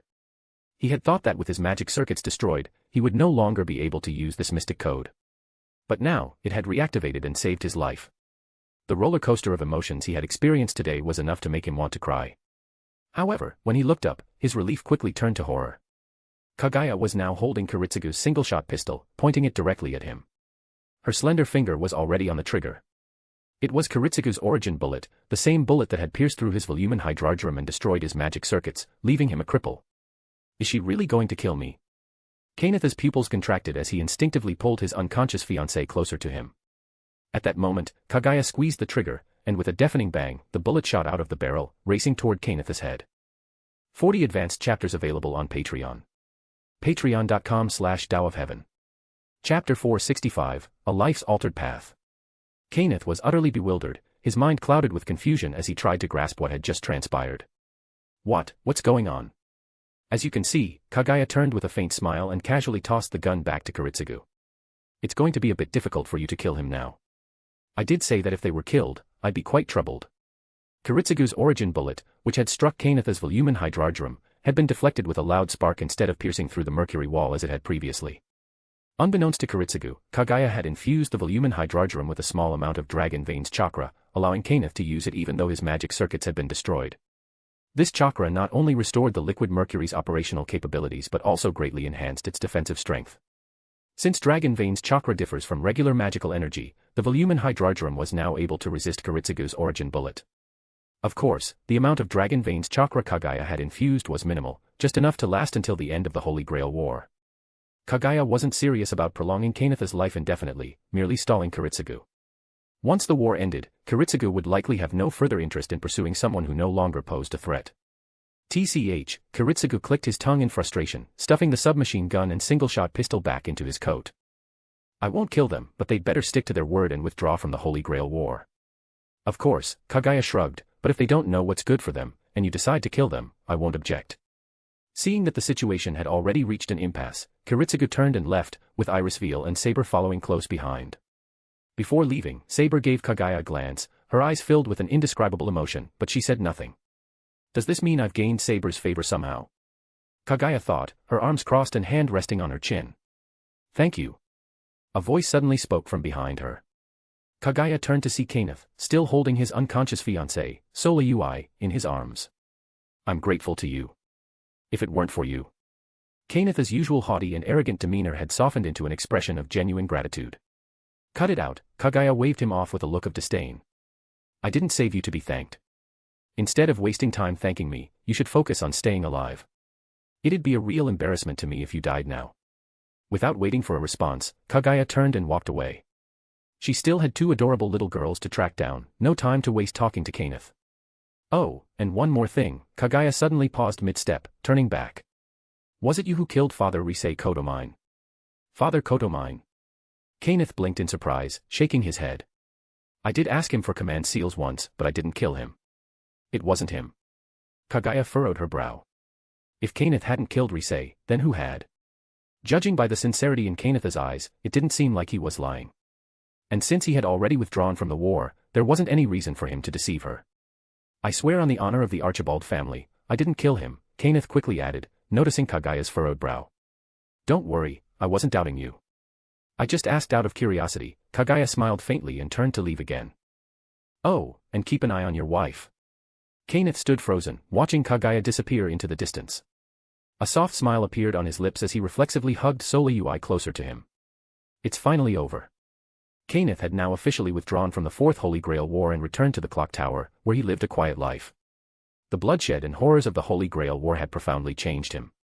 The once proud and arrogant man had become gentle and courteous, treating his students with kindness and patience. No longer did he belittle those with lesser abilities, instead, he devoted himself to helping them improve. In the years that followed, the physically disabled Kainith became one of the most beloved lecturers in the Clock Tower. Kainith and Waver both went on to become two of the most renowned teachers in Clock Tower history, a development even Kaguya hadn't anticipated. Whenever someone asked Kainith why his personality had changed so drastically, he would smile warmly and say that someone had saved him from despair, giving him a second chance at life. That person had shown him how truly lacking his own skills and character were, and also what real strength looked like. It was this encounter that had shattered his arrogance and led him to re-evaluate his life. Though people often inquired about the identity of this mysterious savior, Kainith would always smile and shake his head, never revealing her name. In quiet moments when he found himself alone, his thoughts would occasionally drift to a certain silver-haired girl, her beauty like a fleeting flower. But while Kainith found peace, Kaguya was facing a bit of trouble. When she arrived at Rin Tosaka and Sakura's house, she found it completely empty. The two girls had already moved out several days earlier, and no one in the neighborhood knew where they had gone. The only information Kaguya could gather was that they had left quietly one afternoon. At first, Kaguya feared something terrible had happened, but the pristine state of the house, with everything neatly in place, indicated no signs of foul play. There were also no traces of magical interference, which eased her concerns slightly. With no leads to follow, Kaguya had no choice but to return home. Searching for them in the vast city was akin to looking for a needle in a haystack. She also didn't want to exhaust herself by using infinite Tsukimi again to track them down. Relying too heavily on the Dragon Veins chakra would inevitably lead to problems. I guess I'll have to head back for now. With a gentle tap of her toes, Kaguya's lithe figure leaped into the air, gliding gracefully as she adjusted her course toward Tokiomi Tosaka's mansion. However, just as she was soaring through the sky, a blinding golden light erupted from the ground below, streaking toward her like a bolt of lightning. At the critical moment, Kaguya swiftly shifted her body in midair, narrowly dodging the dazzling golden light. It streaked past her, slicing through the night sky, and the sharp gust of wind it carried stung her skin like a blade. Kaguya frowned, glancing down to see a blonde girl in armor standing on the ground below, gripping a sword and glaring at her with anger etched on her delicate face. It was none other than Saber, whom she had parted ways with not long ago. But why had Saber suddenly appeared here and launched an attack? Could it be that the Holy Grail War was about to enter another deadly phase? No, if this was a challenge to fight, Saber wouldn't have come alone. Kaguya had already spoken to Kiritsugu earlier, agreeing not to interfere in the Holy Grail War for the time being, so it was unlikely that Kiritsugu would foolishly order an attack on her now. What, then, was the reason? Kaguya gracefully descended from the sky, landing lightly on the ground. With a slight frown, she spoke, since when did sneak attacks become part of a knight's code? Or has the King of Knights been sullied by the filth of the world, becoming mundane and vulgar? Foul being, you have no right to speak of knightly conduct in front of me, Saber retorted, brandishing her invisible sword and pointing it at Kaguya. Her voice was laced with anger. And hand over Iris Veil. Iris Veil. Kaguya blinked in confusion, her expression showing genuine surprise. I haven't seen her since we parted ways. What happened to her? Stop pretending. Saber shouted, her voice filled with rage. It was you who abducted Iris Veil just now. Do you still deny it? I abducted Iris Veil. Kaguya's expression turned from surprise to irritation. Ever since I left, I haven't seen you or Iris Veil. Let alone abduct her, you've got the wrong person. Do you still deny it? Saber was seething, her chest, though not very prominently, heaving with anger. First, I didn't take Iris Veil. Second, if I had wanted to act, I'd have done it by now. Why would I sneak around like this? Kaguya's voice grew sharper as her brow furrowed. Besides, let me be blunt, if I really wanted to take someone, do you think any of you could stop me? Saber hesitated, momentarily stunned by Kaguya's words, realizing they held some truth. But she quickly shook her head and said firmly, stop your sophistry. I trust my eyes. The one who took Iris Veil was clearly you. You're deliberately picking a fight, aren't you? Kaguya's tone turned cold, her patience wearing thin. You want to fight? If you're going to keep denying it, I'll just defeat you and make you confess Iris Veil's whereabouts. Saber declared. Kaguya almost laughed in frustration. What a ridiculous situation she'd found herself in, being wrongly accused out of nowhere. Wait. Kaguya paused for a moment, her eyes narrowing as she recalled something. There was a scene like this in the original story, and there was one servant who had the ability to transform into others, Berserker, the servant of Kaguya Ōtsutsuki. But why would they abduct Irisveil when she no longer had the Lesser Grail? Before Kaguya could ponder further, Saber had already launched her attack. The knight charged forward like an arrow released from a bow, sword raised high, aiming a powerful strike at Kaguya. With a thunderous crash, the ground where Kaguya had stood moments before was cleaved open, scattering debris and dust. Kaguya snorted as she dodged backward. "Do you really think you can kill me?" Projection, Excalibur. Kaguya extended her hand, and in her palm, an invisible sword appeared, swirling with wind. As it manifested, a fierce gale rose around her. Clang. The sound of metal striking metal echoed through the air, and sparks flew. Kaguya's sword met Saber's, blocking the strike with ease. If this is the full extent of the King of Knights' prowess, then it's truly disappointing. It seems the legendary Knights of the Round Table aren't all that impressive, Kaguya mocked, her lips curving into a faint, taunting smile. "You will pay for your arrogance." Saber growled, anger flashing across her delicate face. Foul creature. With a surge of strength, Saber shoved Kaguya back, then spun, her leg lashing out with a kick, sharp and swift as the wind. Though Saber's frame was small, the force behind her attacks was disproportionately powerful, rivaling even that of Lancer. But against Kaguya, someone who had faced countless battles and possessed the star eyes, such attacks were too predictable. Kaguya laughed softly, her eyes flashing with focus. With a swift, snake-like motion, she caught Saber's leg in mid-kick, holding it firmly in her grasp. While most people's arms would have snapped from the force, Kaguya, with her extraordinary reflexes and strength, handled it with ease. Saber gasped in surprise. She hadn't expected Kaguya to stop her so effortlessly, nor to have her leg restrained so tightly. But Saber wasn't one to give up. She gritted her teeth, raising her sword to slash at Kaguya's arm. Once again, Saber had miscalculated. Before she could swing her sword, Kaguya smirked mischievously and pulled hard on Saber's leg. Unbalanced, Saber stumbled forward with a cry, falling straight into Kaguya's arms. Thud. Their bodies collided, but instead of a soft embrace, Kaguya winced as she was met with the hard surface of Saber's armor. Despite the cold metal, Kaguya wrapped her arms around Saber, holding her tightly. Saber, realizing what had happened, struggled fiercely, but Kaguya had anticipated this. Her hand shot out like lightning, grabbing Saber's wrist with an iron grip, holding her in place despite her frantic efforts to break free. Growing frustrated by Saber's resistance, Kaguya finally lost her patience. With a swift motion, she raised her hand and delivered a sharp slap to Saber's rear. Smack. "Behave yourself," Kaguya commanded in a low voice. Saber's eyes widened in shock, her body momentarily freezing. No one had ever dared to strike her like this before. This woman, she had just spanked her. Chapter 466, Saber's Fury. Saber's chest was indeed rather, well, flat enough to be compared to an airstrip, and by touch, it might barely fill a hand. But this didn't mean that her figure was unattractive. On the contrary, Saber's figure was quite exceptional, especially in terms of texture, smooth yet resilient. This was Kaguya's fleeting impression, but she hadn't realized that her actions had just stirred a hornet's nest. Saber stood with her head lowered, teeth clenched, her face turning increasingly red, not the bashful kind, but the kind of red that signaled an impending volcanic eruption. A powerful aura began to radiate from her, wrapping around her like a tangible force. Kaguya immediately sensed the danger, she had pushed things too far. Before she could retreat, Saber's power suddenly erupted. Her clothing fluttered in the violent wind, and a massive shockwave, like a tidal wave, blasted Kaguya away. Unforgivable. Saber snapped her head up, her beautiful light green eyes burning with icy fury, her voice trembling with rage. "Hey, wait," Kaguya tried to speak, but before she could finish, the enraged Saber, now bursting with immense power, gripped her sword tightly and charged at Kaguya. A brilliant flash of light streaked through the air as Saber swung her sword down violently. Boom, boom, boom.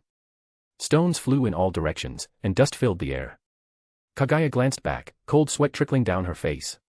A distant 10-story building had been sliced cleanly in half by Saber's strike.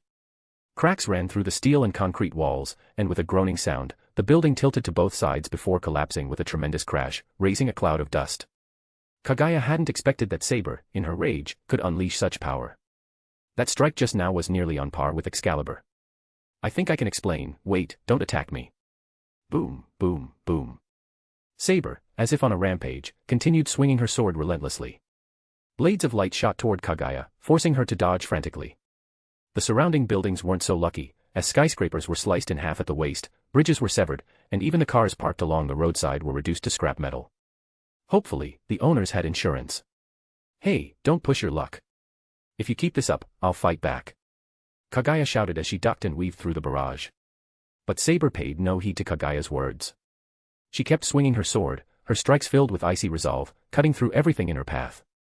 Her movements, swift as the wind, caused her cloak to flap wildly in the fierce gusts she generated. Clang! Sparks flew.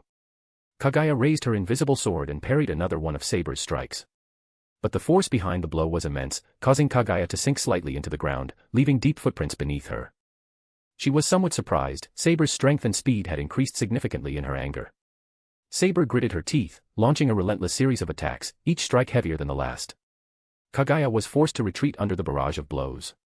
Finally, Saber's fierce onslaught cornered Kaguya against a wall. With no room to escape, Saber raised her sword high, ready to deliver the final blow. "Hey, all I did was grab your butt, does it really warrant this kind of reaction?" Kaguya sighed in exasperation. "Evil creature, perish." Saber's exquisite face flushed with embarrassment as she shouted. She grasped her sword with both hands, golden light radiating from it, and swung it down with all her might. In an instant, a blinding golden beam erupted, tearing through the night sky like a sun, illuminating the earth as if it were daytime. The following thunderous roar shook the city, and the golden light shot upwards, releasing a shockwave that obliterated everything in its path, reducing the surroundings to a wasteland. Shattered debris was flung into the air, and clouds of dust filled the atmosphere, carrying the acrid smell of burnt rubble. Breathing heavily, Saber knelt on the ground, leaning on her sword. The anger that had fueled her immense attack had drained much of her magic power, leaving her body fatigued. Sweat dripped down her forehead and soaked her back. Even if that attack hadn't killed that vile creature, it must have at least severely injured her. This was the first time she had ever been teased in such a manner. The fact that Kaguya hadn't just smacked her behind, but also squeezed it a few times, was the real reason for her fury. The sensation was strange, and she couldn't quite describe how she felt, she only knew she felt deeply humiliated. In retrospect, she wasn't sure if it was anger or embarrassment that overwhelmed her more, or perhaps a mix of both that drove her to such extreme actions. The feelings that made her heart race, she hadn't even experienced them with Guinevere. Saber shook her head, trying to banish such thoughts. This was no time for distractions. But then a troubling thought crossed her mind: what if she had seriously injured Kaguya to the point of unconsciousness? How would she find out where Irisville was? In a hurry, Saber rushed to where Kaguya had been standing moments before, using her hands to clear away the rubble and debris, searching for Kaguya's body. But there was no trace of her. Suddenly, Saber spotted something. She reached into the pile of rubble and pulled out a piece of black fabric, soft, with intricate patterns woven into it, so fine that even someone like her, who normally didn't care much for clothes, found it captivating. "This is..." Saber's eyes widened.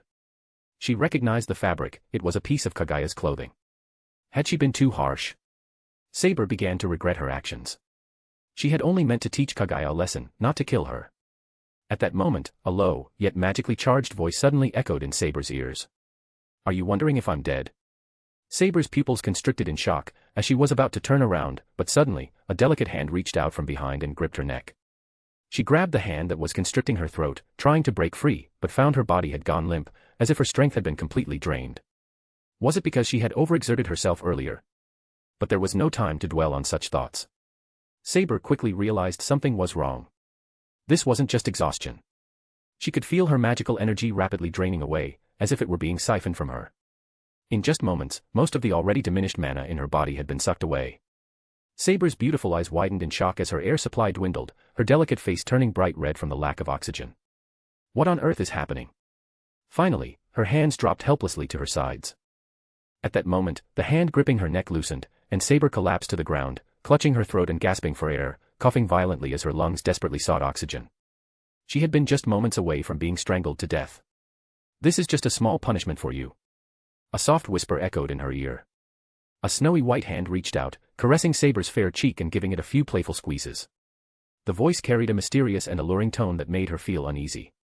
"Such a lovely girl," the voice purred. Saber's alarm skyrocketed. As soon as the hand touched her, she lost control of her body. No matter how much she tried, she couldn't move a muscle, not even a finger. Even her magical energy was cut off from her, making it impossible to activate her invisible air. Yet when the hand withdrew, her control returned. Was the opponent capable of some kind of body control magic? But there was no time to ponder this. The moment she regained her mobility, Saber sprang to her feet, jumping back as the invisible air enveloped her, and her armor reappeared, protecting her body. Impressive reaction. As expected from the King of Knights, you're enchanting even when panicked. It's you. Saber's expression hardened as she recognized the silver-haired girl standing before her. It was Kaguya, the same one who had just taken a direct hit from Excalibur. While the voice had been the same, the tone and manner of speech had been different, which is why Saber hadn't recognized her at first. What shocked her even more was that Kaguya bore no signs of injury, not a single wound or scar, despite having taken such a powerful blow. Only her once elegant clothes were now in tatters, with some parts hanging by threads. For instance, one of her shoulder straps had completely snapped, leaving her smooth, round shoulder exposed, with a hint of her porcelain skin and cleavage peeking out provocatively below. "Sigh, this was my favorite outfit," Kaguya remarked, glancing down at her torn clothing with a trace of regret. "So, you've finally shown your true face." Saber's eyes narrowed as she extended her arm. Her fingers closed together, and a radiant golden sword appeared in the air, shining brilliantly. But unlike before, the light of the sword flickered a few times before dimming, and the sword itself vanished like stardust. A wave of weakness swept over Saber, causing her legs to buckle, and she sank to her knees. Her heart sank along with her. Was it because she had used up too much mana? It wasn't just the energy she had expended during the earlier battle and in using Excalibur. She had also lost a portion of her mana when Kaguya had drained it. Now, Saber had almost no magic power left. With her master, Kiritsugu Amiya, not nearby to provide support, her situation was dire. Kaguya strolled gracefully over to Saber and, with a slight smirk, hooked her soft fingers under Saber's chin. As expected of the King of Knights, such a steadfast spirit. It's enough to make one want to tease you relentlessly. Saber let out a cold snort, turning her head away. "I will never submit to you." "Is that so?" Kaguya's smile grew slyer as she replied, "I'm quite eager to see how the legendary King of Knights will respond when she's thoroughly humiliated." "Never." Saber wobbled to her feet, glaring at Kaguya in anger. "I won't lose to someone like you. Determination is admirable, but if the outcome is already decided, persistence becomes meaningless." Kaguya's voice floated softly in the air. Saber's eyes widened in shock. She hadn't even sensed Kaguya move, but suddenly, she was behind her again. Before Saber could react, her body froze in place once more. "I have something to tell you," Kaguya whispered softly in Saber's ear, her breath tickling her skin, sending a shiver down her spine. Saber's ears, already flushed with color, now stood rigid, sensitive to the touch. Saber glared back at her, but her face involuntarily turned a deep shade of red, almost as if she had applied rouge. Her beauty became even more striking in this moment of vulnerability. "I really didn't abduct Irisveal." Saber hesitated. Though the same words had been spoken before, somehow, in this moment, she found herself believing them a little more. After all, Kaguya had no reason to lie, given the current situation. But Kaguya's smile deepened, and her eyes glinted with a mischievous light. "Since you dared to offend me earlier, you'll have to compensate me. A king does not take offense lightly." She traced her fingers gently across Saber's cheek. "What do you want?" Saber asked stiffly. "What do I want?" Kaguya gazed at her with a teasing smile, her eyes brazenly roaming over Saber's body. When Saber's expression grew even more uncomfortable, Kaguya leaned in close to her ear and whispered, "I want you." Saber furrowed her brow, not fully understanding what Kaguya meant. However, due to her pride as a knight, she refused to show any weakness. But before she could respond, Kaguya's hand slipped like a snake down the front of her collar, deftly unbuttoning her armor.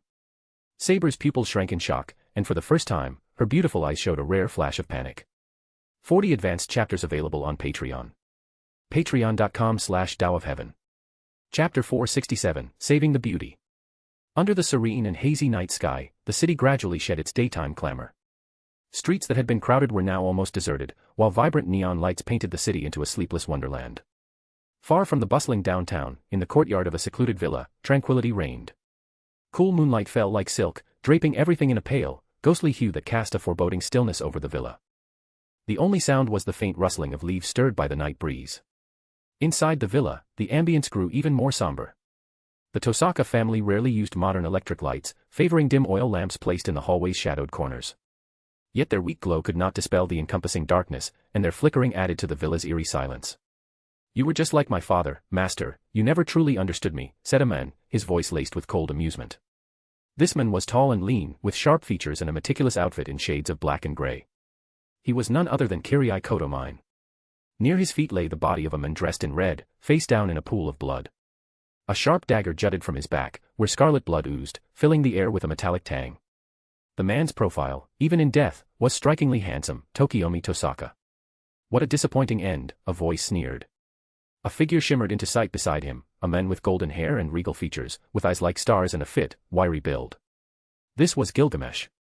He nudged Tosaka's body with his foot, scoffing, "Just look at that ridiculous death pose." He had the audacity to deceive the great king of heroes. Tokiomi Tosaka could never atone for such a crime. Kirai must have already disclosed to Gilgamesh that the essence of the Holy Grail War was a quest to reach the root of magic. Tokiomi's plan to command his servant to self-terminate upon victory to open the way to Akasha, the root, had now been laid bare. Tokiomi's grave mistake was his careless trust in Kirai, divulging his scheme without reservation. No wonder he was so careless, Kirai said with a mocking smile. After all, he had a spirit following in astral form nearby. Learning to jest already, are we? Gilgamesh chuckled. Your progress is swift, Kirai. To have killed your own father and now your teacher, how does it feel? Not bad, Kirai replied, lips curling in satisfaction. Still, it went smoothly thanks to having sent that troublesome character away. Oh. Gilgamesh raised an eyebrow, amused. That one, you say. Whether she likes it or not, she'll come to belong to me. A jewel cast aside inevitably returns to its rightful owner. She's not one to be easily handled, Kirai replied with a faint smirk. Are you sure this is a wise course? Don't get too ambitious with my generosity, mongrel. Gilgamesh's brow twitched, his tone icy. Are you doubting the King of Heroes' strength and authority? Forgive me, King of Heroes, Kirai said, bowing his head with respect. Shall I go and retrieve her now? Bringing her back would be the right thing, yes, but that would only spoil the game, Gilgamesh replied with a smirk. Kirai, you must learn patience and learn to savor the process. Rushing will only yield bitter, unripe fruit. Understood. As for the one they spoke of, she was presently in a luxurious hotel room in downtown Fuyuki. This five-star establishment, the finest in the city, boasted elegant, lavish decor and opulent furnishings. While it was no match for 6- or 7-star hotels abroad, it was still outstanding. Everything in the suite was tastefully extravagant, from the plush wool carpets to the intricately carved pearwood furniture. Masterful oil paintings adorned the walls, and an ornate crystal chandelier hung from the ceiling, adding an air of grandeur. At the room's center, a lavish bed stood resplendent. Large enough to fit 4 or 5 people, it was crafted from sandalwood, with delicate patterns carved into the frame. A soft feather duvet covered it, and from above, a sheer canopy cascaded down like mist, shrouding the bed's interior in mystery. Behind the veil, faint, indistinct shadows intertwined on the bed, accompanied by whispered sighs that drifted faintly through the air, a soft melody in the silence of the night. As dawn broke, tranquility returned to the room. Clear sunlight shone through the windows, casting a gentle glow over the bed. Perhaps feeling the light, the person in bed furrowed her brows, long lashes fluttering as she slowly opened her hazy eyes. Instinctively, she reached out, but her arm found only emptiness beside her. Already gone. Kaguya sat up and stretched languidly, her bare, graceful figure bathed in morning light. Recalling the previous night, Kaguya's lips curved into a mischievous smile. Ah, saying no, but your body was so honest, she murmured with a smirk. Who would have thought that the steadfast king of knights would reveal such an expression? It was truly a surprise. But to her surprise, Saber hadn't attacked her come morning, she'd simply slipped away. Kaguya had half expected to wake up with Saber furiously swinging her sword. What a cute girl, Kaguya mused, brushing her fingertips across her lips, savoring the lingering trace of fragrance from last night. Yet something felt different this morning, as though the night's events had bestowed a change. Her body brimmed with mana, full to bursting, leaving her feeling almost overly sated. Could the tales of mana replenishment actually be true?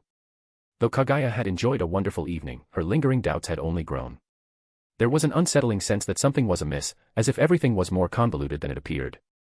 Why had she found out that Tosaka Rin and Sakura had moved days ago, just after she'd picked up the urban legends, and left? Why had Berserker, not Rider, unexpectedly disguised himself as her and abducted Iris Veil? And just as she'd been on her way back, Saber had conveniently appeared in her path and fought her. Everything felt like looking at a reflection in water or a flower in fog, obscured by dense layers of mystery, like something was intentionally stalling her. Stalling. Kaguya's brows furrowed as she pressed a fingertip to her chin, deep in thought. If someone were indeed trying to keep her away, delaying her return, then everything fell into place. But why keep her from returning? Could someone be planning something sinister and worried she would interfere, going as far as to ensure she'd be absent? Suddenly, a flash of realization struck her like a bolt of lightning, dispersing the mist in her mind. Could Kirai Kotomine be planning to make a move on Tokiomi Tosaka? If that were the case, then everything made sense. Kaguya was bound by an agreement with Tokiomi and counted as an ally. With her present, Kirai would certainly be restrained, even with Gilgamesh on his side, Kirai would find it difficult to kill Tokiomi. And if he were exposed, Tokiomi would likely use a command spell to dispose of Gilgamesh immediately. There was no time to waste, she needed to hurry back. Even if Tokiomi had already been harmed, returning now might offer a small window of opportunity. With that thought, Kaguya made her decision. She stepped forward, launching herself into the air, streaking swiftly in the direction of Tokiomi's villa. As she rode the wind, her lips curled into a cold smile, a faint purple gleam flashing in her clear eyes. If these people dared to manipulate even her, then it would be time to settle accounts. Being toyed with was enough to make her feel entirely irritated, but thankfully, it hadn't been all for nothing. After about the time it would take to drink a cup of tea, she heard the distant clang of weapons clashing. From ahead, the sounds of battle were carried by the wind, and it was clear the fight was fierce. Far off, trees were being sliced down in swathes, debris scattering amid billowing dust clouds. In Fuyuki City, there were only a handful with the strength for this kind of devastation, and those would all be servants. When she arrived, Kaguya stopped in surprise. The two combatants were both familiar to her. One was a small-framed, beautiful young woman clad in pale blue armor, Saber, whom she had parted from not long ago. The other wore black armor that emitted dark, misty energy like a cloud of shadows. It was Berserker. Why were they here? Doubt stirred in her heart. The battle between the two had reached a fever pitch. The air around them crackled with their intense mana, whipping up violent gales as though their power had taken physical form. With a series of explosive clashes, sparks scattered as Saber's sword locked with Berserker's. Blades flashed, tearing down thick trees and splitting stones with each strike, shattering rocks that sent debris hurtling through the air, stirring up clouds of dust. Both fighters were unyielding, but Saber was clearly at a disadvantage. Her breathing had grown heavy, sweat glistened on her forehead, and her body was sheened in a thin layer of perspiration. Even more telling were her arms, which had begun to tremble slightly, a detail likely unnoticed by others but one that Kaguya's keen eyes quickly caught. Was it perhaps due to last night's mana replenishment that Saber was already so exhausted? In hindsight, she had indeed gone overboard the previous night, trying out various positions and pushing Saber beyond her limits. By morning, Saber's legs had wobbled when she left, and though she had been on the verge of cutting down the peacefully sleeping Kaguya, something had stopped her. Suddenly, Saber halted, clutching her sword with a surge of mana. A powerful aura erupted from her like a raging tornado, stirring a fierce gust. At that moment, Saber's sword began to glow, revealing its true form as it emitted a dazzling golden light that intensified like the rising sun. Kaguya's eyes widened in shock, immediately recognizing what was happening. Without hesitation, she pushed off with a burst of speed, shooting forward like an arrow from the bowstring. Saber was about to unleash her noble phantasm, Excalibur.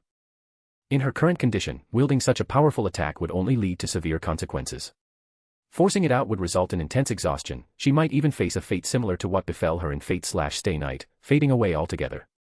But before Kaguya could use her Yellow Springs Hirazaka technique to intervene, it was too late. Saber's sword had already transformed into a golden beam, launching forward like a radiant arc across the sky.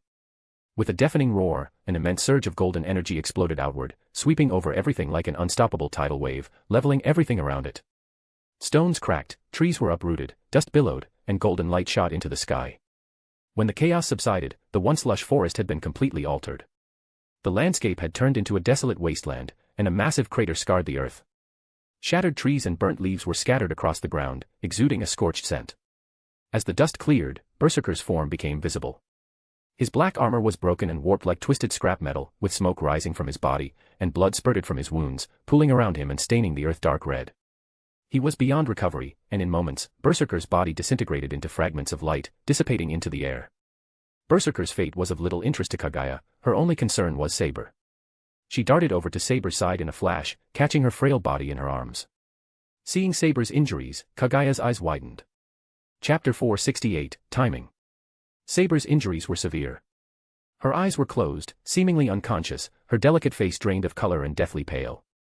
Her body was covered in wounds, her armor having deactivated due to the depletion of mana, leaving her in a tattered underlayer that had been torn in multiple places during her battle with Berserker. Her exposed skin was marred with cuts and bruises, the blood oozing from her injuries staining her wounds red. More worrying, however, was that Saber's mana had been utterly drained in the recent battle, leaving her in a state of exhaustion. With Kiritsugu nowhere nearby, if her mana was not replenished soon, Saber might very well vanish from this world due to mana depletion. Kaguya's delicate brows knit in concern, understanding that Saber was in critical condition. Without hesitation, she pressed her hand against Saber's heart, feeling the soft warmth of her smooth skin against her palm. Unfazed, Kaguya focused solely on channeling her mana into Saber, sending it carefully through her hand and into Saber's body, bit by bit. Fortunately, she hadn't arrived too late. Kaguya felt relieved that she'd come in time, as even a few minutes' delay might have seen Saber fade away entirely. As mana gradually flowed into her, Saber's form, which had been close to dissipating, began to solidify again. Her pale face regained some color, her breathing steadied, and her wounds started to close at a visible pace. Kaguya let out a sigh of relief, though she couldn't help but feel exasperated. This girl, really? Doesn't she know how to retreat when she's losing? With her knightly resolve, Saber would probably never think of escaping, even if it meant risking her life. Kaguya, on the other hand, had no qualms about retreating when necessary. After all, only a fool insisted on fighting to the bitter end. As Saber's condition stabilized, Kaguya didn't immediately pull her hand away from Saber's chest. Instead, her fingers lightly squeezed, noting that though Saber's figure was rather petite, her skin was exceptionally smooth and unexpectedly soft, like the finest silk. Perhaps disturbed by Kaguya's hand, Saber's eyelashes trembled, and her eyes slowly fluttered open. She looked dazed, still not fully aware of her surroundings. But when she focused on the silver-haired girl before her, Saber's eyes flew open in shock, as if electrified. She tried to push Kaguya away, but, still weak from her injuries, Saber lacked the strength even to stand, let alone shove her away. Suddenly, Saber noticed something that froze her in place. She glanced down, her eyes widening in horror as she saw her collar undone, with Kaguya's hand boldly resting on her chest. Even worse, Kaguya's fingers gave her a rough squeeze. The delicate skin couldn't withstand such unrestrained handling, and the pain brought tears to Saber's eyes. I'll kill you. Saber's face flushed an intense red as she felt utterly humiliated. She weakly swung a fist at Kaguya, though in her current condition, her hits were as light as a gentle massage. Apologies, Kaguya said casually, offering a half-hearted excuse while slipping her hand away without a trace of guilt. But considering that I saved you, claiming a little interest isn't too unreasonable, is it? You saved me. Saber was taken aback, memories flooding back. She recalled her desperate fight with Berserker, her grievous wounds, her mana utterly drained, and the certainty that she wouldn't remain in this world much longer. And besides, Kaguya's lips curved into a mischievous smile, didn't I already have my hands all over you last night? Why the bashfulness now? The memory of the previous night's indignity flooded Saber's mind, and her face turned beet red, as if steam were about to rise from her cheeks. With a sudden surge of strength, she pushed Kaguya away, then clenched her hand. In a flash of golden light, her sword appeared once more, gripped tightly in her hand. Despite her exhaustion, the fiery indignation seemed to grant Saber the energy to summon her sword once more. Perish, vile fiend! Saber shouted through gritted teeth, her face crimson as she swung her blade, a bright beam of gold slicing through the air toward Kaguya. Seeing the attack coming, Kaguya's lips curled in amusement. So it seems you didn't quite learn your lesson last night, she murmured. With a swift step, she blurred into a streak of light, dodging the beam and reappearing directly before Saber. Caught off guard, Saber tried to block, but it was too late. Kaguya swiftly wrapped an arm around Saber, pulling her into an embrace, and released a purple stream of energy into her through her fingertips. Saber's body immediately went limp, drained of strength. What's happening? Saber stammered, genuine panic flashing across her face, a rare sight, which only served to heighten her allure. Think you can run after using my mana? Kaguya whispered, her breath warm against Saber's ear. The moist whisper sent an involuntary shiver through Saber's body, leaving her as stiff as wood. Just then, Kaguya's brows knit in suspicion. She seemed to have sensed something, and as she turned her head, she shot Saber a faint smile. It seems there's still a little pest alive. Let's go take a look. Without waiting for Saber's response, Kaguya shot off toward the disturbance at lightning speed, carrying Saber along with her. They landed near a construction site, and Kaguya released Saber, who immediately sprang away from her, fists clenched and warily watching Kaguya, her cheeks still tinged with pink. Kaguya, ignoring Saber, moved forward until she stopped at a corner. In her line of sight was a young man in his 20s, his face twisted and contorted, with irregular bulges along his skin that twitched occasionally. The left side of his face was withered, his skin stretched taut over his bones like that of a skull, Kaguya Ōtsutsuki. Kaguya's brows furrowed slightly as she sensed Kaguya Ōtsutsuki's weak aura. His face was deathly pale, his body extremely frail, and his mana completely exhausted. His condition was utterly beyond saving. Due to the modifications forced on him by Kaguya Ōtsutsuki's crestworms, Kaguya's body had been severely damaged. His participation in the Holy Grail War had marked the start of his gradual decline. Even before the war began, his life had already been drastically shortened, leaving him with just over a month to live. Realistically, he had only survived a handful of days since then. One could say he was perhaps one of the most tragic figures in the entire Fate series. The woman he loved, his childhood friend Aoi Tosaka, had married Tokiomi Tosaka.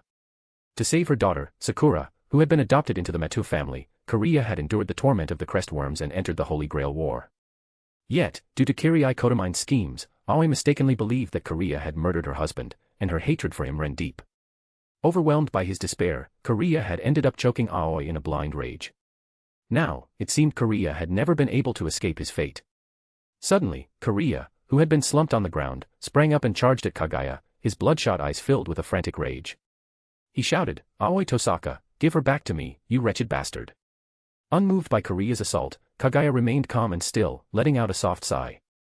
Just as she'd expected, Kaguya staggered before he could reach her, stumbling and collapsing heavily onto the ground.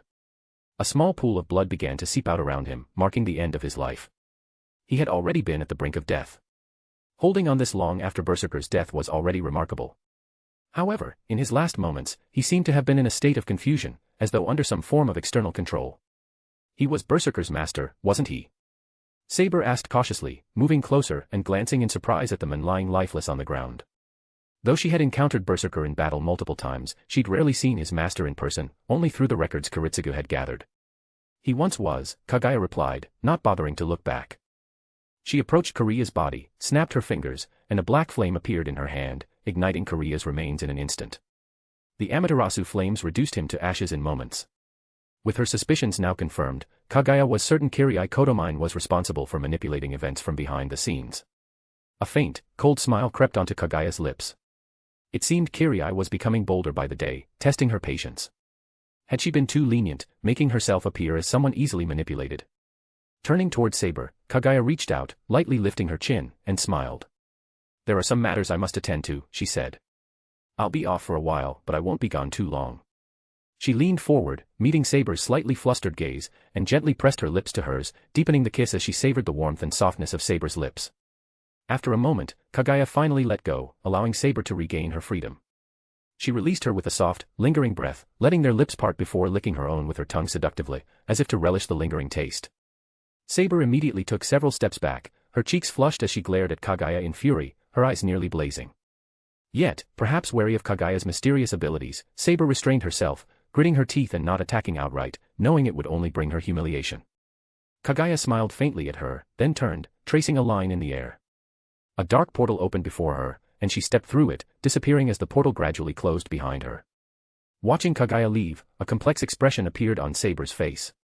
Although her sense of loyalty and honor as a knight remained unshaken, deep down, she was still just a girl. Originally, she had entered the Holy Grail War burdened by the mission of saving Britain, hoping to change her country's fate through the power of the Grail. But Kaguya's appearance had completely disrupted everything. Despite her seemingly gentle and amiable demeanor, Saber knew from experience that Kaguya's core was incredibly domineering, her possessiveness surpassing even Gilgamesh's. Was it genuine affection, or was Kaguya merely toying with her? For some reason, thoughts Saber would have never previously entertained suddenly surfaced in her mind. She quickly shook her head, dismissing the absurd notion. There was no way she could like someone like Kaguya. Her only goal was to win the Holy Grail War, obtain the Grail, and make her wish to save Britain a reality. Feelings and emotions had no place in her mind at such a critical time. Unnoticed by her, a faint trace of violet light flickered briefly in Saber's bright green eyes. The early autumn weather had gradually cooled, shedding the summer heat and becoming refreshingly mild. The afternoon sunlight, which had once been harsh, now fell gently through the thick leaves, casting radiant patches of light onto the ground. However, an unusual silence hung over the Tosaka residence. The mansion was utterly still, the only sound being the faint rustling of leaves in the breeze, while even the chirping of birds seemed to have faded away. In the villa's front garden, a pitch-black portal appeared from thin air, gradually expanding until it reached the height of a person. From the darkness, a slender leg emerged, followed by the graceful figure of a silver-haired girl, Kaguya. The portal gradually closed behind her, vanishing into the air. A barely discernible frown appeared on Kaguya's brow as she strode toward the villa. As the door creaked open, Kaguya stepped inside. In the dimly lit living room, a figure sat motionless on the sofa. Dressed in a red suit and sporting a familiar, well-groomed hairstyle, he appeared to be Tokiomi Tosaka. But there was something off, something unsettling. Suddenly, Tokiomi swayed and collapsed onto the floor with a dull thud. At that exact moment, the front door swung open, and a familiar voice called out. "Dad, we're back. Look, we brought you a gift." "Dad. Dad." The finely wrapped present fell from small hands, landing on the floor with a muffled thump. 40 advanced chapters available on Patreon. Patreon.com/DAOofHeaven. Chapter 469, Shadow Clone Technique. A sharp cry filled the room as a graceful woman rushed forward, embracing Tokiomi Tosaka's still form, none other than Aoi Tosaka herself. As she touched him, however, she froze, her expression one of disbelief as her eyes widened. Tokiomi's body was already cold and rigid. The signs of life had long since left him, his skin ashen, his eyes wide open and vacant, his body cold as stone. Rin Tosaka quickly ran over, touching her father's hand in disbelief. "This has to be a lie, right?" she murmured. "This can't be real." Aoi gently placed Tokiomi back onto the sofa, then raised her head, her voice trembling but gradually rising. "To think we took you in, and this is how you repay us. Was the Holy Grail really worth this much to you?" Her voice broke into a scream, eyes streaming with tears that traced down her cheeks. "Wani-chan, it wasn't you, right?" Rin lifted her tear-streaked face and gazed uncertainly at Kaguya. Beside her, Sakura Matu also looked up, her wide, worried eyes fixed on Kaguya, awaiting her response. Kaguya smirked slightly. "And if I say I didn't do it?" What an absurdly melodramatic scene, it reminded her of a cheap daytime drama, utterly predictable and uninspired. If this was the script Kirai Kotomine had concocted, he could have done better. "Who else could it be if not you?" Aoi accused through her tears, pointing to Tokiomi's body. "And that Azoth dagger? Isn't it the one he gave to you?" Looking down, Kaguya saw a short dagger lodged in Tokiomi's back, the infamous Azoth dagger, known as a keepsake passed between mentors and students. Unlike the original story, Tokiomi had presented it to her as a symbol of their alliance rather than giving it to Kotomine. She had carelessly tossed it aside, only for it to reappear here, in her hands, as the murder weapon. It seemed Kirai had meticulously planned every detail, perhaps intending to pin the blame on her from the start. And that placement, right in the lower back. Kaguya grimaced. How spiteful could he get? "Seems you've already made up your mind," Kaguya said dryly. "Does it really matter what I say?" "I don't believe it." Rin wiped her eyes, shaking her head firmly. "I refuse to believe you would hurt him." "Neither do I," Sakura echoed sincerely, her gaze steady. Compared to Rin, Sakura seemed more inclined to trust Kaguya.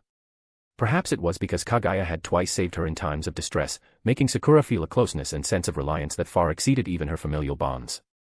After all, it was her family who had handed her over to the Matu household, leading to many painful memories. The notion that she could have no resentment toward them would be impossible.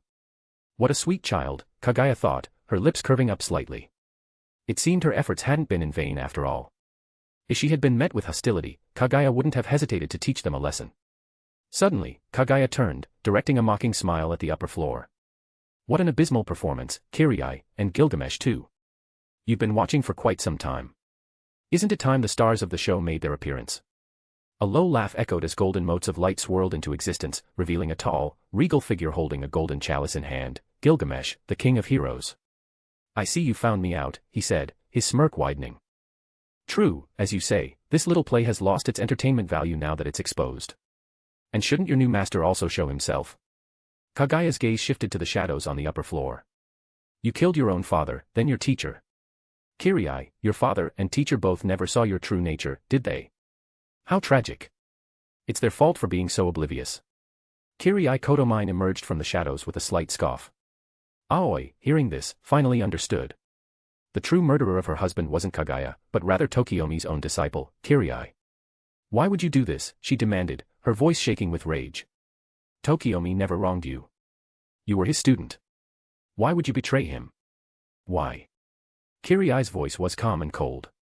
"There's no reason, call it a compulsion if you will. Acting on it brings me a strange satisfaction. All for such a twisted reason." Aoi's face twisted in disbelief. "You killed your own teacher over something so absurd?" "Indeed. It's also the answer I sought and the reason I want the Holy Grail." Kirai's tone was devoid of remorse. "I had hoped to stage an entertaining drama, but I underestimated your perceptiveness. A mistake on my part, though I'm certain we'll have more opportunities to cross paths." He spared Kaguya a sidelong glance and turned to leave. "Hold on," Kaguya said, stepping forward with narrowed eyes. "Was it you who took Iris Veil?" "Oh." Kirai glanced back indifferently. "If you mean that woman, she no longer serves as a proper vessel, so she was of no use to me. I killed her." Kaguya's eyes narrowed, her expression icy as she replied, "You really think you're leaving after all of this?" A cold, murderous aura seeped into her voice. She had officially reached her breaking point with Kirai. "While I have little interest in such trivial matters," Gilgamesh interjected, stepping forward with a smirk, "this fellow is my master. It would be quite undignified of me not to protect him, don't you agree? You plan to get in my way?" Kaguya's lip curled in disdain. "Perfect. I'll take both of you on." A glint of sharp determination flashed in her eyes. "Is that so?" Gilgamesh took a leisurely sip of wine, letting out a soft laugh as if her words barely registered. Does the little kitten have claws? But no matter how fierce, a kitten is a kitten, it can never compare to a lion. If you obey, I'll overlook this offense. Otherwise, disrespecting a great king carries serious consequences. Acting this arrogant must be a medical condition, Kaguya replied dryly, glancing at him with a smirk. I recommend seeing Dr. Yang for electrotherapy. Might cure you yet. Dr. Yang. Gilgamesh raised a curious brow. Who might that be? Another king. Indeed, Kaguya nodded, her tone mock serious. The mighty king of electromagnetic warriors. He can zap you into a fool. I mean, treat your condition. Though unfamiliar with electromagnetic warriors or conditions, Gilgamesh's golden eyes narrowed. He wasn't foolish enough to miss her sarcasm. So, you dare mock me? His face darkened, voice dangerously low. Do you think this is some sort of game? Caught on, have you? Kaguya replied, unconcerned, a smirk playing on her lips. The moment you both decided to set me up, you became my enemies. And as my enemies, you'd better be ready for the consequences. Oh.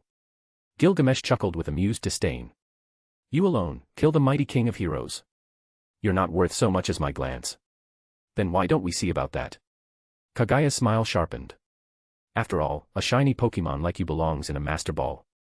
Amusing, Gilgamesh remarked, glancing dismissively toward Rin Tosaka and her family nearby. These nuisances.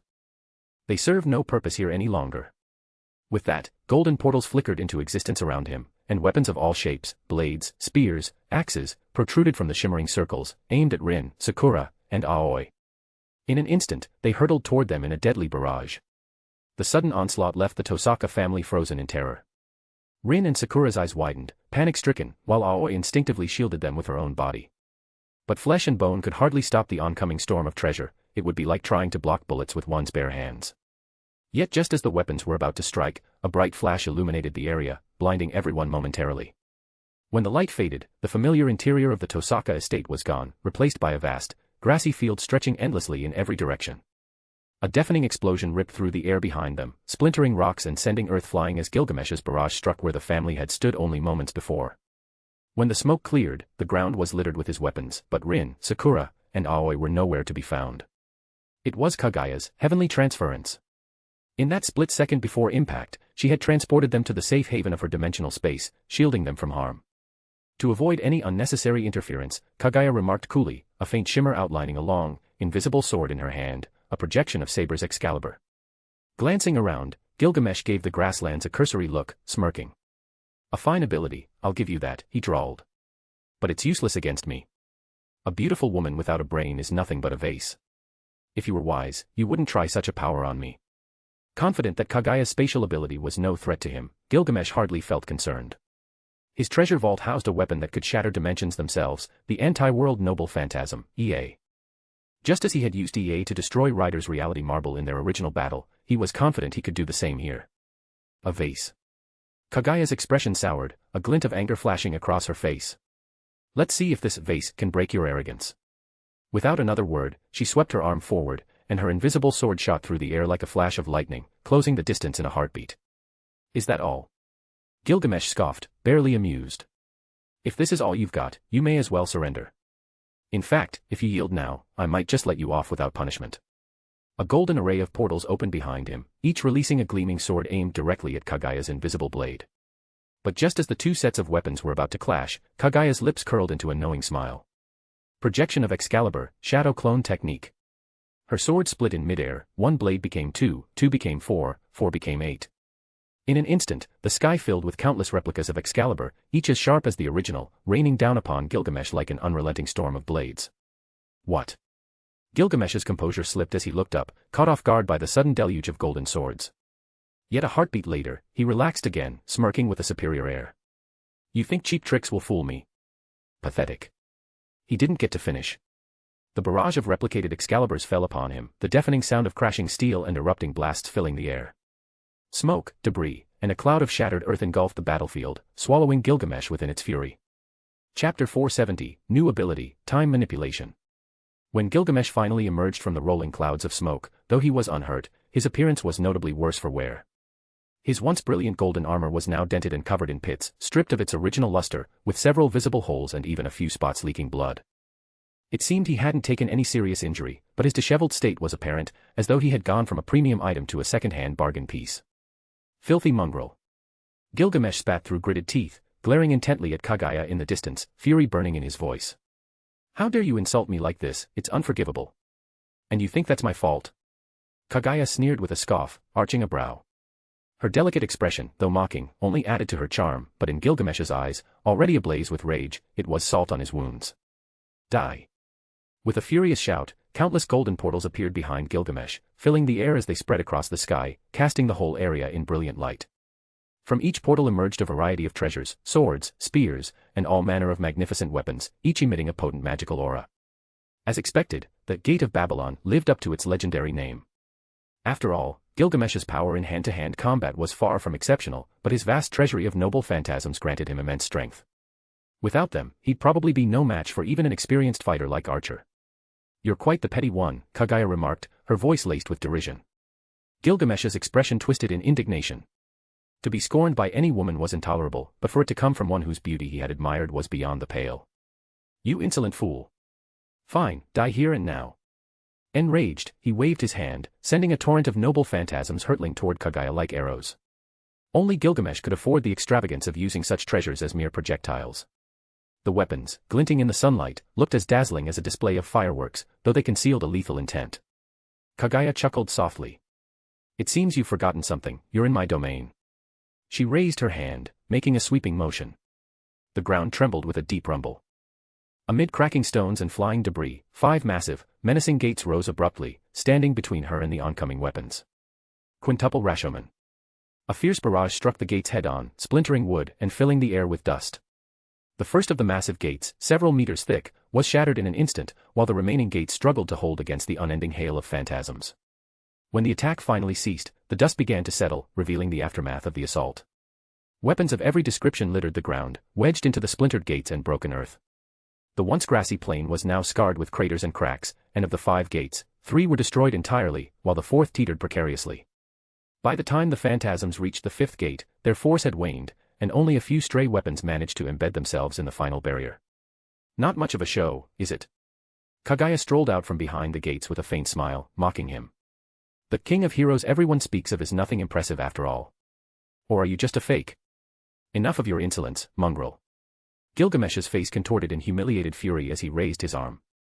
In an instant, a vast network of golden portals appeared overhead, filling the sky with golden light. Clearly, he was no longer holding back.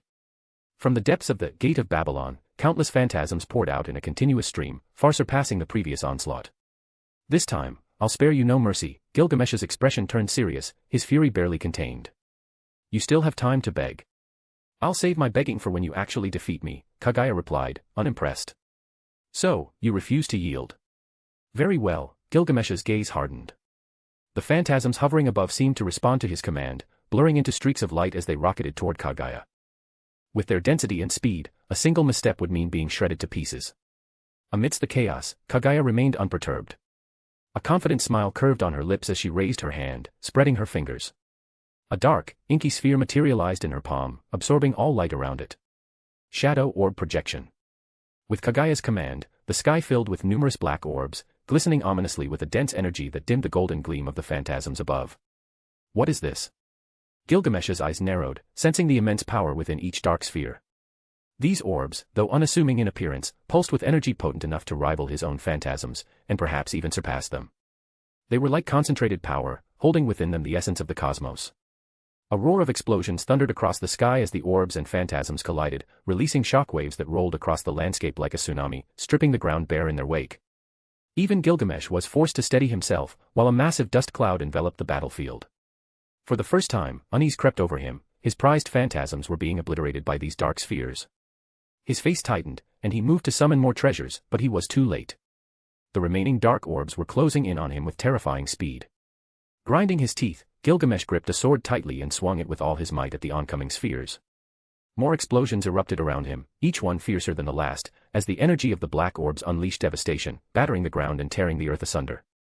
When the dust settled, the once green meadow was unrecognizable, stripped bare and reduced to a wasteland of barren soil and shattered stones as far as the eye could see. As the dust began to settle, a cool breeze swept through, dispersing the lingering smoke.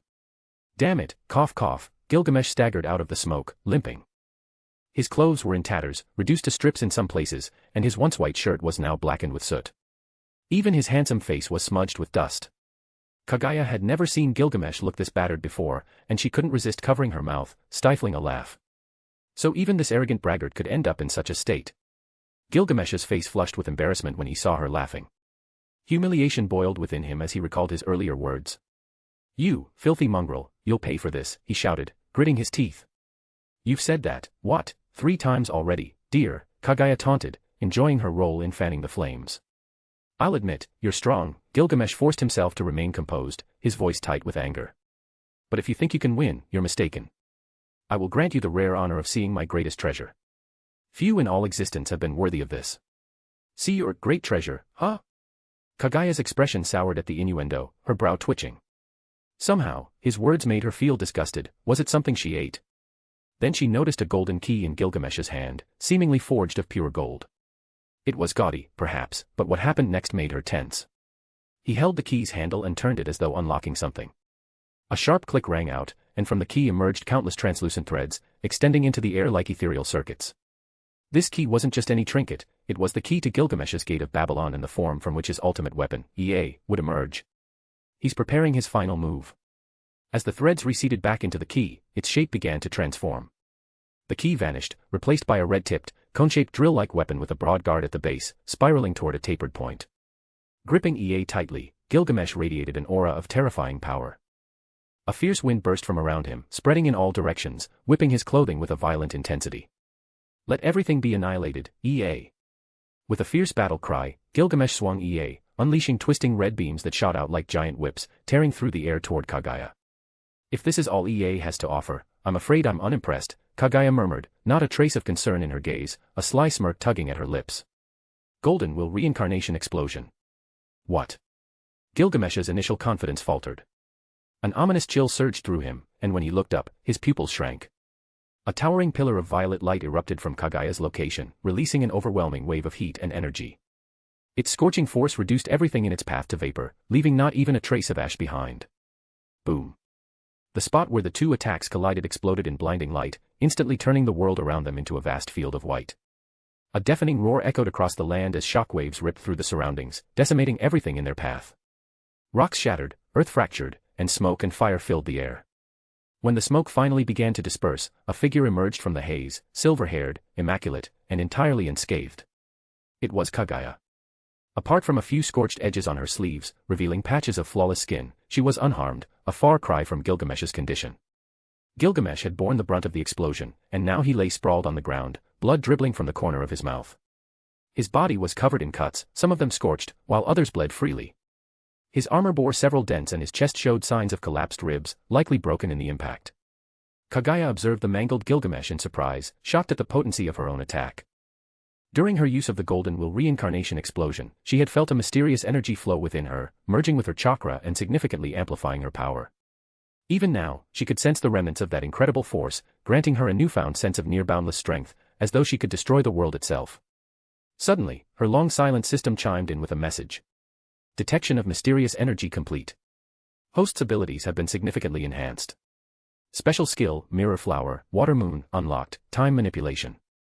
Host can now manipulate the flow of time within a defined area, allowing the world's time to slow or accelerate, with duration based on the host's power. Isn't this similar to Kiritsugu's time control magic? This thought was Kaguya's initial reaction. However, on second thought, she shook her head. No, this was different. Kiritsugu's magecraft, Time Alter, altered his perception and action speed but only worked on himself. Kaguya's ability, however, allowed her to manipulate the time of her entire environment, a vast difference. Such a skill was outrageously powerful. With the ability to control time, her combat potential had skyrocketed. Imagine, in battle, if she could slow or even freeze her opponent's time, they'd be utterly defenseless. Kaguya couldn't help but feel a surge of excitement. It was then she heard a strained cough nearby.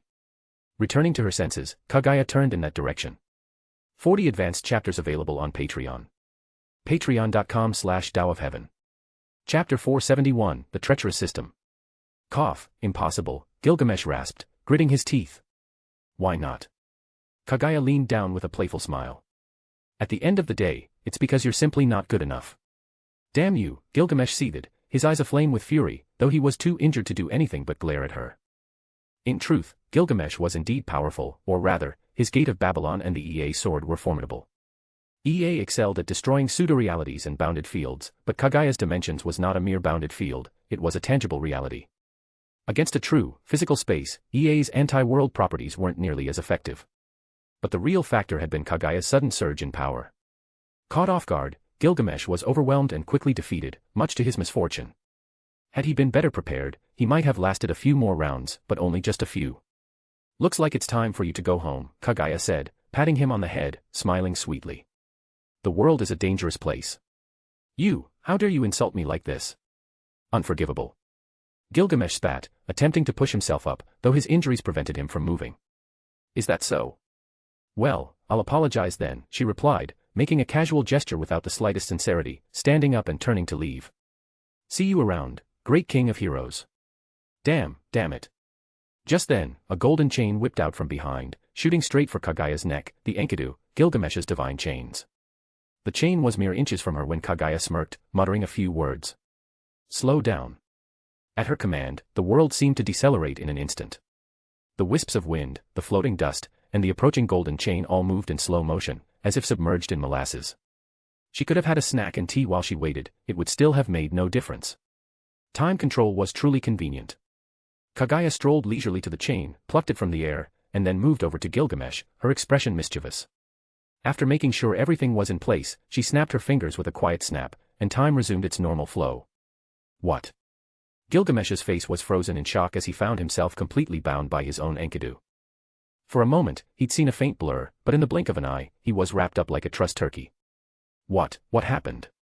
So, how does it feel to be restrained by your own chains? Kaguya asked, smiling. Cough. Gilgamesh tried to respond, but a painful cough interrupted him, blood spilling from his lips. Although Enkidu wouldn't normally affect its own wielder, his current, weakened state meant that even a simple chain could bind him. Seems like that's the end of it. Kaguya gave him a final glance before snapping her fingers. With a shimmer, the world around them shifted, and they reappeared inside the Tosaka family mansion. Kaguya looked around. Rin Tosaka, Sakura, and the others had vanished, and Tosaka Tokiomi's body was nowhere to be found. It seemed they had left. Even though Tokiomi hadn't escaped his fate, Rin and the others seemed to have met a much kinder outcome than in the original story. Tosaka Aoi and Sakura, in particular, had been spared horrific fates. In the original tale, one was left mentally broken, and the other was turned into a vessel for cursed worms. One could say Kaguya had done quite a good deed here. "Ah, that's right," Kaguya said, glancing toward a dark corner. "I nearly forgot about one little rat. Enjoying the show, Kirii Kotomine. Though, did you buy a ticket?" A cross-armed Kirii Kotomine suddenly whipped out 4 daggers between his fingers, hurling them like lightning toward Kaguya, his weapons, the black keys. "Are you even aiming?" Kirii's eyes widened, and he spun around only to find Kaguya, silver hair gleaming, standing right behind him. "How?" Kirii muttered in disbelief. No matter how fast one was, even they would leave a residual image. But Kaguya had seemingly appeared behind him in an instant, as if defying the very laws of movement. But there was no time to contemplate. With a deft motion, Kirii produced another set of 4 black keys and lunged forward with blinding speed. "Too slow," Kaguya whispered softly. She appeared before him, her fist colliding with his abdomen. Ugh! Kirii's body was sent crashing into the wall like a cannonball, leaving a massive hole in the ornate mansion wall. In reality, Kirii's agility was quite formidable, as proven in his battle against Kiritsugu Amiya. Kiritsugu had needed to double his own speed to keep pace with Kirii, later using quadruple acceleration and his origin bullet to win. But to Kaguya, speed was now irrelevant. With her time control ability, unless her opponent moved at light speed or beyond, she could always gain the upper hand before they even completed their attack. Kirii slid from the wall and slumped to his knees, wiping the blood from his mouth, staring at Kaguya in disbelief. He'd fought her before, and while she'd been strong, he never imagined she'd reach this level of power. Now, facing her, he felt utterly helpless. She hadn't even moved before he'd been struck down. How presumptuous! Kaguya approached slowly, her head slightly raised as she looked down at Kotomine Kirii with a cold smile. "Did you really think that, as a mere human, you could challenge me? You've grossly overestimated yourself, Kirii." Kirii coughed twice, his breath shallow as he forced himself back up. "It's not over yet. Isn't it a bit premature to be so confident?" "Oh." Kaguya smirked. "Do you believe a dead fish can still flip itself over?" If I kill Saber and the remaining masters, I'll obtain the Holy Grail and finally unlock the answers I've sought all my life. Wiping the blood from his mouth, Kaguya's gaze hardened. Why do you stand in my way? Why must you obstruct me? Saber has died. Kaguya raised an eyebrow, genuinely surprised at the number of events she'd missed in her absence. He dared to challenge the King of Heroes, so defeat was only inevitable, Kaguya replied, determination flaring in his eyes. As for the Holy Grail, I will claim it, even without the King of Heroes' help. Just you. Kaguya replied, unimpressed. You, a mere mortal without a servant, against me. How laughable. Without another word, Kaguya shifted into a Bajiquan stance. As one of the most formidable martial artists in the Fate universe, his Bajiquan skills ranked among the best, matched only by the likes of the nameless priest and Beset. But without raw strength, even the finest martial techniques were meaningless, as was demonstrated by that same priest, who was crushed by Archer when left powerless. As Kaguya lunged, Kaguya's lips curled with contempt, her voice calm as she muttered, slow down. Instantly, Kaguya's movement slowed, like a swimmer fighting against thick mud. Kaguya strolled over, reaching forward in a blur, her hand stabbing into his chest. No blood spilled, thanks to her frozen time field keeping it suspended within his body. With a casual flick of her wrist, Kaguya dispelled her control over time, and the crimson spray erupted in full force from Kaguya's chest, painting the ground in a vivid red and filling the air with a sharp, metallic scent. You, how? Kaguya's wide eyes fixed on Kaguya, clutching his gaping wound, as blood trickled through his fingers. That's right, Kaguya replied nonchalantly. I can manipulate time. Your skills are meaningless against me. You'd best accept your fate and die. She observed him coldly, reminded of the days when soldiers thought they could stand against foreign cannons with nothing but flesh and fists. No matter how skilled a martial artist, no one could withstand bullets or cannonballs. The same rule applied here, against the power to control time, all he could do was await his end. With a dull thud, Kaguya's body slumped into the spreading pool of his own blood, his eyes slowly losing their spark. He lay still. Overconfident fool, Kaguya muttered. What was once a fearsome opponent now lay dead. In the end, Kaguya's skills were only daunting to ordinary humans, for a true powerhouse, he was no more than a mortal. However, in using her time manipulation ability during the fight, Kaguya had noticed some limitations. She could maintain the effect for about 10 seconds at most. There also appeared to be a cooldown period, during which the ability couldn't be reused, almost like the recharge time of a skill in a game. What a ripoff. It felt like buying something marked free, only to later find hidden fees. Even with its duration limits, however, Mirror Flower, Water Moon's time control remained powerful. After all, ending a life often required only a moment. Another advantage of this ability was its low energy consumption. Unlike her other techniques, which drained her mana rapidly, time manipulation barely affected her reserves. With this battle over, Gilgamesh had fallen, Kaguya was dead, and the King of Conquerors had met his end as well. All that remained were Kiritsugu Amiya and Saber. The Holy Grail War had already dwindled to its last players, almost every master and servant had either died or withdrawn from the competition. As she considered this, another thought surfaced in Kaguya's mind, her mission in this world. Thinking back, the system's assignment had been vague, something about achieving victory in the Holy Grail War. But what, exactly, did that entail? Claiming the Holy Grail. Killing all the other masters and servants. Summoning the Greater Grail. Right then, a long-awaited, metallic voice echoed in her mind. Your mission is to destroy the mana system powering the Greater Holy Grail beneath Ryuta Temple. Eliminate the Greater Grail to end the Holy Grail War. What? Kaguya froze, her eyes wide. So, you're telling me all I have to do is break some magic system down there? Correct, the system replied in its emotionless monotone. Wait a minute, Kaguya's eyebrows shot up. You're telling me I didn't need to participate in this whole Holy Grail War nonsense? No servant fights, no duels. Just dismantle the system. Correct. Eliminating other masters and servants was not required. I've been completely scammed. You may say that. You're unbelievable. Chapter 472, Battle for the Holy Grail.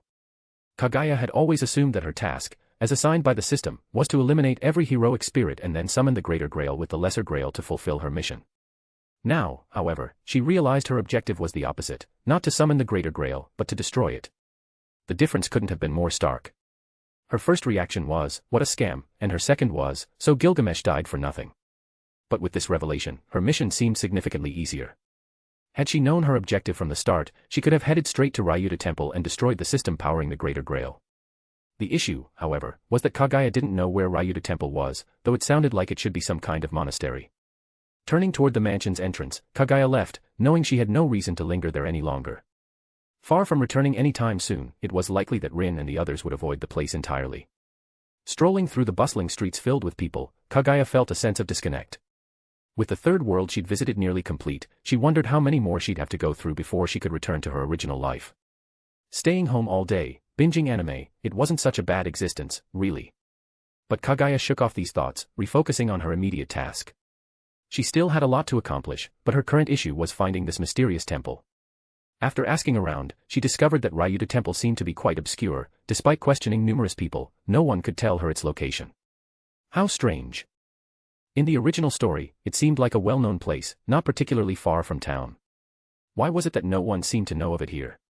Just then, a group of delinquents swaggered down the street toward her. Their hair was dyed in various colors, tattoos snaked up their arms, and studded chains hung around their necks like dog leashes. Their clothes were torn in places, looking deliberately shabby. Kaguya's brows knitted, and she ignored them. She had no interest in these tryhards and found their pretentious behavior distasteful. Hey, look at that. This chick is hot, one of the delinquents called out. Where? Another asked. Are you blind? Right there. Damn, she's a real knockout. Looks like it's our lucky day, boys, one said, chuckling. Heh. The group approached her, blocking her path. A bald-headed thug with tattoos sneered at her, saying, Hey there, sweetheart. Why don't you come have a little fun with us? I promise it'll be a good time. Expressionless, Kaguya glanced at him and spat out a single word, scram. The bald man blinked, surprised that such a pretty girl would use such language.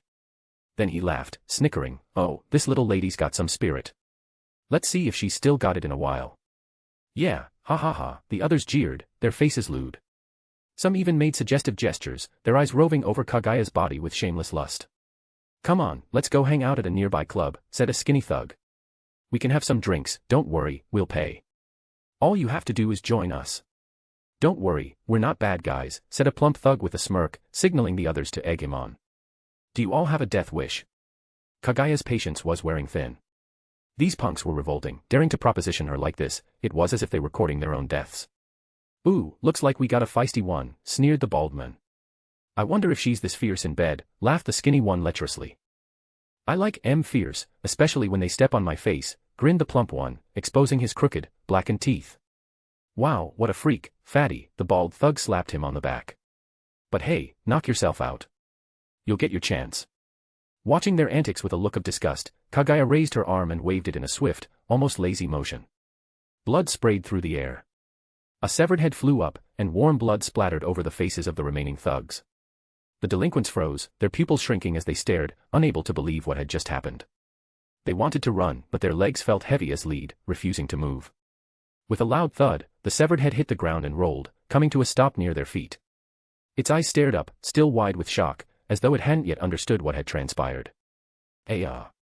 Help! She's a monster. The remaining thugs snapped out of their stupor and bolted, running in a wild panic down the street. Terror gripped them, their only thought to flee from the beautiful woman who had turned into a bloodthirsty demon before their eyes. Think you can get away after offending me? Kaguya's voice was as cold as her gaze as she flicked her wrist, sending out several beams of deadly light. Schlunk. Schlunk. Schlunk. With a series of sickening sounds, several of the fleeing delinquents collapsed, legs impaled by swords that pinned them to the ground. Their agonized screams filled the air as they clutched at their bleeding legs. Crimson quickly soaked their clothes, staining them deep red. Kaguya walked toward them, wrinkling her nose at the smell of blood as she fanned her hand dismissively. Be quiet, she said.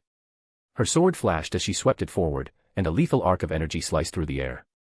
The cries ceased abruptly, and heads rolled to the roadside, severed cleanly from their bodies. Now only two remained, clutching their mouths in terror, hoping that any sound they made would not draw her attention.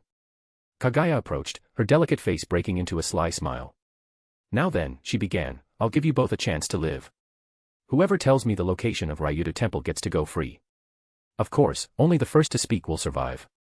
How's that? Fair, right? In a bloody flash, two severed heads flew up into the air and landed heavily on the ground with a dull thud.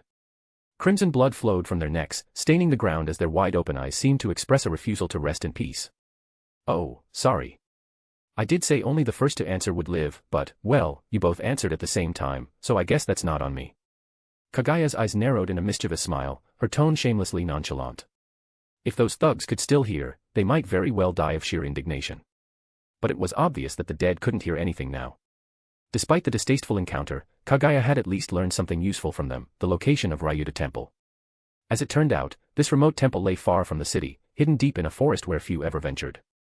Upon arriving at Ryuta Temple, Kaguya noted the emptiness inside, silent and eerie, almost haunting. Perhaps all who once resided here had been driven away to hide something significant. Suddenly, a few figures emerged before her, a young girl clad in golden armor with flowing blonde hair, and a man dressed in a sleek black suit under a dark trench coat. They were none other than Saber and Kiritsugu Amiya. "What are you doing here?" Kaguya asked, frowning. "That's my question to you," Saber responded, gripping her sword and glaring at Kaguya. "You're here to destroy the Grail, aren't you?" Kiritsugu's hand slipped inside his coat, ready to draw a weapon at a moment's notice. "Oh." Kaguya raised an eyebrow. "How did you know?" Saber couldn't have known about the Grail's power source lying beneath Ryuta Temple. After all, she had been deceived into believing in the Grail's power. Kiritsugu, despite his time with the Ainsburns, might not have known its exact location either. After all, if he had known, he likely would have tried to destroy the power source itself, not just the lesser Grail. "You really are here to destroy the Grail," Saber said angrily. "Do you intend to crush the hopes of those who have fought so hard, those who have placed their dreams in the Grail? You fiend." The more Saber spoke, the angrier she became. Driven by her desire to save Britain, she had endured countless battles and witnessed countless deaths. Yet here Kaguya stood, threatening to destroy everything Saber hoped for, unforgivable. Seeing Saber's furious face flush, Kaguya was momentarily taken aback before she burst into laughter. "I didn't realize you were so obsessed with Britain. Is it really that important to you? You mock me, even now." Saber bit her lip, gripping her sword so tightly that her whole body trembled, as if on the verge of lashing out. "Mock you?" Kaguya said with amusement.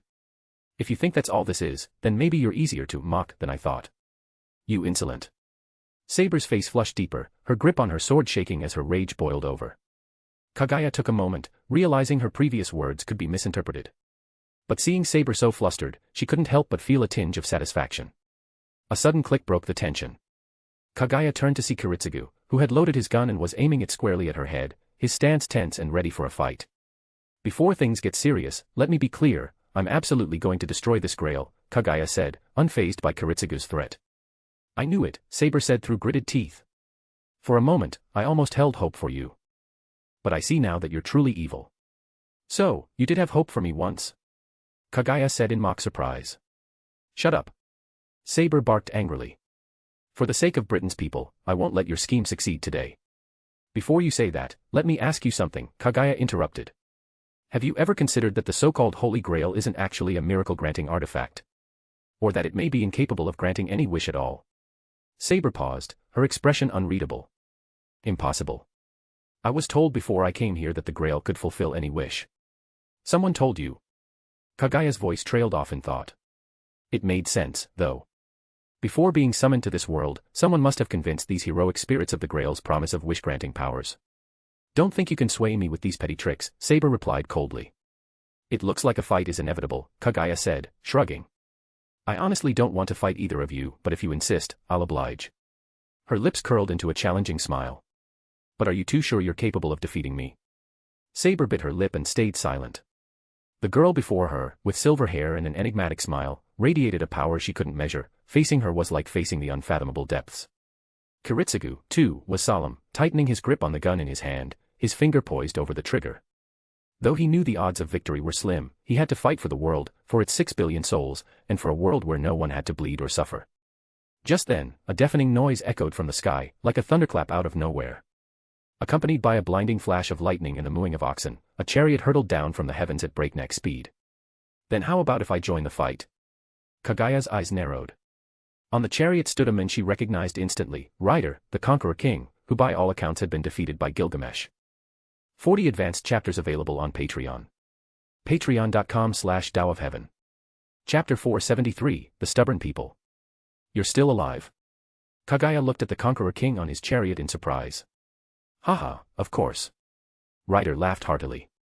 "Though that shiny golden fellow was indeed powerful, nearly took me down." "That was close." Kaguya's eyebrow twitched. Did he not care that he was just giving the enemy undue praise? "By the way, you do know that Goldie is already done for, right?" Kaguya remarked. "Oh, really?" Ryder scratched his head, looking somewhat surprised. I didn't think someone that strong could actually be defeated. Incredible. So, Kaguya continued, are you still planning to stop me? You might die here, all for a grail that might not even grant the wishes you're fighting for.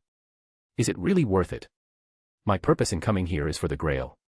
If I back down now, then why did I come here at all? Ryder replied earnestly. Even so, Saber said, gripping her sword tightly and fixing her gaze on Kaguya, I still wish to try. They really are a stubborn lot, Kaguya thought, feeling speechless.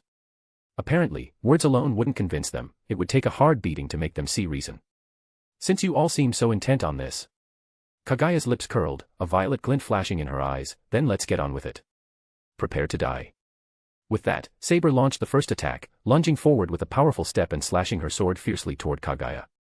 Kaguya gave a slight smile, ducked low, and appeared in front of Saber in an instant, seeing the surprised expression on Saber's face before throwing a punch straight into her stomach.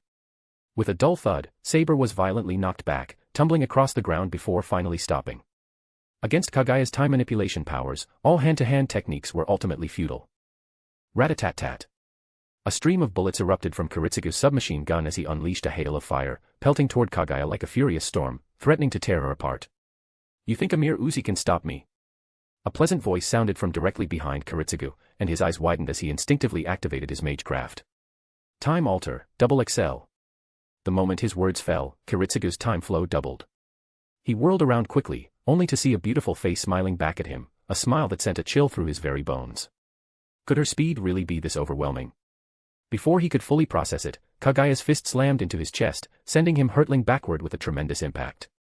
He crashed into the wall of Ryudo Temple amid shattered stones, blood splattering in the air. Kiritsugu coughed up a mouthful of blood, slumping down from the wall before collapsing weakly onto the ground. Within mere moments, both were down. Hiya! Chariot of Divine Might. In a flash, Ryder's bull-drawn chariot surged forward, surrounded by crackling electricity, thundering straight toward Kaguya. A deafening crash followed, leaving a deep groove in the ground, electricity sparking in all directions, threading through the earth like a spider's web. Kaguya barely dodged, narrowly avoiding being run over by the chariot. Raising her pale arm, she glanced at it, part of her sleeve was torn, scorched at the edges, and carried the faint odor of burning. The time ran out. Kaguya frowned. While time manipulation was indeed a powerful ability, the duration was short. But it didn't matter, she had simply misjudged the chariot's range and got grazed by its lightning. Dodging my chariot, impressive. Ryder grinned, gripping the reins tightly. Trying to run me down with a chariot, huh? Kaguya scoffed. Guess I'll just have to dismantle it first. Bulls are better suited to the butcher's block anyway. She raised her arm, and the sword of the king instantly appeared in her hand, swinging forward with great force. A blinding beam of light shot forth like a rainbow, slicing through the air directly toward Ryder's chariot. Realizing the danger, Ryder yanked the reins, and the bulls, sensing the threat, desperately veered sideways. But the beam's speed was simply too much. Before they could fully swerve, the beam struck the chariot dead on. With a thunderous explosion, the sky lit up with dazzling flames, and fragments of the chariot rained down, plinking onto the ground below, along with half a smoldering wheel. Pathetic, Kaguya sneered. If that's all you've got, you're better off farming. Suddenly, a low voice echoed nearby, catching Kaguya off guard. Time Alter, Quadruple XL. In a flash, Kiritsugu appeared behind her, gun raised, his finger squeezing the trigger. With a sharp bang, a spiraling bullet shot straight toward Kaguya's head. By now, Kiritsugu had pieced together some details of her abilities, suspecting that Kaguya possessed the power to manipulate time. That was likely why she could appear so abruptly before him, even with his time-altering magecraft. However, he calculated that such a power couldn't last long, nor be used consecutively. Otherwise, if she could employ it at will, she wouldn't need to stay here and fight them, she could simply annihilate them all effortlessly. The ruined sleeve from Ryder's chariot had been the confirmation he needed, her power had a time limit. And so, right as her ability's cooldown was active, the opportunity was his. At such close range, Kaguya, whose time manipulation was still cooling down, had nowhere to hide, no way to avoid the impending headshot. Clang. Sparks flew. What? Kiritsugu's pupils shrank as he gasped in disbelief. A jet-black barrier had appeared behind Kaguya, blocking the bullet mid-flight. The origin bullet lodged into the barrier, stuck like a piece of gum on metal, failing to penetrate or even crack the surface of the shield, Kaguya's truth-seeking ball. I knew you'd try a sneak attack, Kiritsugu, Kaguya said mockingly, but I already saw right through you. Why don't you just step aside and stop getting in my way? The moment she finished, she moved like lightning, appearing before Kiritsugu in an instant. His eyes widened as she landed a fierce punch to his stomach. Ugh! Blood spurted from Kiritsugu's mouth as he flew backward, tossed like a rag doll before crashing to the ground with a dull thud. Looks like there aren't any more nuisances in the way. Kaguya dusted off her hands and turned toward the main hall of Ryuta Temple. A gust of wind suddenly rushed from behind, but Kaguya seemed to anticipate it. She tilted her head and caught a sword between her fingers, then turned to see Saber staring at her, astonished. So, still won't give up, huh, Saber? It was Saber who had attacked, clearly shocked. Even with the length of her invisible Excalibur roughly known, few could accurately intercept it, especially by catching it between their fingers.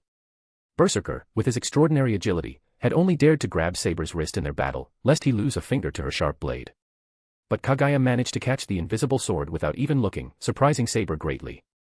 Saber clenched her jaw, trying to yank her sword free, but it felt as though she were pulling against an immovable object. Kaguya's fingers locked in place as if grown into the blade. Kaguya's lips curled in a smirk as she pulled, causing Saber to stumble forward, losing her balance and tumbling into Kaguya's arms. Kaguya wrapped her arms around Saber as she fell. This, Kaguya thought, was the very definition of warm and soft. The sensation filled her with a playful glint, and she couldn't resist giving Saber's backside a squeeze. Saber froze, her cheeks instantly reddening as she struggled against the hold, wriggling like a fish out of water. Raising her arm, she tried to strike Kaguya with her elbow, but her arm was intercepted before the blow could land. Then, a flash of white light struck Saber's neck. Her body shuddered, her gaze went blank, and she slumped unconscious into Kaguya's arms. Kaguya had simply struck Saber's neck with her hand, knocking her out cold. Unwilling to waste any more time on Saber's pointless resistance, Kaguya laid her gently on the ground before turning to continue her path toward the main hall. If her guess was correct, the power system for the Greater Grail lay beneath it. Destroying it would fulfill her mission. When she reached the entrance, she suddenly halted and, without looking back, called out, "Kiritsugu, I know you're still awake. No need to pretend." Lying nearby, Kiritsugu's eyes narrowed, he knew he had been discovered. Kaguya's powerful blow had left him gravely injured, almost on the brink of death. Yet, thanks to Avalon, the magical scabbard of Excalibur within him, his wounds were healing quickly. In the short time since the attack, he had recovered considerably, merely feigning unconsciousness to wait for an opening. But it seemed his plan had been seen through from the start. Kiritsugu leapt to his feet, swiftly drawing his gun and aiming it at Kaguya. Though he had ended the lives of countless individuals, 37 magi alone, all skilled, he found himself uncharacteristically unsure now. He couldn't tell if he even had a chance of wounding the silver-haired girl before him. Was this it? Was his long-held ideal doomed to failure? Frustration flooded him as he neared the brink of a long-desired victory, only to face failure at the very last step of his lifelong quest. As Kiritsugu steeled himself to take one final, desperate shot, Kaguya's next words made him hesitate. "Do you want the Grail?" Kaguya asked, turning her head toward him. Kiritsugu's brows furrowed as he demanded, "What do you mean?" "Just what I said." Kaguya's mouth curled into a slight smile. "If you truly wish to possess the Grail, I could let you see it, even grant it to you, to fulfill your wish." Kiritsugu's response, rather than relief, was a hardening of his expression. "What are you up to? How could this benefit you? Why would you go out of your way for this?" "Nothing much." Kaguya chuckled, turning to face him. "You've always wanted a world without bloodshed, without sacrifice, a world where no one is hurt." "Maybe you'll think it foolish," Kiritsugu replied solemnly, "but it has always been my pursuit." "It's certainly naive," Kaguya conceded, "but it's not laughable. But have you truly considered that a perfect world might be an impossibility? That conflict and war, as parts of human nature, will persist as long as humanity exists. Precisely because it's impossible, I seek the Grail to accomplish this miracle," Kiritsugu answered quietly. "If you believe the Grail can grant your wish," Kaguya replied, a faint laugh escaping her lips as she walked toward the main hall, "then come along. I doubt you'll let go until you see for yourself. Don't worry, there's no trap. Come or don't, your choice." Kiritsugu hesitated briefly before lowering his gun and, without a second thought, followed Kaguya into the hall. 40 advanced chapters available on Patreon. Patreon.com/Tao of Heaven. Chapter 474, Mission Accomplished. Descending into the area beneath the main hall, it seemed far larger than the hall itself, akin to a football field in size. As they walked down the stairs, they were enveloped in pitch darkness, with only the faintest glimmers of light barely visible. Kaguya raised her hand and snapped her fingers, summoning several orbs of flame to hover in the air, illuminating the vast space. "What is this?" Kiritsugu looked around, stunned by the massive magical circuit before him. Even as a member of one of the three great families, he had rarely seen a magic circuit of this magnitude. He could feel the intense, intricate magical energy emanating from the structure, far beyond anything he'd encountered, even at the Einsburn castle. Could this really be the Grail's power system, he murmured, gazing at the massive circuit in the distance. His family had once participated in the Grail's creation and experienced the Holy Grail War firsthand, so he understood the system, though he'd never witnessed its structure before. That's right, Kaguya smiled slightly. This is where the Grail's power comes from. All that's left now is to summon the Greater Grail. With that, Kaguya extended her hand, and a golden chalice materialized, emitting a tangible aura of magic. Its intricate, ornate patterns glowed with an eerie light. Suddenly, Kaguya's expression shifted as she sensed something.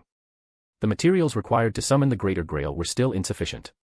While summoning didn't always require the souls of 7 heroic spirits, as in the 4th Holy Grail War, it had opened with only 6, and the 5th with just 5, the number and quality of heroic spirits affected the Grail's summoning conditions. But now, they were clearly still one short. Could it be? I have a small errand to run, Kaguya said as she turned and started back up the stairs. Wait here, I'll be right back. Kiritsugu stood there, slightly baffled by Kaguya's sudden departure. He doubted she would be pulling any tricks. After all, if she'd wanted him dead, he would already be gone. There was no need for such roundabout theatrics. Yet he couldn't shake the slight unease in his heart, fearing some unforeseen change. He had waited too long for this moment and had sacrificed countless lives and acted incomprehensibly to most. This might well be his last chance to fulfill his dream, and he couldn't afford to fail now. Just as he grew impatient enough to consider stepping out, the silver-haired girl finally returned, and her appearance shocked him. Approaching him, the beautiful girl's face was speckled with blood, enhancing her allure with a strange, macabre beauty, and in her hand was a blood-stained sword, droplets of blood still dripping from its edge. What did you? Kiritsugu asked in astonishment. Nothing. Let's begin. Kaguya's eyes gleamed with a faint purple glow. Did you kill Saber? Kiritsugu's face was filled with shock. He understood that to fully summon the Greater Grail, one needed to sacrifice the heroic spirits, ensuring enough souls were gathered for the ritual. Could she have gone out just to kill Saber? What nonsense, Kaguya frowned, giving him a sidelong glance, clearly displeased. What, did you take some bad medicine? Why would I kill Saber? But then, the blood. Kiritsugu stammered, still confused. What exactly are you trying to ask? Kaguya turned away, her patience waning. No, nothing, Kiritsugu replied, regaining his composure. Good. Kaguya nodded, placing the small grail on a nearby pedestal. Suddenly, the grail began to emit a soft, golden glow, lighting up the dark chamber and casting the stone walls in a warm hue. All right, now you can, Kaguya began, but before she could finish, a black portal materialized behind her. Startled, she turned to find it had an overwhelming pull, like a black hole, slowly drawing her in. What is this thing? A void from the grail. She recalled that, at the end of Fate/Stay Night, Gilgamesh had been pulled into a similar void. Could this be the same phenomenon? But it didn't seem quite the same. Whatever it was, this black portal seemed determined to claim Kaguya, releasing an intense pull to draw her inside. But there was no way she would go without a fight. To her, this suction force was little more than a nuisance. Scoffing, Kaguya raised her hand and spread her fingers, unleashing a powerful repelling force. As expected, the black hole shrank under Kaguya's power, seeming to retreat from the impact of her counterattack. However, just as Kaguya thought she had it under control, a powerful surge of energy erupted from the black hole like a flood, crashing down on her in a single overwhelming wave. What is this? Shocked, Kaguya instinctively tried to use her almighty push, Shinra Tensei, to deflect the energy. But at that moment, she found herself unable to move, her body rigid, almost like wood. Even her energy felt cut off, leaving her unable to channel it. In that fleeting moment, the dark energy enveloped her, layering around her body as if wrapping her in a shroud. Was she really about to fail so spectacularly? For some reason, Kaguya couldn't help but feel a pang of regret. She shouldn't have indulged herself by leaving the magic circuit intact, she should have just destroyed it. Now she'd truly gotten herself in trouble. Just as despair began to set in, Kaguya's body suddenly flared with a brilliant violet light, bright as the sun, illuminating the chamber almost to daylight. At the same time, a powerful wave of energy surged out, engulfing the dark power that had wrapped around her. The surrounding energy seemed drawn to her, merging with the expanding force. Staring at the scene unfolding around her, Kaguya felt a flicker of confusion, unable to fully understand what was happening. In that instant, a colossal rush of energy surged into her body, almost to the point of bursting, filling her with a pain so intense that she nearly blacked out. She had never felt such agony, like being torn apart by 1,000 blades, every inch of her body searing with pain. Finally, when Kaguya could bear it no longer, her head tilted to the side, and she slipped into unconsciousness. Just before the darkness took her, she thought she heard the system's voice. Congratulations on completing the mission. Returning to the main space. When Kaguya awoke, she found herself in a familiar place, a vast, empty space devoid of any decoration, furniture, or seating, the main system space she had visited several times before. What's going on here? Kaguya got up, dusting herself off, feeling puzzled. If it hadn't been for that intense pain, the kind that forces a person to grit their teeth and writhe, she might have thought it was all a figment of her imagination. Just before she'd lost consciousness, she vaguely recalled the system notification announcing her mission's completion. But was that real? With that thought, Kaguya hurried toward the glowing orb in the main system space and anxiously asked, "Hey, did I finish my Fate/Zero mission?" "Congratulations. You have indeed completed your mission in Fate/Zero. You've earned 100 achievement points and may now use them to purchase items, abilities, or bloodlines." The system's distinct metallic voice responded. Good. Kaguya sighed in relief, but then another thought struck her, prompting her to speak again. "System, what exactly happened to me in Fate/Zero? Where did that energy come from? Was it from the Holy Grail? And what about the purple energy in me, will it cause any issues?"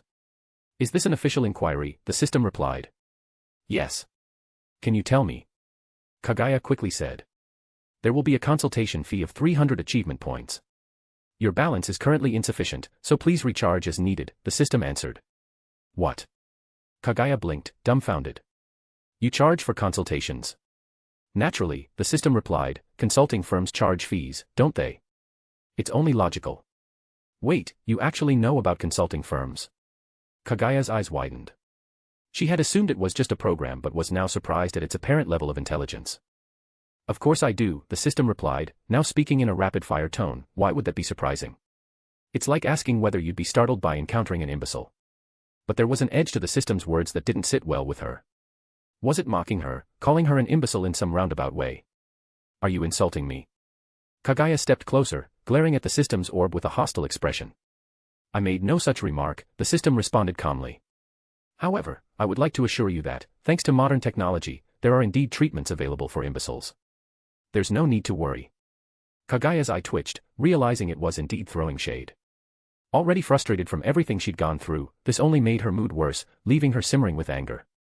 With an exasperated expression, Kaguya strode forward and swung her leg into the orb, landing a swift kick. The system orb flew through the air like a soccer ball, crashing against the wall with a loud thunk. Surprisingly, it seemed the orb could be kicked around. Wasn't it supposed to have some sort of protective mechanism? But what happened next stunned her even more. "Ow!" A delicate voice cried out as the orb wobbled, and a tiny figure climbed out of it. She wobbled to her feet, clutching her head and swaying as though dizzy. More surprisingly, the tiny figure was incredibly beautiful, with long, flowing hair, delicate features, and bright, expressive eyes. With a tiny pair of wings on her back, she looked like a miniature anime-style fairy. She was adorably expressive, especially with her scrunched-up face, but was barely the size of Kaguya's hand, a tiny being, much like a small bird. "How dare you?" The tiny fairy pointed a finger at Kaguya, puffing up with anger. "To treat Lord System in this way? Are you seeking punishment in the Abyss Dungeon?" Kaguya reached over, grabbed the little fairy's wings, and held her up, blinking as she inspected her closely. "So, does this space include sparrows?" The tiny fairy struggled in Kaguya's grip, pounding her small fists against Kaguya's fingers, though the effort felt no stronger than a tickle. Upon hearing Kaguya's words, the fairy grew even more indignant. "How dare you call me a sparrow?" the little fairy shouted, fuming. "I'm going to destroy you. Let me go. Let me go." With a smirk, Kaguya ran her finger over the fairy's tiny face, teasing her, quite the attitude for such a little sparrow. Who would have guessed the Great Lord System was just a tiny bird? Surprising, really. "I'm not a sparrow. You're a sparrow. Your whole family's sparrows," the little fairy yelled, furiously pushing Kaguya's fingers away. "One more insult, and I'm going to punish you." "Punish me?" Kaguya chuckled, finding the whole situation highly amusing. "Just you, little sparrow. If a sparrow can act so tough, I suppose a frog could." "I really mean it this time," the little fairy shouted, cheeks puffed with rage. Kaguya couldn't resist teasing her further, but as she reached out again, the tiny fairy released a massive burst of energy, an intimidating aura that swept across the space like a tidal wave. Simultaneously, the little fairy raised a tiny, glowing hand and launched a palm strike straight at Kaguya's chest. A second passed. Then 5 seconds. Then 10. Ah. The little fairy's beautiful eyes widened with disbelief, staring at her tiny hand as though trying to figure out what had happened. "What's wrong, dear?" Kaguya's grin widened, her expression resembling that of a wolf eyeing a helpless rabbit. With a tone dripping with kindness, she asked, "Need a hand with that?" 40 advanced chapters available on Patreon. Patreon.com/Tao of Heaven. Chapter 475, The Kabbalah Tree of Life. No. No need. Realizing her attack was completely ineffective, the tiny fairy immediately softened, forcing a pitiful smile that looked worse than tears. Is there any other service you'd like? I can offer it all, free of charge. But weren't you just demanding achievement points? Kaguya's bright smile showed off her white teeth. Though she didn't quite understand why the little fairy's impressive attack had ended up with such lackluster results, the dazed look on the fairy's face suggested that she didn't know either, so asking about it was likely pointless. As they say, justice may be late, but it never fails to come. This little system had often exploited and deceived her, costing her a good number of achievement points. It was time to collect, with interest. And given how utterly pitiful she looked now, Kaguya couldn't resist taking a little revenge. With that thought, Kaguya cracked her knuckles, the joints giving off a crisp, intimidating sound as her expression turned cold and menacing. Since you're such a valuable customer, there's no charge. Perhaps you're curious about the dragon veins chakra in your body, the tiny fairy babbled, her face full of flattery. Just giving in like that. This little thing was practically spineless. Where's your dignity? Seeing her so cute and subservient, Kaguya's urge to mess with her subsided. But the fairy's words did pique her interest. She'd long wondered about the true nature of that powerful yet somewhat ominous energy in her body. Well then, spit it out. But if I catch you trying to deceive me. Kaguya didn't finish the sentence, letting a subtle, meaningful smile spread across her face. The smile alone made the fairy's expression turn uneasy. The tiny fairy pulled herself together and, after clearing her throat, began to explain. It turned out the dragon veins chakra was a manifestation of the Earth's very essence, holding a vast concentration of its energy. Yet, this energy was not pure. Like anything in nature, it had both a positive and a dark side. And the so-called dragon veins chakra was actually its dark side, a type of malevolent power. Compared to it, even the evil contained within all the world's evils was relatively mild. Dragon veins chakra, or perhaps more aptly termed, dark energy, was interlaced with an ancient and mysterious force. This unknown energy was so complex that even the tiny fairy couldn't fully identify it, but it was undeniably ancient and incredibly potent. That might explain why the system fairy's attack had failed so spectacularly against Kaguya. So that's it? Kaguya asked, somewhat disappointed. Nothing more. That's all, the tiny fairy answered. Kaguya sighed. This explanation offered her little new information. Oh, well, Kaguya said, her disappointment clear. Is there a way to get rid of this dark energy in my body? Though the energy had helped her in many situations, no one likes carrying a ticking time bomb. Kaguya certainly didn't want to end up in a life-or-death situation where it would detonate inside her body. After all, she still had plenty of loved ones waiting back home. She couldn't let them all become widows. Well, I don't think that's possible, the tiny fairy hesitated, her voice dropping. What do you mean? Kaguya lifted her up, her face menacing. And nothing, the fairy stammered. I mean. What exactly? Kaguya's tone grew ominous. Spit it out, or I'll skewer you, pluck your feathers, and roast you like a little sparrow. Aya. No, please, don't roast me. The tiny fairy trembled, her little limbs flailing in terror, her eyes tearing up. Then tell me, Kaguya said impatiently, how do I get rid of it? But, there really isn't a way, the fairy squeaked, almost in tears, but then her face suddenly lit up. Oh, wait. You still have that crooked tree, don't you? You could use it to filter out the dark energy. Crooked tree. Kaguya raised an eyebrow. Did she mean the god tree? Kaguya didn't want to admit it, but she remembered she'd already merged with it ages ago. Sorry, but that crooked tree has already merged with me. Kaguya's face grew darker. Oh. The fairy's eyes widened, then she clasped her hands, scrambling to apologize. I didn't realize your tastes were so unique, so refined. Are you mocking me, little thing? Kaguya's face twitched, her tone growing even more dangerous. Of course not. The fairy hastily waved her hands in denial. I'd never dare. So what's your solution? Kaguya huffed. If you don't come up with something, I'll go ahead and roast you. I've never tasted sparrow before, but I'm curious. This is just too much. The tiny fairy's eyes filled with tears, her voice wavering with frustration. How could I have a solution to something like this? I'm no miracle worker. Is there truly no other way?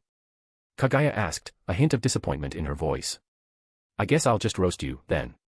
With a snap of her fingers, a ball of flames appeared in her palm, radiating intense heat. Wait, the tiny fairy cried out, I just thought of something. Oh. Kaguya's eyes narrowed with interest. Yes. The fairy clapped her hands, her eyes gleaming with excitement. If we could use it, the Kabbalah Tree of Life might just work. Kabbalah Tree of Life? Kaguya frowned, feeling that she had heard this name before. Yes. It's an ancient tree, a truly exceptional one, the tiny fairy babbled, talking so fast her words tumbled out like a waterfall.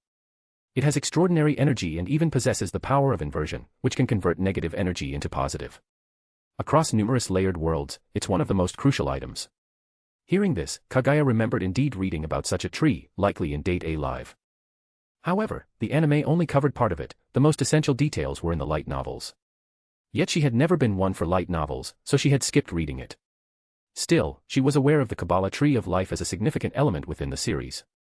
But why do you seem so proud just because of that? Kaguya asked, bemused. Ah, so you do know it, she said, nodding thoughtfully. But tell me, how exactly do I get this tree? That's where I come in.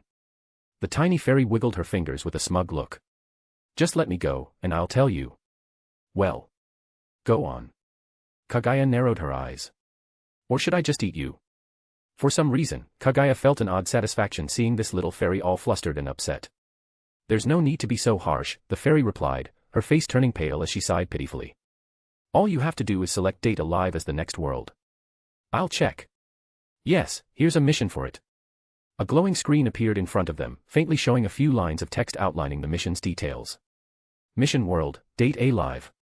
Mission Rank, C Rank. Mission Objective, Capture all spirits. Reward, 100 achievement points. Capture all the spirits. Kaguya murmured, glancing at the fairy. So, does that mean just kissing them like in the original? Not at all, the fairy shook her head, lifting her dainty finger with an air of self-importance. It's not that simple. If it were just kissing, that wouldn't complete the mission. Oh. Kaguya's eyebrows lifted in surprise. Then what does it take? As the word implies, to capture means, well, to claim their virginity, the fairy replied matter-of-factly. Excuse me. Kaguya nearly choked on the air she hadn't inhaled, utterly flabbergasted. Their virginity. Yes, is there a problem? Or was I unclear? The fairy replied innocently before sighing, figures that a primitive being wouldn't understand even something this simple. I don't know about primitive, Kaguya's expression softened into a chilly smile. But I do know that if you keep this up, you're going to find yourself plucked, skewered, and slow-roasted. And no. I was just kidding. The fairy forced a strained smile, backing down. You must be mistaken, Kaguya said, scrutinizing her closely. There's no way a mission would be so utterly shameless. Don't tell me you're trying to get revenge. Absolutely not, the fairy protested, her expression panicked as she struggled to defend herself. I'd never do that. Look, it's right here, in the mission text. The look on her face made it seem she would swear an oath if she could. Seeing her sincerity, Kaguya refrained from pressing further. However, an idea struck her, and she gave a small, thoughtful nod. Wait, aren't you the system? Oh, no, I only issue missions here. I'm not the system myself, the fairy said, shaking her head. Issue missions? You mean, you work here?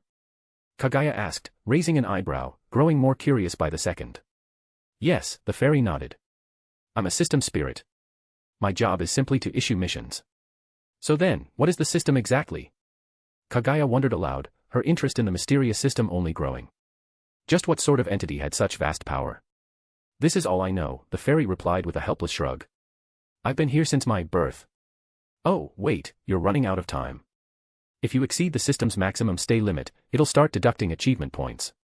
Kaguya realized pressing further would likely yield nothing and staying here any longer would only be a waste. Better to enter the next world quickly. Fine, she said with a nod, I'll accept the mission.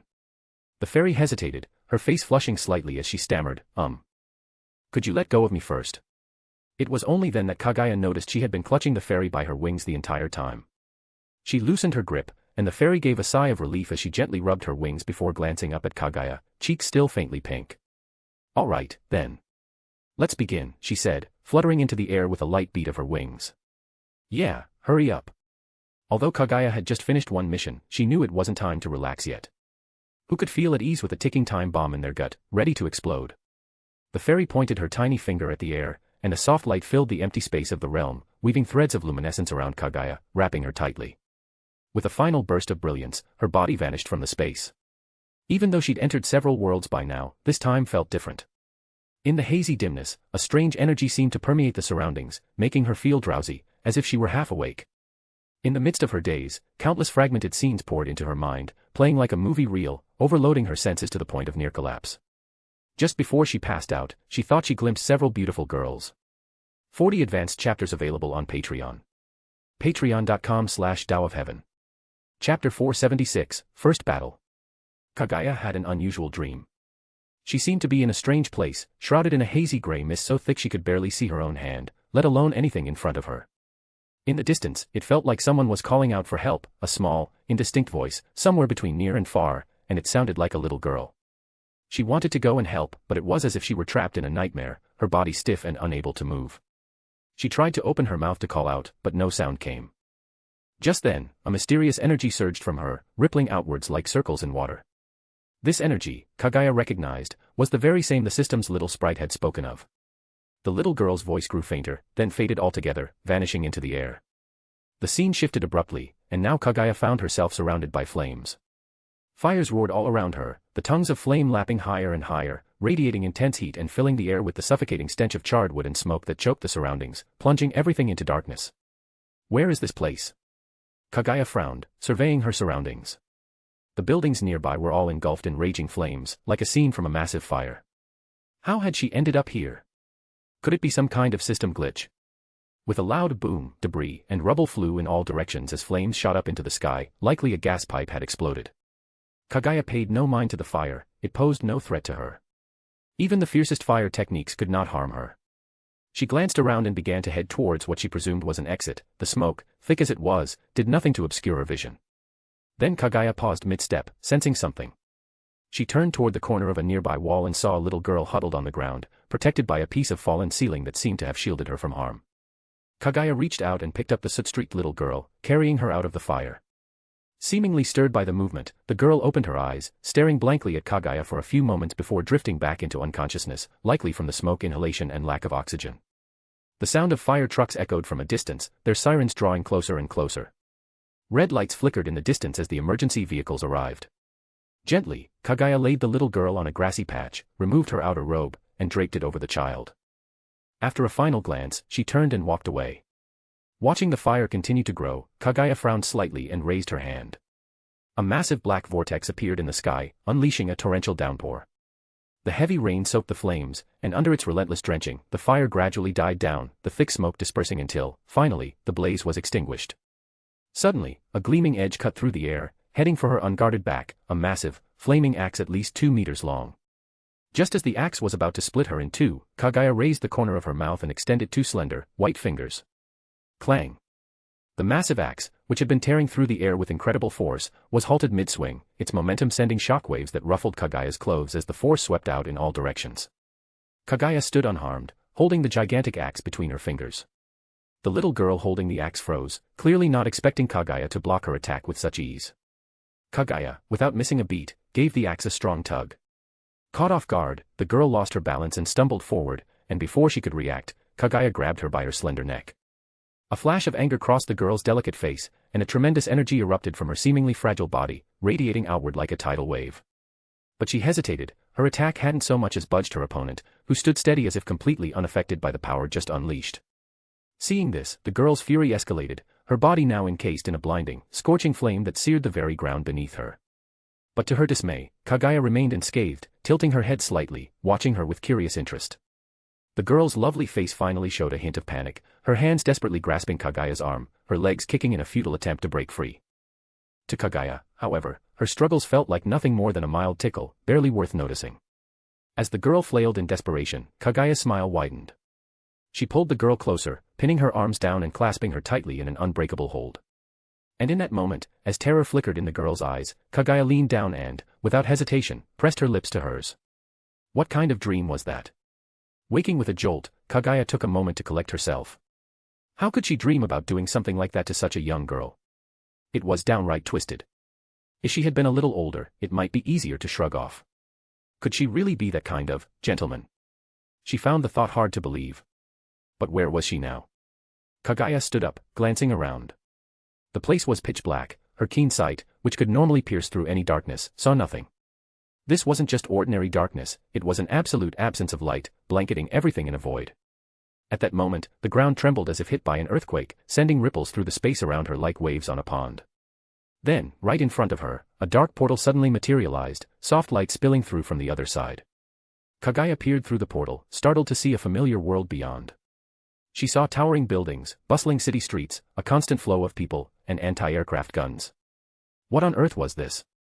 Still, anything was better than this empty void. She would lose her mind if she had to stay here any longer with nothing to do. Kaguya gathered herself, leaping through the portal, and as she landed, the sharp blare of sirens echoed overhead. As soon as Kaguya emerged from the portal, she was met with a hail of anti-aircraft gunfire. The bullets, hot from the roaring muzzles, formed a relentless steel curtain sweeping toward her. For anyone else, this barrage would have turned them into Swiss cheese, but for Kaguya, this level of assault was nowhere near enough to pose a threat. Without even flinching, Kaguya watched as several black spheres materialized around her. They expanded instantly, forming a shield in front of her. Clang! Clang! Clang! A cascade of sharp metallic sounds rang out as the torrent of bullets struck the truth-seeking balls, sparking brightly, while even a few missiles exploded against them to no avail, leaving not even a single crack on the shield. What's going on? Kaguya was at a loss. She had just exited the portal and was immediately targeted, receiving a full-on assault. Just then, she noticed a group of black dots approaching from a distance, soon revealed to be a group of young women. They wore jetpacks on their backs, emitting streams of hot exhaust that enabled them to fly. Each wielded a hefty-looking assault rifle. If Kaguya was correct, these must be members of the Anti-Spirit Team, AST, a special combat unit formed to neutralize spirits by force. Seeing this, Kaguya began to understand. It seemed these girls had mistaken her for a spirit. Just her luck. To be fair, seeing someone suddenly appear out of thin air and float in midair would make anyone suspicious.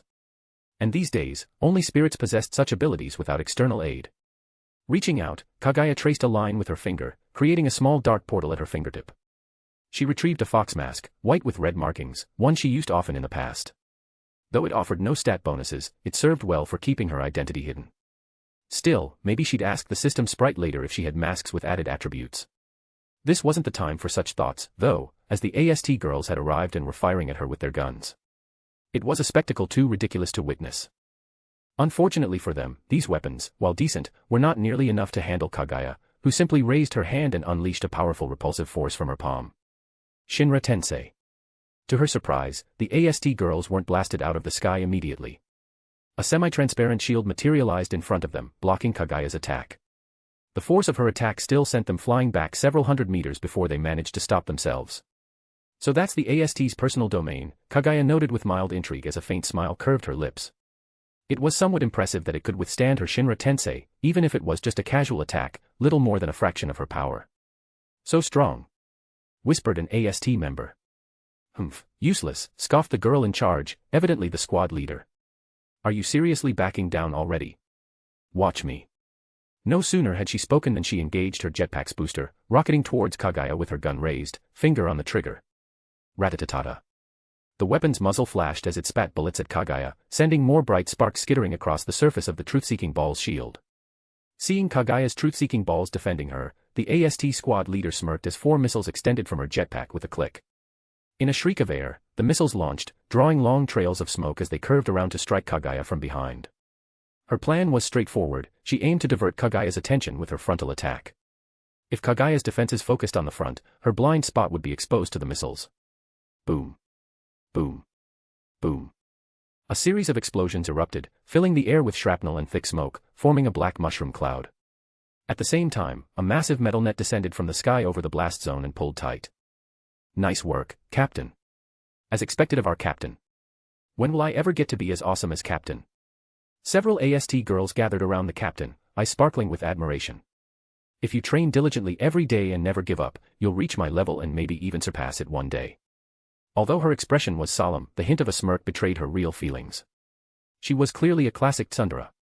Captain. But just then, an AST member approached cautiously. The spirit seems to have disappeared. Disappeared. The captain blinked in surprise. Didn't we just catch her with the capture net? We did, but... The girl hesitated. When we went to check, she was already gone. When did she vanish? The captain asked, her expression growing more serious. Just now, replied the girl. The captain's face darkened, her brows furrowing. Continue the search. Report to HQ that the spirit escaped. Yes, ma'am. Meanwhile, Kaguya was leisurely strolling down a street below.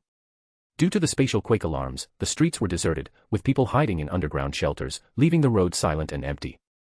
Somewhere to get food would be nice, Kaguya murmured, patting her stomach. She wouldn't starve even if she didn't eat, thanks to her innate energy, but her body, out of habit, still felt hunger. Stop. A voice rang out from behind her, and she turned to find a pretty girl with short silver hair and wearing the AST's standard equipment, holding an automatic rifle aimed straight at Kaguya. 40 advanced chapters available on Patreon. Patreon.com/DAOofHeaven. Chapter 477, Unexpected Encounter with Two Girls. Stop. Turn around, and place your head on your hands. The clear, melodious voice rang out from behind. What? Place my head on my hands. What kind of command was that? Kaguya was momentarily stunned, thinking she'd misheard. The girl behind her seemed to notice her own mistake but didn't look even slightly embarrassed. Instead, she stayed expressionless, as if nothing had happened. Put your hands on your head, the silver-haired girl repeated, her tone firmer this time. Her finger rested lightly on the trigger, her sharp eyes never leaving Kaguya. All right, don't shoot. Kaguya slowly raised her hands, pretending to comply. Turn around, ordered the silver-haired girl coolly. Following her directions, Kaguya turned slowly. As her face came into view, the silver-haired girl blinked, slightly dazed by Kaguya's striking features. She hesitated for a moment, furrowing her brows, her thoughts unreadable.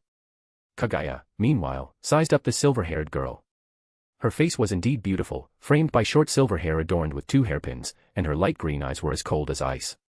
Her skin was smooth and flawless, and she had a slender frame that still hinted at her curves, enhanced by her AST gear. And who are you? The girl's voice was low and cautious after a brief pause. Oh, I'm nobody special. Just a local resident. Kaguya smiled, fibbing without missing a beat. A resident. The silver-haired girl's gaze swept over her skeptically. Show me your ID. Sorry, I left it at home, Kaguya answered, still smiling politely. She didn't have any kind of ID from this world. Well, unless she pulled out her shinobi ID, which would probably earn her a bullet to the head. Where do you live? I'll go with you to retrieve it, the silver-haired girl said in an even tone, her gun still aimed at Kaguya, showing she had no intention of letting her go. Wait a minute, Kaguya replied, frowning. I'm not exactly committing any crime here, am I? During a spacequake, everyone is required to evacuate to a shelter, the girl stated. And your behavior is suspicious. Unless you have a good reason, you'll be classified as a potential spirit. Spirit? Kaguya raised a brow. Sorry, I'm definitely not a spirit. Maybe you've made a mistake. No wonder this young girl was on her case, she was clearly part of the AST. They must have mistaken Kaguya for a spirit and followed her all the way here. Of course, Kaguya had no intention of carrying that label. If people saw her as a spirit, she'd have this team and others like it on her back constantly, and she wasn't interested in that hassle.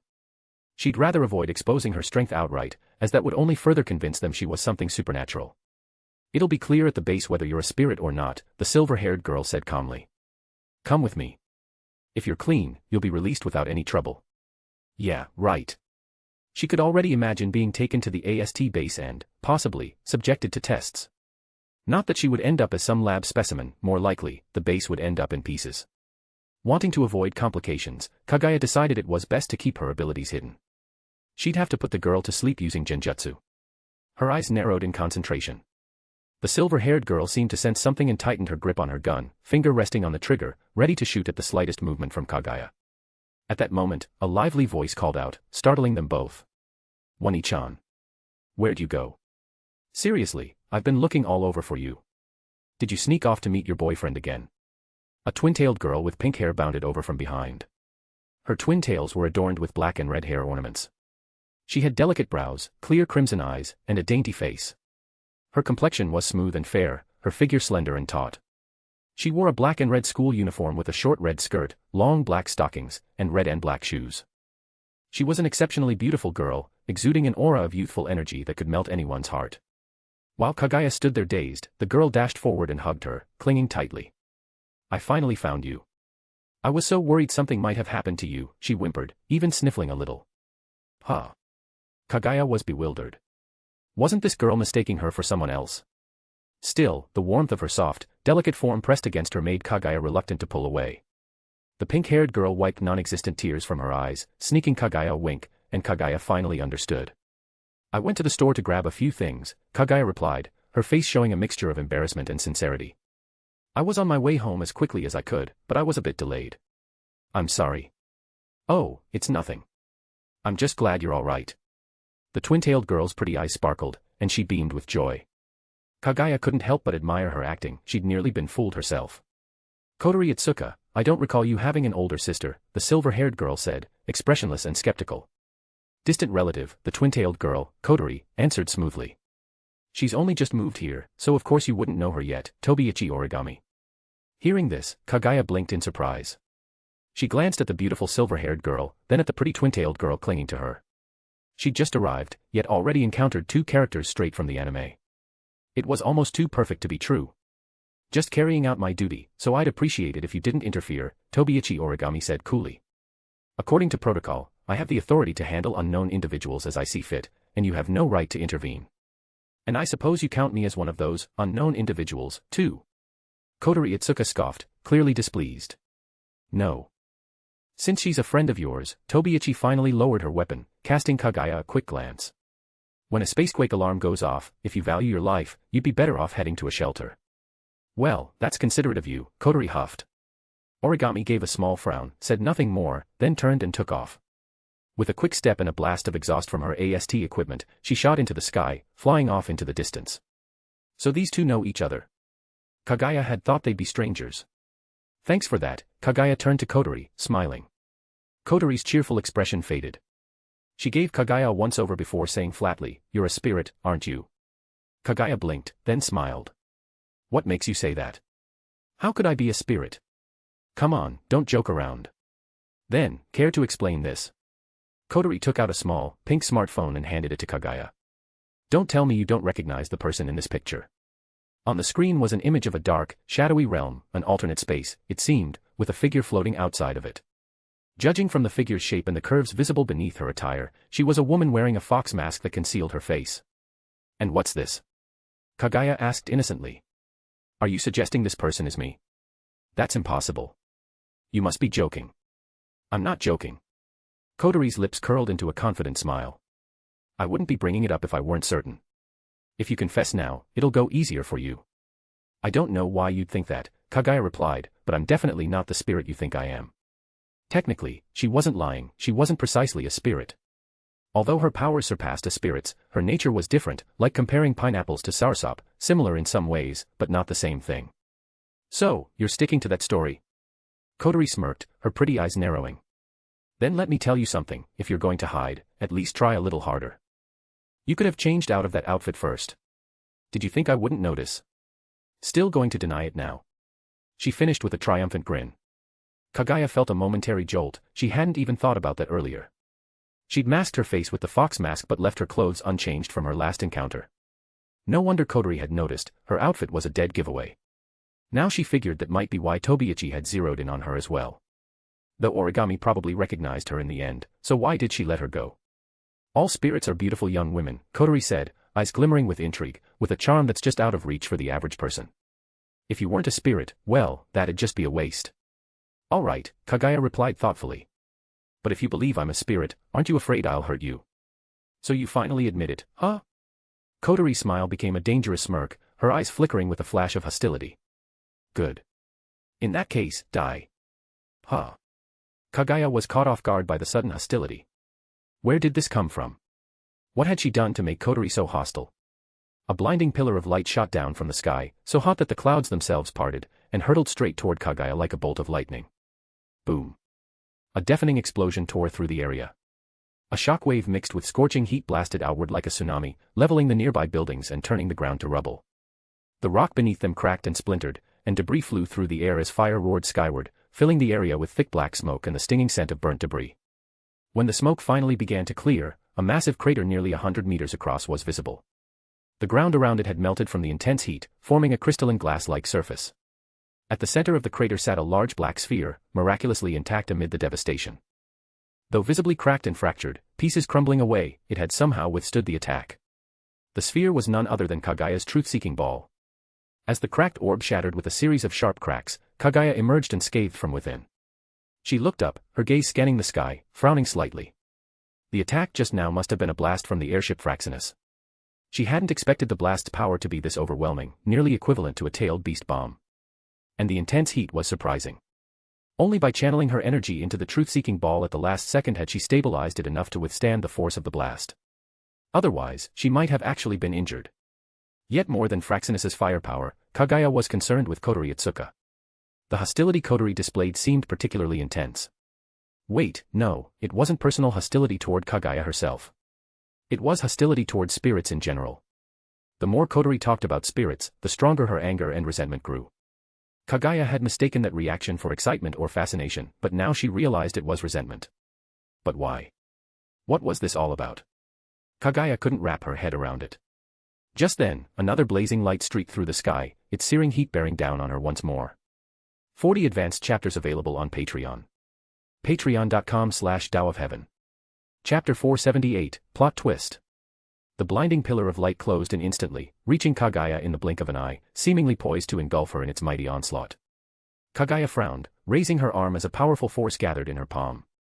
Getting attacked out of nowhere would leave anyone in a sour mood, and the whole situation was already so convoluted that Kaguya felt like she was lost in a fog. Just as she was about to counterattack, a white figure streaked toward her like lightning. Instinctively, Kaguya pivoted, aligning her hand toward the incoming figure. But when she recognized who it was, she hesitated slightly. She could clearly see it was none other than Origami Tobiichi, who had just left moments ago. What's she doing back here? Could this be some kind of plot with Kotori Ōtsutsuki to lower my guard so that she could strike? That thought flitted through Kaguya's mind in a flash, but she quickly dismissed it. From the look in Origami's eyes, she didn't seem to be preparing to ambush her. If that had been her goal, a heavy anti-material sniper rifle would have been far more suitable. Besides, Kaguya sensed no killing intent in Origami's movements. No matter how deeply hidden, killing intent was hard to conceal from someone like Kaguya. Within those few split seconds, Kaguya's thoughts raced, but in the end, she didn't strike back, wanting to see what Origami intended to do. To her surprise, Origami didn't attack. Instead, she grabbed Kaguya by the waist, and with a powerful burst of speed, they hurtled away from the Fragnarok's cannon blast. Boom. An intense flash of white light erupted, followed by an earth-shaking explosion that reverberated through the sky. The shockwave, mixed with hot winds, swept across the area like a tsunami. Everything in its path was reduced to rubble: skyscrapers, fountains, plazas, streets, all reduced to a wasteland by the sudden attack. Flames surged upward, thick black smoke billowed around, and the air was filled with the acrid smell of scorched debris. Why did you? Kaguya turned her head, looking at Origami in surprise. Why did you help me? She was puzzled. Why would Kotori Ōtsutsuki, who was so pro-spirit in the original story, now harbor such animosity?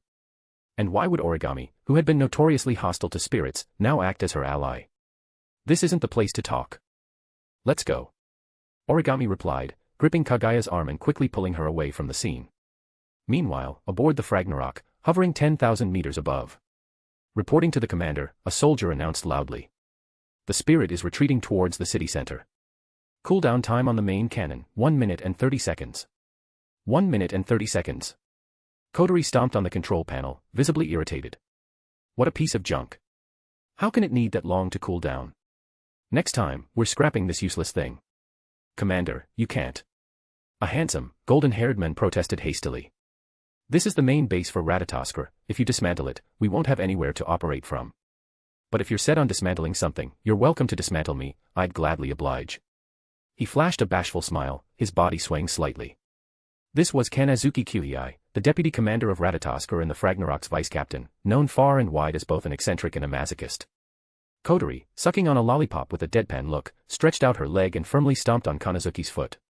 Oh. Kanazuki let out a long, drawn-out scream, clutching his foot. Yet his expression wasn't one of pain, rather, he seemed to be enjoying it, true to his reputation as a devoted masochist. The rest of the crew, witnessing the display, shook their heads. Kanazuki's antics were well known by now, so they continued with their work, largely unfazed. Annoyed by Kanazuki's noise, Kotori frowned, raised her leg, and gave him a fierce kick to the gut, sending him flying across the room.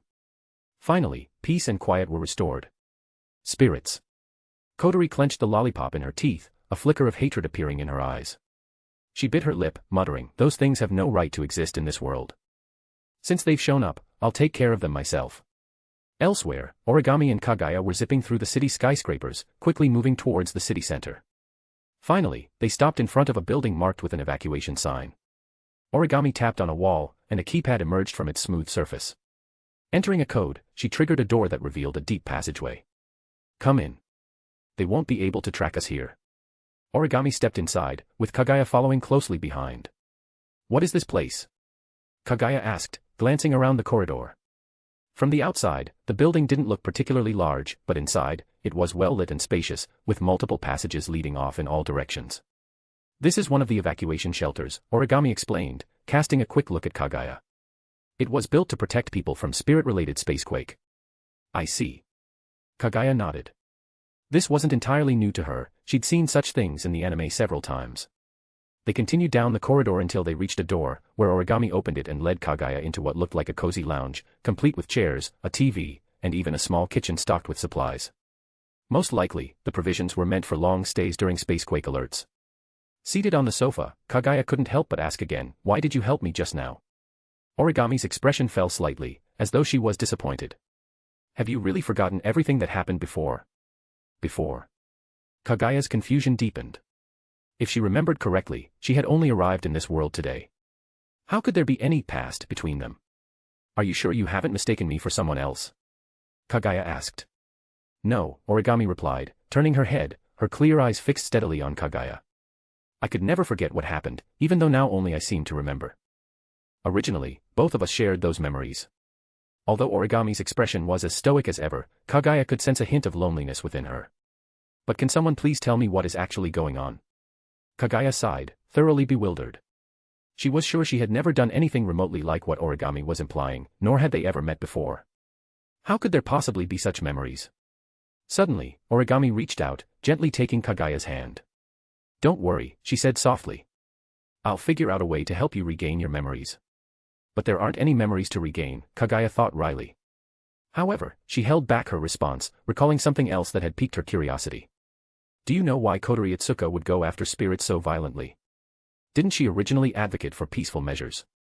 "Huh?" Origami looked at Kaguya in surprise. Reaching out, she placed her hand on Kaguya's forehead, blinking her beautiful eyes in concern. "Are you sure you're feeling all right?" Kaguya frowned, lifting Origami's soft hand from her forehead. "I'm not sick." "Then why are you talking nonsense?" Origami tilted her head, her expression puzzled. "Could it be that you hit your head earlier, and it's affected your brain?" "I'm fine," Kaguya insisted. "You have to believe me." "Right, let's go to the hospital then. They have the best neurologists in the city." Is she genuinely concerned or just messing with me? Despite her exasperation, Kaguya managed to glean some useful information from Origami, and when she finally pieced things together, she was stunned.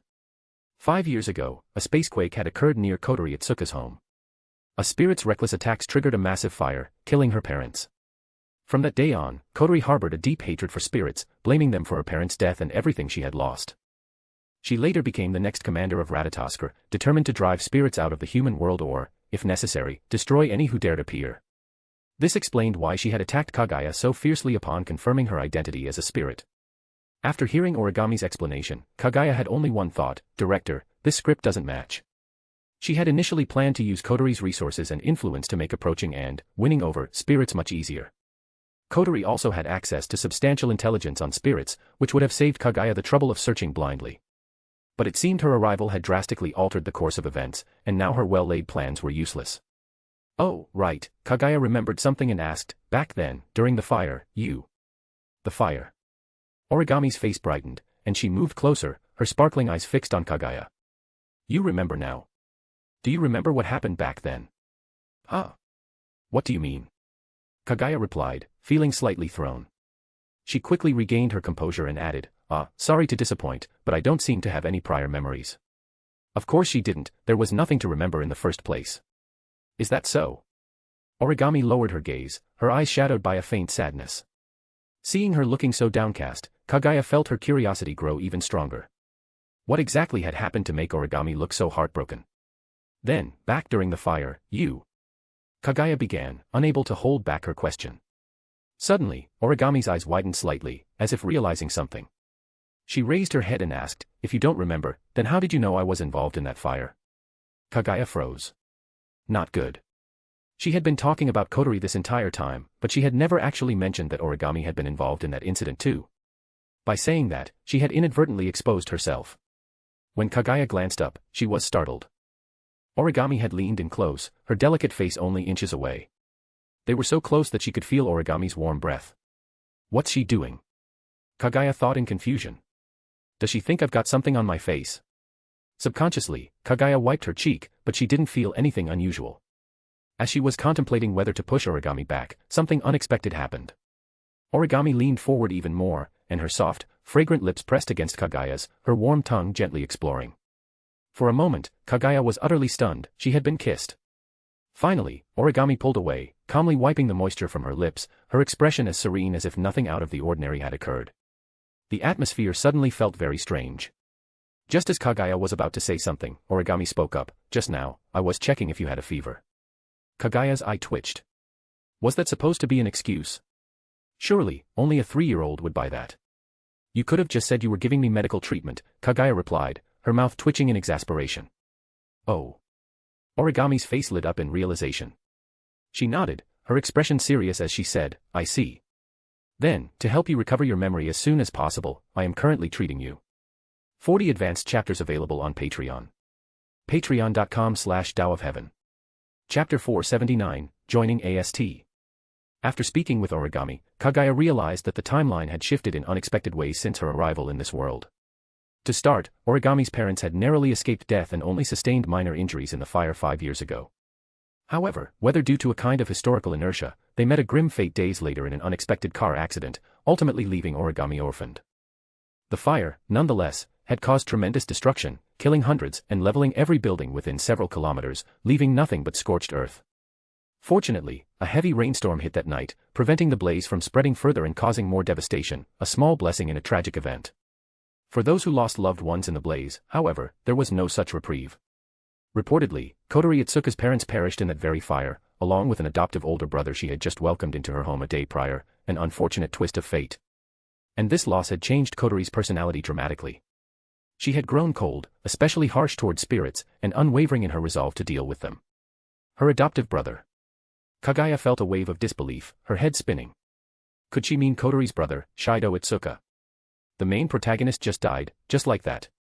After only a day with his new family. So much for his plot armor. There was also a significant change in AST's equipment, which had been vastly improved compared to the original story.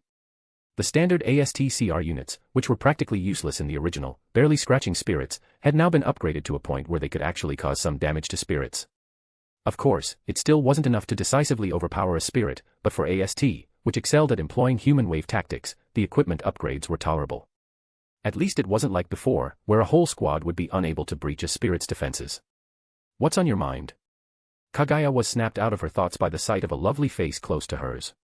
Origami's clear eyes were staring intently at her. Ah, nothing. Kaguya took a step back.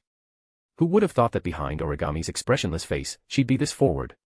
Then again, recalling her behavior in the original, it wasn't all that surprising.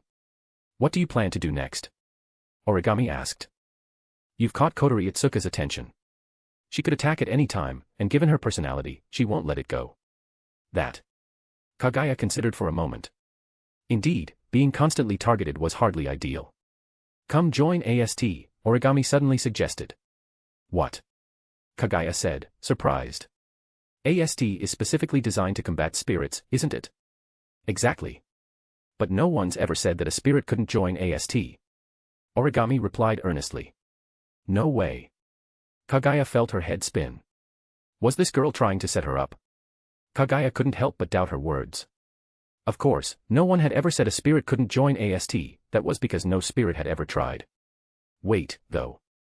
If she did join AST, it might complicate things for Kaguya if she wanted to attack. The AST's ground forces were part of the Japan Self-Defense Force, after all. At the very least, her affiliation would give Kaguya pause. Also, since Kaguya lacked spirit power, she wouldn't trigger any spirit detection alarms, which meant AST wouldn't have any reason to keep attacking her. Well, since you're inviting me. Kaguya rubbed her chin thoughtfully before looking up and saying, sure, I'll join AST. Oh. Origami blinked. Aren't you afraid of getting captured and dissected? So you were trying to trick me, Kaguya's eye twitched. No, Origami poured a glass of juice from the bar and handed it to Kaguya, saying, I was just joking.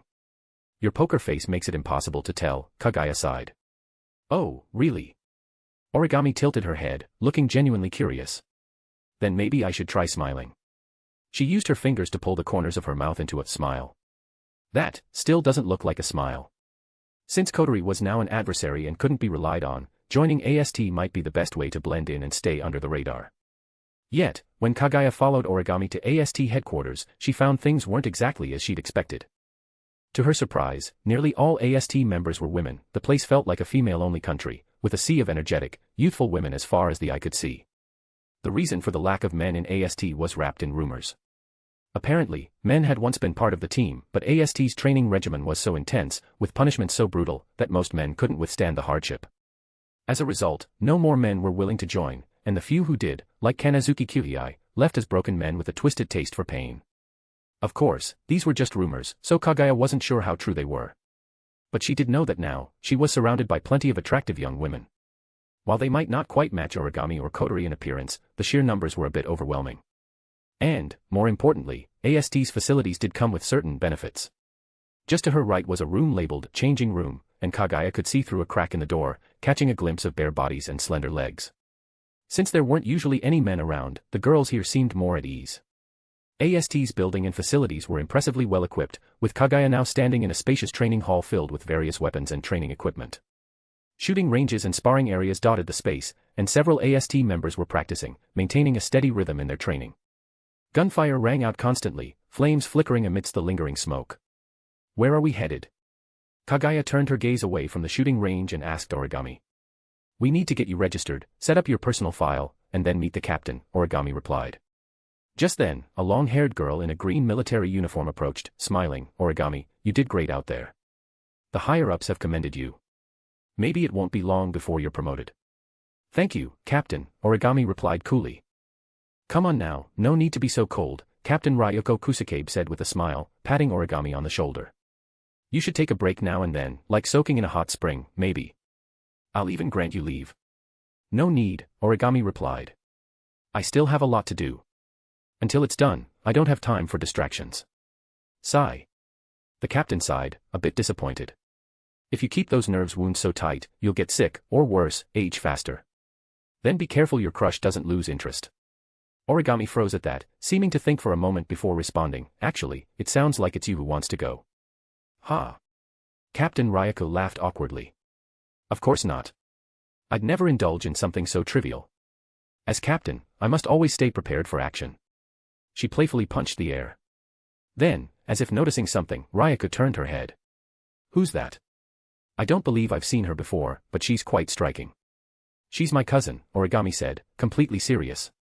She's very interested in AST and has been wanting to join, so I brought her here in the hopes she could become part of the team. Your cousin? Ryoko leaned in, studying Kaguya closely. You two don't look that similar, though I suppose the hair color is close. She's my distant cousin, Origami explained. Oh, I see. Ryoko nodded as if she understood. Turning back, she took Kaguya's hand, smiling warmly. Welcome. I'm Ryoko Kusakabe, but everyone just calls me Captain. What's your name? Kaguya. Nice to meet you, Captain, Kaguya replied with a slight smile. You really are beautiful. I don't think we've got anyone around here quite like you, Ryoko said, putting an arm around Kaguya's shoulders in a friendly manner.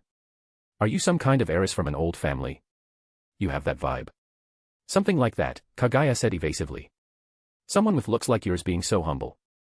Ryoko laughed. If my girls here were half as pretty, I think they'd all have their noses in the air. Kaguya's eye twitched.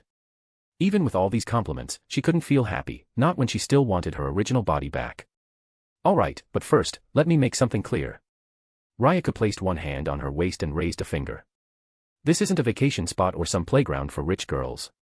Here, we endure intense training, and we're always ready to face off against spirits. Injuries, even fatalities, are real possibilities. Once you start here, there's no turning back. Are you still willing to join? Since I've come this far, I'm committed to staying. I'm definitely not here to have fun, Kaguya replied. Good. Ryoko nodded approvingly. I was worried you'd be one of those heiress types who come here on a whim. It's happened before, some people quit after a few days of training, going home in tears, which is really a headache for me. She sighed, revealing that even being AST's captain had its share of troubles. Captain. A voice called out from behind her. Ryoko turned around to see a girl running toward her. What is it? Ryuko asked curiously.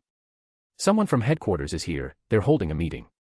Apparently, they're not pleased with the recent increase in spirit appearances, the girl said timidly. Damn those fat cats, always barking orders. If they're so bothered, why don't they come down here and do something themselves? Ryuko grumbled, throwing the newspaper in her hand to the floor in anger.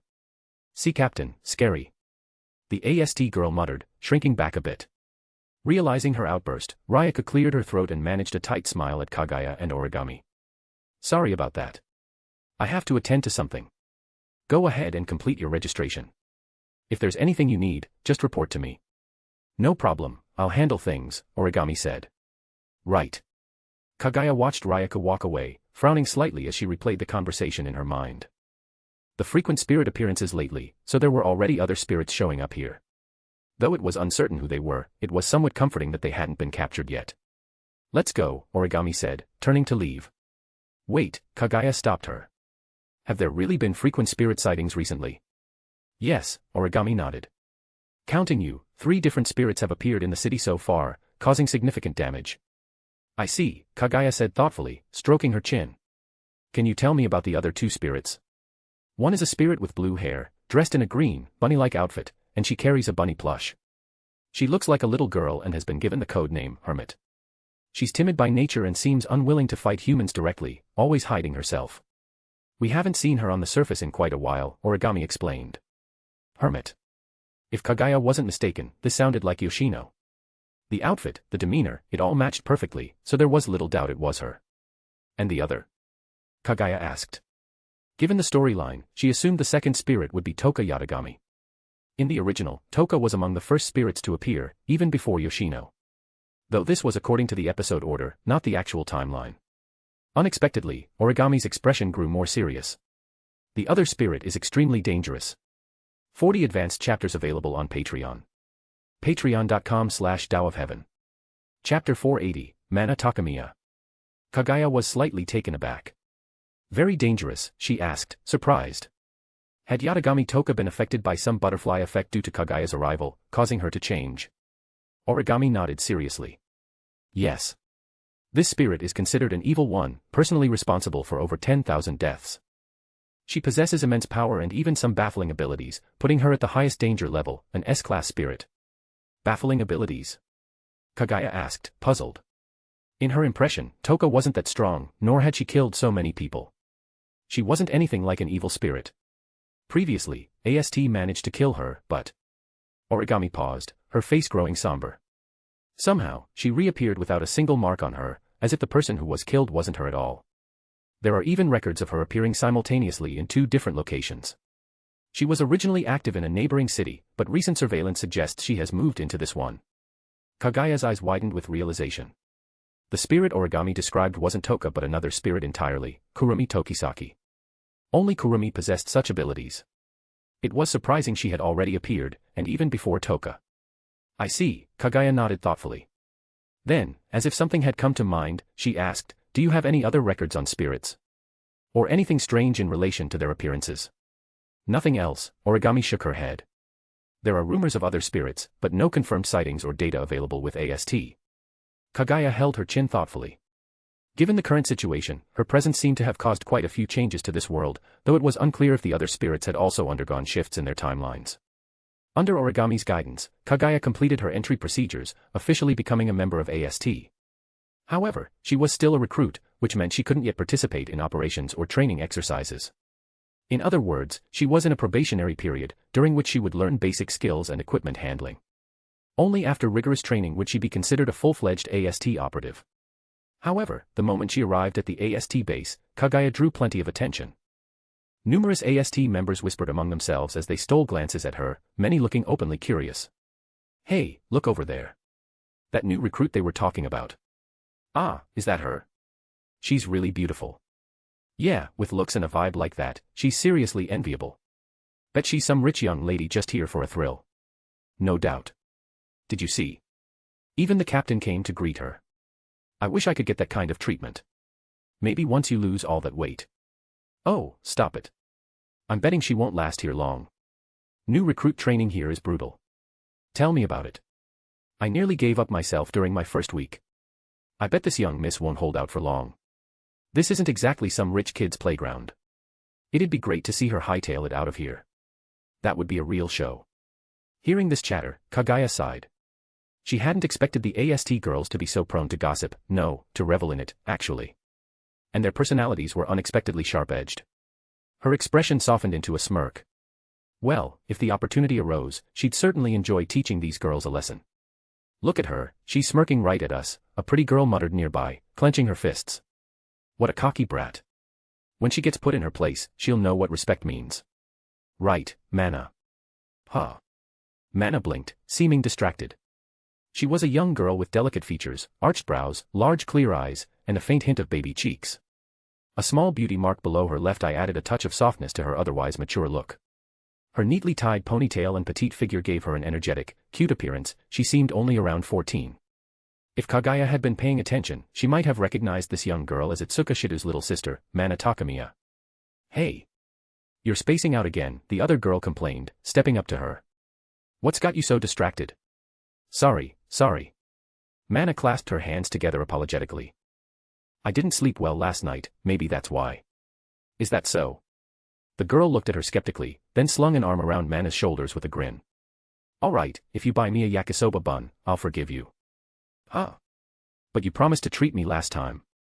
You still haven't kept that promise, Mana replied. Oh, did I? The girl let out a guilty laugh. Never mind that, let's go grab some food. She nudged Mana toward the cafeteria. Sensing something, Kaguya paused, glancing back toward the hallway they'd gone down, but they had already disappeared around a corner. What is it? Origami asked, curious. Nothing. Kaguya smiled. Let's head over to the training field. I want to see what sort of equipment they have. Although she had already seen the training ground, walking through it revealed its surprising scale, much more extensive than she had initially thought. All around, AST members were focused on training, their energy and vitality on full display. Just then, a slightly raspy voice sounded from nearby. Has AST really fallen to such a low that they're letting in any stray cat or dog now? A woman strutted over from behind, moving with a seductive sway. Her wavy, light brown hair framed an elegant oval face, with features that carried a hint of allure. She had large, expressive eyes filled with a certain sharpness, a tall and shapely figure, and a full, ample chest. She could indeed be considered attractive, yet the disdain and loathing evident in her eyes utterly marred that allure. She glanced briefly at Origami before turning her sneering gaze on Kaguya and remarked arrogantly, young ladies should stick to their own playpens. This isn't a sandbox or some make-believe playground.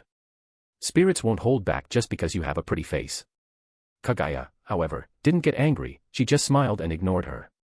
Who would waste time over a mirror and scuttling around? But Origami wasn't as forgiving. She stepped forward, her voice cold.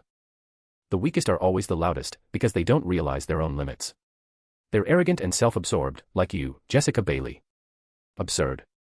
The woman named Jessica's face twisted with anger, then a sneer. People like you are exactly why AST's combat strength is so pitifully weak. If it weren't for orders from above, I wouldn't waste my time with you simpletons. What a waste of my talents. Jessica Bailey. Kaguya had some memory of her. She'd once been a team leader within the ranks of the DEM Corporation and had earned a fair amount of recognition for her combat prowess, even surpassing many members of AST's ground force. Origami's expression remained frosty as she retorted, so, losing every time to the same person has become your bragging right now, Jessica. What did you say? Jessica's anger spiked, her face twisting with fury. Am I wrong?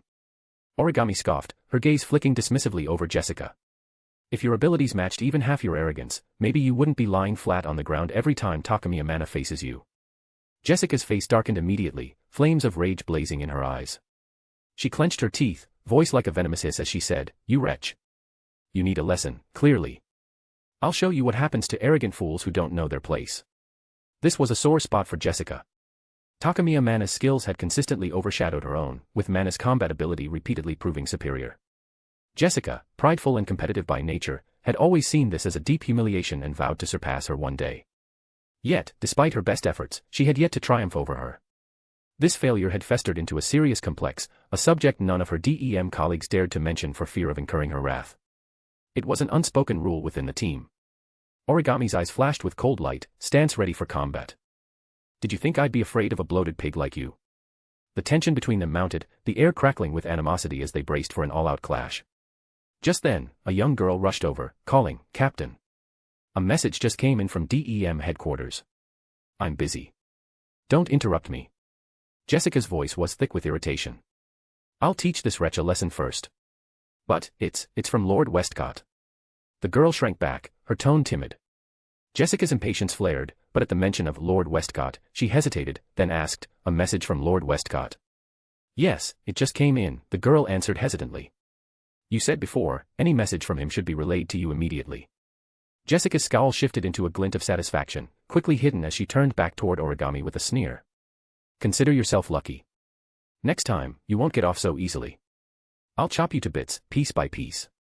Let's go. She threw Kaguya a disdainful look before turning and marching off with her subordinates. Origami, still tense, let out a breath, her brows furrowing as she murmured, that self-absorbed, arrogant fool, utterly intolerable. To be deemed intolerable by the typically composed Origami suggested how extreme Jessica's behavior was. Origami turned to Kaguya, her expression softening. But don't worry, I'm here. Nothing will happen. Huh. Kaguya blinked, feeling slightly confused. Wasn't Origami convinced Kaguya was a spirit? Why would she speak with such protective resolve, given that spirit powers were leagues beyond AST's capabilities? Origami reached out, taking Kaguya's hand gently. Even if you've lost your memory, I'll help you recover it. Feeling Origami's cool, soft hand in hers, Kaguya felt a strange warmth. Could it be that, for once, someone was here to protect her? She glanced at Origami's composed expression, noticing a glint of warmth in her clear eyes, an unexpected softness. Was she imagining it? Oh, and I've deleted your data labeling you as a spirit. As long as you don't use any spirit powers, your identity will stay hidden, Origami added. Kaguya recalled that earlier, Origami had been working on a device back in the break room. It was likely she had been deleting Kaguya's data then. Got it. I'll be careful. If it's not an emergency, I won't use any spirit abilities, Kaguya replied, smiling faintly. Not that she had any spirit powers in the first place. Even if she wanted to, it was simply impossible. Yet she understood what Origami meant. In Origami's eyes, she was protecting Kaguya by keeping her identity as a spirit hidden. But Kotori was already convinced Kaguya was a spirit. Given Kotori's nature, she would not be one to let this go so easily. 40 advanced chapters available on Patreon. Patreon.com/DAOofHeaven. Chapter 481, A Sudden Battle. Just as Kaguya was wondering why AST hadn't yet attempted to capture her, she quickly realized the reason: Kotori hadn't informed AST about her. For someone like Kotori, relying on others would be beneath her, otherwise, she'd have collaborated with AST or DEM Corporation by now instead of handling everything alone. Origami led her to the registration office to officially enlist. But to Kaguya's surprise, joining AST required quite a tedious amount of paperwork, including filling out forms and even providing marriage or single status certificates. Kaguya blinked in confusion. A marriage certificate? Seriously? What could that possibly have to do with joining AST? Was she accidentally signing up for a matchmaking agency? Fortunately, with Origami's help, her registration process was significantly simplified, requiring her only to fill out a single form. It really was true, connections made everything easier. With the process completed, Kaguya looked at her new ID, noticing how well it captured her appearance. This was far from her past experience when she'd had to retake her ID photo because the initial one turned out embarrassingly bad. As a new member of AST, Kaguya received her official ID, a pass, and was even assigned a dorm room with salary and benefits. It was unexpectedly considerate. To celebrate you joining AST, Origami said, turning toward her with bright eyes, let's go out and celebrate. Though Origami's face remained cool and expressionless, Kaguya got the distinct impression that her mood was lifted. All right, Kaguya replied with a smile. Let's go get something to eat then. You can show me to the nearest market. Origami took hold of the edge of Kaguya's jacket and nodded softly. But just as they were preparing to head out, a piercing alarm blared from the skies above. Spacequake detected. Spacequake detected. All civilians, proceed in an orderly manner to the nearest shelter. Combat personnel, prepare for first-level engagement. Stand by for deployment. Kaguya froze and turned toward the sound, her eyes narrowing as she spotted a giant figure roughly a kilometer away. It stood around 7 or 8 stories tall, its entire body glistening with ice and snow, shaped vaguely like a rabbit, with dense mist swirling around it as it crashed wildly through the city. That's Yoshino. Her gaze remained fixed on the massive ice-covered rabbit. It could only be Yoshino's angel.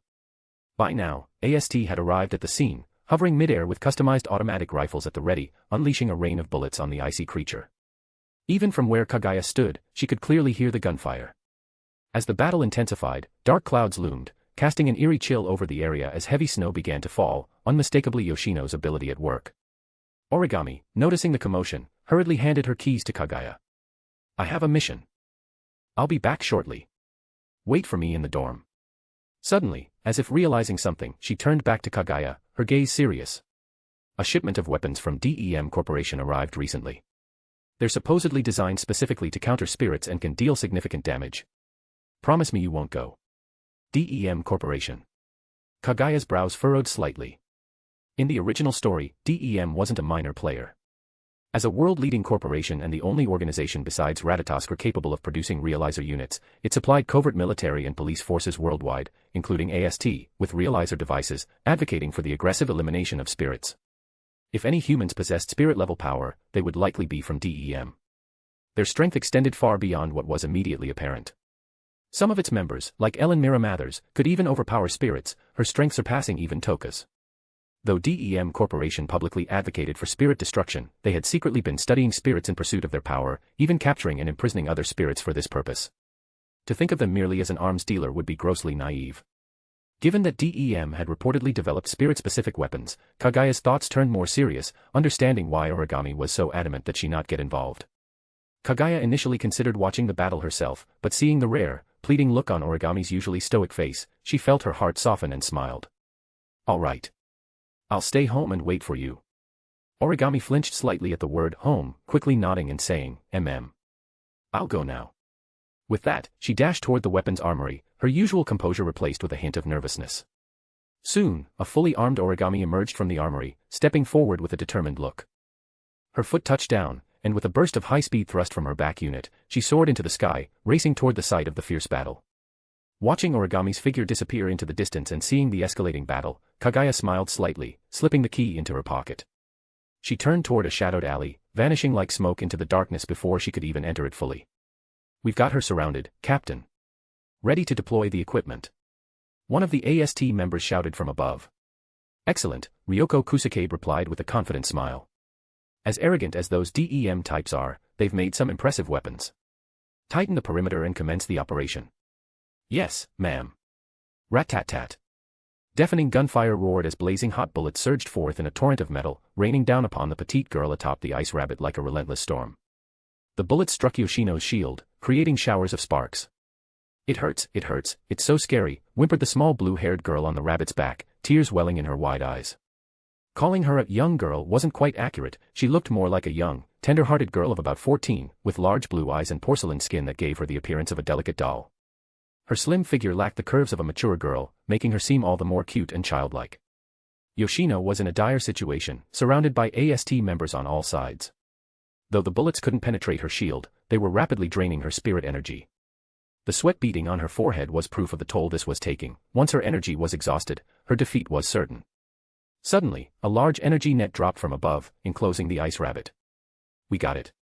An AST member, taken aback at first, grinned and quickly shouted to Ryoko Kusakabe, Captain, it's a success. Good, Kusakabe clenched her fist, her face lighting up with a victorious smile. Get the DEM weapon ready. A huge device the size of several men rose from the ground, operated by 3 people. It resembled a mechanized cannon of some sort. Most notable was its oversized cannon barrel, which occupied half the machine's frame. Instead of standard shells, the barrel was covered with intricate runic markings, emanating a sinister aura. Sensing imminent danger, Yoshino's rabbit began thrashing about, crashing wildly against the net. But the net held strong, preventing it from breaking free. Kusakabe raised her arm. Fire. At her command, a massive beam of light erupted from the cannon barrel, its dazzling glow swallowing the entire battlefield in a blinding white, outshining even the sun. The intensity forced everyone to shield their eyes. Boom. The deafening blast was followed by a powerful shockwave that swept across the area, strong enough to knock AST members off balance, some even sent flying in surprise. When they opened their eyes again, the sight before them left them stunned. A massive crater, 100 meters in diameter and tens of meters deep, had formed in the earth. The rock inside had been superheated into red molten lava. The surrounding area was a wasteland of destruction, with all buildings within a several-kilometer radius flattened and black smoke billowing from the ruins. Incredible. Murmured one AST member, gaping in shock. Ryoko Kusakabe herself was also speechless, momentarily taken aback.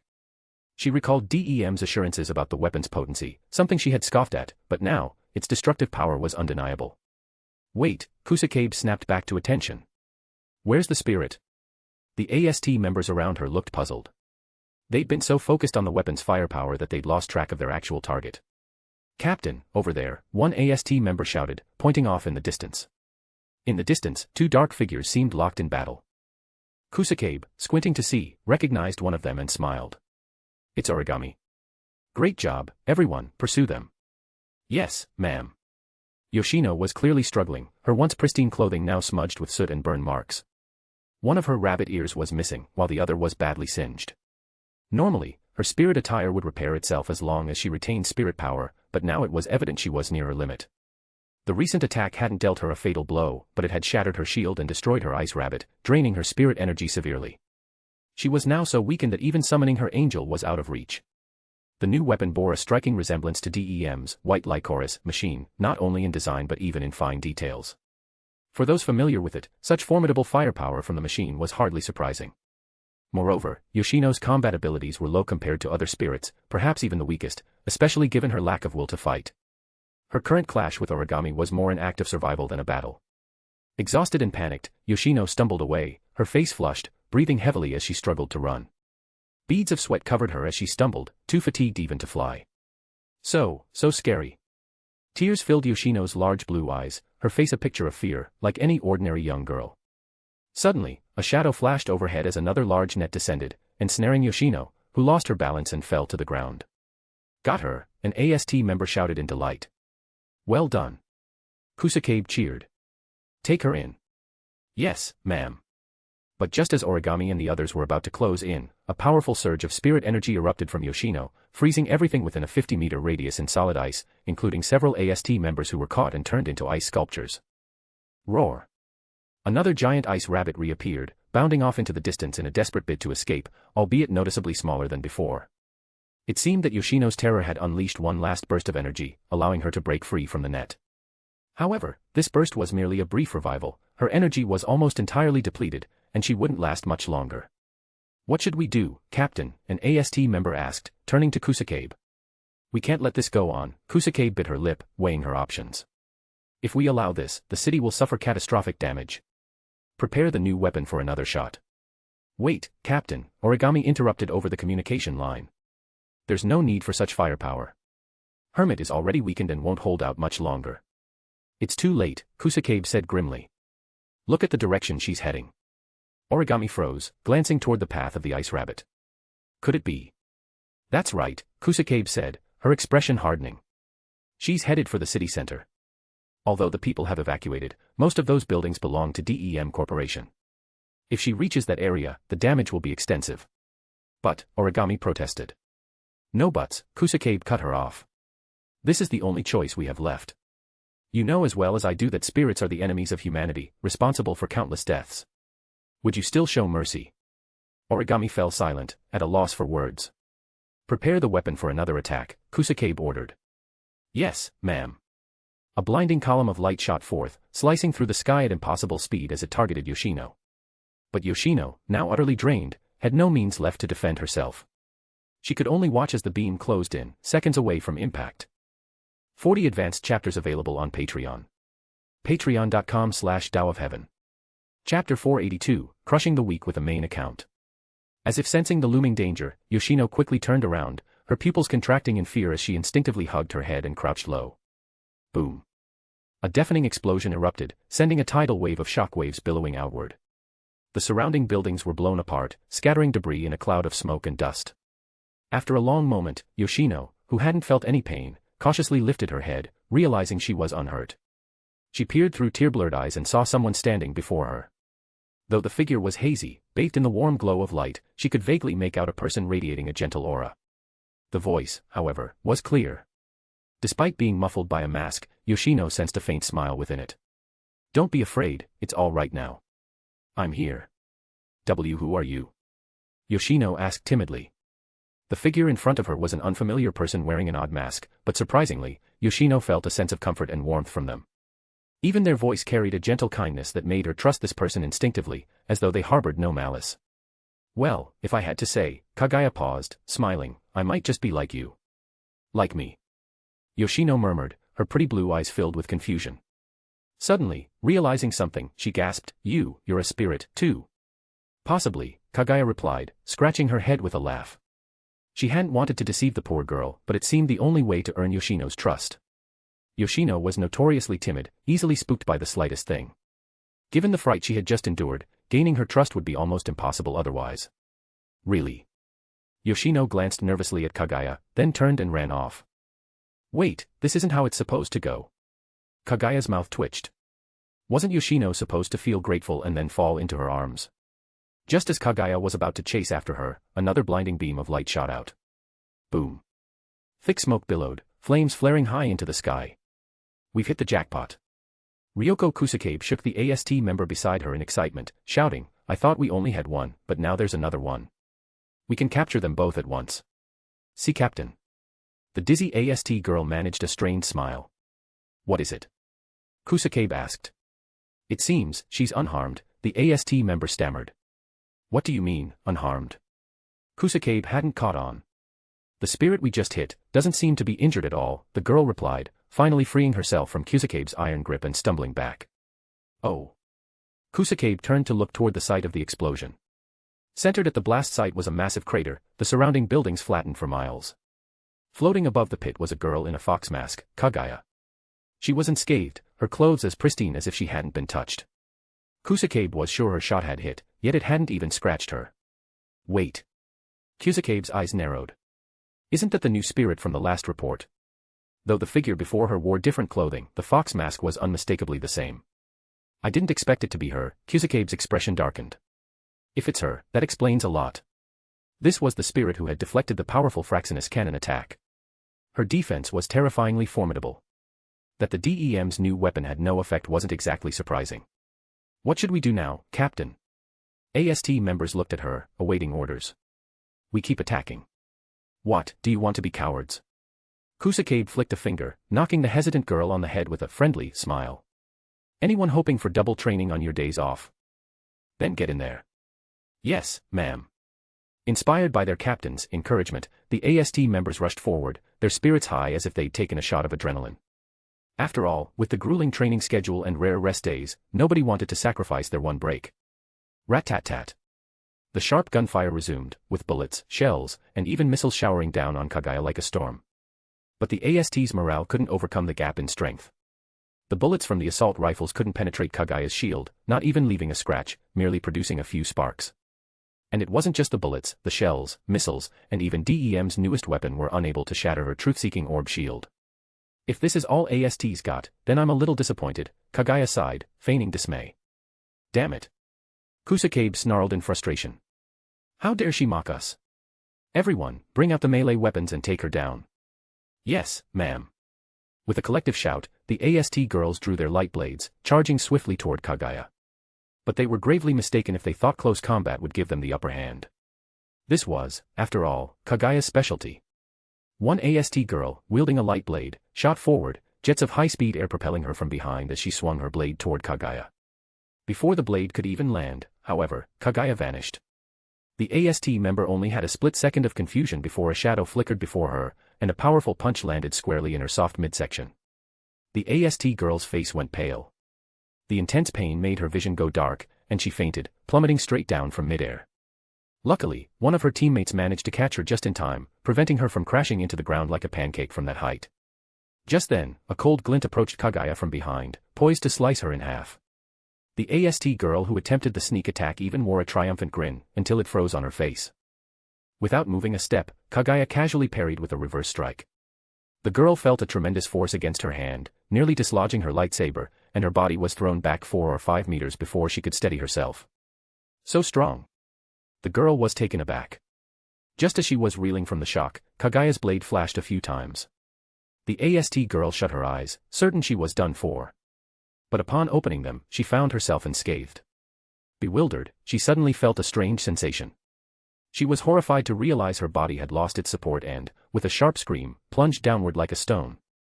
It turned out Kaguya's casual slashes had sliced off the stabilizing fins of her manifestation device, preventing her from hovering in the air. Another squadron of AST members swarmed around Kaguya, waving their lightsabers and launching a fierce attack. But Kaguya appeared unperturbed by the assault, effortlessly deflecting each blow with casual swipes. Amidst the storm of attacks, she moved gracefully, as if none of it posed any threat. She even deflected strikes from behind as if she had eyes in the back of her head. With her battle experience, Kaguya wasn't remotely comparable to these teenage girls. Though, there was a sense that she was beating up little kids. Let's add a little fun, then, she mused. Grinning, Kaguya darted towards the girls. Her speed was astounding, she often passed by them before they even registered her presence. The AST girls swung their lightsabers furiously, filling the air with flashing blades, yet none of them could even graze her. Even the rare hit was only a strike on one of Kaguya's afterimages. After some skirmishing, one girl suddenly noticed something, pointing at another AST member with surprise. Your gear. The other girl looked back, equally startled. Yours too. Both felt a sense of dread as they glanced down and let out panicked screams. At some unknown point, the protective parts of their manifestation devices had been peeled away, despite the high-tech security meant to prevent such things in battle. Somehow, their opponent had dismantled their gear effortlessly. Now, the girls found themselves almost completely exposed, even stripped of their undergarments, revealing skin. No wonder they had felt a sudden chill. A chorus of panicked shrieks filled the air as they covered their chests and abdomens, unsure of what to do. And it wasn't just one girl, the majority of them had been left in this humiliating state. Kaguya's speed was so overwhelming that none of them had even noticed until they were already stripped bare. Finally, the terrified lambs fled in disarray. After all, they were just young girls, not emotionless battle machines, and they still had a sense of decency and pride. Fortunately, this all took place during a spacequake alert, meaning that most of the city's residents were safely in shelters, and the streets were deserted. No one was around to witness these energetic young women in such an embarrassing state. Damn it. Ryoko Kusakabe clenched her lightsaber in fury. Seeing her subordinates treated with such brutal humiliation was unforgivable. Only a few AST members managed to escape Kaguya's grasp unscathed. Those with natural instincts for sensing danger had pulled back in time and thus avoided the same fate as their teammates. Kill her. Yes, ma'am. Watching their comrades suffer such humiliation, the AST girls charged at Kaguya with renewed determination, gripping their lightsabers tight and firing up their manifestation devices to high speed as they closed in. Oh. Kaguya twirled her lightsaber casually, her smile widening. Still haven't learned your lesson. Let's make it clearer, then. With those words, she swung her lightsaber, producing countless razor-sharp wind blades that sliced through the air with a shrill hiss, flashing toward her attackers at blinding speed. In the blink of an eye, the wind blades were upon them. The girls barely had time to react as the blades seemed to graze them. Only Ryoko Kusakabe, sensing the danger, managed to dodge at the last moment. The once confident AST girls were paralyzed with fear, faces drained of color. Convinced they'd been struck, they frantically patted themselves down, finding no wounds or pain and letting out a sigh of relief. Maybe she'd only been bluffing. Yes, that had to be it. Otherwise, they'd already be dead by now. Clearly, she'd worn herself out in the earlier skirmish, which was why her attack seemed weak now. The reinvigorated girls were preparing to attack again when a deafening rumble sounded from behind them. Turning around, they were stunned to see a nearby skyscraper sliced cleanly in half at an angle, collapsing with a roar and a massive cloud of dust. The girls' faces turned ghostly white. They finally understood that she'd been going easy on them. Or had she really? In that moment, they felt a strange weight pulling on them. In a confused daze, they exchanged glances. Then, with horrified screams, they tumbled down like dumplings. 40 advanced chapters available on Patreon. Patreon.com/DAOofHeaven. Chapter 483, Yoshino and Yashinon. Hateful. Covered in dust and with a thoroughly embarrassed look, Ryoko Kusakabe scrambled out from the pile of AST girls she had fallen into. She had never been humiliated this badly, this was an utter disgrace. Luckily, the manifestation apparatus had its own safety field, preventing her and her team from taking fatal damage upon falling. Otherwise, at such a height, they would certainly have been flattened. That didn't mean the dizziness and headache were avoidable, however. The worst part was that their opponent clearly had no intention of killing them. If she had, they'd have been done for already. She was merely toying with them, which only enraged Kusakabe further. That creature didn't even see them as a threat. Damn it. That arrogant jerk. Kusakabe stomped her foot, her eyes blazing with anger as she shouted, I swear I'll take her down. Alert the headquarters to send another batch of manifestation devices here, and the new particle cannon as well, Anne. See Captain. A nearby AST member called out timidly. What? Kusakabe turned her head, her tone icy. Your clothes. The AST member gave an awkward chuckle, gesturing at her captain's body. What about my clothes? Kusakabe asked, still oblivious, before following her teammate's finger downwards. Her eyes went wide. Ah! A piercing scream echoed across the area. At some point, the entire front part of Kusakabe's manifestation device had been sliced off, leaving her, like the other AST girls, stripped down to bare skin. Her delicate, flawless skin, her shapely figure, and her abundant chest were exposed, softly trembling with each breath she took. She hadn't even realized it during the fight, and only now, with someone pointing it out, had she discovered that Kaguya's wind blade had cleanly severed the connectors of her manifestation device. I'll get her. I'll kill her. Kusakabe muttered, her face flushed as she tried to cover herself. Although she tried to sound menacing, her current state undermined any hint of authority. In a dimly lit underground parking garage, a small figure was hiding between a car and the wall, clutching her hood tightly as she curled up in fear, her body visibly trembling. It was Yoshino. So scary. Yoshino muttered in a trembling voice, her large, teary blue eyes filled with helplessness. Yashinon, where are you? During the chaotic battle, Yashinon, her stuffed puppet, had been lost. She wanted to go back to find it but feared being discovered and harmed by those who were attacking her, and she didn't even know where Yashinon had fallen. Helpless and terrified, Yoshino could only hide herself. Yoshino's heart was filled with fear and anxiety, mixed with a profound sense of loss. Yashinon wasn't just a puppet, it was Yoshino's other self, a strong version of herself she looked up to, and, in a sense, her only friend. Losing Yashinon left her as vulnerable as a frightened bunny, prone to firing off attacks at the slightest scare. Suddenly, she sensed something. Her nerves tightened as she rose to her feet, eyes wide with fear as she looked ahead. In the shadows, the sharp click of heels against concrete echoed ominously, each step getting closer. The sound struck Yoshino like a hammer against her heart. Her face paled, and she instinctively backed away. If the wall hadn't been there, she might have bolted. Finally, a figure emerged from the darkened corner. Yoshino's heart was in her throat as she raised her hand defensively, ready to attack if the figure made any sudden moves.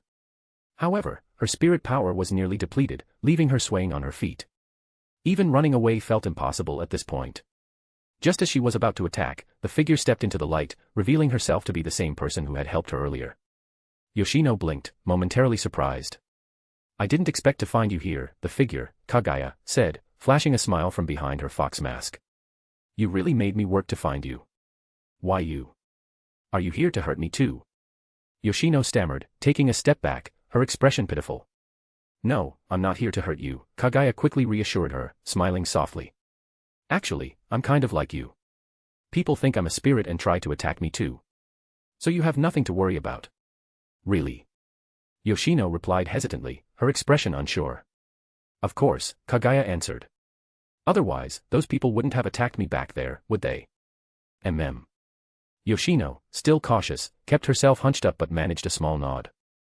Just then, a loud rumble shook the ground beneath them, as if an earthquake had struck. Due to the earlier battle, the building above the parking garage had sustained heavy damage from cannon fire. Although it hadn't collapsed outright, the structure was now on the verge of falling, and the underground garage was taking a major impact. The structure had finally reached its limit. At that instant, Kaguya moved, shooting forward like a ghost and appearing before Yoshino in a flash. Yoshino's heart seized with fear. Was this person here to harm her after all?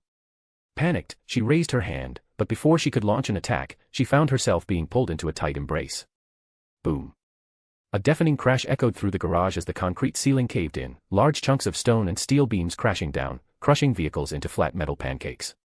The car alarms blared in unison as debris and dust filled the air, creating a dense, choking cloud that obscured everything around them. As the dust in the air gradually settled, the silhouettes of two people intertwined came into view. Kaguya was cradling Yoshino's delicate, petite body tightly in her arms, making her look like an oversized but exquisitely crafted doll. The silky, smooth feel of Yoshino's skin transferred through Kaguya's touch, prompting her to gently run her hand over her a few more times and muse, there really is something to be said for cute little girls. However, this tender moment didn't last long, as Yoshino immediately began to squirm in Kaguya's arms. Her small body twisted as she struggled, her eyes filled with tears, giving her the look of someone who was terribly wronged. Let me go. Yoshino cried out softly, but her voice was so faint that Kaguya barely acknowledged it. Well, they say even a rabbit bites when it's cornered, thought Kaguya. Yoshino then opened her small mouth, revealing tiny, pearly teeth, and bit down on Kaguya's hand. However, Kaguya's body was protected by a perpetual force field that shielded her at all times, so when Yoshino bit down, it felt like biting into a piece of iron, and the pain almost brought her to tears. Oh, I'm sorry. Kaguya, realizing Yoshino's predicament, quickly released her, feeling it would indeed be cruel to keep her any longer now that the poor girl had been pushed to her limit. The moment she was let go, Yoshino backed away, retreating 10 steps until she was in the corner, where she held her mouth with one small hand, glaring at Kaguya in indignation. Clearly, Yoshino's teeth hadn't fared well from the bite, even Kaguya felt her own jaw ache just thinking about it. Sorry about that earlier, Kaguya said apologetically, but to make up for it, I found this for you. I hope you'll like it. She brought out an item from behind her. It was a slightly rough-looking bunny plush, with a red and white design, a button-made eye patch on its right eye, and far from pristine, it was covered in dust and caked with mud from the rain, making it look dirty and weathered. Yet, Yoshino's eyes lit up the moment she saw it. She took a few eager steps forward, only to hesitate again, tears welling in her large eyes. Finally, she couldn't hold back any longer, whispering softly like a kitten, Yashinan. Kaguya smiled and approached, placing the bunny plush into Yoshino's hands, gently patting her head and saying, "It's okay, don't be sad anymore." Somehow, Kaguya couldn't help but feel like she was petting a small animal. Yoshino didn't seem to notice Kaguya's affectionate pat, as she immediately pulled the plush into a tight hug, letting out soft sobs as tears dripped down her cheeks, yet a small smile graced her delicate face. She must have gone through so much, Kaguya thought with a pang of sympathy. Being alone must have been unbearable, clinging to a plush toy as her only friend. It's truly heartbreaking. After a long moment, Yoshino seemed to remember there was someone else nearby. She quickly collected herself, then gave a small, polite bow and, in a soft, hesitant voice, said, Thank you. Her words were a bit stilted, as if she weren't used to speaking. Ah, so you're the one who saved Yoshino and me, aren't you? The bunny plush spoke up suddenly. We're so grateful. Oh, it was nothing, Kaguya replied with a smile. Anyone would help such a cute girl. Yoshino, seemingly caught off guard by Kaguya's words, blushed deeply and quickly pulled her hood over her face, clearly shy. What's wrong? Kaguya asked, slightly taken aback. Did I say something wrong? No, not at all, Yashinan answered with a chuckle, it's just that nobody else has ever told her something like that. Is that so? Kaguya smiled gently. Well, that's my honest opinion, and I'm sure others would think the same. Others? Yoshino's expression turned despondent, and she tugged lightly at her hood, clearly still hurt by how humans had attacked her. Don't worry about them, Yoshino, Yashinan said, trying to comfort her. Those people just don't know how to appreciate you. Sweet and adorable as you are, you'll definitely be loved someday. You think so? Yoshino asked softly, looking as vulnerable as a kitten. Of course, Kaguya added, her smile warm. To me, Yoshino is the cutest of all. Kaguya's praise left Yoshino blushing furiously. She lowered her hood entirely, too shy to meet Kaguya's gaze. Oh my, you sure know what to say to girls, Yashinan teased, grinning mischievously. Tell me, have you tricked many innocent girls with lines like that? Though Yashinan was a part of Yoshino, created as her second personality, she was quite independent, much more than some people might think. Yashinan wasn't merely a figment of split personalities, she had her own thoughts and personality. Kaguya found herself quite amused by Yashinan's bold personality in contrast to Yoshino's shy demeanor. Ah, it's a pity, Kaguya sighed dramatically, feigning disappointment. I haven't managed to charm a single girl so far. By the way, Yashinan said suddenly, as if remembering something, we never introduced ourselves. I'm Yashinan, and this is Yoshino. Please don't get us mixed up. Yashinan, Yoshino. Such similar names, Kaguya chuckled. My name is Kaguya, a pleasure to meet you. Kaguya, what a lovely name, Yashinan replied, nodding approvingly. Nice to meet you, but unfortunately, we have to leave now. Leave? Kaguya asked, surprised. Where will you go? Why, out of the city, of course, Yashinan replied as if it were obvious. This place has been compromised. Those dreadful people keep tracking us, so we'll need to find a new place to hide. Say, Kaguya, why don't you come with us? You're a spirit too, right?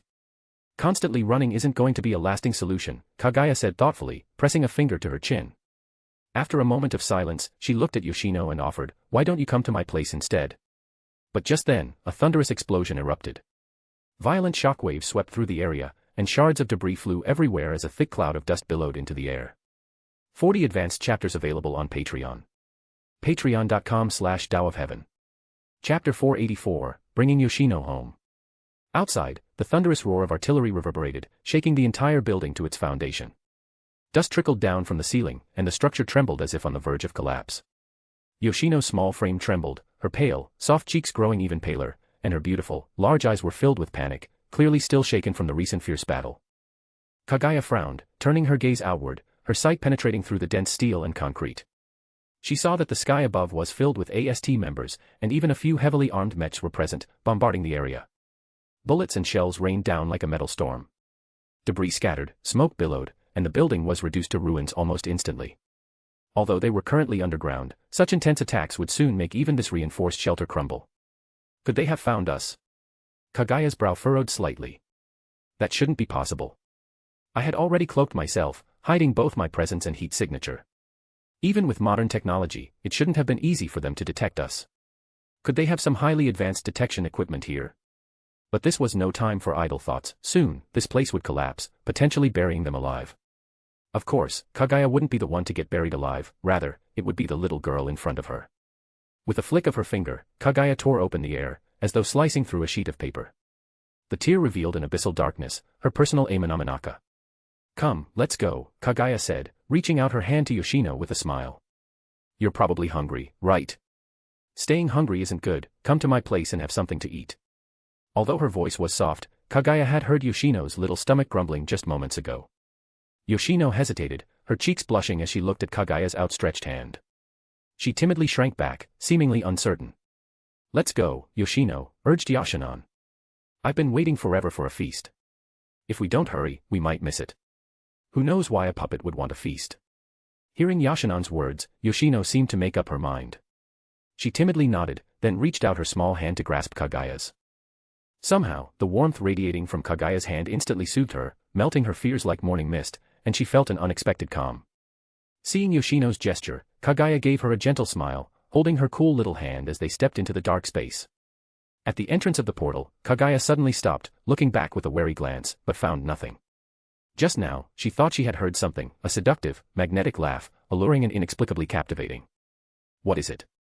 Yashinon asked curiously. Did something happen? Kaguya turned back, smiling. Nothing, I must have imagined it. Let's go and eat, I'm quite a good cook, you know. Oh. I'm really looking forward to it, then, Yashinon said with a grin. Even Yoshino's little face lit up with a hint of anticipation. Once they had fully entered the portal, the black rift gradually closed, vanishing completely. At that moment, a pool of thick, ink-like darkness appeared on the ground, from which a figure emerged. Smiling faintly, she murmured, interesting. I didn't expect to find such a spirit here. How intriguing.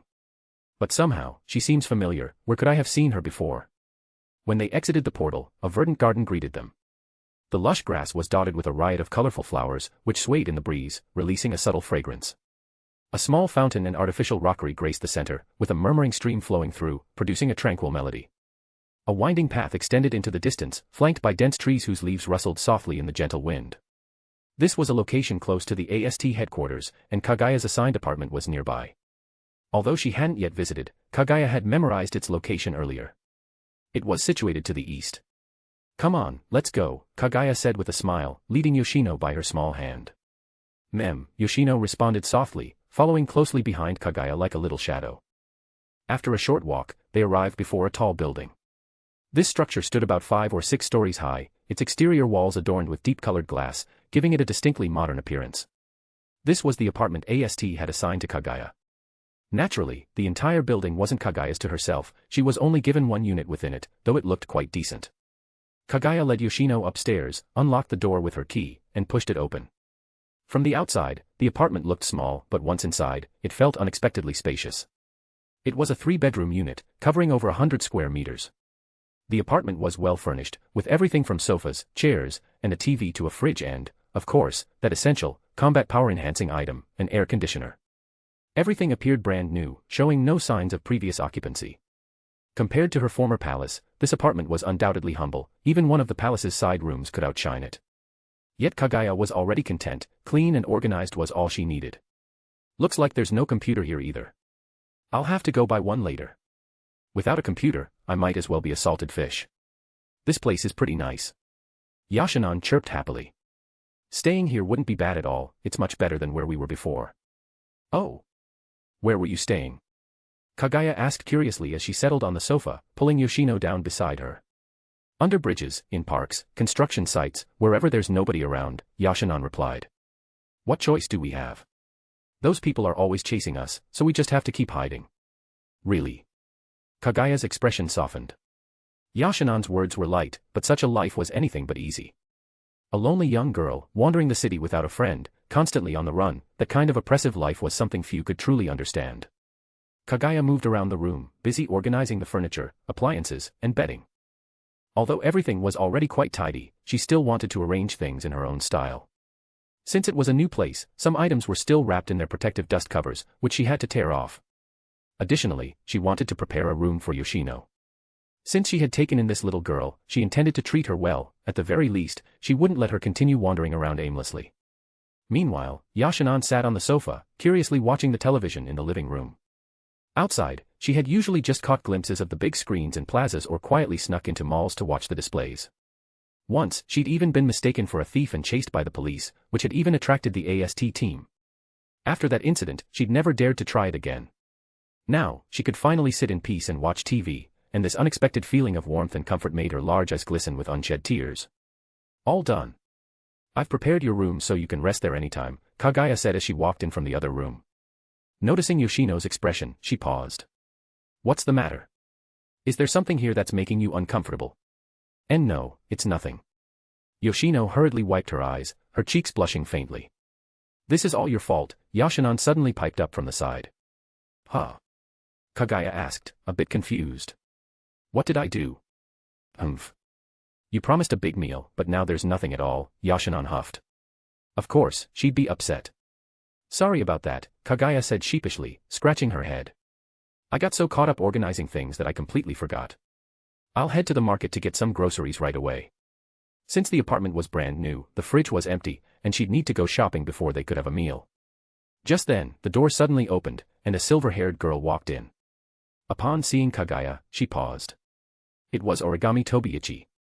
I saw you earlier, Origami said seriously. I don't recommend getting involved with unknown spirits like that, it could risk exposing your identity. And you can't be sure whether they'll be friendly. In the recent battle, Origami had instantly recognized the silver-haired girl in the fox mask as Kaguya, despite the different outfit. Not wanting to engage in a fight with her, Origami had subtly distanced herself from the battlefield and only showed up after the fighting had ended. In doing so, she'd left her captain behind without realizing it, a perfect example of throwing your teammates under the bus. My apologies, Kaguya replied, sounding slightly regretful. But rest assured, they're not really a match for me. Regardless, I'd rather you didn't show up in situations like that, especially since AST headquarters has recently. Origami suddenly stopped mid-sentence, her gaze shifting past Kaguya's shoulder. From behind Kaguya, a small head had peeked out, watching Origami with wide eyes. Upon being noticed, she quickly shrank back. Origami immediately stepped back, swiftly drawing a pistol and aiming it at Yoshino behind Kaguya, adopting a combat stance. Her eyes narrowed as she said, the spirit known as Hermit. Relax, she's no threat, Kaguya quickly stepped in, putting herself between Origami and Yoshino. She may be a spirit, but she's never intended to harm anyone, so there's no need to worry. Though Kaguya said this, Origami didn't let her guard down, still staring intently at Yoshino, her finger on the trigger, ready to fire at any moment. Trust me, it's fine. If you're concerned about her being a spirit, then I'm a spirit, too. You wouldn't raise your weapon against me, would you? Kaguya asked. No, you're different, Origami replied flatly. How am I different? Kaguya persisted. I'm still a spirit. You're just not like them, Origami insisted. Anyway, there's nothing to worry about. She won't attack anyone, Kaguya assured her, gently taking the pistol from Origami's hand. She turned and smiled at Yoshino. Right, Yoshino.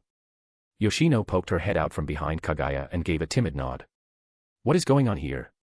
Origami's brow furrowed, her gaze suspicious. Have you fallen under her charms? I didn't expect you to have such inclinations. Charms. Inclinations. Kaguya was taken aback. She's so young, how could that even be possible? At most, Yoshino appeared to be around 12 or 13 years old, 14 at most.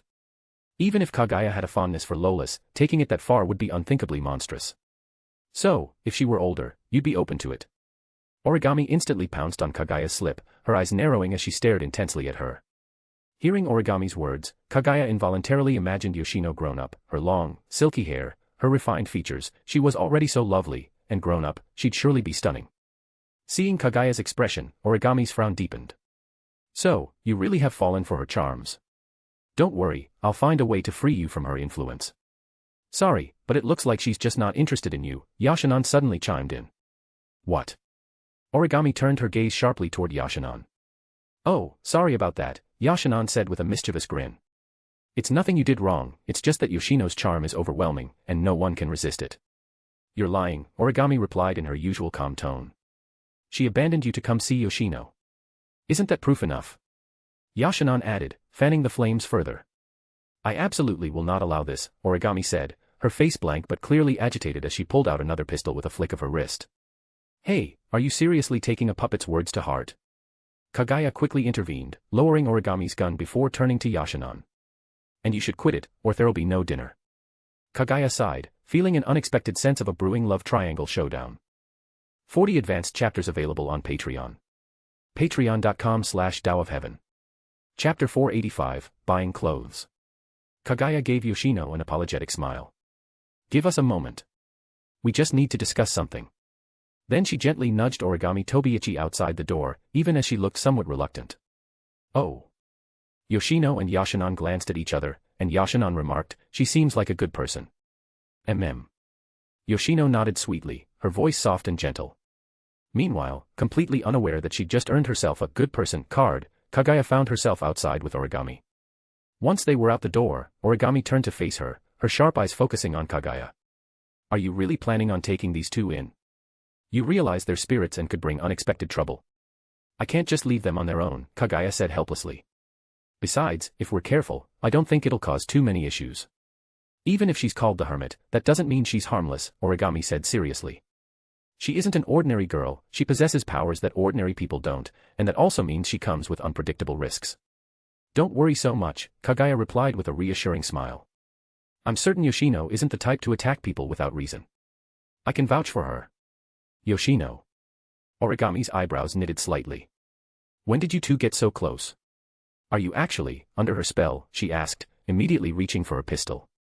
Hey. Kaguya quickly grabbed the gun from her, speechless. Would you stop assuming I'm some kind of deviant? I wouldn't do anything to such a young girl. Are you sure you don't have those kinds of preferences? Origami eyed her with suspicion. No. Absolutely not. Oddly, Kaguya felt a little nervous saying this, but she forced herself to appear calm. Really? Origami gave her a skeptical look. The AST headquarters has decided to officially partner with DEM, Deus Ex Machina Industries, and the advanced equipment you saw today came from them. I'm worried they've already noticed you. And if you're also sheltering her. Her normally cold expression softened slightly with worry. Don't worry, Kaguya smiled, saying confidently, I'm not so easy to take down. They're not up to the task yet. But they've started mass production of these new weapons.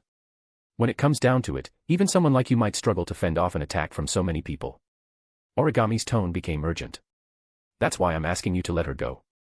If you're uncomfortable with it, I can tell her to leave for you. Just then, the door opened slightly, and a small figure stepped outside. It was Yoshino, now dressed in her green bunny-themed coat once again. I've thought about it, Yoshino said softly, and I'd rather not stay here.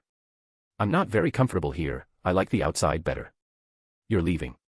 Kaguya asked, surprised. Is there something wrong with this place? And no, Yoshino quickly waved her hands, it's a lovely place. Then why are you leaving? Kaguya's eyes fixed on her. It's just that. I prefer being outside. I'm not used to places like this. Yoshino twisted her fingers anxiously, speaking hesitantly. Kaguya stepped closer, and under Yoshino's startled gaze, she patted her gently on the head, smiling. Stay here. But. Yoshino looked up, anxious.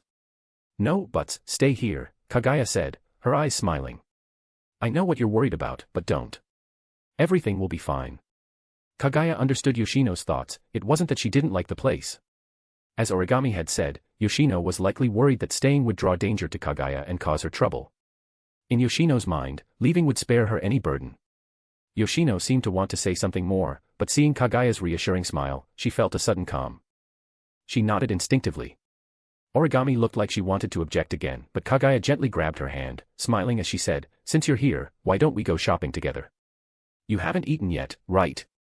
Let's pick up groceries, I still don't know where the supermarket is, so you can show me. With that, Kaguya waved at Yoshino and Yashinon, and with Origami reluctantly in tow, they headed out of the apartment. Origami seemed to want to say something else, but as she felt Kaguya's hand holding hers, she froze, and a faint blush appeared on her usually composed face. The words she'd planned to say remained unspoken as she quietly followed behind Kaguya. "I know what you're thinking," Kaguya said, glancing back with a serious expression. "You're worried about me. And I understand. But I can't just leave her on her own. I hope you understand." To Kaguya's surprise, Origami didn't argue. Instead, she simply nodded. "Could it be my kingly aura is working?" Kaguya wondered. The two walked away together, and not long after they'd left, a dark circle appeared on the ground in front of the apartment door. From within it emerged a figure, a strange smile curling at her lips. What surprised Kaguya next was the sheer size of the AST headquarters. Rather than just a base, it was almost like a small city. It reminded her of Cambridge University in England, a university that was really more like a town. The supermarket wasn't far, just a 10-minute walk from where they'd started. The supermarket itself was quite large, with an array of goods that nearly overwhelmed her senses. Luckily, Origami's guidance made the shopping much faster. They picked up vegetables, eggs, chicken, beef, milk, flour, and other items. Compared to battle, Kaguya found herself far more interested in food ingredients and cooking. She loved the feeling of wielding a kitchen knife and had even once considered becoming a chef if not for all the recent events. Suddenly, Kaguya remembered something: clothing. She didn't have many real clothes, and most of what she wore was created with her magic, but that just wasn't the same as the feel of actual fabric. Yoshino also didn't seem to have any extra clothes, so this would be a good chance to pick some out for her. But when Kaguya turned around, she was nearly knocked off balance by what she saw Origami doing and holding in her hands. Origami stood in the lingerie section, carefully holding a lace bra against herself, her brows furrowed as though deep in thought, apparently considering something seriously. However, it was clear that the bra she had chosen was a bit large for her figure. Kaguya cleared her throat with some embarrassment and said, "No need to focus on this right now, let's look at other clothes first." Though she'd grown accustomed to having a woman's body, this particular situation felt awkward, especially since it was about such personal items. It didn't help that Origami, whom she hadn't known long, was picking out underwear in plain view. Thankfully, this was the women's section, and men were prohibited, so it wasn't as mortifying. Origami seemed to ignore Kaguya's suggestion, putting down the previous bra and picking up another. "How about this one?" This one was a pink, smooth-textured bra with a playful design, decorated with a few smiley faces, brimming with youthful charm. "Yeah, looks nice." Kaguya replied with a slightly awkward laugh, turning her head. "You're lying," Origami leaned closer and pointed out, "you didn't even look at it." Caught off guard by her sharp eyes, Kaguya gave in and glanced at it briefly, muttering, "It's all right, I suppose." "Is it?" Origami seemed thoughtful, then picked up a different bra and asked, "How about this one?" This one was much bolder, black lace with delicate trimming, featuring cutout edges that added an extra layer of allure. Kaguya felt a twitch of irritation. Why was Origami so fixated on underwear? "Also nice," Kaguya said quickly, trying to appease her. "It suits you." Kaguya knew this was the worst time to say anything negative. If she criticized any of these choices, Origami's search might drag on indefinitely, potentially taking hours just to pick one. Really? Origami scrutinized the bra for a moment before picking it up and heading toward the changing room. But before Kaguya could finally breathe a sigh of relief, a slender, pale hand shot out, grabbed her, and pulled her inside as well. "What are you?" Kaguya asked, bewildered as she found herself face to face with Origami in the dressing room. "Nothing," Origami replied calmly, lifting the bra in her hand. "I just want your opinion." But did she really have to drag her inside for this? Kaguya thought to herself in frustration. Before Kaguya could respond, Origami had already started undressing. She unbuttoned her shirt, letting the white blouse slide from her shoulders, then unzipped her skirt, letting the blue fabric fall to her ankles. In the blink of an eye, Origami was down to just her undergarments, exuding a youthful charm. "What are you doing?" Kaguya stammered, her eyes wide with shock. "Changing, of course," Origami replied matter-of-factly as she reached back to unhook her bra. "But why bring her in for that? Whatever happened to modesty and restraint? Don't you feel embarrassed with someone here?" Kaguya asked. "Embarrassed?" Origami blinked, looking puzzled. "Why would I be? Between girls, there's no reason to be embarrassed, right?" She said it so confidently that Kaguya couldn't argue. Lost in thought, Kaguya hadn't noticed that Origami had already removed her bra, letting it fall aside, revealing her flawless, delicate skin. "What's wrong? Is there a problem?" Origami asked, seemingly noticing Kaguya's gaze. "No, nothing," Kaguya replied, swallowing and feeling a bit flustered. When they finally emerged from the lingerie section, Kaguya still looked a little dazed. The image of Origami in the fitting room lingered in her mind, that glimpse of skin imprinted in her thoughts. One thing was clear, Origami was seriously lacking any sense of modesty. They'd managed to buy almost everything they needed, from food to clothing. Kaguya had picked up several extra sets of casual clothes, t-shirts, jeans, and some tight-fitting outfits that would be convenient for combat if needed. Just as they were about to leave, Kaguya remembered something. "Wait here, I'll be right back," she said, heading towards the hat section. The hat section was brimming with pretty choices, their vibrant colors and patterns filling the racks. Glancing around, Kaguya's eyes lit up as she spotted a particular hat. She walked over and picked it up. It was a white, wide-brimmed hat with a simple yet elegant look, adorned with a pink bow that added a touch of cuteness. If she remembered correctly, Yoshino seemed to have a soft spot for hats like these. "What are you doing?" Origami's voice suddenly appeared behind her, nearly startling Kaguya. "Nothing," Kaguya replied with a smile. "I'm just getting a gift for Yoshino." Origami looked at the hat in her hands, then wrapped her arm around Kaguya's and said, "I want you to get me a gift, too." "What? Why, is that a problem?" Origami's large, piercing eyes stared at her intently. "No, it's not. But, I don't know what you'd like," Kaguya said, placing the hat in her shopping basket. It only made sense, if she was getting Yoshino a gift, it wouldn't feel right to leave Origami out. It was her first time meeting Origami, and giving her a gift seemed appropriate.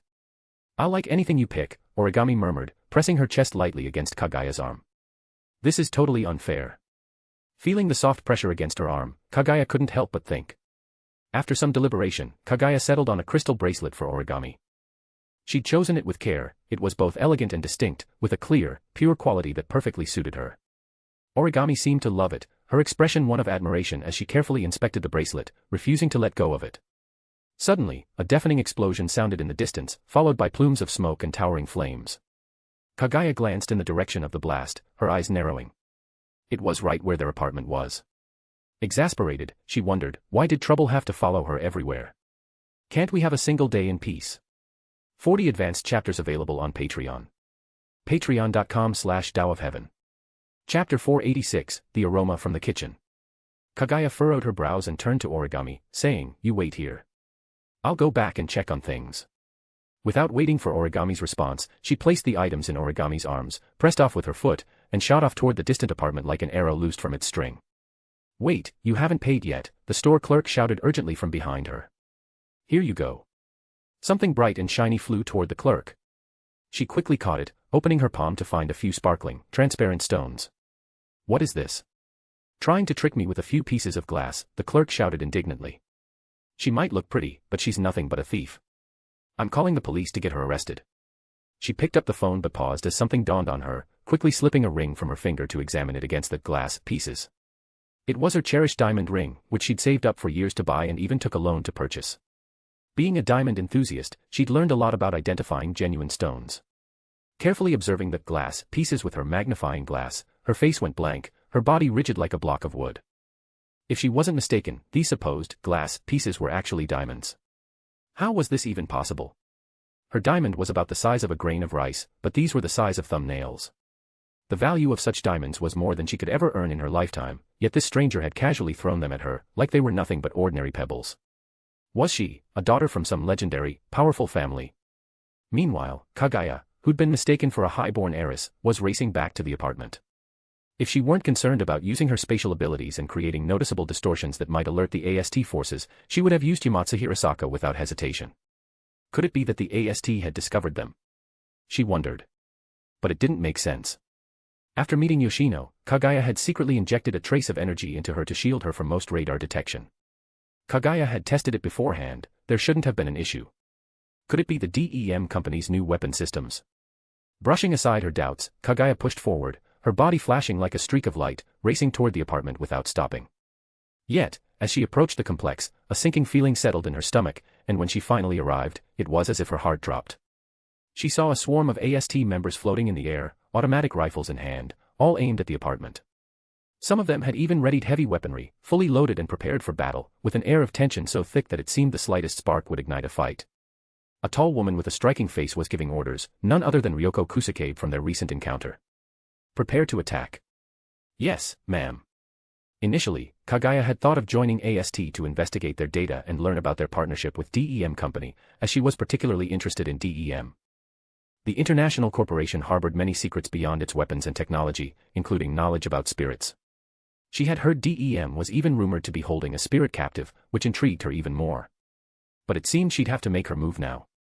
Just as she was about to intervene, the AST forces appeared to receive some new orders, stowing their weapons and turning away from the apartment, abandoning their target and leaving. What's going on? Watching the AST forces withdraw, Kaguya felt bewildered. What could have happened to make them retreat from their mission to capture a spirit? Under normal circumstances, they would prioritize eliminating any spirit threat to avoid further casualties and damage. Could it mean? A bad premonition gripped Kaguya, and she sped up, dashing toward the apartment like a bolt of lightning. The only reason for their withdrawal could be that they had already captured the spirit, meaning the threat was neutralized and their objective complete. With Yoshino still in a weakened state, her spirit power nearly depleted, it would have been easy for the AST to ambush her and succeed in their mission. If the AST dared to do this, she didn't mind starting a massacre. Being kind and afraid of trouble didn't mean she was indecisive, even if they were beautiful girls. A cold glint of killing intent flashed in Kaguya's crystalline eyes. Since arriving, this was the first time she had truly felt anger. Anyone who dared touch what was hers, she would make them pay. However, when she burst through the door, she froze. Instead of being whisked away by the AST, Yoshino was curled up on the couch, hugging a large pillow and watching a TV drama. Startled by the sudden entrance, Yoshino jumped and looked over. Seeing it was Kaguya, she relaxed, hopping off the couch with a soft, "You're back. Are you okay?" Kaguya asked, still surprised. "I'm fine." Yoshino tilted her head slightly, a little puzzled. I'm all right." "Oh, good. Glad to hear it." Kaguya exhaled in relief, realizing that Yoshino must not have noticed anything outside. Likely, the room's soundproofing, coupled with the loud volume of the television, had kept her unaware of the events outside. It really had been a false alarm. "Did something happen?" Yoshino asked cautiously. "Oh, nothing." Kaguya smiled gently, saying, "You're watching TV, I see." "MHM." Yoshino's cheeks turned a bit pink. "I saw the TV, so I turned it on. I hope that's okay." "There's nothing wrong with that," Kaguya said, patting her head affectionately. "The TV's there to be watched, after all." "Hey, what about dinner?" piped up Yashinan from nearby. "We're still waiting to eat, you know." "Oh, sorry about that," Kaguya said apologetically. "Dinner will be ready soon. Just hang tight." By the time night finally fell, Origami arrived back, delayed and carrying the groceries. Yoshino looked like she was about to cry, clutching her small stomach with her big, tearful eyes full of hunger. She was absolutely famished, she hadn't even been this hungry while wandering the streets. Perhaps because of today's intense battles and the resulting energy drain, she felt even hungrier than usual. "Oh, thank goodness you're finally back," Yashinan said, waving one of its little plush arms. "Where were you? Did something happen?" "I noticed a lot of AST activity earlier," Kaguya asked with concern. Origami was about to respond when Kaguya stopped her, taking the groceries from her hands with a smile and saying, "Let's talk after I cook. I don't want anyone getting so hungry that they start biting." Yoshino's cheeks turned a soft shade of red as she recalled how, the first time she met Kaguya, she had indeed given her a fierce bite. With that, Kaguya headed into the kitchen. Since the place was brand new, the kitchen was untouched, clean and ready to go. Thankfully, it was equipped with all the necessary cooking tools, and Kaguya had picked up seasonings and other essentials at the supermarket, so she could start right away. With practiced skill, Kaguya washed the vegetables and meat, placed them on the cutting board, then picked up a kitchen knife and began chopping.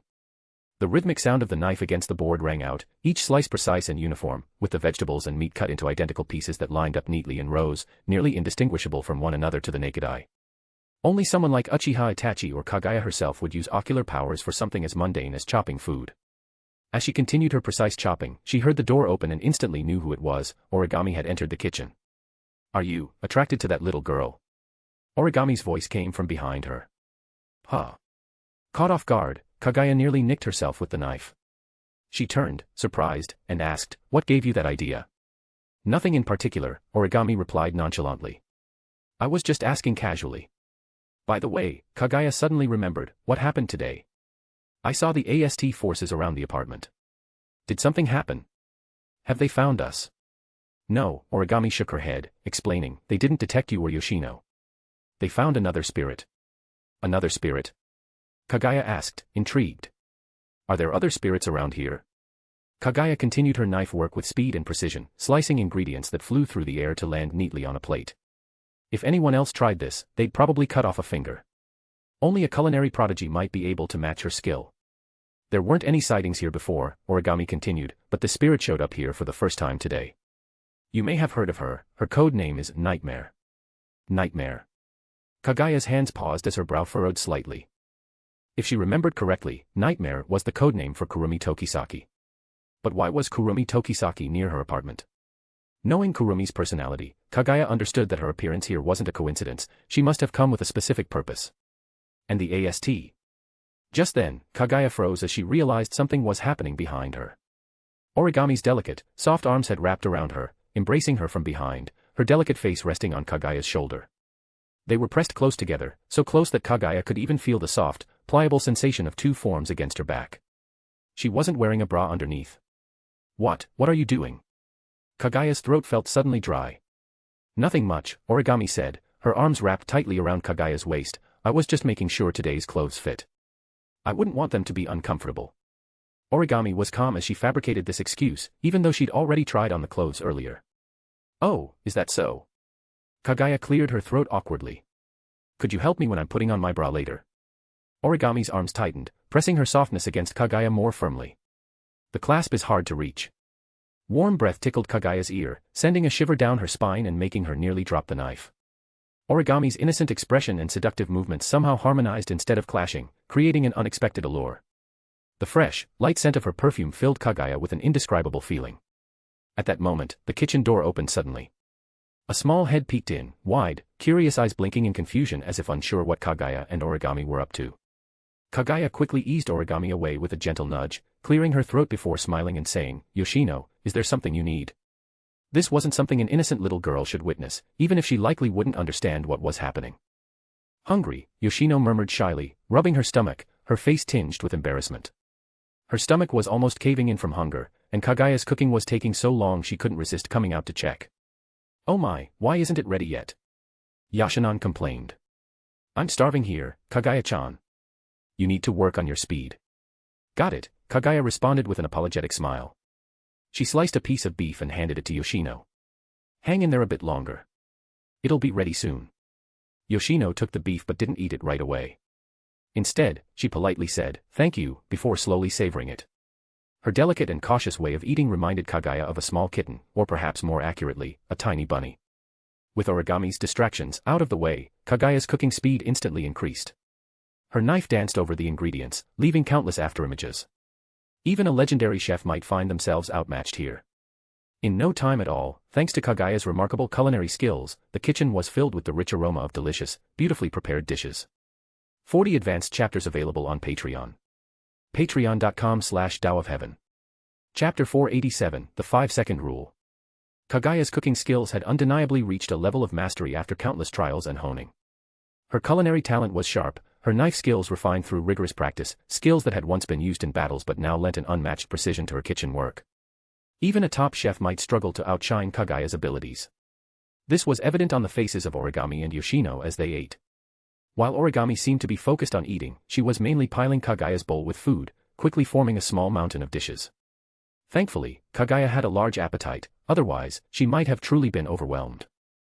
Yoshino, on the other hand, was far more elegant, eating slowly with a refined, ladylike demeanor. Her dainty, youthful cheeks only enhanced her charm, making her look exceedingly adorable. Noticing Kaguya's gaze, Yoshino suddenly grew flustered, her grip on her chopsticks becoming visibly awkward.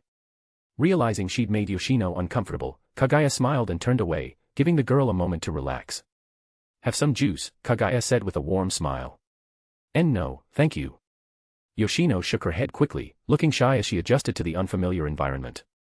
This is fresh juice I just made, it's really good, Kaguya said, pouring a glass for her anyway. You're still growing, so make sure to eat up. Yoshino nodded, reaching out her little hand to take the cup. Kaguya turned to see a face suddenly appear close in front of her, almost startling her. What is it? Kaguya asked curiously.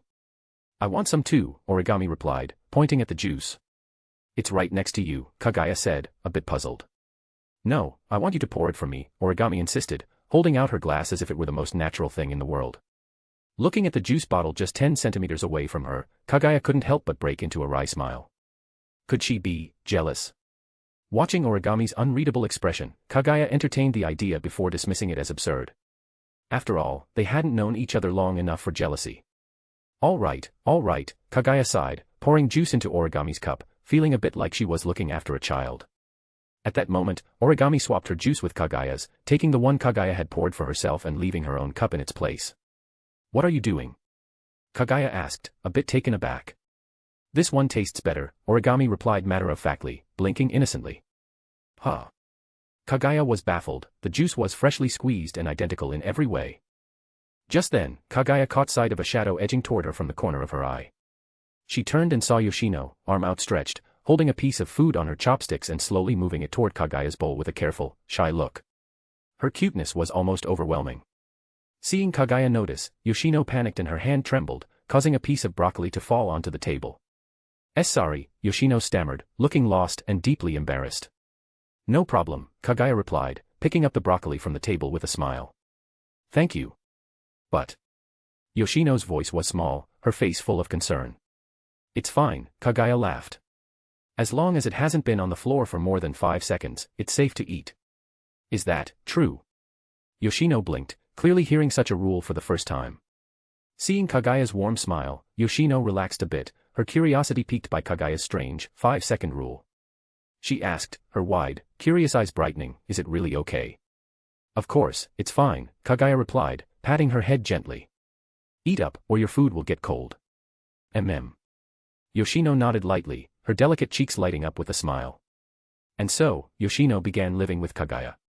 With a television to watch, she was no longer lonely, and Kaguya even bought her a beautiful computer in a sleek, girlish design.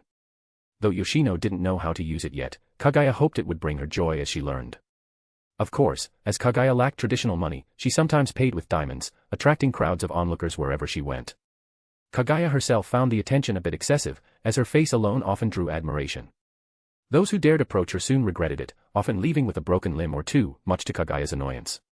Clearly, she would have to convert some diamonds to cash discreetly soon. Another matter was that Kaguya had to begin her AST training. She had enrolled a while back, and if she didn't report in soon, they might expel her. Arriving at AST headquarters, Kaguya saw that training was already in session. The team members were jogging around the field at an impressive pace, faster than any school's physical training. These girls, though delicate in appearance, had physical abilities far exceeding that of any professional athlete. Are you the new recruit? No sooner had Kaguya stepped onto the field than a beautiful young woman approached her. She had long black hair, finely sculpted features, and a tall, curvaceous figure, particularly well endowed. The mature charm she exuded made girl feel like an inadequate description, woman suited her better. If Kaguya wasn't mistaken, this person was likely Ryoko Kusakabe, the team leader of one of AST's smaller squads and also Origami Tabichi's superior. Hello, Captain, Kaguya walked over and greeted her. I'm here to report in. You're new, right? Ryoko's eyes widened with surprise. Wait, you're Origami Tabichi's younger sister, aren't you? Younger sister? Kaguya was momentarily taken aback, but quickly recovered, recalling that Origami had once introduced her as such. Yes, that's right. I am Origami's younger sister. Really wouldn't have guessed, Ryoko remarked, looking Kaguya up and down with interest. Didn't think Origami had such a stunning younger sister. Quite unexpected. It was indeed unexpected because Kaguya was certainly not Origami's sister. Kaguya wondered why Origami would fabricate such a backstory. It would have made more sense if Kaguya had been introduced as an older sister instead, which would be less jarring. I'm Ryoko Kusakabe. Oh, wait, I've already introduced myself, haven't I? Ryoko said, tapping her forehead with a smile. I remember now. You're Kaguya, right? Yes, Captain, Kaguya confirmed. However, you seem to be running late. Ryoko leaned forward slightly, waggling her index finger left and right. Tardiness is not tolerated in our unit, you know. Apologies, Kaguya replied with a polite smile. Something came up at home, which caused a bit of a delay. This morning, Kaguya had taken time to prepare breakfast for Yoshino, and she had even made lunch in advance, afraid she might go hungry by noon, so it was understandable she was running a bit behind. Well, then, Ryoko's face softened as she said, since it's your first time here and you're Origami sister, I won't penalize you. But I do expect you to respect our unit's discipline. Any future delays will come out of your pay. Yes, Captain, Kaguya replied.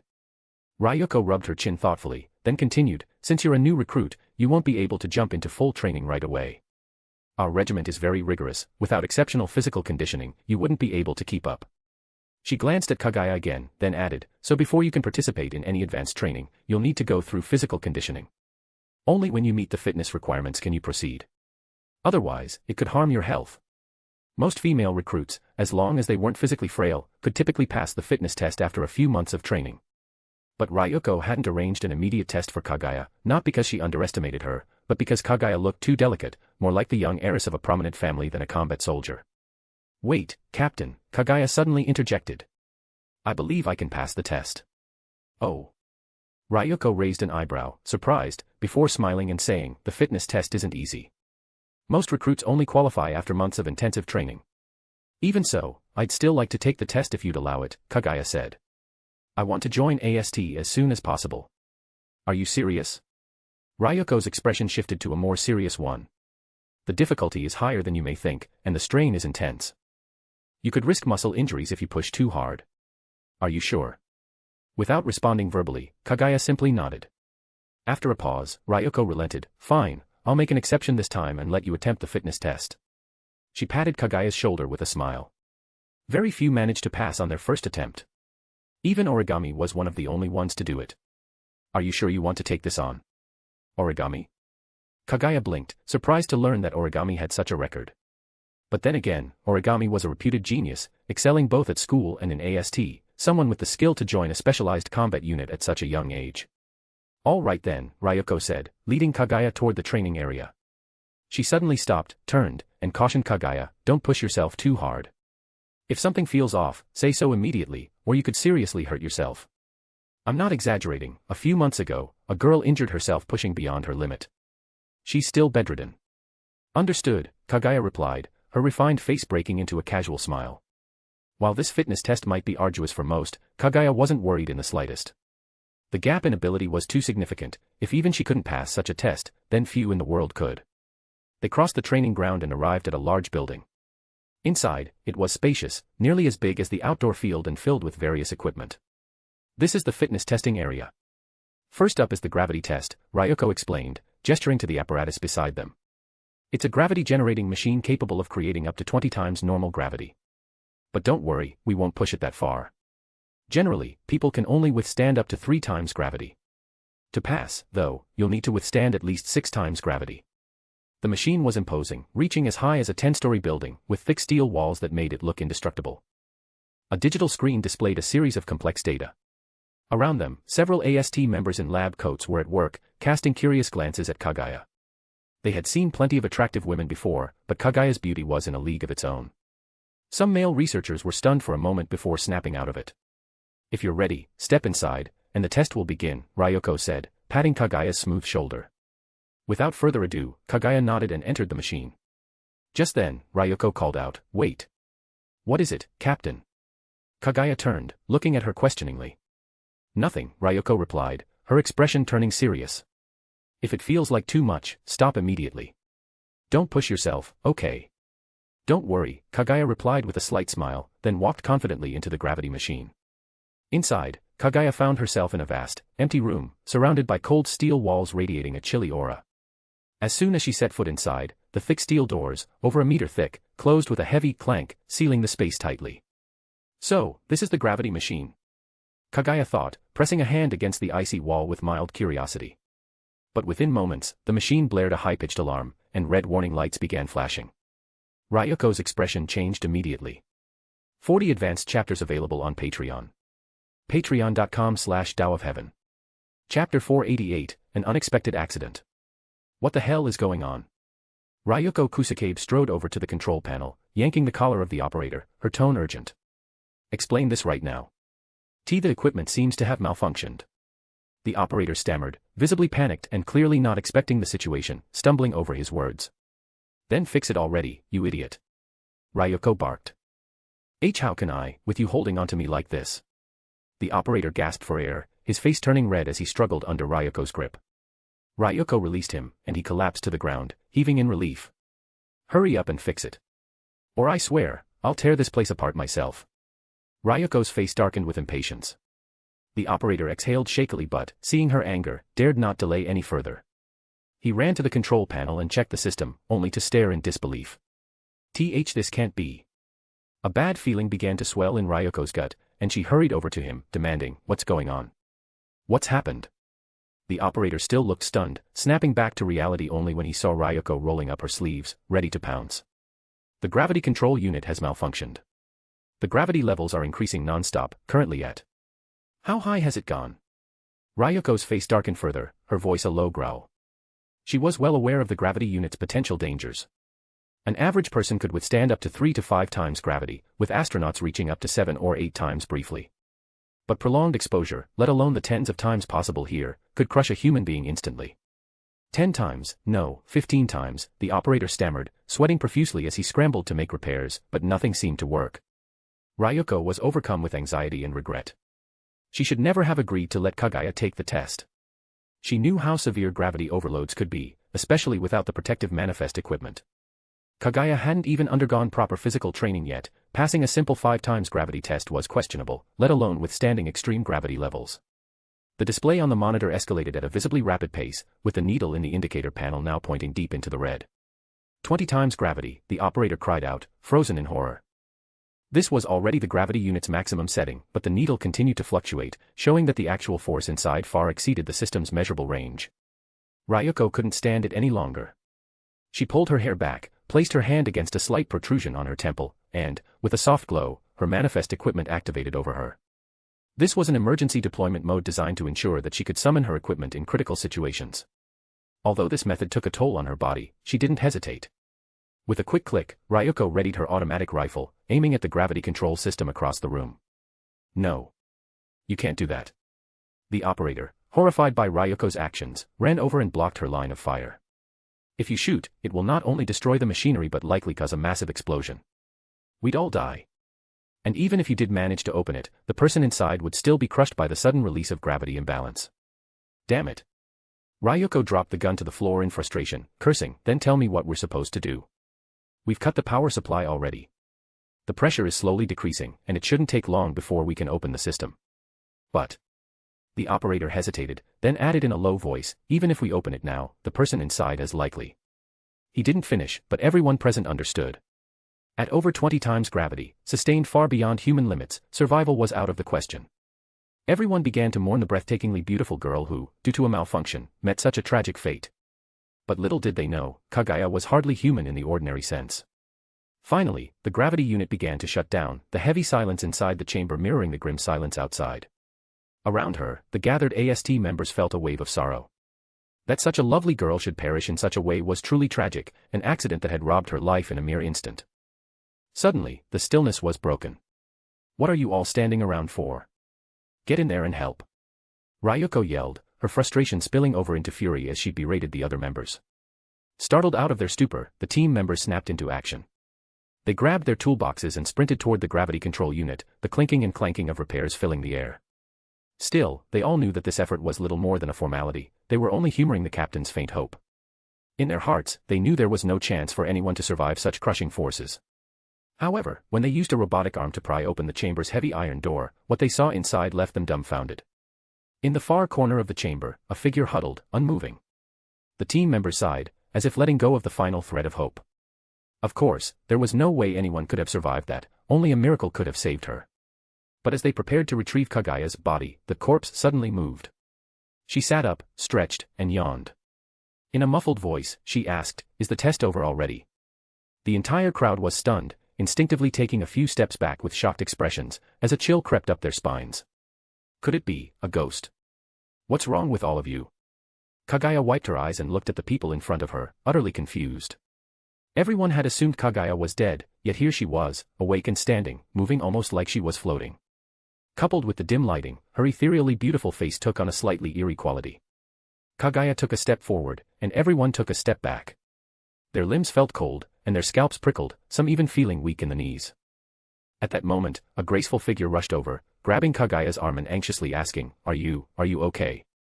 It was none other than Ryoko Kusakabe, whose straightforward nerves left her unfazed by the ghostly possibilities, or perhaps her simple mind didn't even register the thought. "What's going on?" Kaguya was even more puzzled. She had merely taken a nap inside the gravity chamber, and now she woke up to this. Honestly, why would she care about the gravity generated by the chamber? The gravitational forces within her Amanamanaka space far exceeded anything the so-called gravity chamber could produce. At most, this chamber could reach 20 times gravity, maybe 30. But her gravitational space could reach hundreds of times that, even hitting thousands under full power. This gravity chamber hadn't affected her in the least. In fact, the real problem was that it was too boring inside, empty and with nothing entertaining to pass the time. She'd even had a poor night's sleep due to Tobiichi Origami's late-night visit. Of course, nothing unsuitable for children had happened, just a little exchange of fluids in the most innocent sense. Did you feel any discomfort just now? Ryuko was inspecting Kaguya closely, still holding her arm with concern. Discomfort. Kaguya thought for a moment, rubbing her chin. Does the ground being so hard that it hurt my back count? The crowd around her was speechless. That doesn't make sense. A male operator scratched his head, frowning in confusion. The gravity inside was already well over 20 times. How could she be unaffected? The display needle must have broken. There probably wasn't any gravity at all inside, another female operator suggested. Otherwise, anyone would have been crushed under that pressure. The only possible explanation is that the gravity chamber itself malfunctioned. Could that really be it? The first operator looked doubtful. Regardless, everyone was relieved that no actual disaster had occurred. Had there been a fatal accident, he would have faced serious consequences, and his entire project would likely have been suspended and investigated, which would have been a massive loss. He inspected the chamber daily to prevent such an error. Perhaps it really was just aging equipment. Ryuko, too, breathed a deep sigh of relief. If anything had happened to Kaguya, she wasn't sure how she would have explained it to Tobiichi Origami. About my test. Kaguya suddenly remembered the reason she had come, looking expectantly at Ryuko. About that. Ryuko hesitated. Technically, a test result was void if equipment failure occurred. But this incident had made her wary. What if another malfunction happened in the future? She didn't want to take any more chances. Let's just say you passed, Ryuko smiled brightly, patting Kaguya's shoulder. But don't get the wrong idea. You didn't actually complete the test, so you'll still need to work hard. Keep in mind that origami is one of the top talents in AST, and if you want to catch up, you'll need to double your efforts. Understood, Kaguya replied with a slight smile. It seemed Tobiichi Origami standing in AST was indeed impressive, which was somewhat surprising. After all, in the original story, she was repeatedly overpowered, even with her powerful angel weapon. But then, that was relative to spirits, considering that most AST members were essentially fodder, Origami was quite formidable among them. With Ryuko seemingly busy, she didn't stay with Kaguya for long, instead directing her to the virtual simulation zone before leaving in a hurry. Kaguya's keen hearing picked up a word through her headset, spirit, along with a mention of another spirit sighting. A spirit? Kaguya frowned slightly. Was it Kurumi Tokisaki again? But she hadn't sensed any spacequake, and her sensitivity to spatial vibrations was sharp enough to detect even a small disturbance. Could a new spirit have appeared? Perhaps it would be best to investigate. If a new spirit had emerged, it would be wise to plan accordingly. Just as Kaguya considered slipping away, a petite figure approached her. Hello there. A charming girl with a sweet smile stood before her, eyes curving in a friendly way. Are you the new recruit, Kaguya? That's me. And you are? Kaguya asked curiously, realizing she didn't recognize this girl. Oh, sorry if I startled you, the cute girl apologized with a bit of shyness. I'm Mikey Okamine. Just call me Mikey. What brings you here?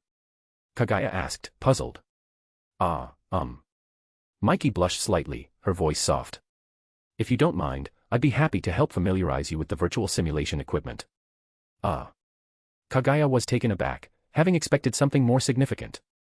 Could it be that her charm was attracting the attention of other girls now? 40 advanced chapters available on Patreon. Patreon.com/DAOofHeaven. Chapter 489, Realizer. Sorry for the sudden request, Mikey Okamine brushed a strand of hair behind her ear, looking slightly embarrassed, and said, the captain asked me to come over, hoping I could assist you. So that's how it is, Kaguya nodded in realization. She had momentarily thought her charm had reached the point where even little girls were flocking to her, but clearly, she had overthought it. Well then, thank you very much. I look forward to your guidance, Kaguya smiled and expressed her gratitude. No problem, Mikey Okamine replied with a cute smile, her eyes narrowing slightly. She looked especially adorable when she smiled, with 2 small dimples appearing on her cheeks. The virtual simulator was actually a device used by AST members for training before receiving their actual manifestation apparatus. It had the ability to simulate the manifestation apparatus and various battle scenarios, allowing trainees to quickly experience and familiarize themselves with the equipment's functionalities. This method was somewhat similar to the currently popular VR technology, except the level of simulation was much more advanced. Users were fully immersed in the simulation rather than just wearing a pair of glasses like in VR. The virtual simulator was far superior to anything the general public had access to, which was still much less advanced than what the AST used. With Kaguya's dojutsu, eye techniques, she could easily see through the simulated environment's inconsistencies. No matter how well it was camouflaged, it could never fool her completely. At that moment, the system's voice suddenly sounded. The system is loading. Matching the most suitable scenario for the user. Please wait. Loading complete. Entering debugging phase. Debugging complete. The system is ready. Entering the test phase. Please proceed with the basic movement test. With a soft white glow, a sleek set of manifestation apparatus appeared on Kaguya's body. Perhaps to facilitate combat, the equipment was designed to be very minimal, stripping away most excess material and exposing large areas of her delicate skin. Since the voluntary domain provided sufficient defense, there was no need for thick armor. However, this made the equipment look quite revealing. Her abdomen, back, thighs, and forearms were all exposed, and her chest was only half covered, revealing a considerable amount of soft, pinkish skin that seemed to be on the verge of spilling out. Kaguya couldn't help but think that the person who designed this equipment must have been a connoisseur of refined tastes. Otherwise, why would they design something so skimpy? It was practically swimwear. Nonetheless, as soon as Kaguya donned the equipment, she immediately felt lighter, as if she had been carrying a 50-kilogram weight on her body and had suddenly put it down. Her movements became far more agile. For the average person, using this kind of equipment for the first time would likely result in awkward movements and a lot of clumsiness due to unfamiliarity. However, Kaguya, with her immense spiritual energy, could easily manipulate the equipment, and it didn't take long for her to perform various actions with finesse. This set of manifestation apparatus, known as eye-suit, was only a basic model, essentially the lowest tier gear. While it could enhance physical strength beyond normal human capabilities, it was by no means the most powerful, just standard-issue mass-produced equipment. The truly powerful suits were those worn by the likes of Shido's sister, Mana, and Ellen. Ellen, without her manifestation apparatus, was just an ordinary woman with no combat abilities, but once equipped, she became a force to be reckoned with, even capable of holding her own against spirits. The system is now entering the combat testing phase. Please prepare for battle. Kaguya blinked in surprise. How was she already entering combat? Even without being familiar with the virtual simulator, she could guess that most people started with basic movements, and even strenuous exercise was usually restricted at first to avoid putting too much strain on the body and mind. If someone accidentally exceeded their physical limits, they could suffer serious injuries, especially mental ones, which were much harder to recover from. Before she could dwell on it, several beams of white light shot down from the sky, and in the aftermath of those blinding lights, several girls in manifestation suits appeared before Kaguya. They looked like AST members, but their vacant expressions and lifeless eyes indicated they weren't real people but simulated enemies generated by the system. Without any prompt, they launched an attack on Kaguya. With a loud sonic boom, their manifestation suits emitted high-speed jets of air, sending them hurtling toward Kaguya like arrows released from a bow. But handling these opponents was far too easy for Kaguya. Even without using any special abilities, she could thoroughly overpower them with just her physical prowess. She took a step back as a dazzling beam of light from a sword slashed past her, but it wasn't over yet. Another sword beam came from her side, and she could hear the shrill sound of a lightsaber cutting through the air from behind her. In an instant, Kaguya found herself surrounded, attacked from all sides. Kaguya found herself surrounded, seemingly on the verge of being skewered by 3 blades, but she didn't seem to take the threat seriously. In fact, she wore a relaxed smile on her face. At that moment, her lips curled upward, and her body suddenly moved, becoming a black blur, leaving behind a trail of afterimages. Bang. Bang. Bang. 3 muffled sounds followed as the 3 AST girls simulated by the system were sent flying, tumbling to the ground like broken kites. Their bodies shattered into countless points of starlight before gradually fading into the air. But before Kaguya could relax, several more AST girls appeared, materializing out of thin air. Their numbers had increased, from 3 to 6, and the aura they exuded was far stronger than the previous batch.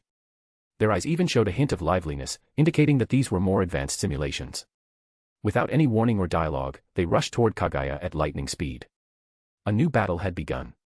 However, even with increased numbers and strength, it was futile against overwhelming power.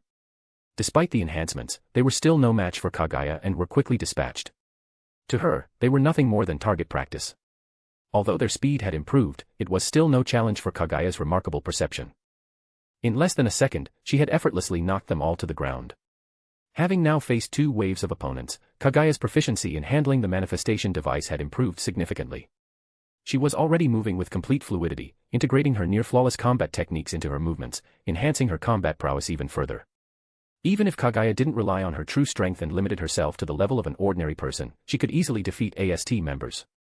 After all, the skills honed through mountains of corpses and seas of blood weren't something anyone could casually acquire. However, Kaguya's brow furrowed slightly as she sensed something was wrong. After each round of computer-generated enemies was defeated, new ones kept appearing. Not only had their numbers increased, but their strength had grown considerably. This level of difficulty was far beyond what any normal training program would involve. Even the toughest training sessions wouldn't escalate to such extremes. While these enemies weren't quite on par with origami, they were certainly close. Even Kaguya, without using her full abilities, would have to take them seriously to avoid getting caught off guard. She could no longer treat this situation as casually as before. While Kaguya was locked in fierce battle within the virtual simulation, in a shadowy corner of the virtual simulation room, a thin figure watched the running equipment with a faint, cryptic smile. It seems there's a slight discrepancy from the information we received. Who would have thought a spirit could have such capabilities? Quite surprising, the figure muttered in a low, magnetic voice. Should we take action? A woman with a tall, graceful figure stepped forward, her voice soft yet firm. No, no. You must wait until the fruit is ripe before picking it. If you harvest it too early, all you'll get is a bitter, unripe fruit. That would be such a waste, wouldn't it? Though the figure's face was concealed in darkness, there was a clear sense that he was smiling. Shall we continue the test? The tall woman asked. No need. She's already beginning to notice something is amiss. If we continue, she'll figure out the truth. Where's the fun in that? There was a trace of excitement in the shadowed figure's voice. Understood. Bang. Bang. Bang. Several shadows flickered through the air, and the lifeless bodies of a few simulated AST girls fell heavily to the ground.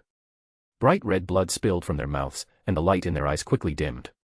In mere moments, the bodies of these once youthful girls disintegrated into specks of light, vanishing into the air. The battle was fiercer than expected. Kaguya wiped the sweat from her forehead, reflecting on the situation. She had intended to end this practice session earlier, but the simulated AST girls kept reappearing, trapping her in an endless cycle. Under these circumstances, the system had informed her that she couldn't exit the simulation until she either defeated all her opponents or was herself defeated. What a scam. Kaguya had initially thought about intentionally losing just to get out, but the system threw her another curveball, stating that if she didn't give her all in the fight, even being defeated wouldn't allow her to exit the virtual simulation. Who the hell designed this scam? If Kaguya found them, she'd definitely give them a good thrashing. With no other choice, Kaguya continued battling the endless horde of simulated girls. Fighting wave after wave of beautiful young girls had been Kaguya's longtime dream, but this wasn't the kind of fighting she had in mind. The 300-round battle she'd fantasized about was definitely not like this. To make matters worse, these girls were emotionless. They fought like wooden dolls, mechanically going through the motions, which left Kaguya feeling disappointed. Yet for some reason, she couldn't shake the feeling that these opponents didn't seem entirely like mere computer simulations, though she had no solid evidence for this, it was just her intuition. Nevertheless, the disparity in strength was still far too great. Even without utilizing her full power, Kaguya easily crushed her opponents, no matter how many there were or how much stronger they became with each wave. She overwhelmed them using only the basic manifestation apparatus, knocking them to the ground, their ranks in disarray. It was a shame the battle wasn't taking place on a bed, though, Kaguya thought with a hint of regret. At that moment, her vision suddenly went dark, and she was abruptly ejected from the virtual simulation system. No system alert or warning. Kaguya wanted to complain, but she was relieved to finally be out. After spending what felt like half the day inside, her hands were starting to feel sore from all the fighting. 40 advanced chapters available on Patreon. Patreon.com/Tao of Heaven. Chapter 490, Kurumi Tokisaki. Mikey Okamine looked young and petite, with a cute demeanor, but she was incredibly enthusiastic and patient as she explained various operational methods and combat techniques to Kaguya. She even pulled out a small notebook, densely filled with data. When Kaguya inquired, she learned that this was Mikey's combat journal. After every battle, Mikey meticulously recorded everything. Her theoretical knowledge was top-notch within the AST unit, almost on par with Origami Tobiichi, which was quite impressive. That was no small feat, after all, Origami Tobiichi was regarded as a super genius. However, when Kaguya asked about Mikey's actual combat abilities, the girl became shy and embarrassed, her face reddening. Especially when Kaguya saw the notebook filled with red crosses, it all became clear. Mikey, despite her strong grasp of theory, was utterly clumsy when it came to operating the manifestation equipment, with a battle record of almost always losing, 10 fights, 9 losses. In a way, that was still impressive. Well, that's it for now, Mikey Okamine said, closing her notebook with a smile. If you ever have any questions, feel free to ask me. Oh, right. Mikey suddenly remembered something, opened her notebook again, and jotted down a series of numbers. Handing the paper to Kaguya, she said, "Here's my number. If you want to ask me anything, just call." "Thanks a lot." Kaguya took the slip of paper, put it in her pocket, and thanked her. "If there's nothing else, I should head home." Since Kaguya had spent a considerable amount of time in the virtual simulator, it was already midday when she exited. She still had to head home to make lunch for Yoshino, otherwise, with Yoshino's lack of cooking skills, she'd probably just eat cookies. Just as Kaguya was about to leave, a soft voice called from behind. Kaguya turned around to see Mikey standing there awkwardly. Curious, Kaguya asked, "What's the matter?" "It's nothing, really." Mikey's face flushed a little as she fidgeted nervously, her delicate cheeks turning red. "But if possible, I'd like to ask a favor." "What kind of favor?" Kaguya's curiosity deepened. What could make this cute girl so shy? "I heard you spend a lot of time with Origami Tobiichi, so." Mikey pulled out a beautifully wrapped gift box from behind her and said, "I wanted to ask if you could give this to her." "It's a gift I wanted to give her." Kaguya took the gift box from Mikey's hands and asked, surprised, "Why don't you give it to her yourself? It would be more sincere that way. It's not like confessing your feelings, there's no need to be so shy, right?" Confessing. Mikey's face turned beet red, her fingers tangling together as she twisted uncomfortably. "That's not it. I just want to thank her. She saved me once, so I wanted to express my gratitude with this small gift." Noticing Kaguya's curious look, Mikey's blush deepened. "I see," Kaguya said with a knowing smile. "All right, I'll make sure to give it to Origami Tobiichi for you. Don't worry. Thank you so much." Mikey bowed deeply and hurried away as if fleeing in embarrassment. Watching her retreating figure and then glancing at the gift in her hands, Kaguya couldn't help but chuckle. She hadn't expected Origami to have admirers like this, it was quite the surprise. Looking at the elegant packaging of the gift box, Kaguya guessed it probably contained chocolates or something similar. Girls giving chocolates to each other. Without dwelling on it any longer, Kaguya remembered there was still someone, no, two beings, counting the puppet, waiting for her to return home and make lunch. With that thought, she headed toward the nearby supermarket. Since there were still plenty of ingredients left from yesterday, she didn't need to buy much, though she did need to restock on fruits. Yoshino didn't eat much, but she loved fruits and especially enjoyed the fresh juices Kaguya made. So, fruit juice had become a staple drink in Kaguya's household. As Kaguya walked, she suddenly frowned. Turning toward a dark corner near a utility pole, she said sternly, "You've been following me for a while now. Come out. To think you noticed me." Just as expected from someone I've set my eyes on, a playful yet melodious voice rang out suddenly. At the same time, a girl stepped out from the shadows near the utility pole and began walking toward Kaguya. When Kaguya saw her, her eyes widened in surprise. The girl had long black hair tied into twin tails that draped elegantly over her shoulders. A curtain of bangs covered the left side of her stunningly beautiful face, while her right eye was exposed, deep and dark like a black hole. Her lips were soft and delicate like cherry blossom petals. Despite her breathtaking beauty, there was an alluring, devilish charm in her gaze, the kind that could ensnare anyone with just a glance. "Kurumi Tokisaki!" Kaguya exclaimed in surprise. She hadn't expected Kurumi Tokisaki to show up here. Kaguya had planned to search for her later but hadn't anticipated Kurumi would come to her first. "Oh. You know my name." "How surprising," Kurumi smiled, her beautiful eyes twinkling with amusement. "It seems you've remembered something after all." "Remembered? What are you talking about?" Kaguya asked, confused. Kurumi's delicate face showed a moment of surprise before she chuckled softly and said, "I thought you had remembered something, but it appears I was mistaken. What a shame." "What are you talking about?" Kaguya frowned slightly. Origami had once said something similar, as if she knew something. However, no matter how much Kaguya pressed her, Origami refused to explain. Now, Kurumi was saying the same thing, which left Kaguya even more puzzled. Could something really have happened before? Kaguya hadn't been in this world for very long, and she couldn't recall doing anything noteworthy. Moreover, she had no memory of anything unusual happening. If something had indeed occurred, surely she'd have at least a vague recollection. What exactly had gone wrong? Kurumi Tokisaki tilted her head, resting her delicate face on her hand, and smiled.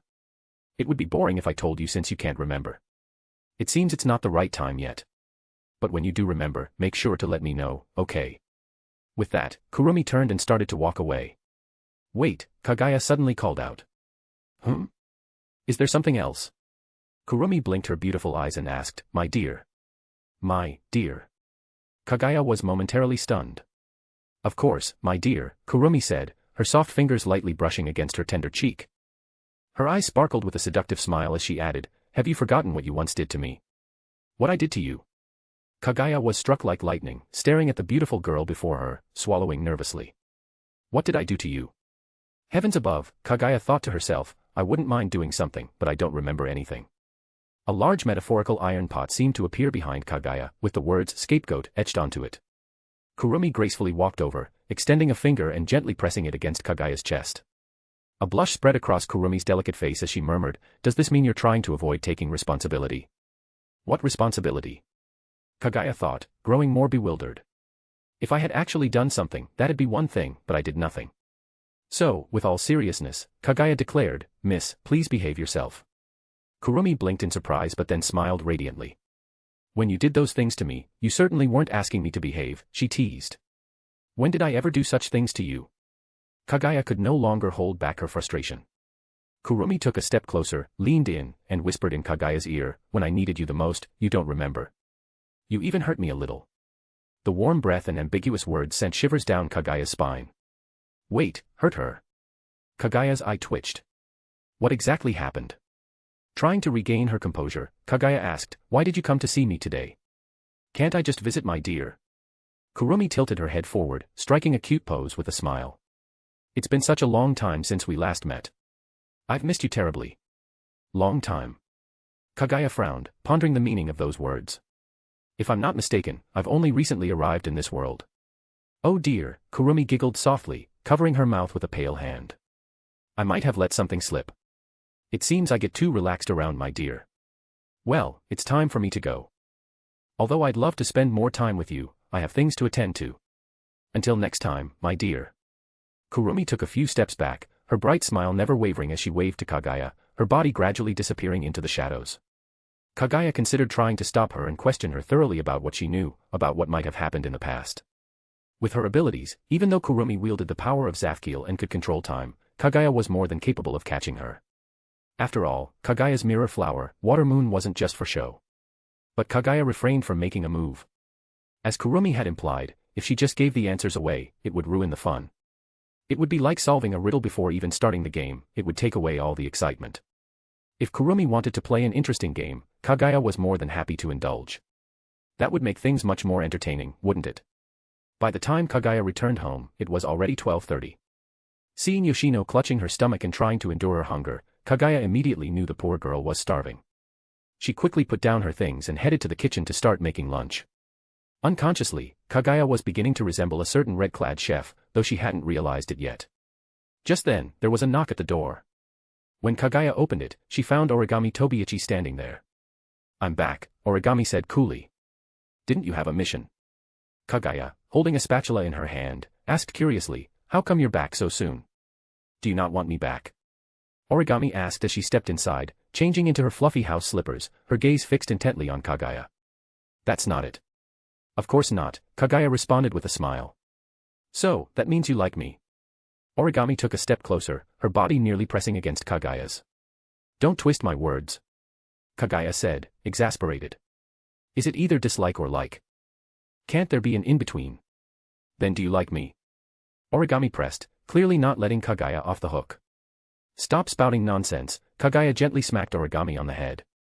Lunch is almost ready. Come and eat. Oh right, the pan. Suddenly, Kaguya remembered the food cooking on the stove and rushed back to the kitchen. She breathed a sigh of relief when she saw the food wasn't burnt. Otherwise, all her hard work would have gone to waste. Origami's advances had become bolder lately, her feelings were becoming more apparent. Even a blind person could see that what Origami was expressing wasn't just playful teasing, it was genuine affection. However, Kaguya wasn't ready to let things develop further yet. She wanted to understand things better, especially with Kurumi's strange behavior earlier, which had left Kaguya feeling uneasy. It made her realize that things might not be as simple as they seemed, and yet, she couldn't figure out why. The answer felt obvious, almost painfully simple, but for some reason, she couldn't grasp it, as if her mind was blocked, leaving her increasingly uncomfortable. It was as though something was preventing her from reaching a conclusion that should have been clear. Yet, this kind of life was quite torturous. Living with a beautiful girl who was practically offering herself but unable to act on it was a unique kind of torment. And ever since Yoshino had started living with Kaguya, Origami had insisted on moving in as well, despite Kaguya's objections. Faced with Origami's constant, subtle flirtations, Kaguya found herself frequently fighting against rising urges. As Kaguya was lost in thought while cooking, the kitchen door suddenly swung open. Origami rushed in, throwing herself into Kaguya's arms. Hey, hey. Kaguya nearly stumbled from the unexpected embrace. What are you doing? Is this the gift you got me? Origami's normally cold expression softened, and a rare blush appeared on her cheeks as she gazed at Kaguya with gentle eyes. She whispered softly. 40 advanced chapters available on Patreon. Patreon.com/Tao of Heaven.